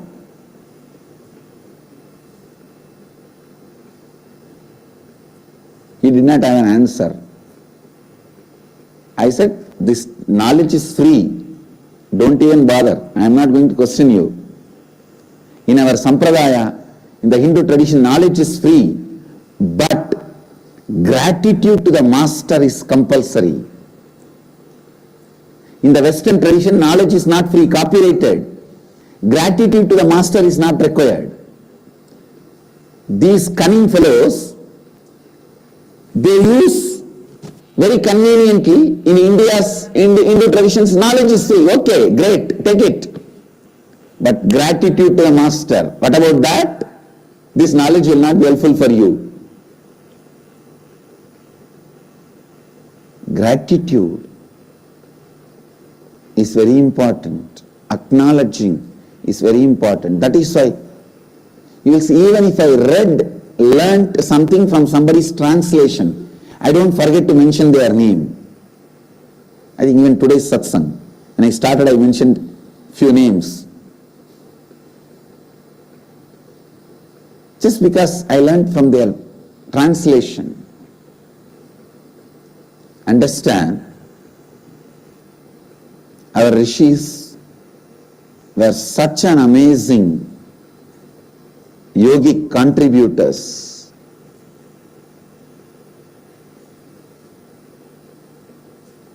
Such an amazing contributors, yogis. In every step, they are unbiased, pure analysis, survey, research. The way they recorded the statistics for the medicines or the kriyas which is going to work 100%, they use different word. Which has the probability of 80%, they have a different word. Which has a probability of 60% curing rate, they have a different word. So beautifully they are recorded. Sometimes I wonder, I wonder the kind of intelligence they had, the unbiased,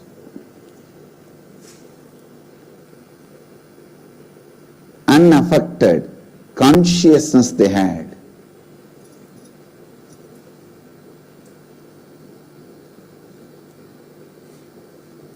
It is our responsibility to keep the whole thing alive, to keep this whole thing alive. Please understand.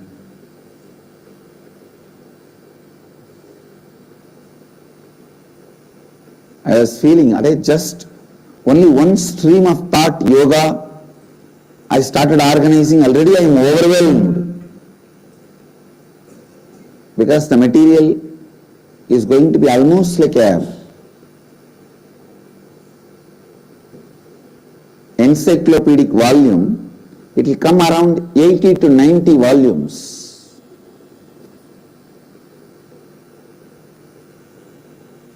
$80 to 90 volumes are the encyclopedia book size. If I condense it, I will be able to condense it up to 50.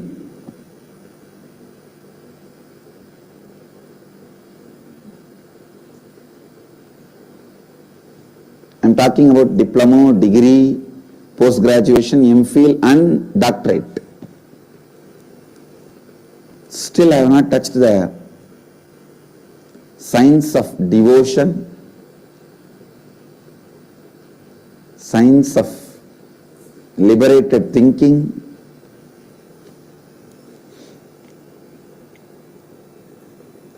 all that has to start. But this itself is overwhelming me. Seeing the amazing contribution. Once all this syllabus is established, of course, I'll surely establish it within next 2-3 years. At least this science, the yoga and the yogic tradition, that will be established by Vijayadasami. I may add more, but the first level, the first cut will be prepared and presented to all of you by Vijayadasami.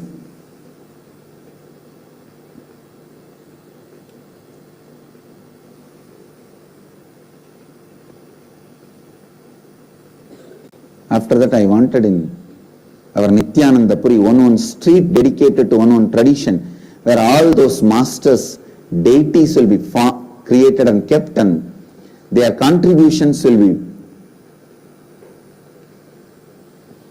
carved in stone and presented, so that it is kept alive forever. People remember it forever.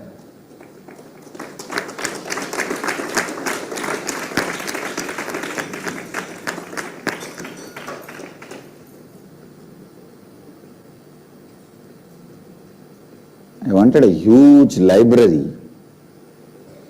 It will be like it should be in the size of a mall, and each section will have that master who contributed, his deity. One thing be very clear, there is no need for you to suffer. Second, ignorance is not a cause of suffering. It is the arrogance which actually leads to suffering. If you understand that, at least you can do something about it. You can do something about it.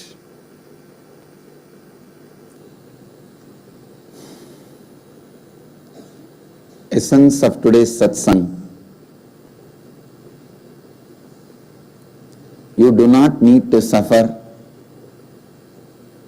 Ignorance is not a main cause of suffering. It is a deadly combination of ignorance and arrogance is the root of suffering. Ultimately, whatever may be the issue, our masters have found solution. It can be solved. I bless you all. Let you all radiate with integrity, authenticity, responsibility, enriching and causing eternal bliss. Nithyananda. Thank you. Nithyananda Dhyanapitham, Nithyananda Nagar, off Mysore Road, Bidadi, Bengaluru. Phone 08027279999. www.nithyananda.org. www.youtube.com/Life Bliss Foundation.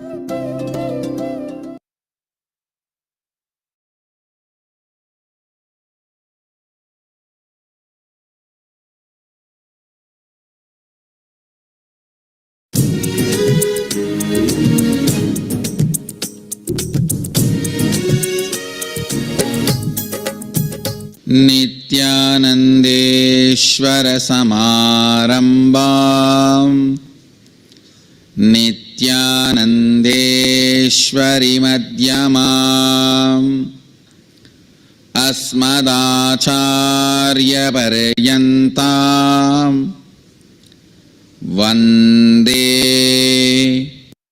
Guru Parampara.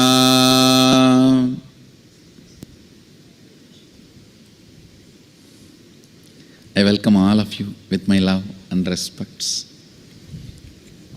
I welcome everyone sitting with us through Nithyananda TV, Facebook Live, YouTube Live, two-way video conferencing.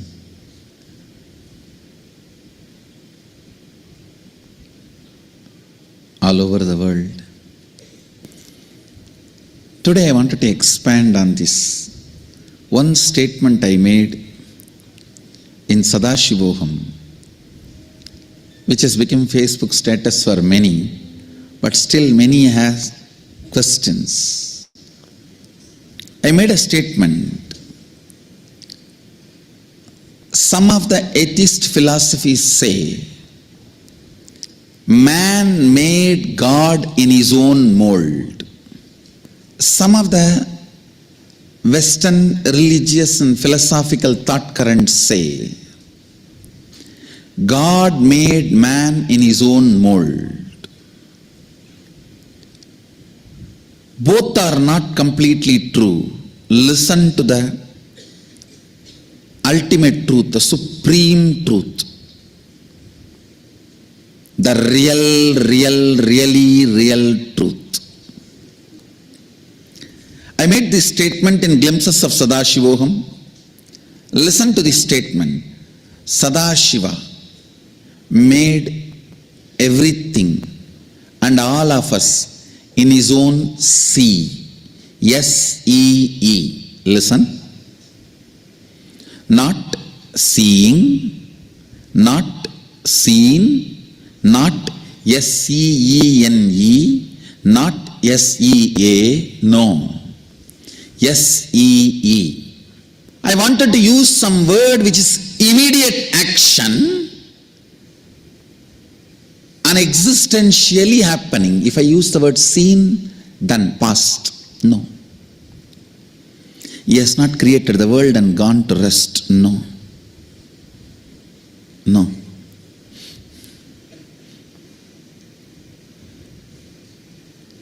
Nowhere Hindu god rests or sleeps or takes vacation. No.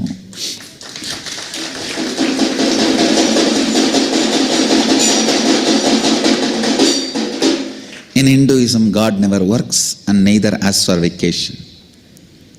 The very idea, work, vacation, all that proves whoever has those ideas, God works and God takes off, you are making your God from your mold.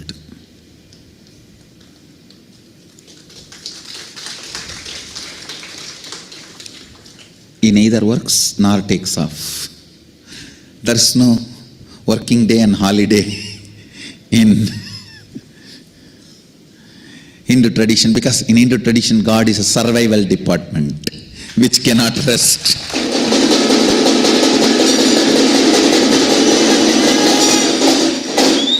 His survival department, he cannot afford to take off. Listen, I can't use the word seen. I can't use the word seeing. Seeing reduces the whole thing just to an action. No. Why I use the word see? Listen, see is a happening. Sadashiva is Karana, Karya, Moola. Listen.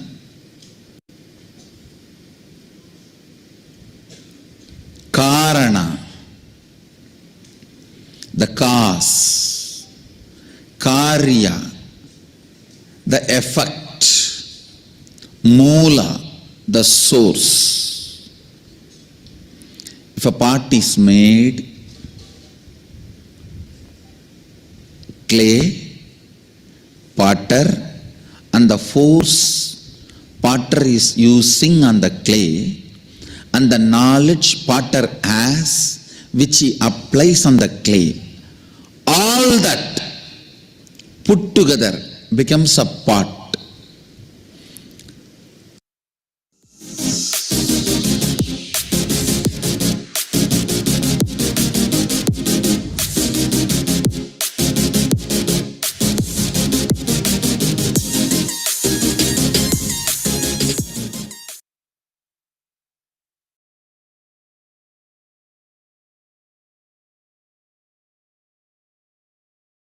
I chose Wix for my business because of its massive scope for functionality and freedom of creation. Being able to integrate and change and develop at my own pace. I offer a range of products and services. To manage it all from one place is essential. It gave me time back in my day to get going on actual projects. It really just made everything feel more achievable.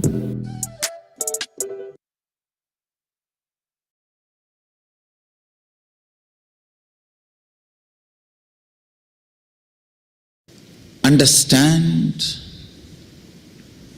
Sadashiva is all this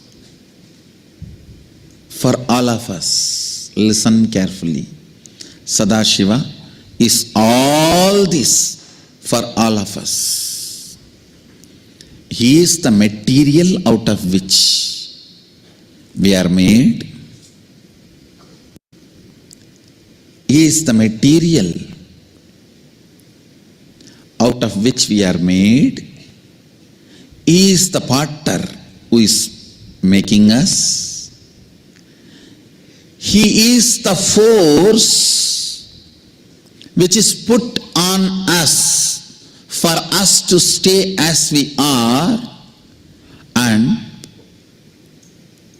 He is the knowledge which is applying the force on us to stay as we are. Listen.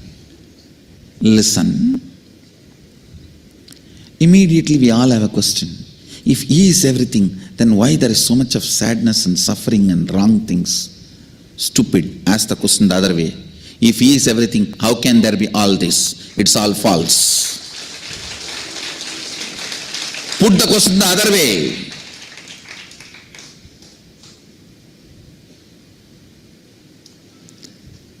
Put your anchor on the truth, not on delusion.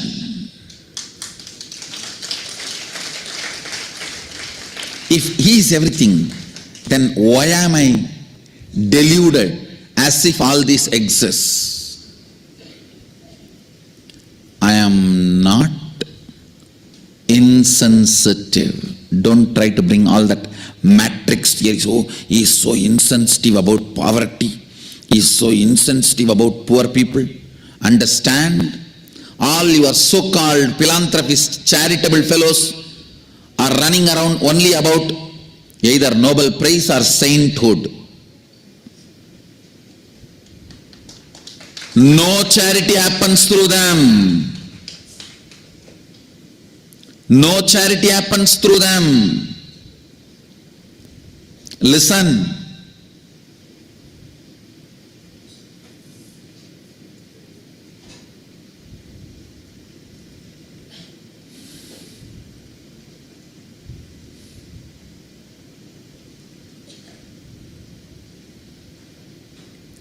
I am not insensitive to poverty. I am not disrespectful to people's suffering. Try to understand what I am explaining. Then you will understand the reality. You will be out of the matrix. You will be out of the matrix. One of the worst problem with which you all suffer, one of the worst problem with which you all suffer, listen carefully. One of the worst problem with which you all suffer is the victimhood you carry. You project it on everyone and you believe strongly it is an existential reality. When you try to show yourself as a victim, you feel very good.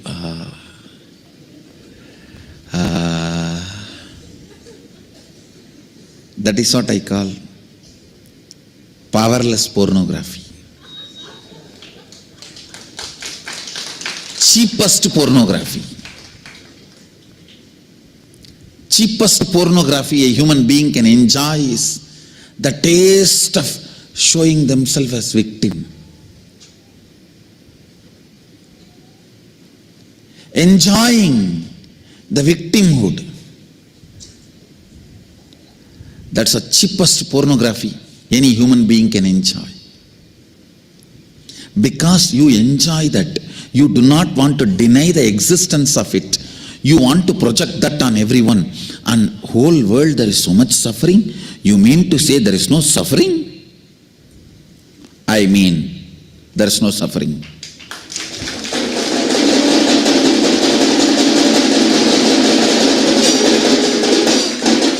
After going through so much of attack from all corners of the world, I mean, there is no suffering. Understand, ask the question in right way. If Sadashiva made all of us in his own sea,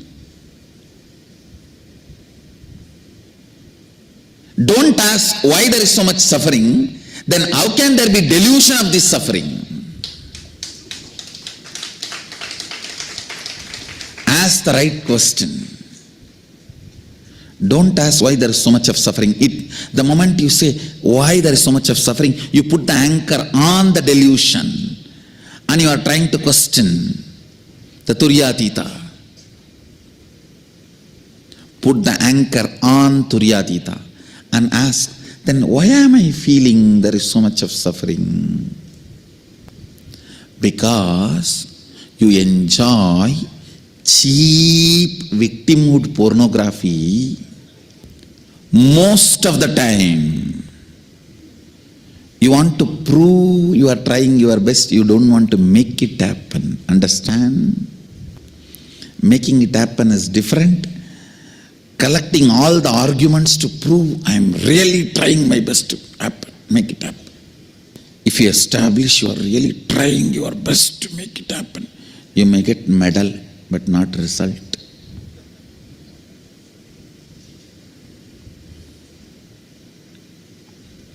You may get medal, not result.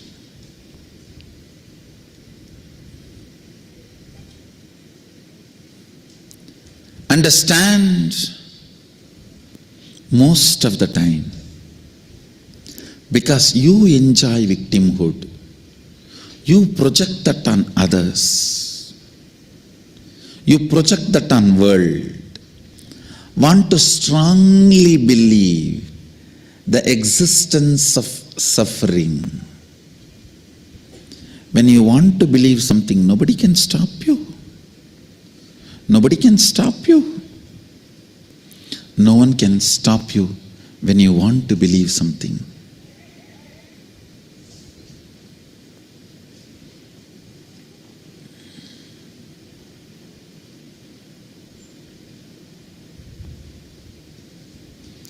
Listen to this truth again. Sadashiva made all of us in his own sea. S-E-E. I don't want to conclude it as seeing or seeing. See. Because one more understanding I want to share with you. Only if some matter is connected to you, you feel that as me. For example, as long as your hands are connected to you, you feel that as you. You can handle it. You can do what you want with it. You can stretch, push, pull, up, down, all. But if your third eye is awakened, you enter into the next frequency. Everything you see, you know, is the material out of which you are made, is the same material out of which whatever you are seeing is also made. So, you just know how to deal with the matrix. You just know the matter becomes your own extension. Anything you see becomes your own extension. Looks too big. I know for most of you, even understanding is so difficult. How is it going to happen to me? When is it going to happen to me? In the dream state, if I tell you, when you wake up, there will be a huge Nithyananda Sabha, lot of deities will be there, with all beautifully jeweled, with all the vehicles, decorations, screens, so many things. And if you start calculating, even to stitch one curtain, it takes 10 years for me. I have to learn tailoring, learn weaving, and then weave and stitch it and hang it. When am I going to build the whole Nithyananda Sabha? How foolish your logic and calculation is. If you wake up from the dream, in which most of you are, you will see the Nithyananda Sabha. If you wake up from this dream and open your third eye, you will just see all the things you are seeing is extension of you. Understand? Delusion. Delusion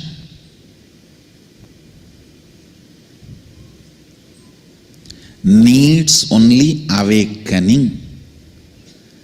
It needs smart decision, not hard work. It needs smart decision, not hard work. When I say Sadashiva made all of us in his own sea, listen. When I say Sadashiva made all of us in his own sea, I mean, from this truth, question what do you think should not be there, or what do you think creates doubt about this statement. If you are from that side and question this statement, it will never become your reality. Be on this side and question that side. Blessed are those who have a trust on Guru to push themselves to this side and question that side.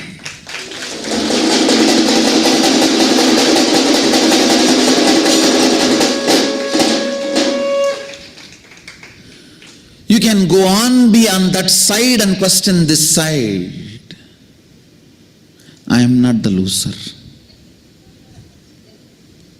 I'll continue. I'll continue. I'll continue. I read a one-liner. On the way I met few rowdies standing and teasing, making fun, criticizing, throwing stones. I continued with my journey. After going long distance and I turned back, I saw they standing in the same place and teasing somebody else.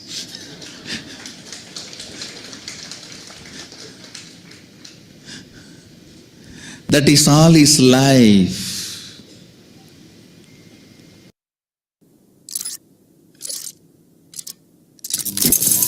With O2 this Black Friday.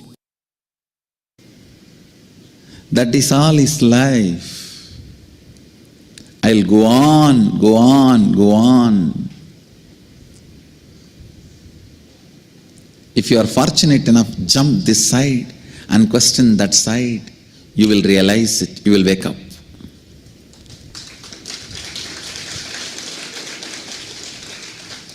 All these powers I am manifesting through this body or the bodies of my kids is nothing but the evidence and witness I am providing to establish what I am claiming as the supreme truth.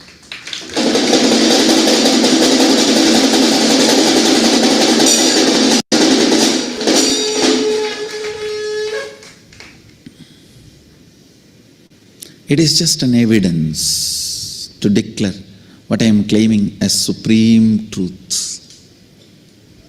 Understand?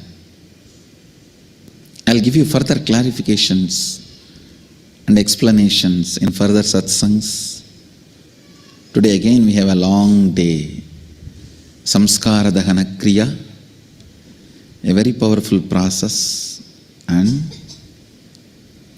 there will be an energization, rebooting, control, delete.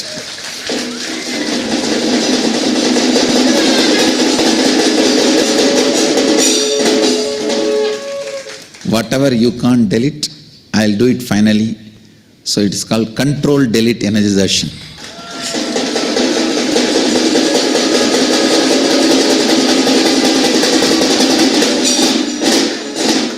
Rebooting, energization. Making yourself completely available to rewrite your life as you want.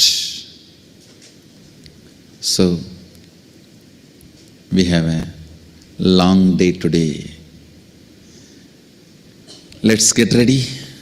Remember again, I wanted to insist and repeat, Sadashiva made all of us in his own sea, not mold, not seeing, not seen, not SEEC, not SENE, seen, no. Sadashiva made all of us in his own sea. Even the made word may not be right completely. Sadashiva is projecting all of us in his own sea.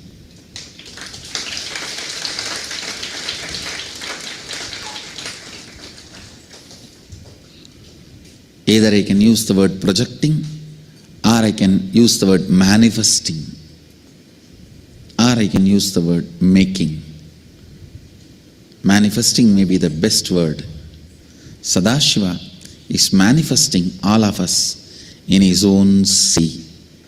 Let this be your Facebook status for today, and let this be the subject for Vakyartha Sadas today. Let this be contemplated, analyzed, internalized again and again. Please continue this truth as a material for Vakyartha Sadas today. With this, I bless you all. Let you all radiate with integrity, authenticity, responsibility, enriching, causing, living Shuddhadvaita Saivam, the eternal bliss, Nithyananda. Thank you. Be blissful.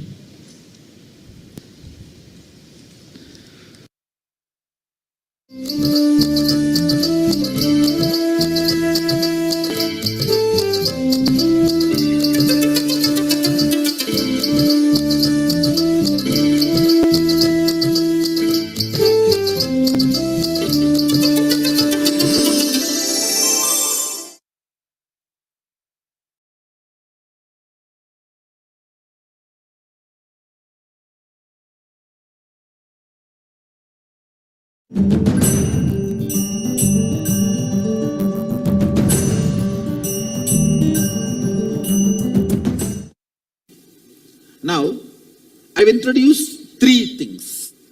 Length of this walking stick. This is length. This is breadth. And this is depth. In us, the logic which moves and makes conclusions is length. Breadth which influences the matter means the cognition influencing the matter, spirit influencing the matter, your activism or involvement influencing the matter, logic, that zone is called breadth. Like art, poetry, music, sculpting, where your spirit influences matter. There is a part of you, independent of length and breadth, matter and emotion, can create an experience. Like I gave you the example, you may be sleeping on a beautiful king-size bed and air-conditioned room completely secured by the whole army around you, but you may be dreaming, experiencing a tiger chasing you, sometimes stray dog chasing you in the forest. Independent of everything external, the cognition you generate, the ability to generate cognitions is depth. Listen.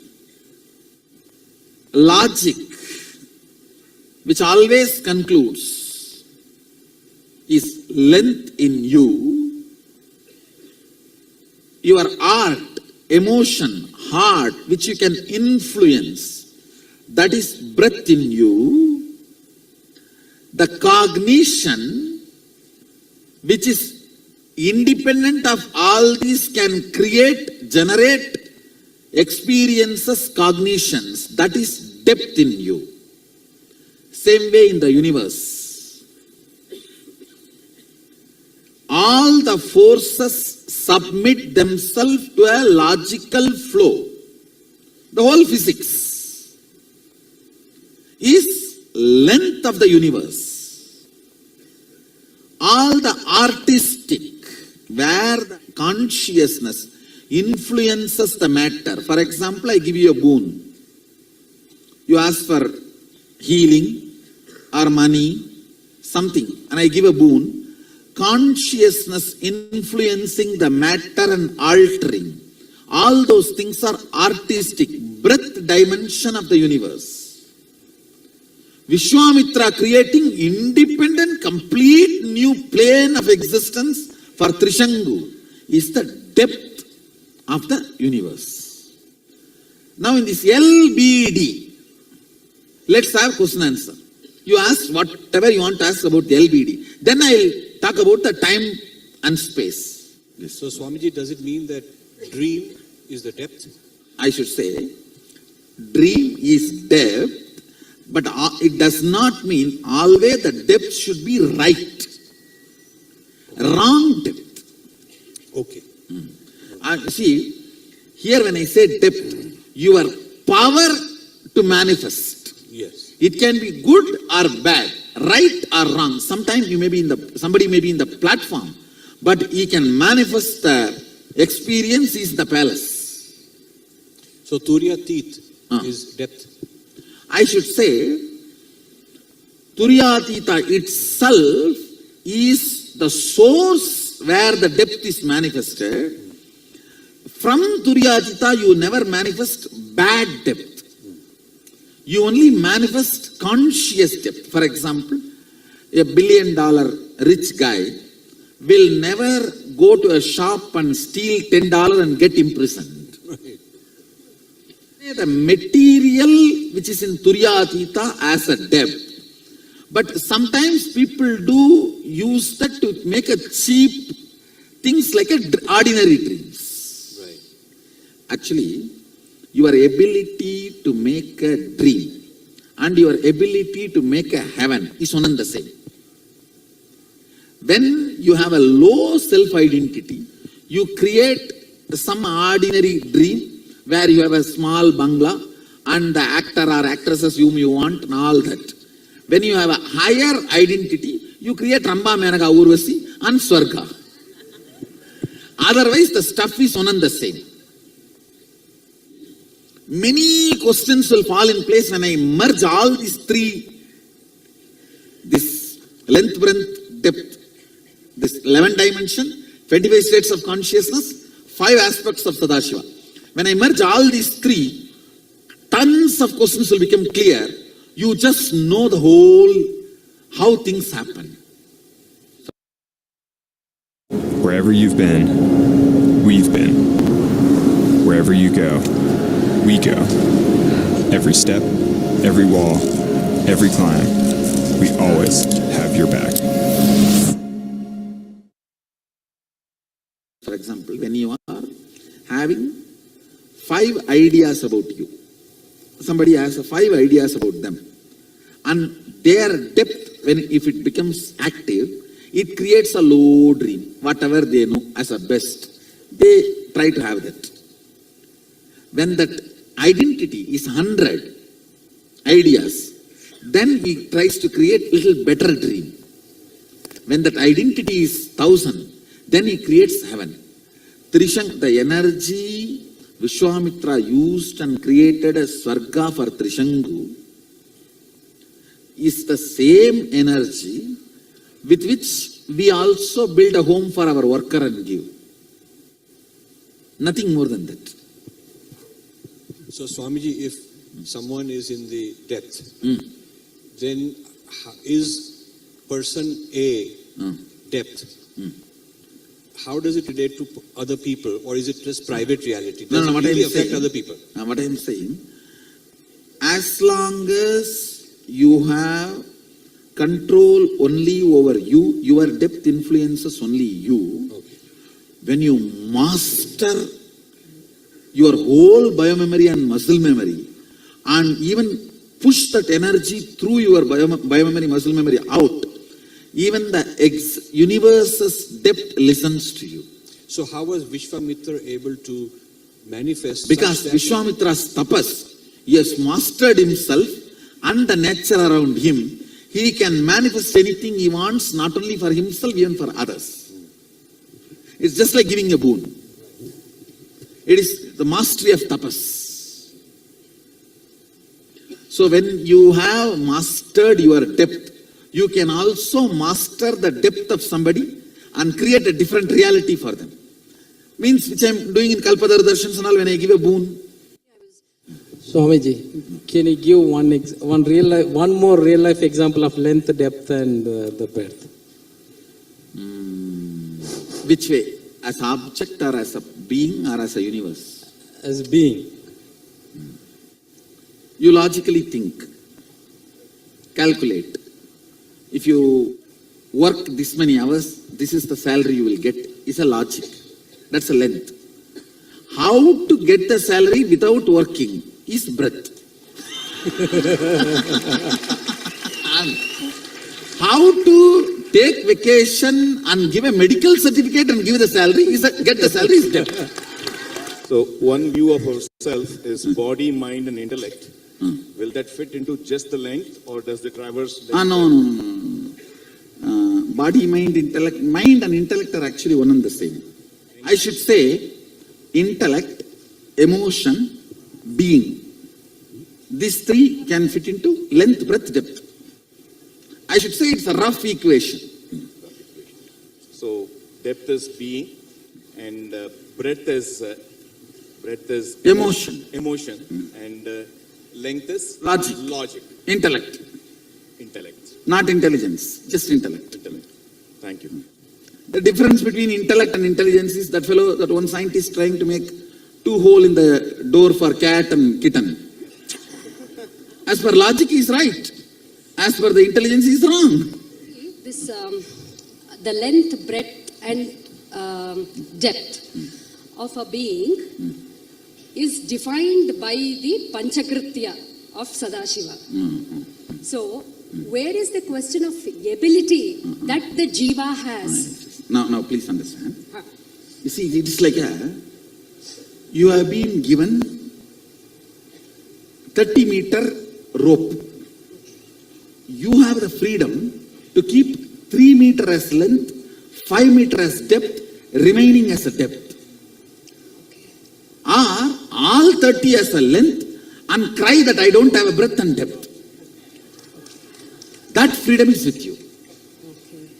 30-meter rope is given.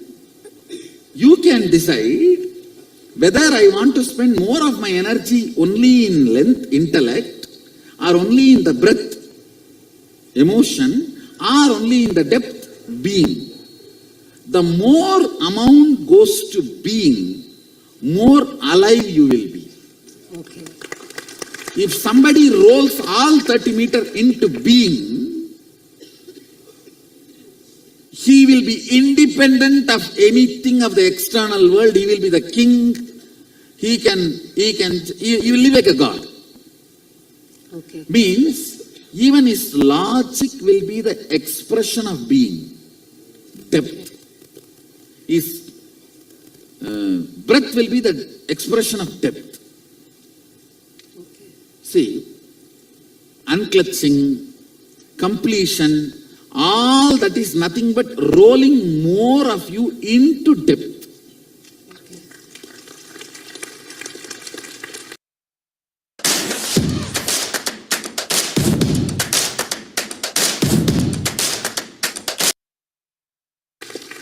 The length given is by Sadashiva.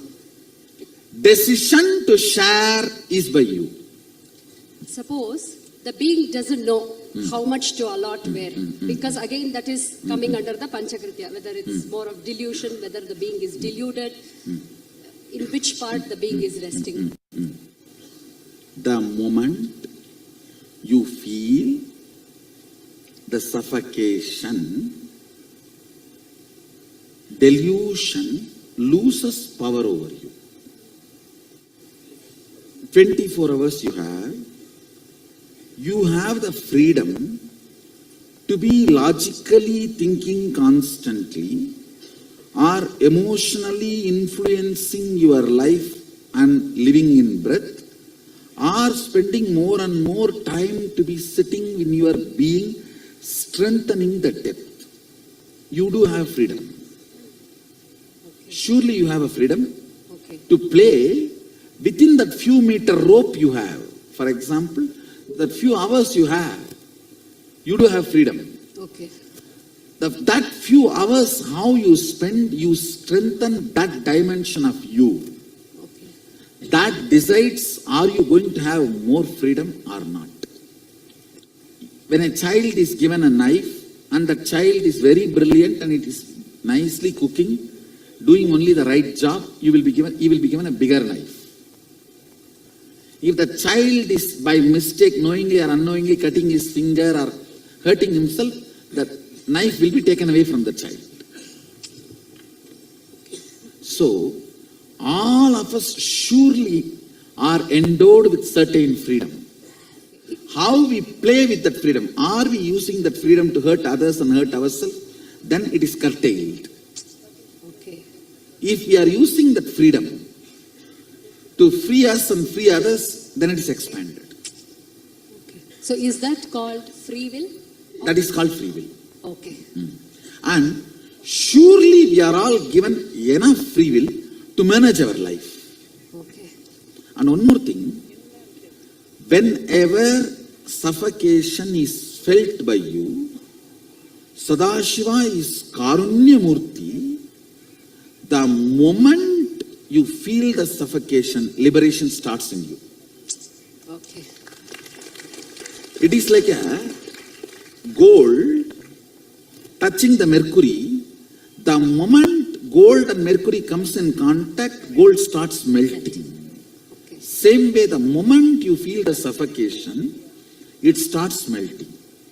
Okay. And sometimes we ourselves as Sadashiva, this as a boon, I may not be able to handle myself pushing me towards liberation.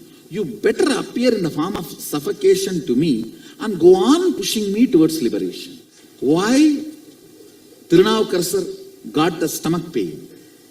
He actually asked Sadashiva, till you fill my heart, let my stomach torture me. So that is the way he got that disease. He feels in the world I may forget the whole purpose. So better you be available in the form of this suffocation. So till I become completely enlightened, you be driving me from the stomach. Oh my God. Sometimes even we ourselves make this happen. Oh. And we will not be aware of this at all. I tell you, there is something called soft sufferings. Soft suffering means actually without any problem you will be suffering. Those soft sufferings are usually boons. You take it and come down. Okay. For example, actually somebody is handicapped. Actually somebody is in the poverty.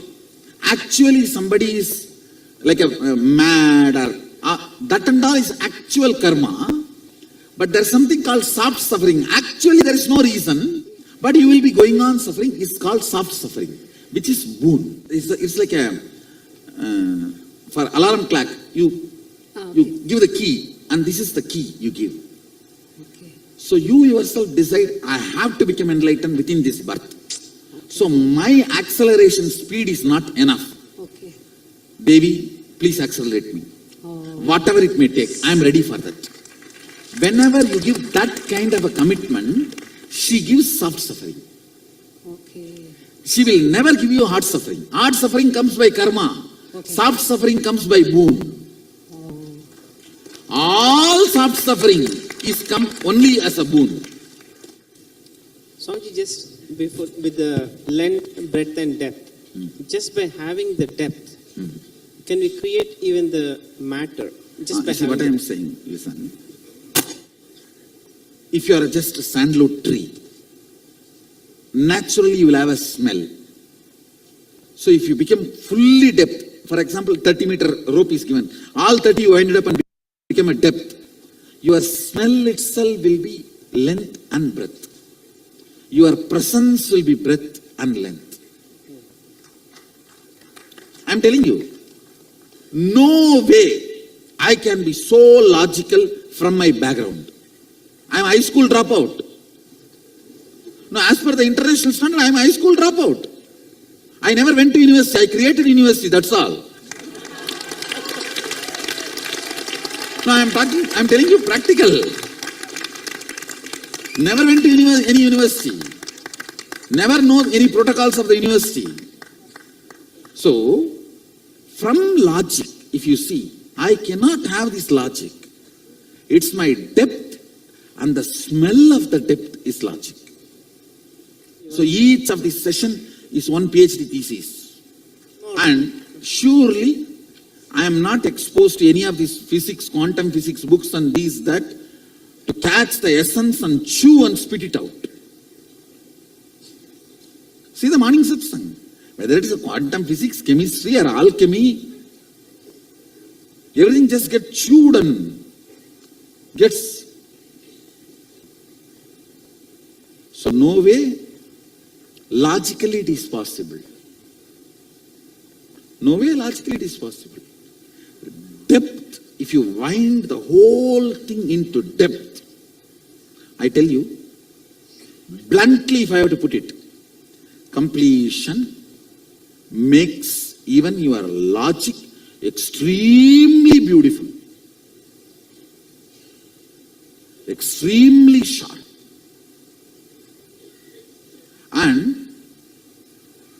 Anything you see, you just behave like a grinder and grind and spit it out.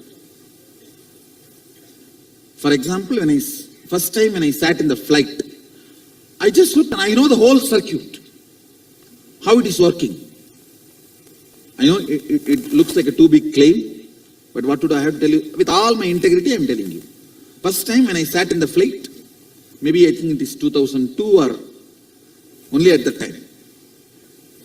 When I sat in the flight, I just looked around. I just know the whole circuit, how it works. Not by any logic.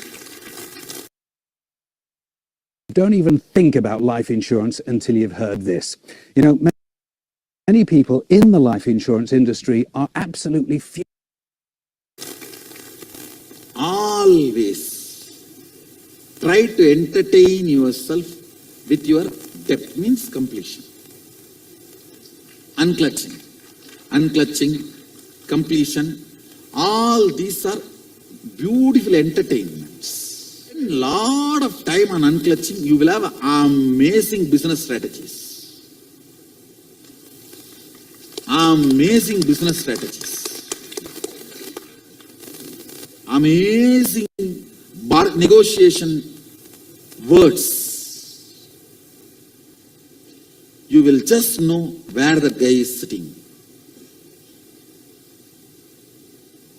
You will just know where you need to relate to him.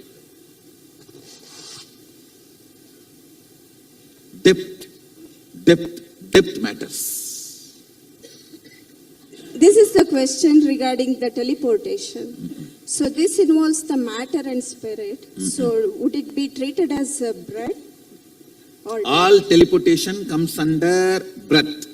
All materialization comes under depth. Okay. Thank you, Swamiji. Yes. I have a question about nature, the environmental systems, the natural systems. So are they the breaths? They function within the breaths because they have their own intelligence of how they interact and work. I should say, plants and all of them work only in the language of length. Their involvement and the things does not matter much. But the animals and all work in the line of breath. Their involvement matters. Only human being can handle depth.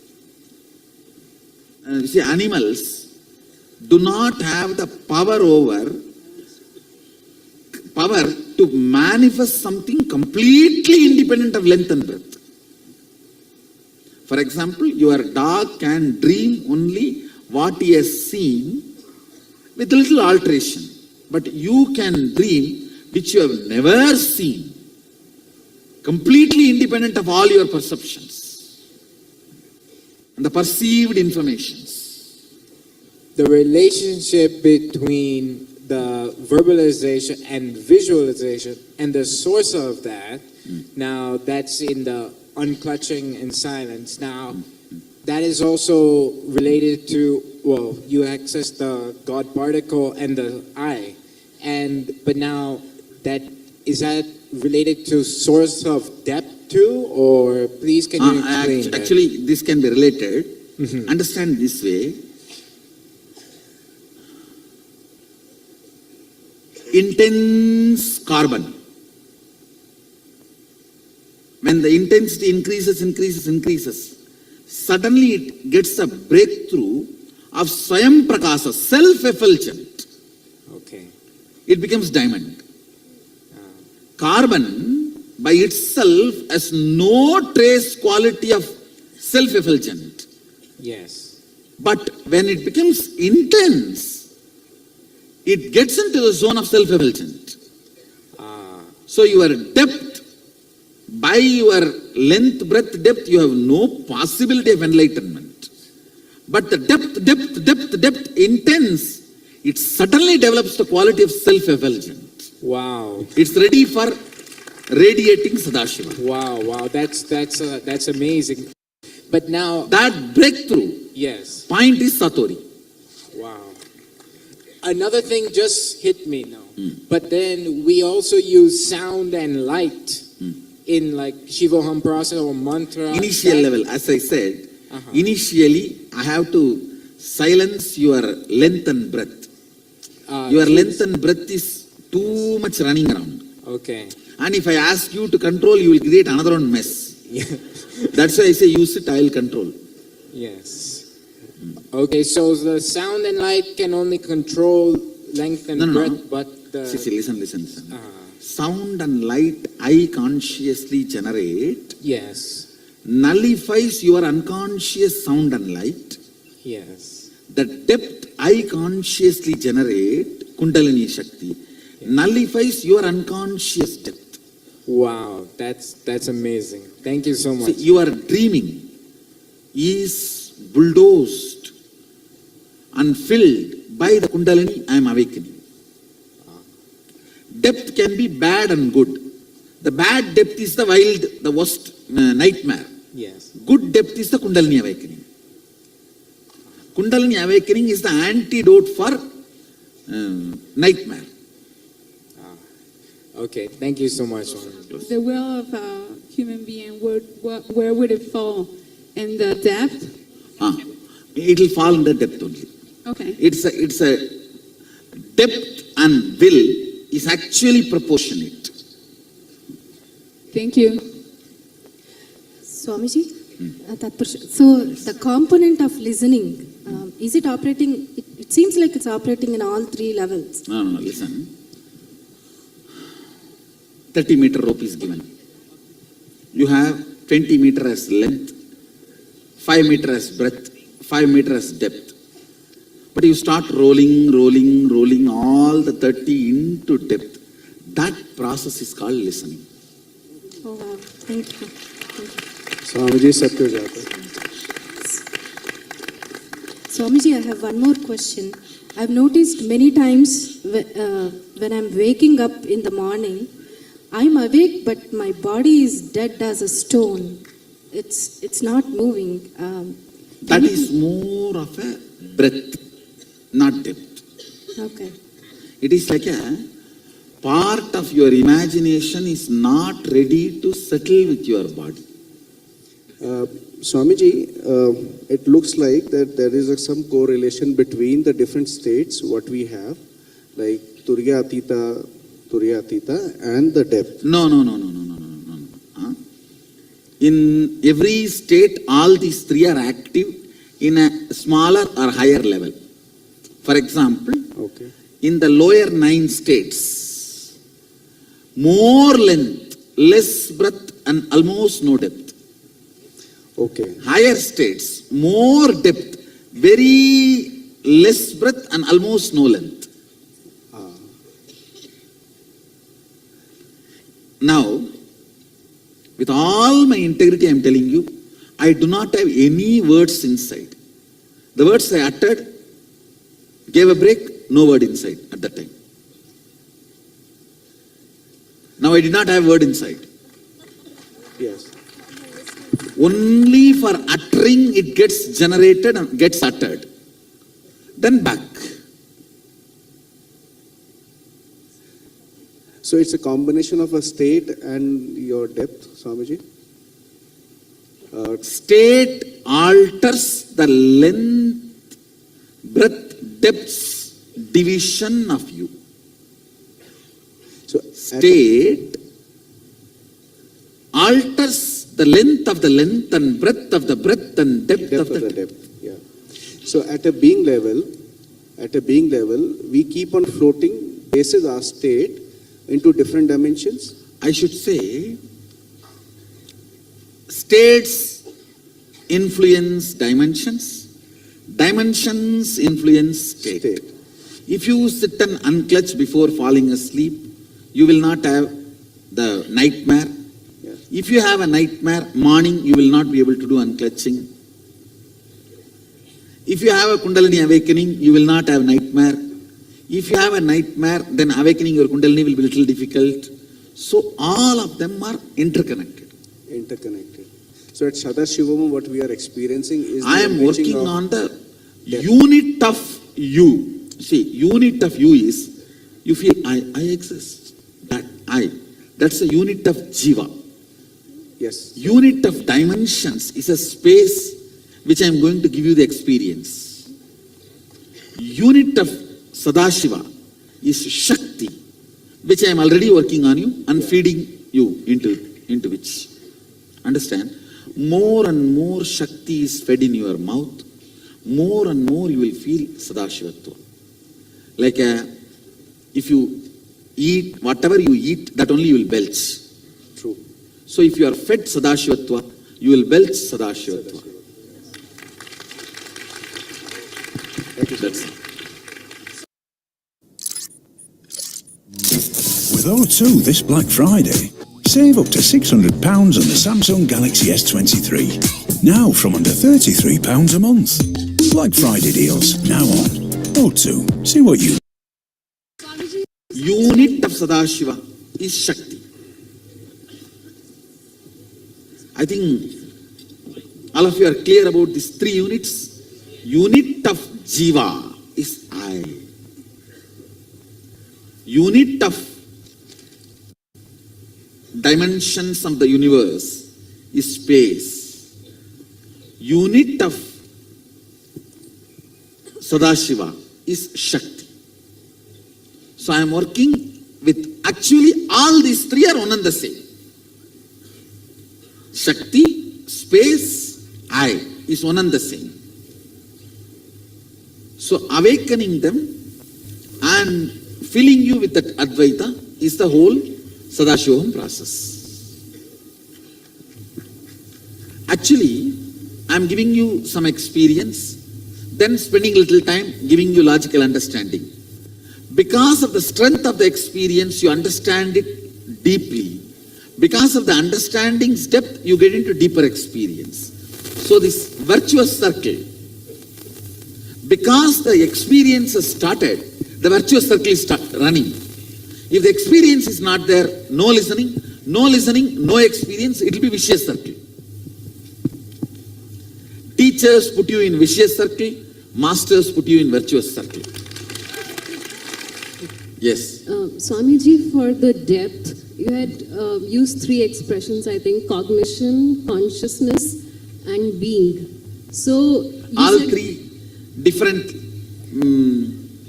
words pointing towards the same experience.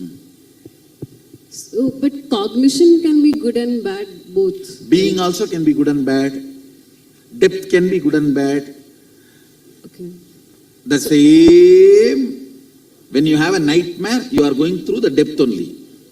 It's not that depth is good. Depth can be good. So for making it good, the cognition needs to move to consciously. If you build depth, it will be good. Okay. Unconsciously built depth will only be nightmare. For a happening of any event, is there any way to know the origin of that event, whether it is from depth or breadth or from length? See,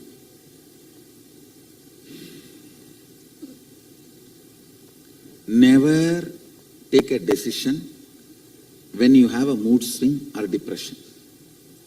Because many times you will permanently damage yourself because you are temporarily upset. After happening, even if you know you have taken the decision when you are in the length, it has no use. Anything, whether the outcome is good or bad, strengthens you is from depth. Anything, whether the outcome is good or bad, makes you shallow, is length. Even the nightmare wakes you up, finally. Yes, bad depth, but wakes you up. I wanted to ask whether depth is inbuilt in human beings or not, or we have to build it, like... You are given freedom. I will not say It is inbuilt. The possibility is there, but you should consciously build. Because many times when you don't build, you just die without even experiencing or tasting depth. Okay. And one more question. I can say integrity is also one of a powerful way to build depth. Can you Integrity is always the tipping point in your life.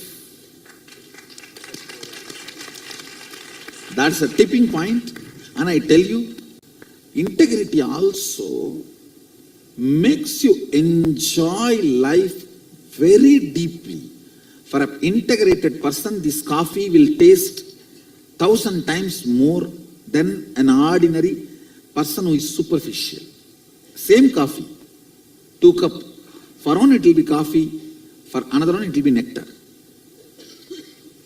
Integrity matters, increasing the depth of being and experience.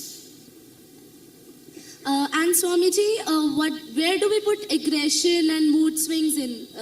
Is it breath or logic? It is more length. Length. Usually, length damages, breath heals, depth makes it irrelevant. When you are doing a poetry, art, dance, music, it heals. Logic hurts, emotion heals, depth makes it redundant, irrelevant. But you talked about 3 levels, like the one which you gave the Trishul example and being example and universe. So is it that we are being better and better, like going up? I have given you understanding. For understanding, I use these examples. And can you explain depth in the universe level? Vishwamitra creating Trishangu Swarga. I don't know that. Vishwamitra created a new heaven for Trishangu. If you are deeper enough within you, you can not only handle you, control you, you can even control things outside you. You can create your body temperature, change the body temperature and make the rain happen. When we are not aware about this, and then what's our state? About which? About the dimensions. What is our state? When you are not even intellectually introduced and you are not opened your eyes for it. Like how a born blind man, difference between born blind and the fellow with eyes. Ignorance is suffering. Not being introduced to the unit of you, unit of universe, unit of God is torture.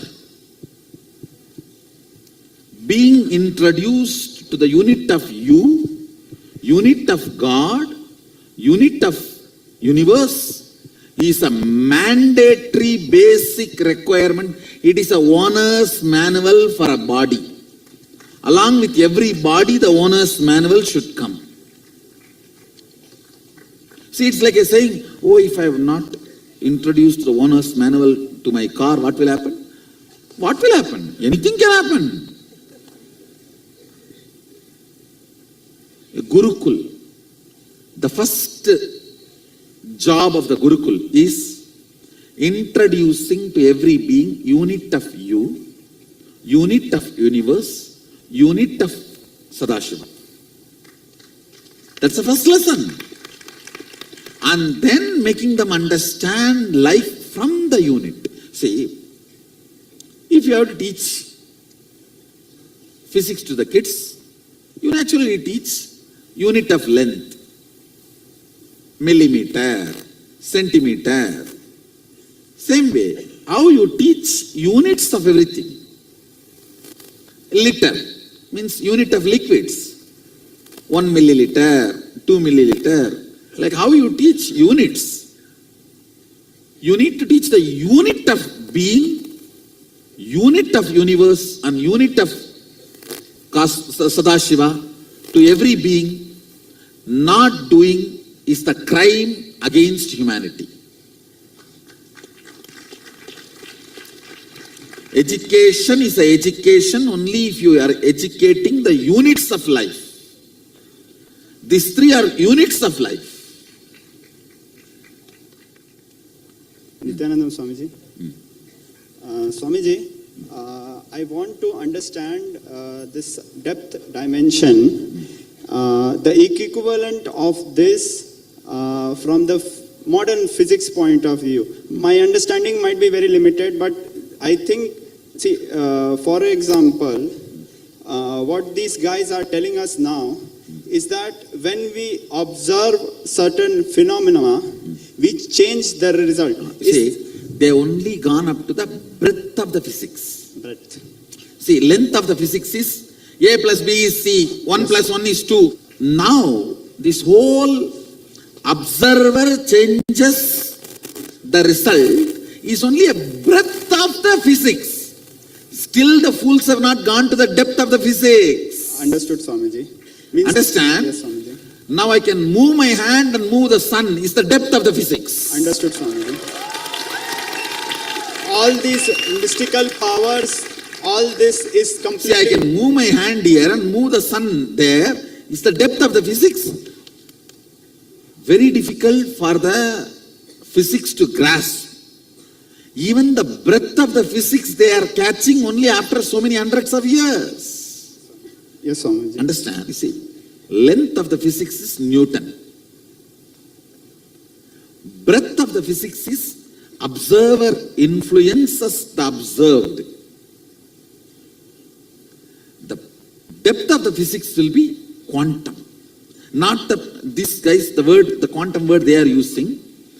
In this, the quantum word they are using, they are trying to show more an agnostic, atheist way of, this is the way the parallel universe exists, but they are not saying our will as a powerful role to play with the parallel universe.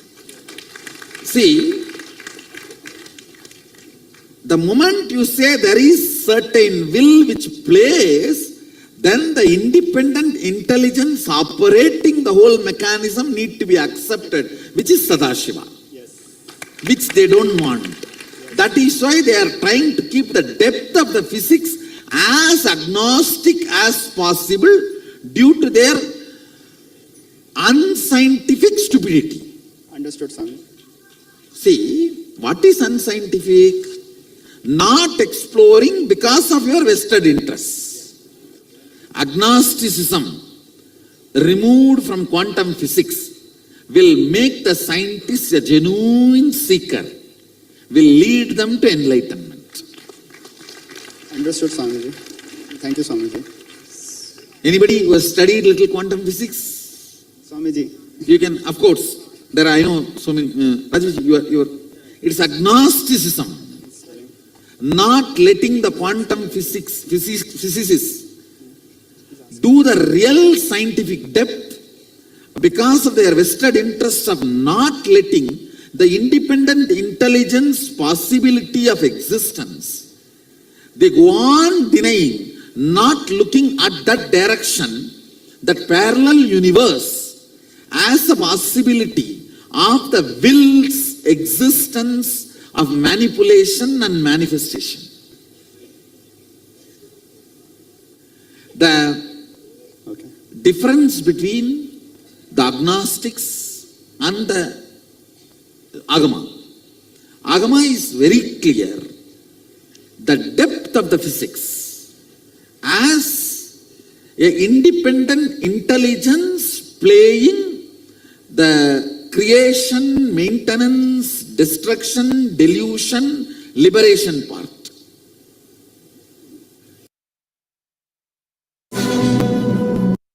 From moments of awe at masterpieces to laughing till you cry with your tour guide, make memories.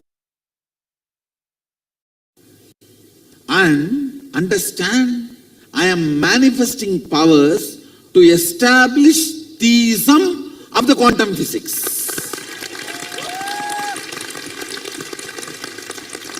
The theistic quantum physicist is my Balasans.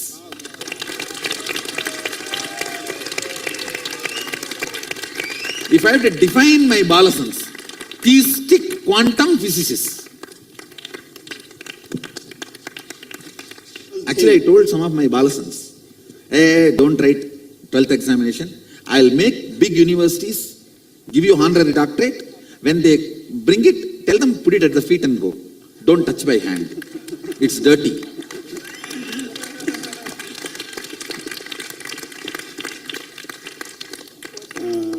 See, this world needs to know when the depth is awakened, the education is different.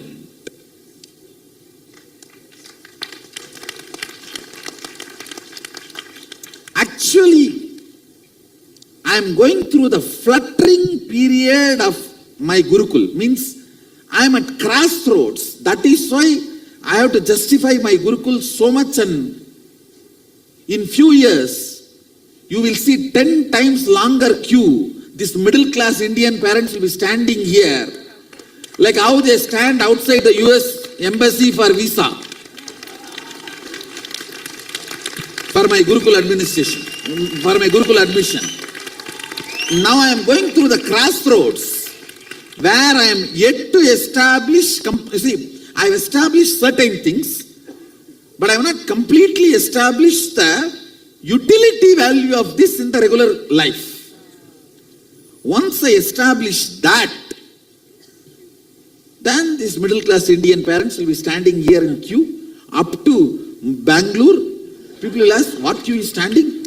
No, but the Nithyananda Gurukul admission opened, so we are all standing for application.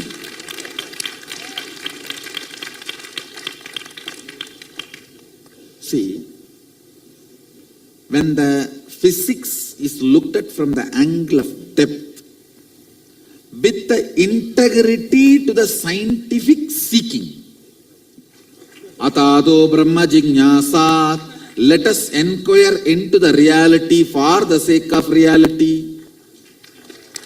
When that starts with the depth, the being produced is called theistic quantum physicists, my ballasans, who will wave the hands and move the planet's effects and will always be bound down in front of deity. Who can wave the hands and materialize what you want, who will always bow down and bend in front of a deity. Theistic quantum physicists. And even Swamiji, simple things like how they project the world to us, how they teach us about the world to us, it is like random chaos. The auspiciousness they are not able to present. So I tell you, agnosticism will always end up in chaos because any order introduced needs justification. See, any order introduced always points towards the independent will's existence. Yes, Swamiji. Understand? So if the order is introduced, will be justified. Yes, Swamiji. That is why the moment will is justified, Sadashiva is justified. Yes, Swamiji. See, what is the definition of Sadashiva? An independent intelligence which has power over everything exists. That these guys cannot, not only does not accept, do not want to explore in the direction which may confirm even indirectly. They are so frightened, yes, Swamiji, that they do not want to look even into the direction. Yes. Theistic people denying the possibility of quantum physics denying the possibility of theism. Whole power structure. The power corridors trying to decide the reality of the existence instead of the rishis and seekers. Power corridors can decide who will rule, but rishis decide who rules. Rishis decide who rules, power corridors decides who will rule. Swamiji, what is the role of feeling connection and Guru Bhakti? If you understand.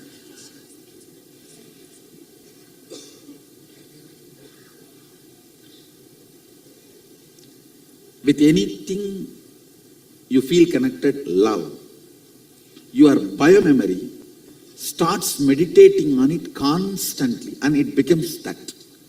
For example, an egg from chicken is taught to meditate on snake. Snake will come out of the egg. See, Prahlada came out of Hiranyakashipu.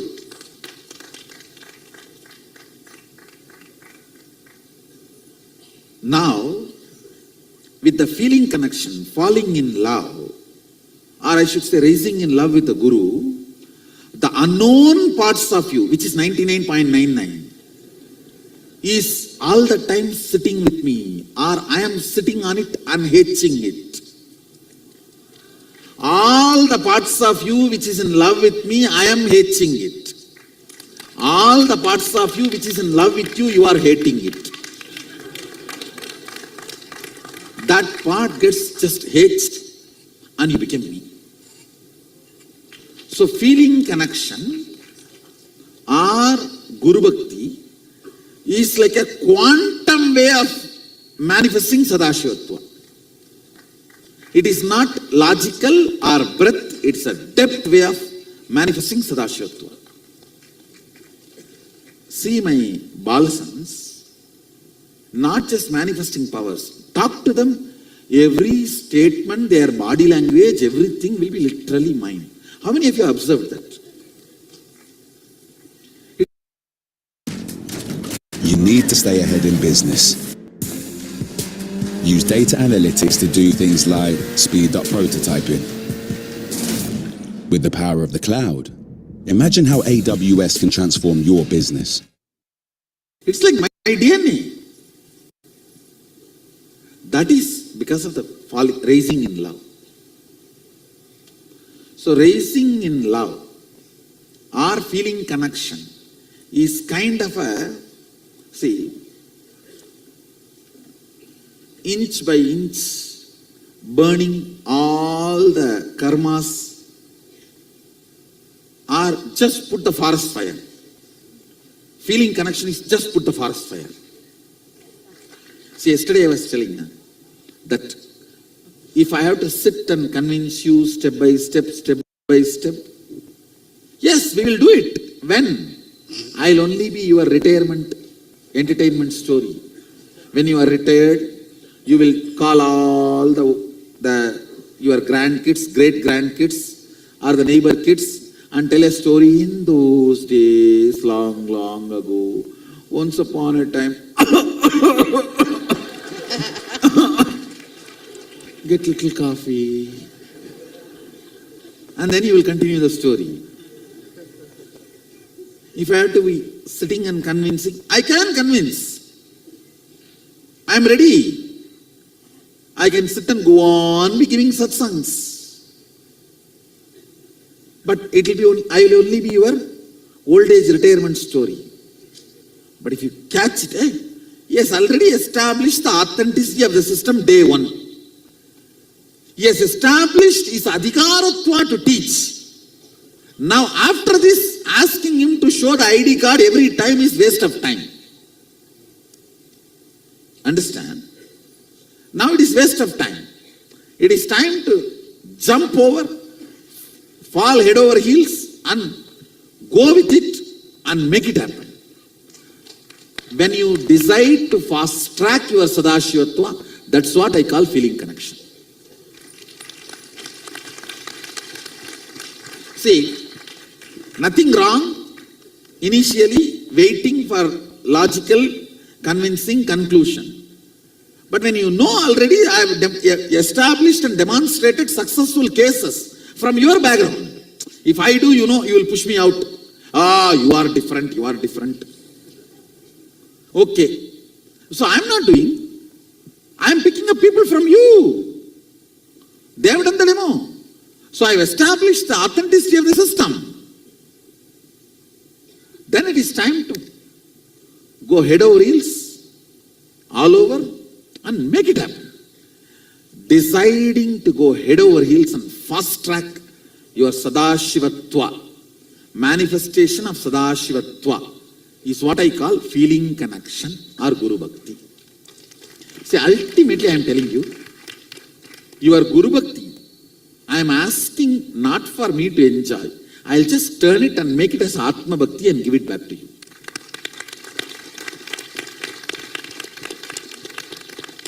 When you complete with GDHD, I will complete with your SDHD. That's all. I will just turn the energy, make it into your Atma Bhakti.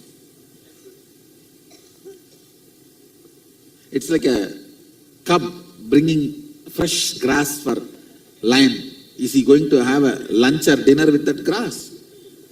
He may act in front of the cub, not to disappoint the cub. See, I'm eating, and he will turn this side and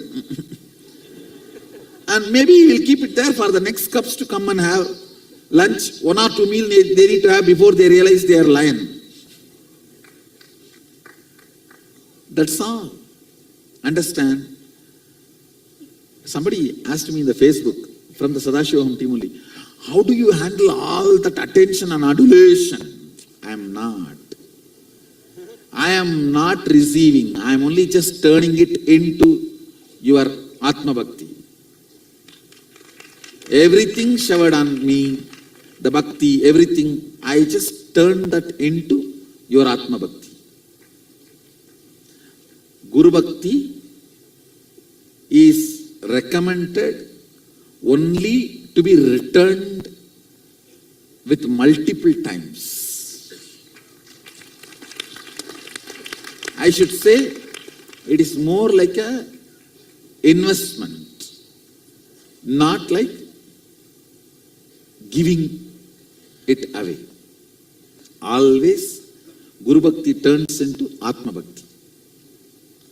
Swamiji, does it mean that an individual only has to focus on deepening the depth or the being so that the length and the breadth component automatically falls into place? Actually, you just need to, all you need to do is as much as possible, engage yourself in depth creation.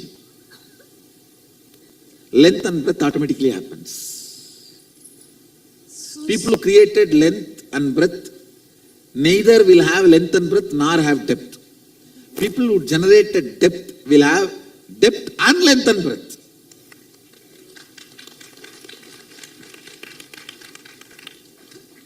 So Swamiji, when you intervene in our lives, does it mean that you directly work on the depth component? Does that mean?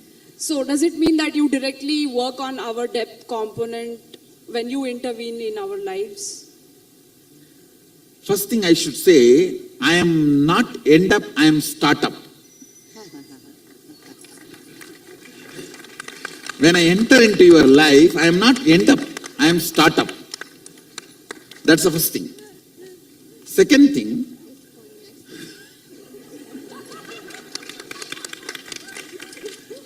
see, you should look at the whole thing. The word end up is wrong. Word startup is right. Now this answers your remaining part of the question.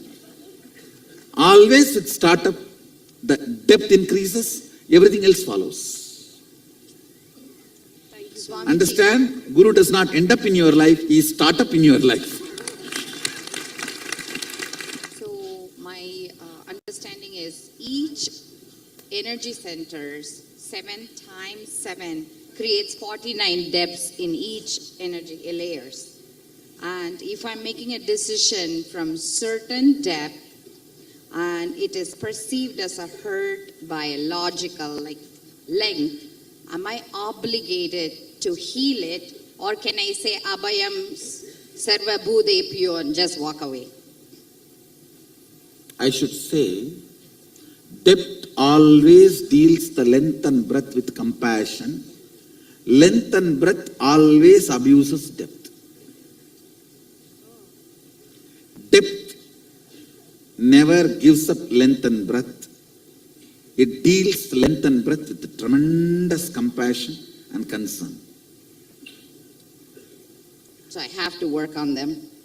Yes. Yeah. So my question is, once depth is awakened, does ethical behavior awakens automatically, or does it need to be? I should say, the ethical behavior word, if you define, then I will answer. Right. See, I should say, more integrity gets awakened. So would you agree that then in that case it need not be externally imposed to the extent it is being imposed when depth is not awakened?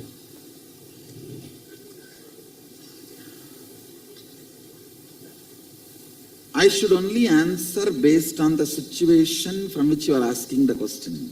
For example, if you are asking from the context of things should happen, we should not be forcing.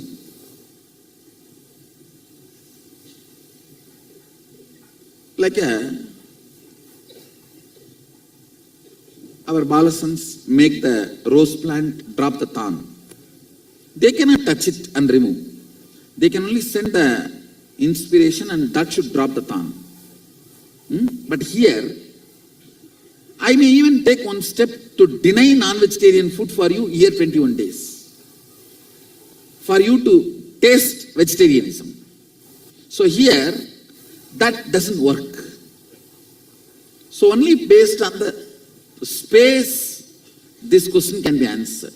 Right. Thank you. For example, these 21 days, I assume there are certain things which you are not exposed. You will expect me to do R&D and give that best to you. Like understandings, food, preparing your body, in all that. So in that case, you can even perceive that as forcibly he's feeding vegetarian food into our mouth. So in that cases, this logic will not work. Right. Just on a lighter note, how does the institution of marriage affects your length, breadth, and depth?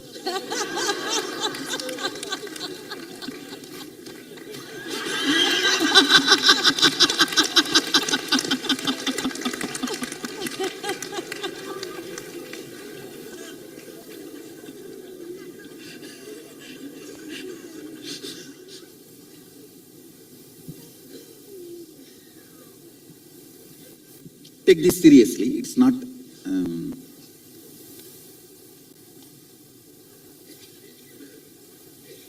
basically human being has a high possibility for growth.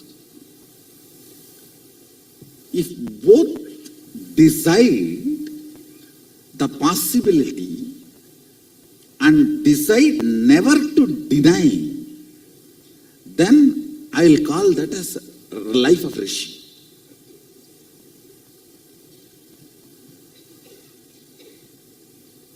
Both agree maturing of our taste should be the center of the relationship. Then it's an amazing marriage, I tell you. As couple people who are connected with me, they live a real life of heaven. The maturing of the taste, if there is any imbalance, that's it. And I'm not talking even about the devotees whom I'm seeing. Even in the regular life, sometimes a person, when he grows a little bit, his communist ideas may evolve into capitalist. When he has no responsibility, he will be communist. When an individual responsibility comes, he will be capitalist. When the whole responsibility comes, he will be really beyond capitalism. a kind of, I should say, I should develop a new name for Sadashiva's economy. So you will move to that. So even in the life, your taste in the field of entertainment, your taste in the field of food, or your taste in the field of thinking, strategies, economy in multiple levels, the maturing of the taste is always nullified if the other partner is not willing to raise. It is like sometimes you will have such high, profound open up. But when you come back, you are expected to be same as you left yesterday. It is mandatory. And for the sake of the other person's consumption, when you try to get back to the older state, you also forget the opening ups happened. Marriage has killed millions of discoveries because you are mandatorily expected to be the same person, and this confirmation that you are a same person and you are still in love denies multiple opening up.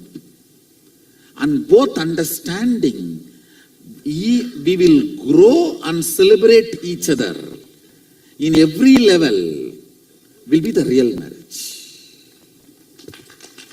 It all boils down to, let us be open.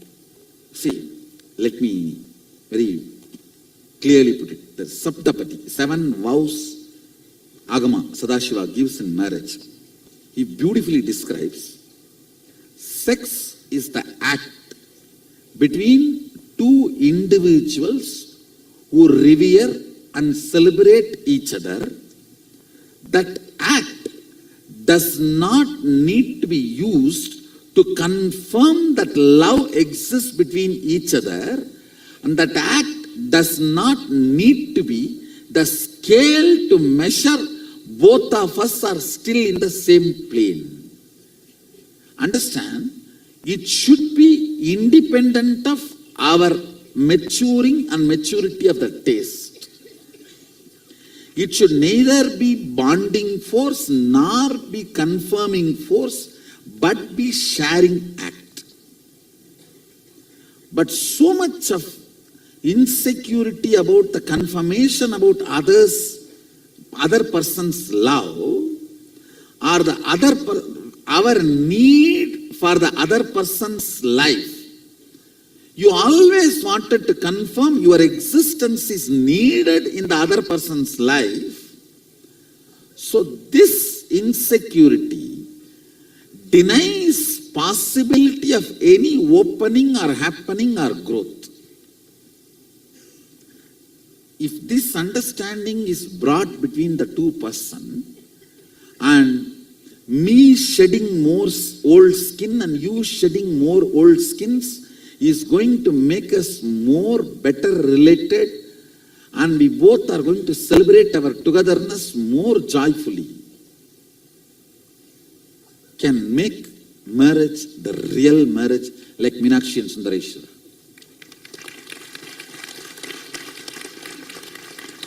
Meenakshi and Sundareshwara.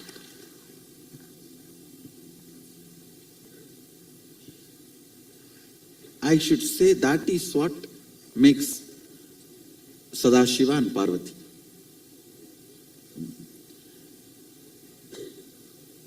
So always make sure before marriage, both of you understand the possibility of the opening up. Today your idea about money will be different, tomorrow it will be different. Today your ideas about love will be different, tomorrow it will be different. Today your idea about the entertainment will be different, tomorrow it will be different. So both of us, we will revere, not just respect, revere reciprocate our maturities and we will celebrate each other's maturity and respect the need for maturity to be alive. If somebody is listening to the same music for 10 years, the fellow should need to be buried as quickly as possible. No, the maturing of the taste has not happened. And that is what you are expecting from your spouse. Then you are living with a dead body and that is going to torture you like a ghost. Understand? Maybe that understanding will, the first vow itself, let's grow everything together, share everything together. The second vow, let us do all the cultural, social, spiritual activities together and constantly mature and celebrate our maturity. The Saptapadi vows. Very beautifully, Sadashiva gives that 7 vows. So would it be right to say that the basis of marriage should be enlightenment? A journey together towards enlightenment? I should say, not even enlightenment, supporting each other in the growth. So it's certainly not a legal contract as it is seen in the West. Marriages should not be seen as a contract between two people to coexist and share their life. In Hinduism, no divorce. Till death you can't divorce.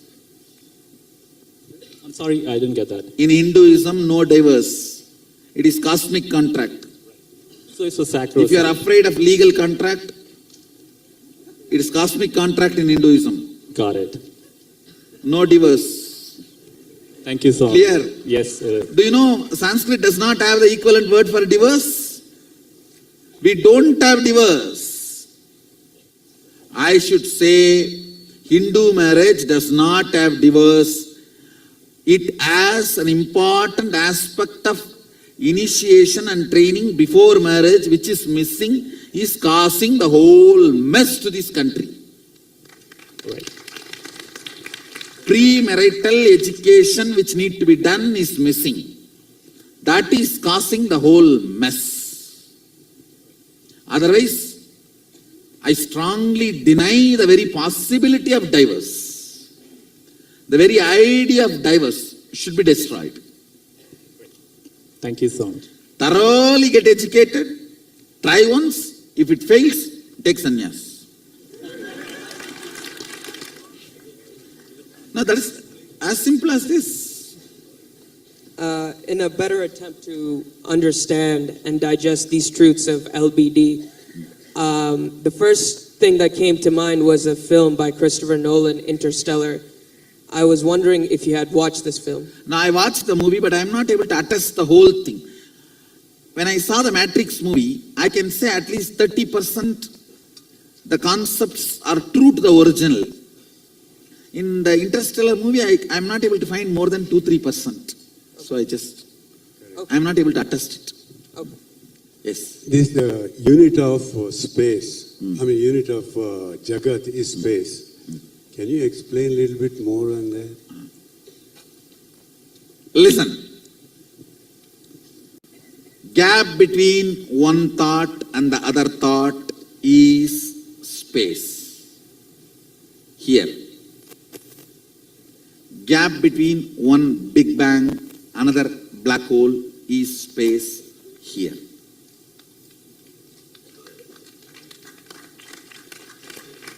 Listen carefully. LBD active.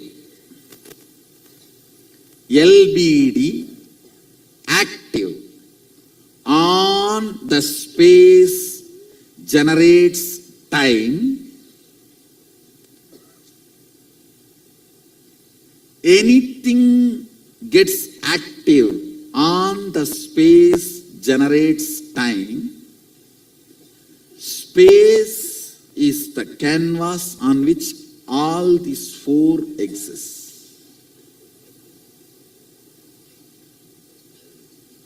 Listen. Whenever a mass rotates, it creates gravity.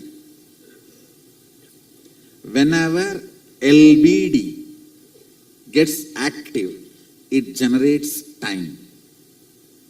Where all four exists is space.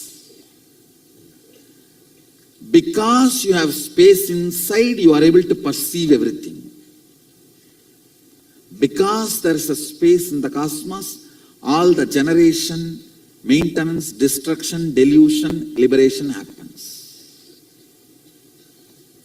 The space here, Chidakasa, perceives everything. Space here, Parakasha, allows everything to happen.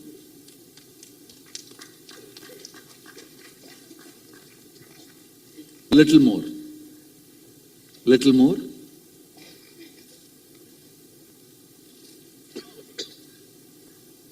Eyes receive information, digitize it, I should call bio-digitizing. Sense it, it hits at one space and the response comes back. For example, you see the snake, response of let's run away or beat. The spot where this information hits and the response comes back is called space, Akasha. The spot which responds to information is space. If the thought, the gap between one thought and the other thought is too little, you do not perceive the existence of space. If there's a more gap, you perceive the existence of space. It's like if you are taking 2,000 files, quickly you have to come back. If you are taking only 2 files, you can spend time with him. Ability to spend time with him is called luxury, Lakshmi.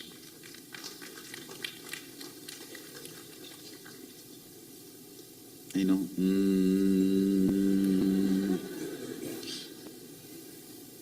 At least you are able to get what I am saying. That part, but that you said the space between the black hole and the Big Bang. But black hole happens in the Big Bang. Am I correct? That is why I am saying, universe happens within the universe.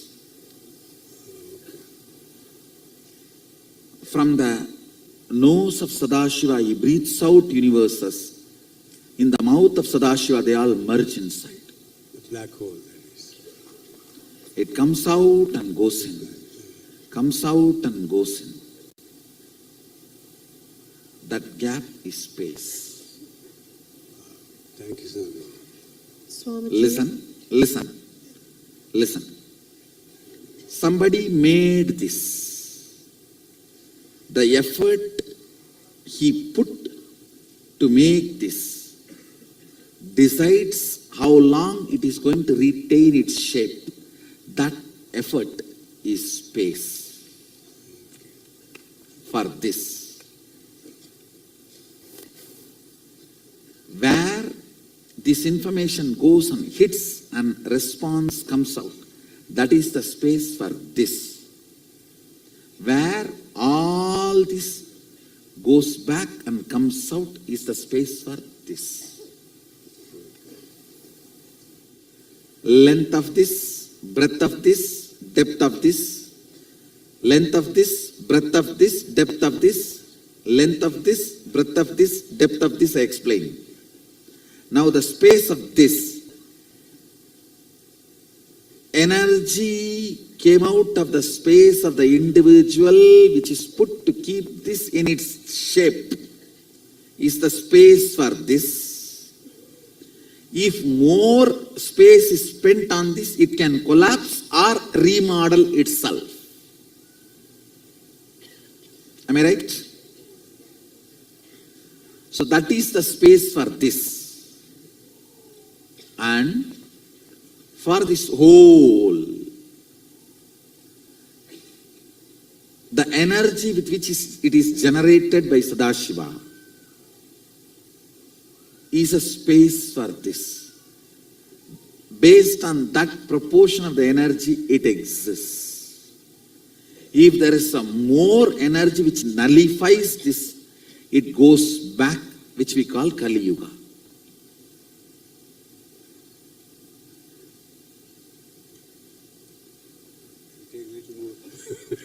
I'll give more examples.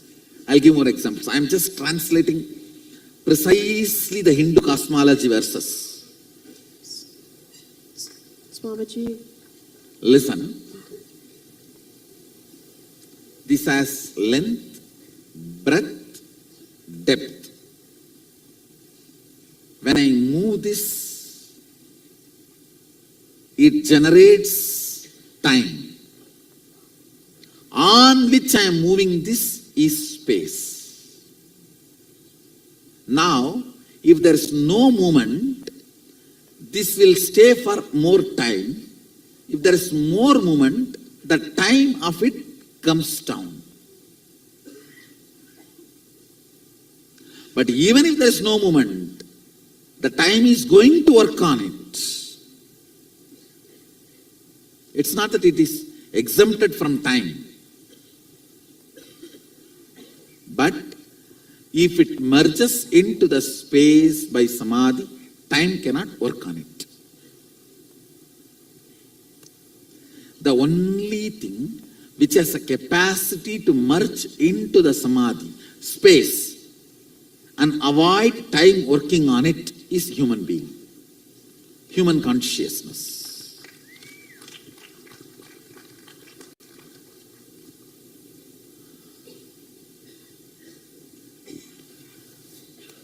Too profound. So that is why you feel, oh, it's not imminent. No, it is imminent. Next, I'll make you understand how it is imminent. That's why the animals, etc., cannot be. They need to get into the human body for enlightenment.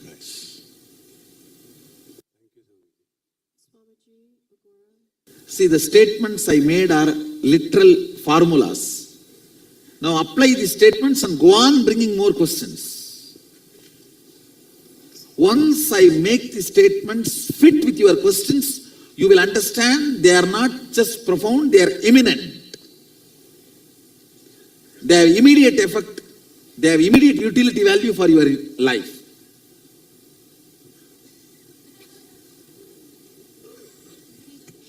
You were describing the unit of Sadashiva as Shakti.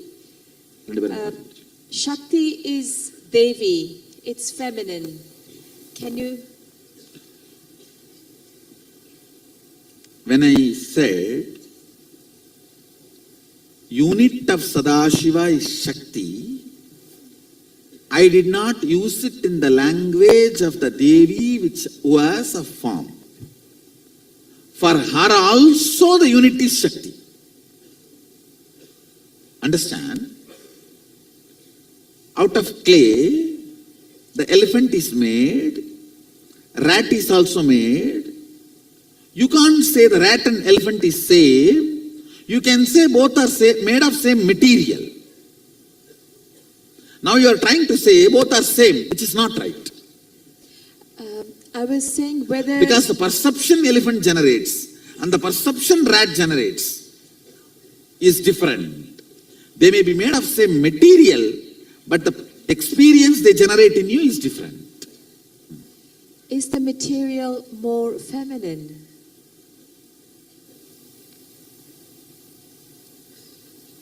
It has no idea of feminine and masculine. I am not going to be attesting feminist ideas, no. Even though I am a Shakta, the Shakti component does not have idea of masculine, feminine, thank God. Swamiji, something else you were saying of the tool to be... See, listen. The cricketer who is standing on the ground with bat, he is Sadashiva. The guy who is waiting in the gallery to substitute, if needed, is Avyakta Sadashiva, unmanifest Sadashiva. The power with which he is hitting the ball is Adishakti.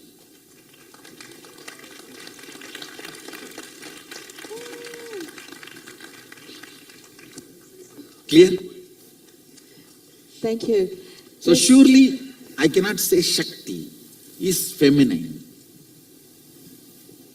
Thank you. The other question was, you talked about being in depth, to be empty and downloading.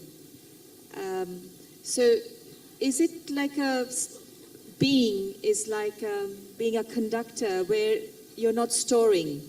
So I should say, the idea of storing very limited memory is from Google. Your body is not Google. The whole Brahmanda can be stored in Pindanda. Google has a business reasons to give a limited memory. Sadashiva has no business reason to give you a limited memory. Actually, he has all the reasons to give you infinite memory. You do not need to imagine there is a central server. You only live Google and research. I should say the whole cosmic archives is inside. Just your liver is enough to store the whole cosmic archives. If you are thinking your brain is the archives, you are wrong. Brain is a browsing center. Liver is the archives.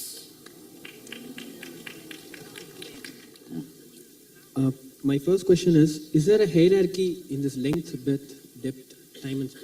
Is there a hierarchy? First length comes and then breadth comes. I should say, not a hierarchy, depth.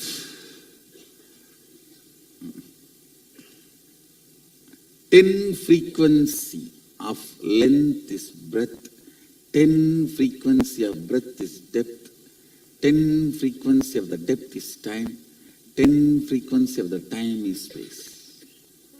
Like this, it becomes more and more intense. For example, one thread is a length, 10 thread is breadth, 100 thread is depth, 1,000 thread is time, 10,000 thread is space. So there is interdependency. I should say qualitatively but not quantitatively. So you can make length out of space, but you cannot make space out of length. You can't take space out of length, but you can take length out of space. And the second question is, where do emotions lie? So we complete the emotions, so we relive and complete it. So where does that happen actually? That happens more in a breadth and depth. Okay, so cognitions, it is in depth or breadth? Cognition means depth. Okay, and cognition give rise to emotions, right? No. Then it's a confused breadth only, emotion only. Cognition will be always certain, sure. Okay, so if I carry, I am afraid, kind of a cognition, so that will trigger fear in breadth. Then it is a depth only. So in the manifesting powers, is that happening at space towards length? I should say from space towards, some powers are from space to time, some powers are from space to time to depth, like that.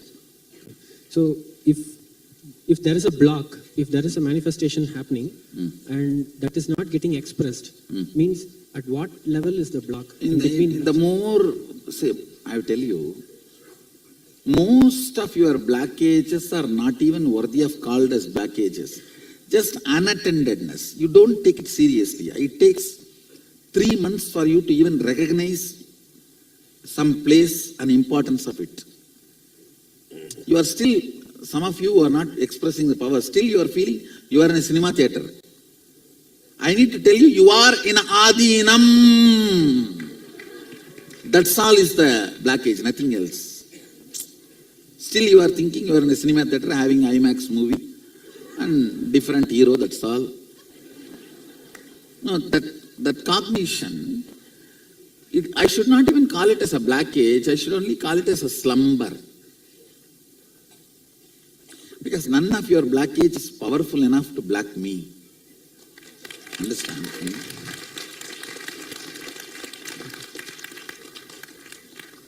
I always tell people, tell your problems how big your guru is. Not your guru, how big your problems are. Thank you so much.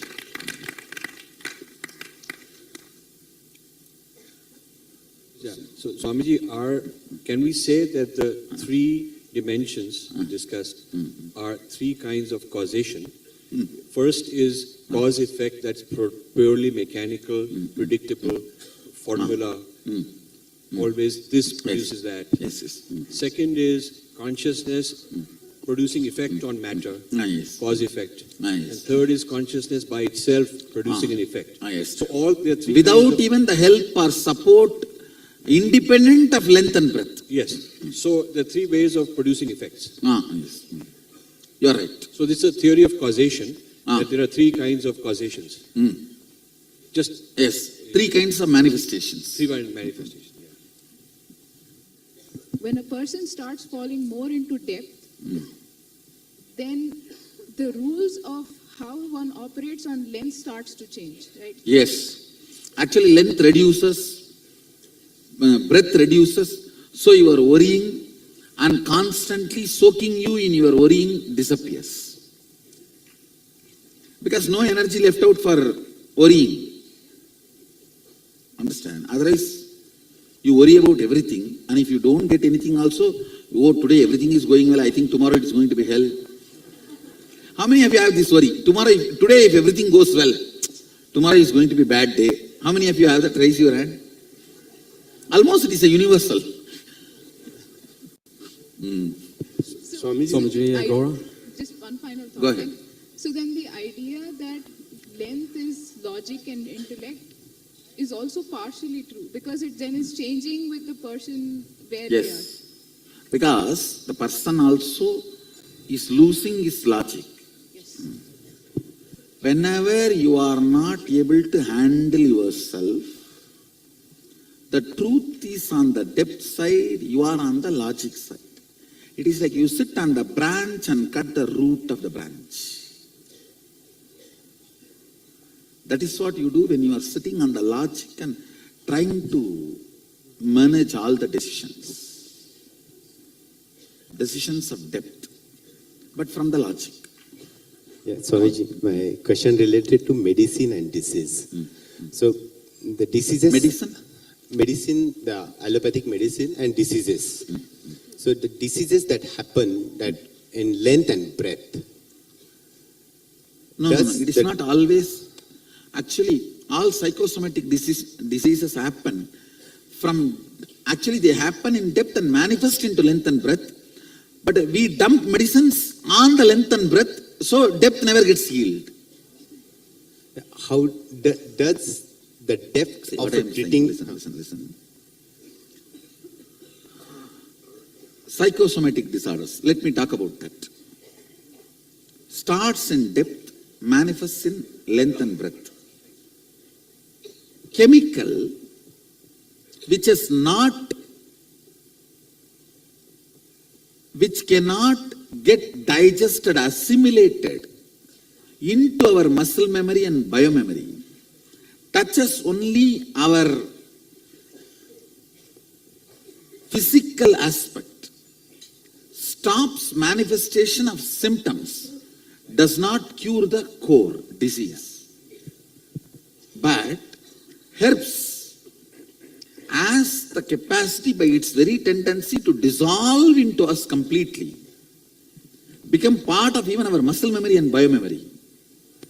That is why when the herb-based things, without becoming part of the chemical, when it goes inside, it does so much of healing.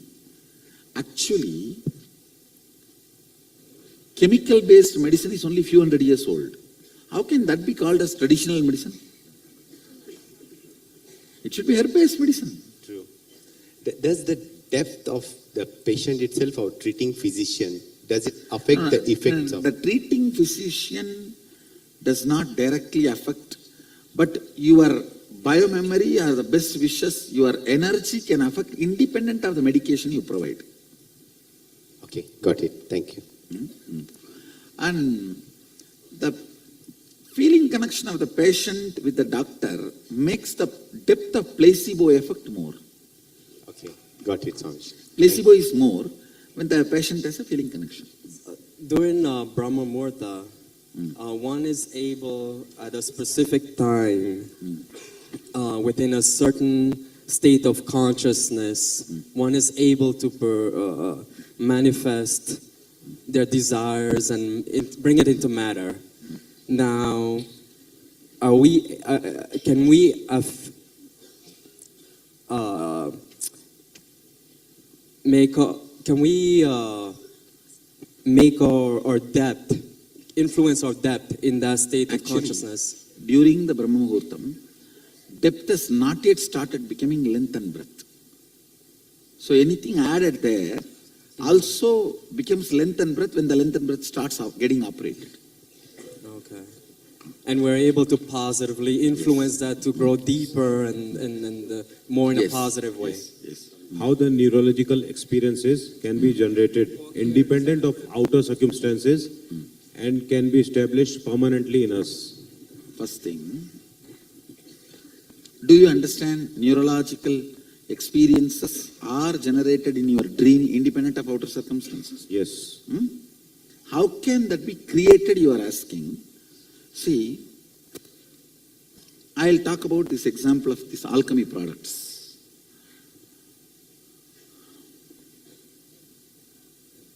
If I utter a word cow, immediately that animal picture starts appearing in your brain. Am I right? Yes. So I instigate a neurological experience by my sound. Same way, there is something called Devabhasha. Through vibration, I can instigate certain experiences in you. Irrespective of outside. That is what is called Devabhasha. So those vibrations can be stored in a product.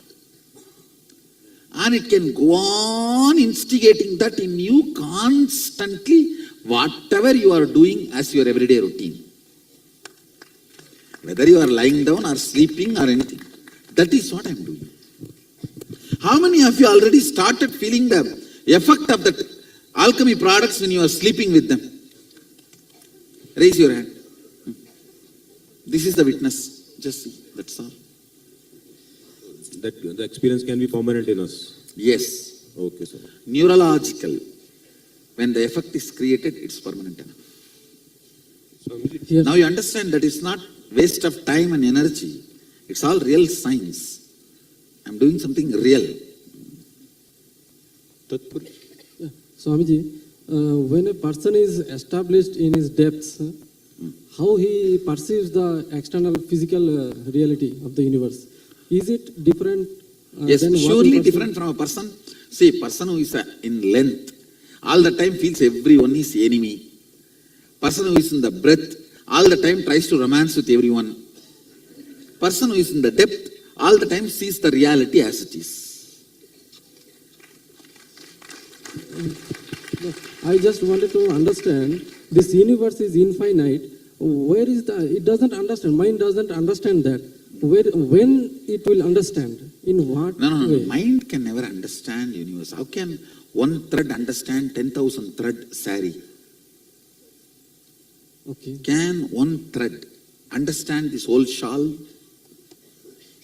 No. Understand? Your saliva can never understand the whole ocean. So mind can never understand. Actually, if saliva enters into the ocean to understand ocean, it will lose its quality of saliva and become ocean. Thank you, Swami. And so many things about Sanatan Vedic Hindu Dharma you revealed were so amazing.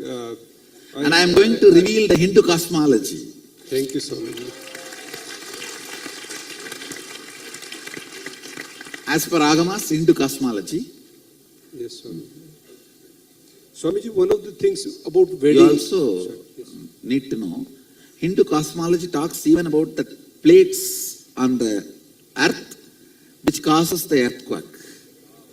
I strongly believe if we do little research, we will be able to predict earthquakes as per Agama. I only have to spend little time and do research and establish it to all of you. I commit with you guys in next 2-3 years I will do it. I'll do it. We will be able to, see, just like we are able to predict through our Panchika, lot of things like a cyclone, so many things. This cyclone, Varda, is predicted this year beginning itself in the Panchanga. Arkad Panchangam has clearly described the Varda cyclone with the date. But that precise. And I am very sure Agama gives a detailed description of 480, the plates on the surface of the earth which causes earthquakes, with the description of the countries established on those plates. Wow. So if we just study and map it, we can do a lot of predictions of their movements and the speed with which they are moving and the direction towards which they are moving. Wow. I think for the Himalayan belt, like that Nepal earthquake, it will be a fantastic... Thanks, Swamiji. Swamiji, about the Panchanga also, the wedding, in India we spend so much money, time, effort. If we create a small, I request you to create a small course for people who are going to get into wedding, so they understand this Saptapadi, not like only me. course, I'll make it as a set of videos and upload it in the YouTube so that people, wherever they are, they can study it and then get married. Yes. I'll do that. Actually, I'm looking at the 7-8 projects before getting pregnant. Learn what you need to know from Sadashiva. Before getting married, know what you need to know from Sadashiva. Before getting into the school, know what you need to know from Sadashiva. Never get into college. Thank you. So, I really wanted to make this set of videos. Yes, before doing this, yes, Swami. Please learn what you need to learn from Sadashiva. Yes, Swami. His inputs. Yes, Swami. Gurukul is the greatest gift you can give for your children.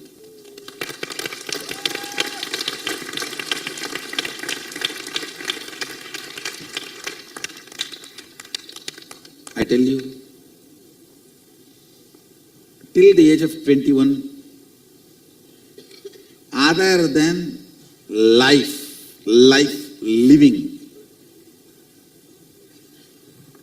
anything else you dump on the child is no way useful for the child.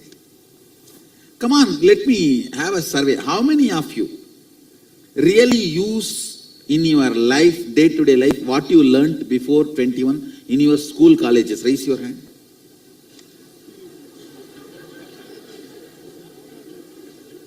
No, really? Hardly, maybe 5%. Maybe they have woken up between them a question. At least I am not using.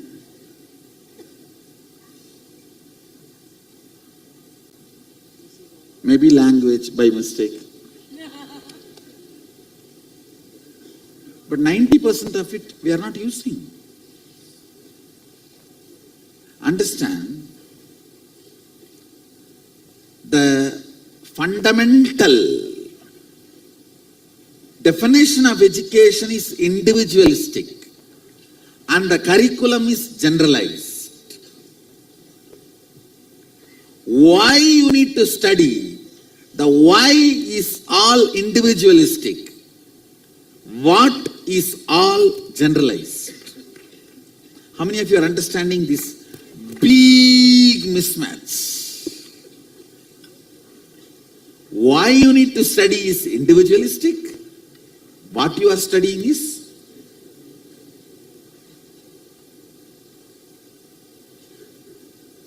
Gurukul basically teaches life. See, that's what actually I'm doing.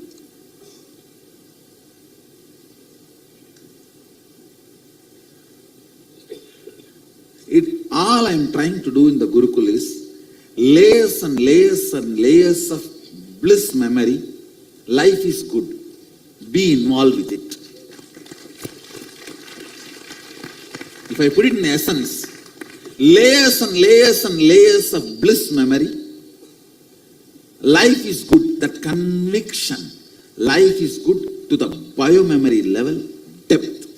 And hey, get involved with it. Get involved with it.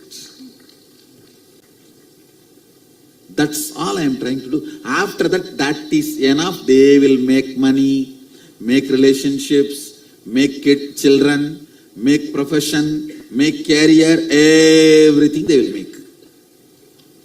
But in the regular school, you steal that and give all the so-called skills. There are tons of researchers, all university gold medalists, become such impractical. Their love life does not last long, more than 2-3 years. Divorces, no, they can't settle down in any one job. They become homeless. There's vast percentage of university gold medalists becoming homeless. How many of you have read those research? There are at least 7-8 shocking revelations on researchers. The title of that research itself, that article itself, if you are a university gold medalist, soon you will end up homeless. Because they cannot settle down in a job. That street smartness. See, what is street smartness, you saw? You know, strong belief life is good in your biomemory. Strong belief I'll make it happen in your muscle memory. That is what is street smartness. Schools and colleges steals that away from your child and gives the efficiency. How much ever new revolutionary schools come also, those teachers themselves are not having that as a biomemory or muscle memory. How will they be able to put that into their kids?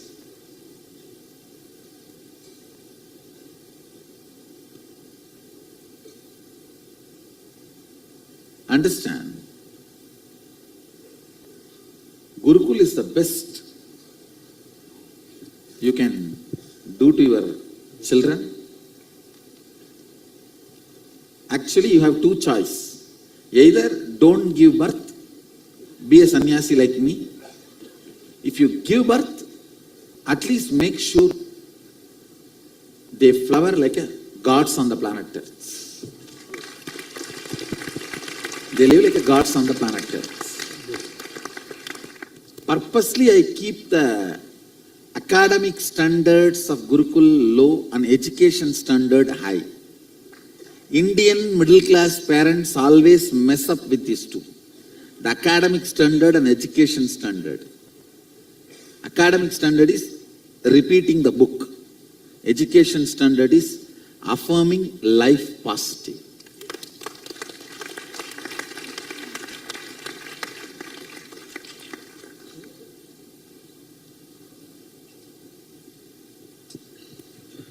Yes.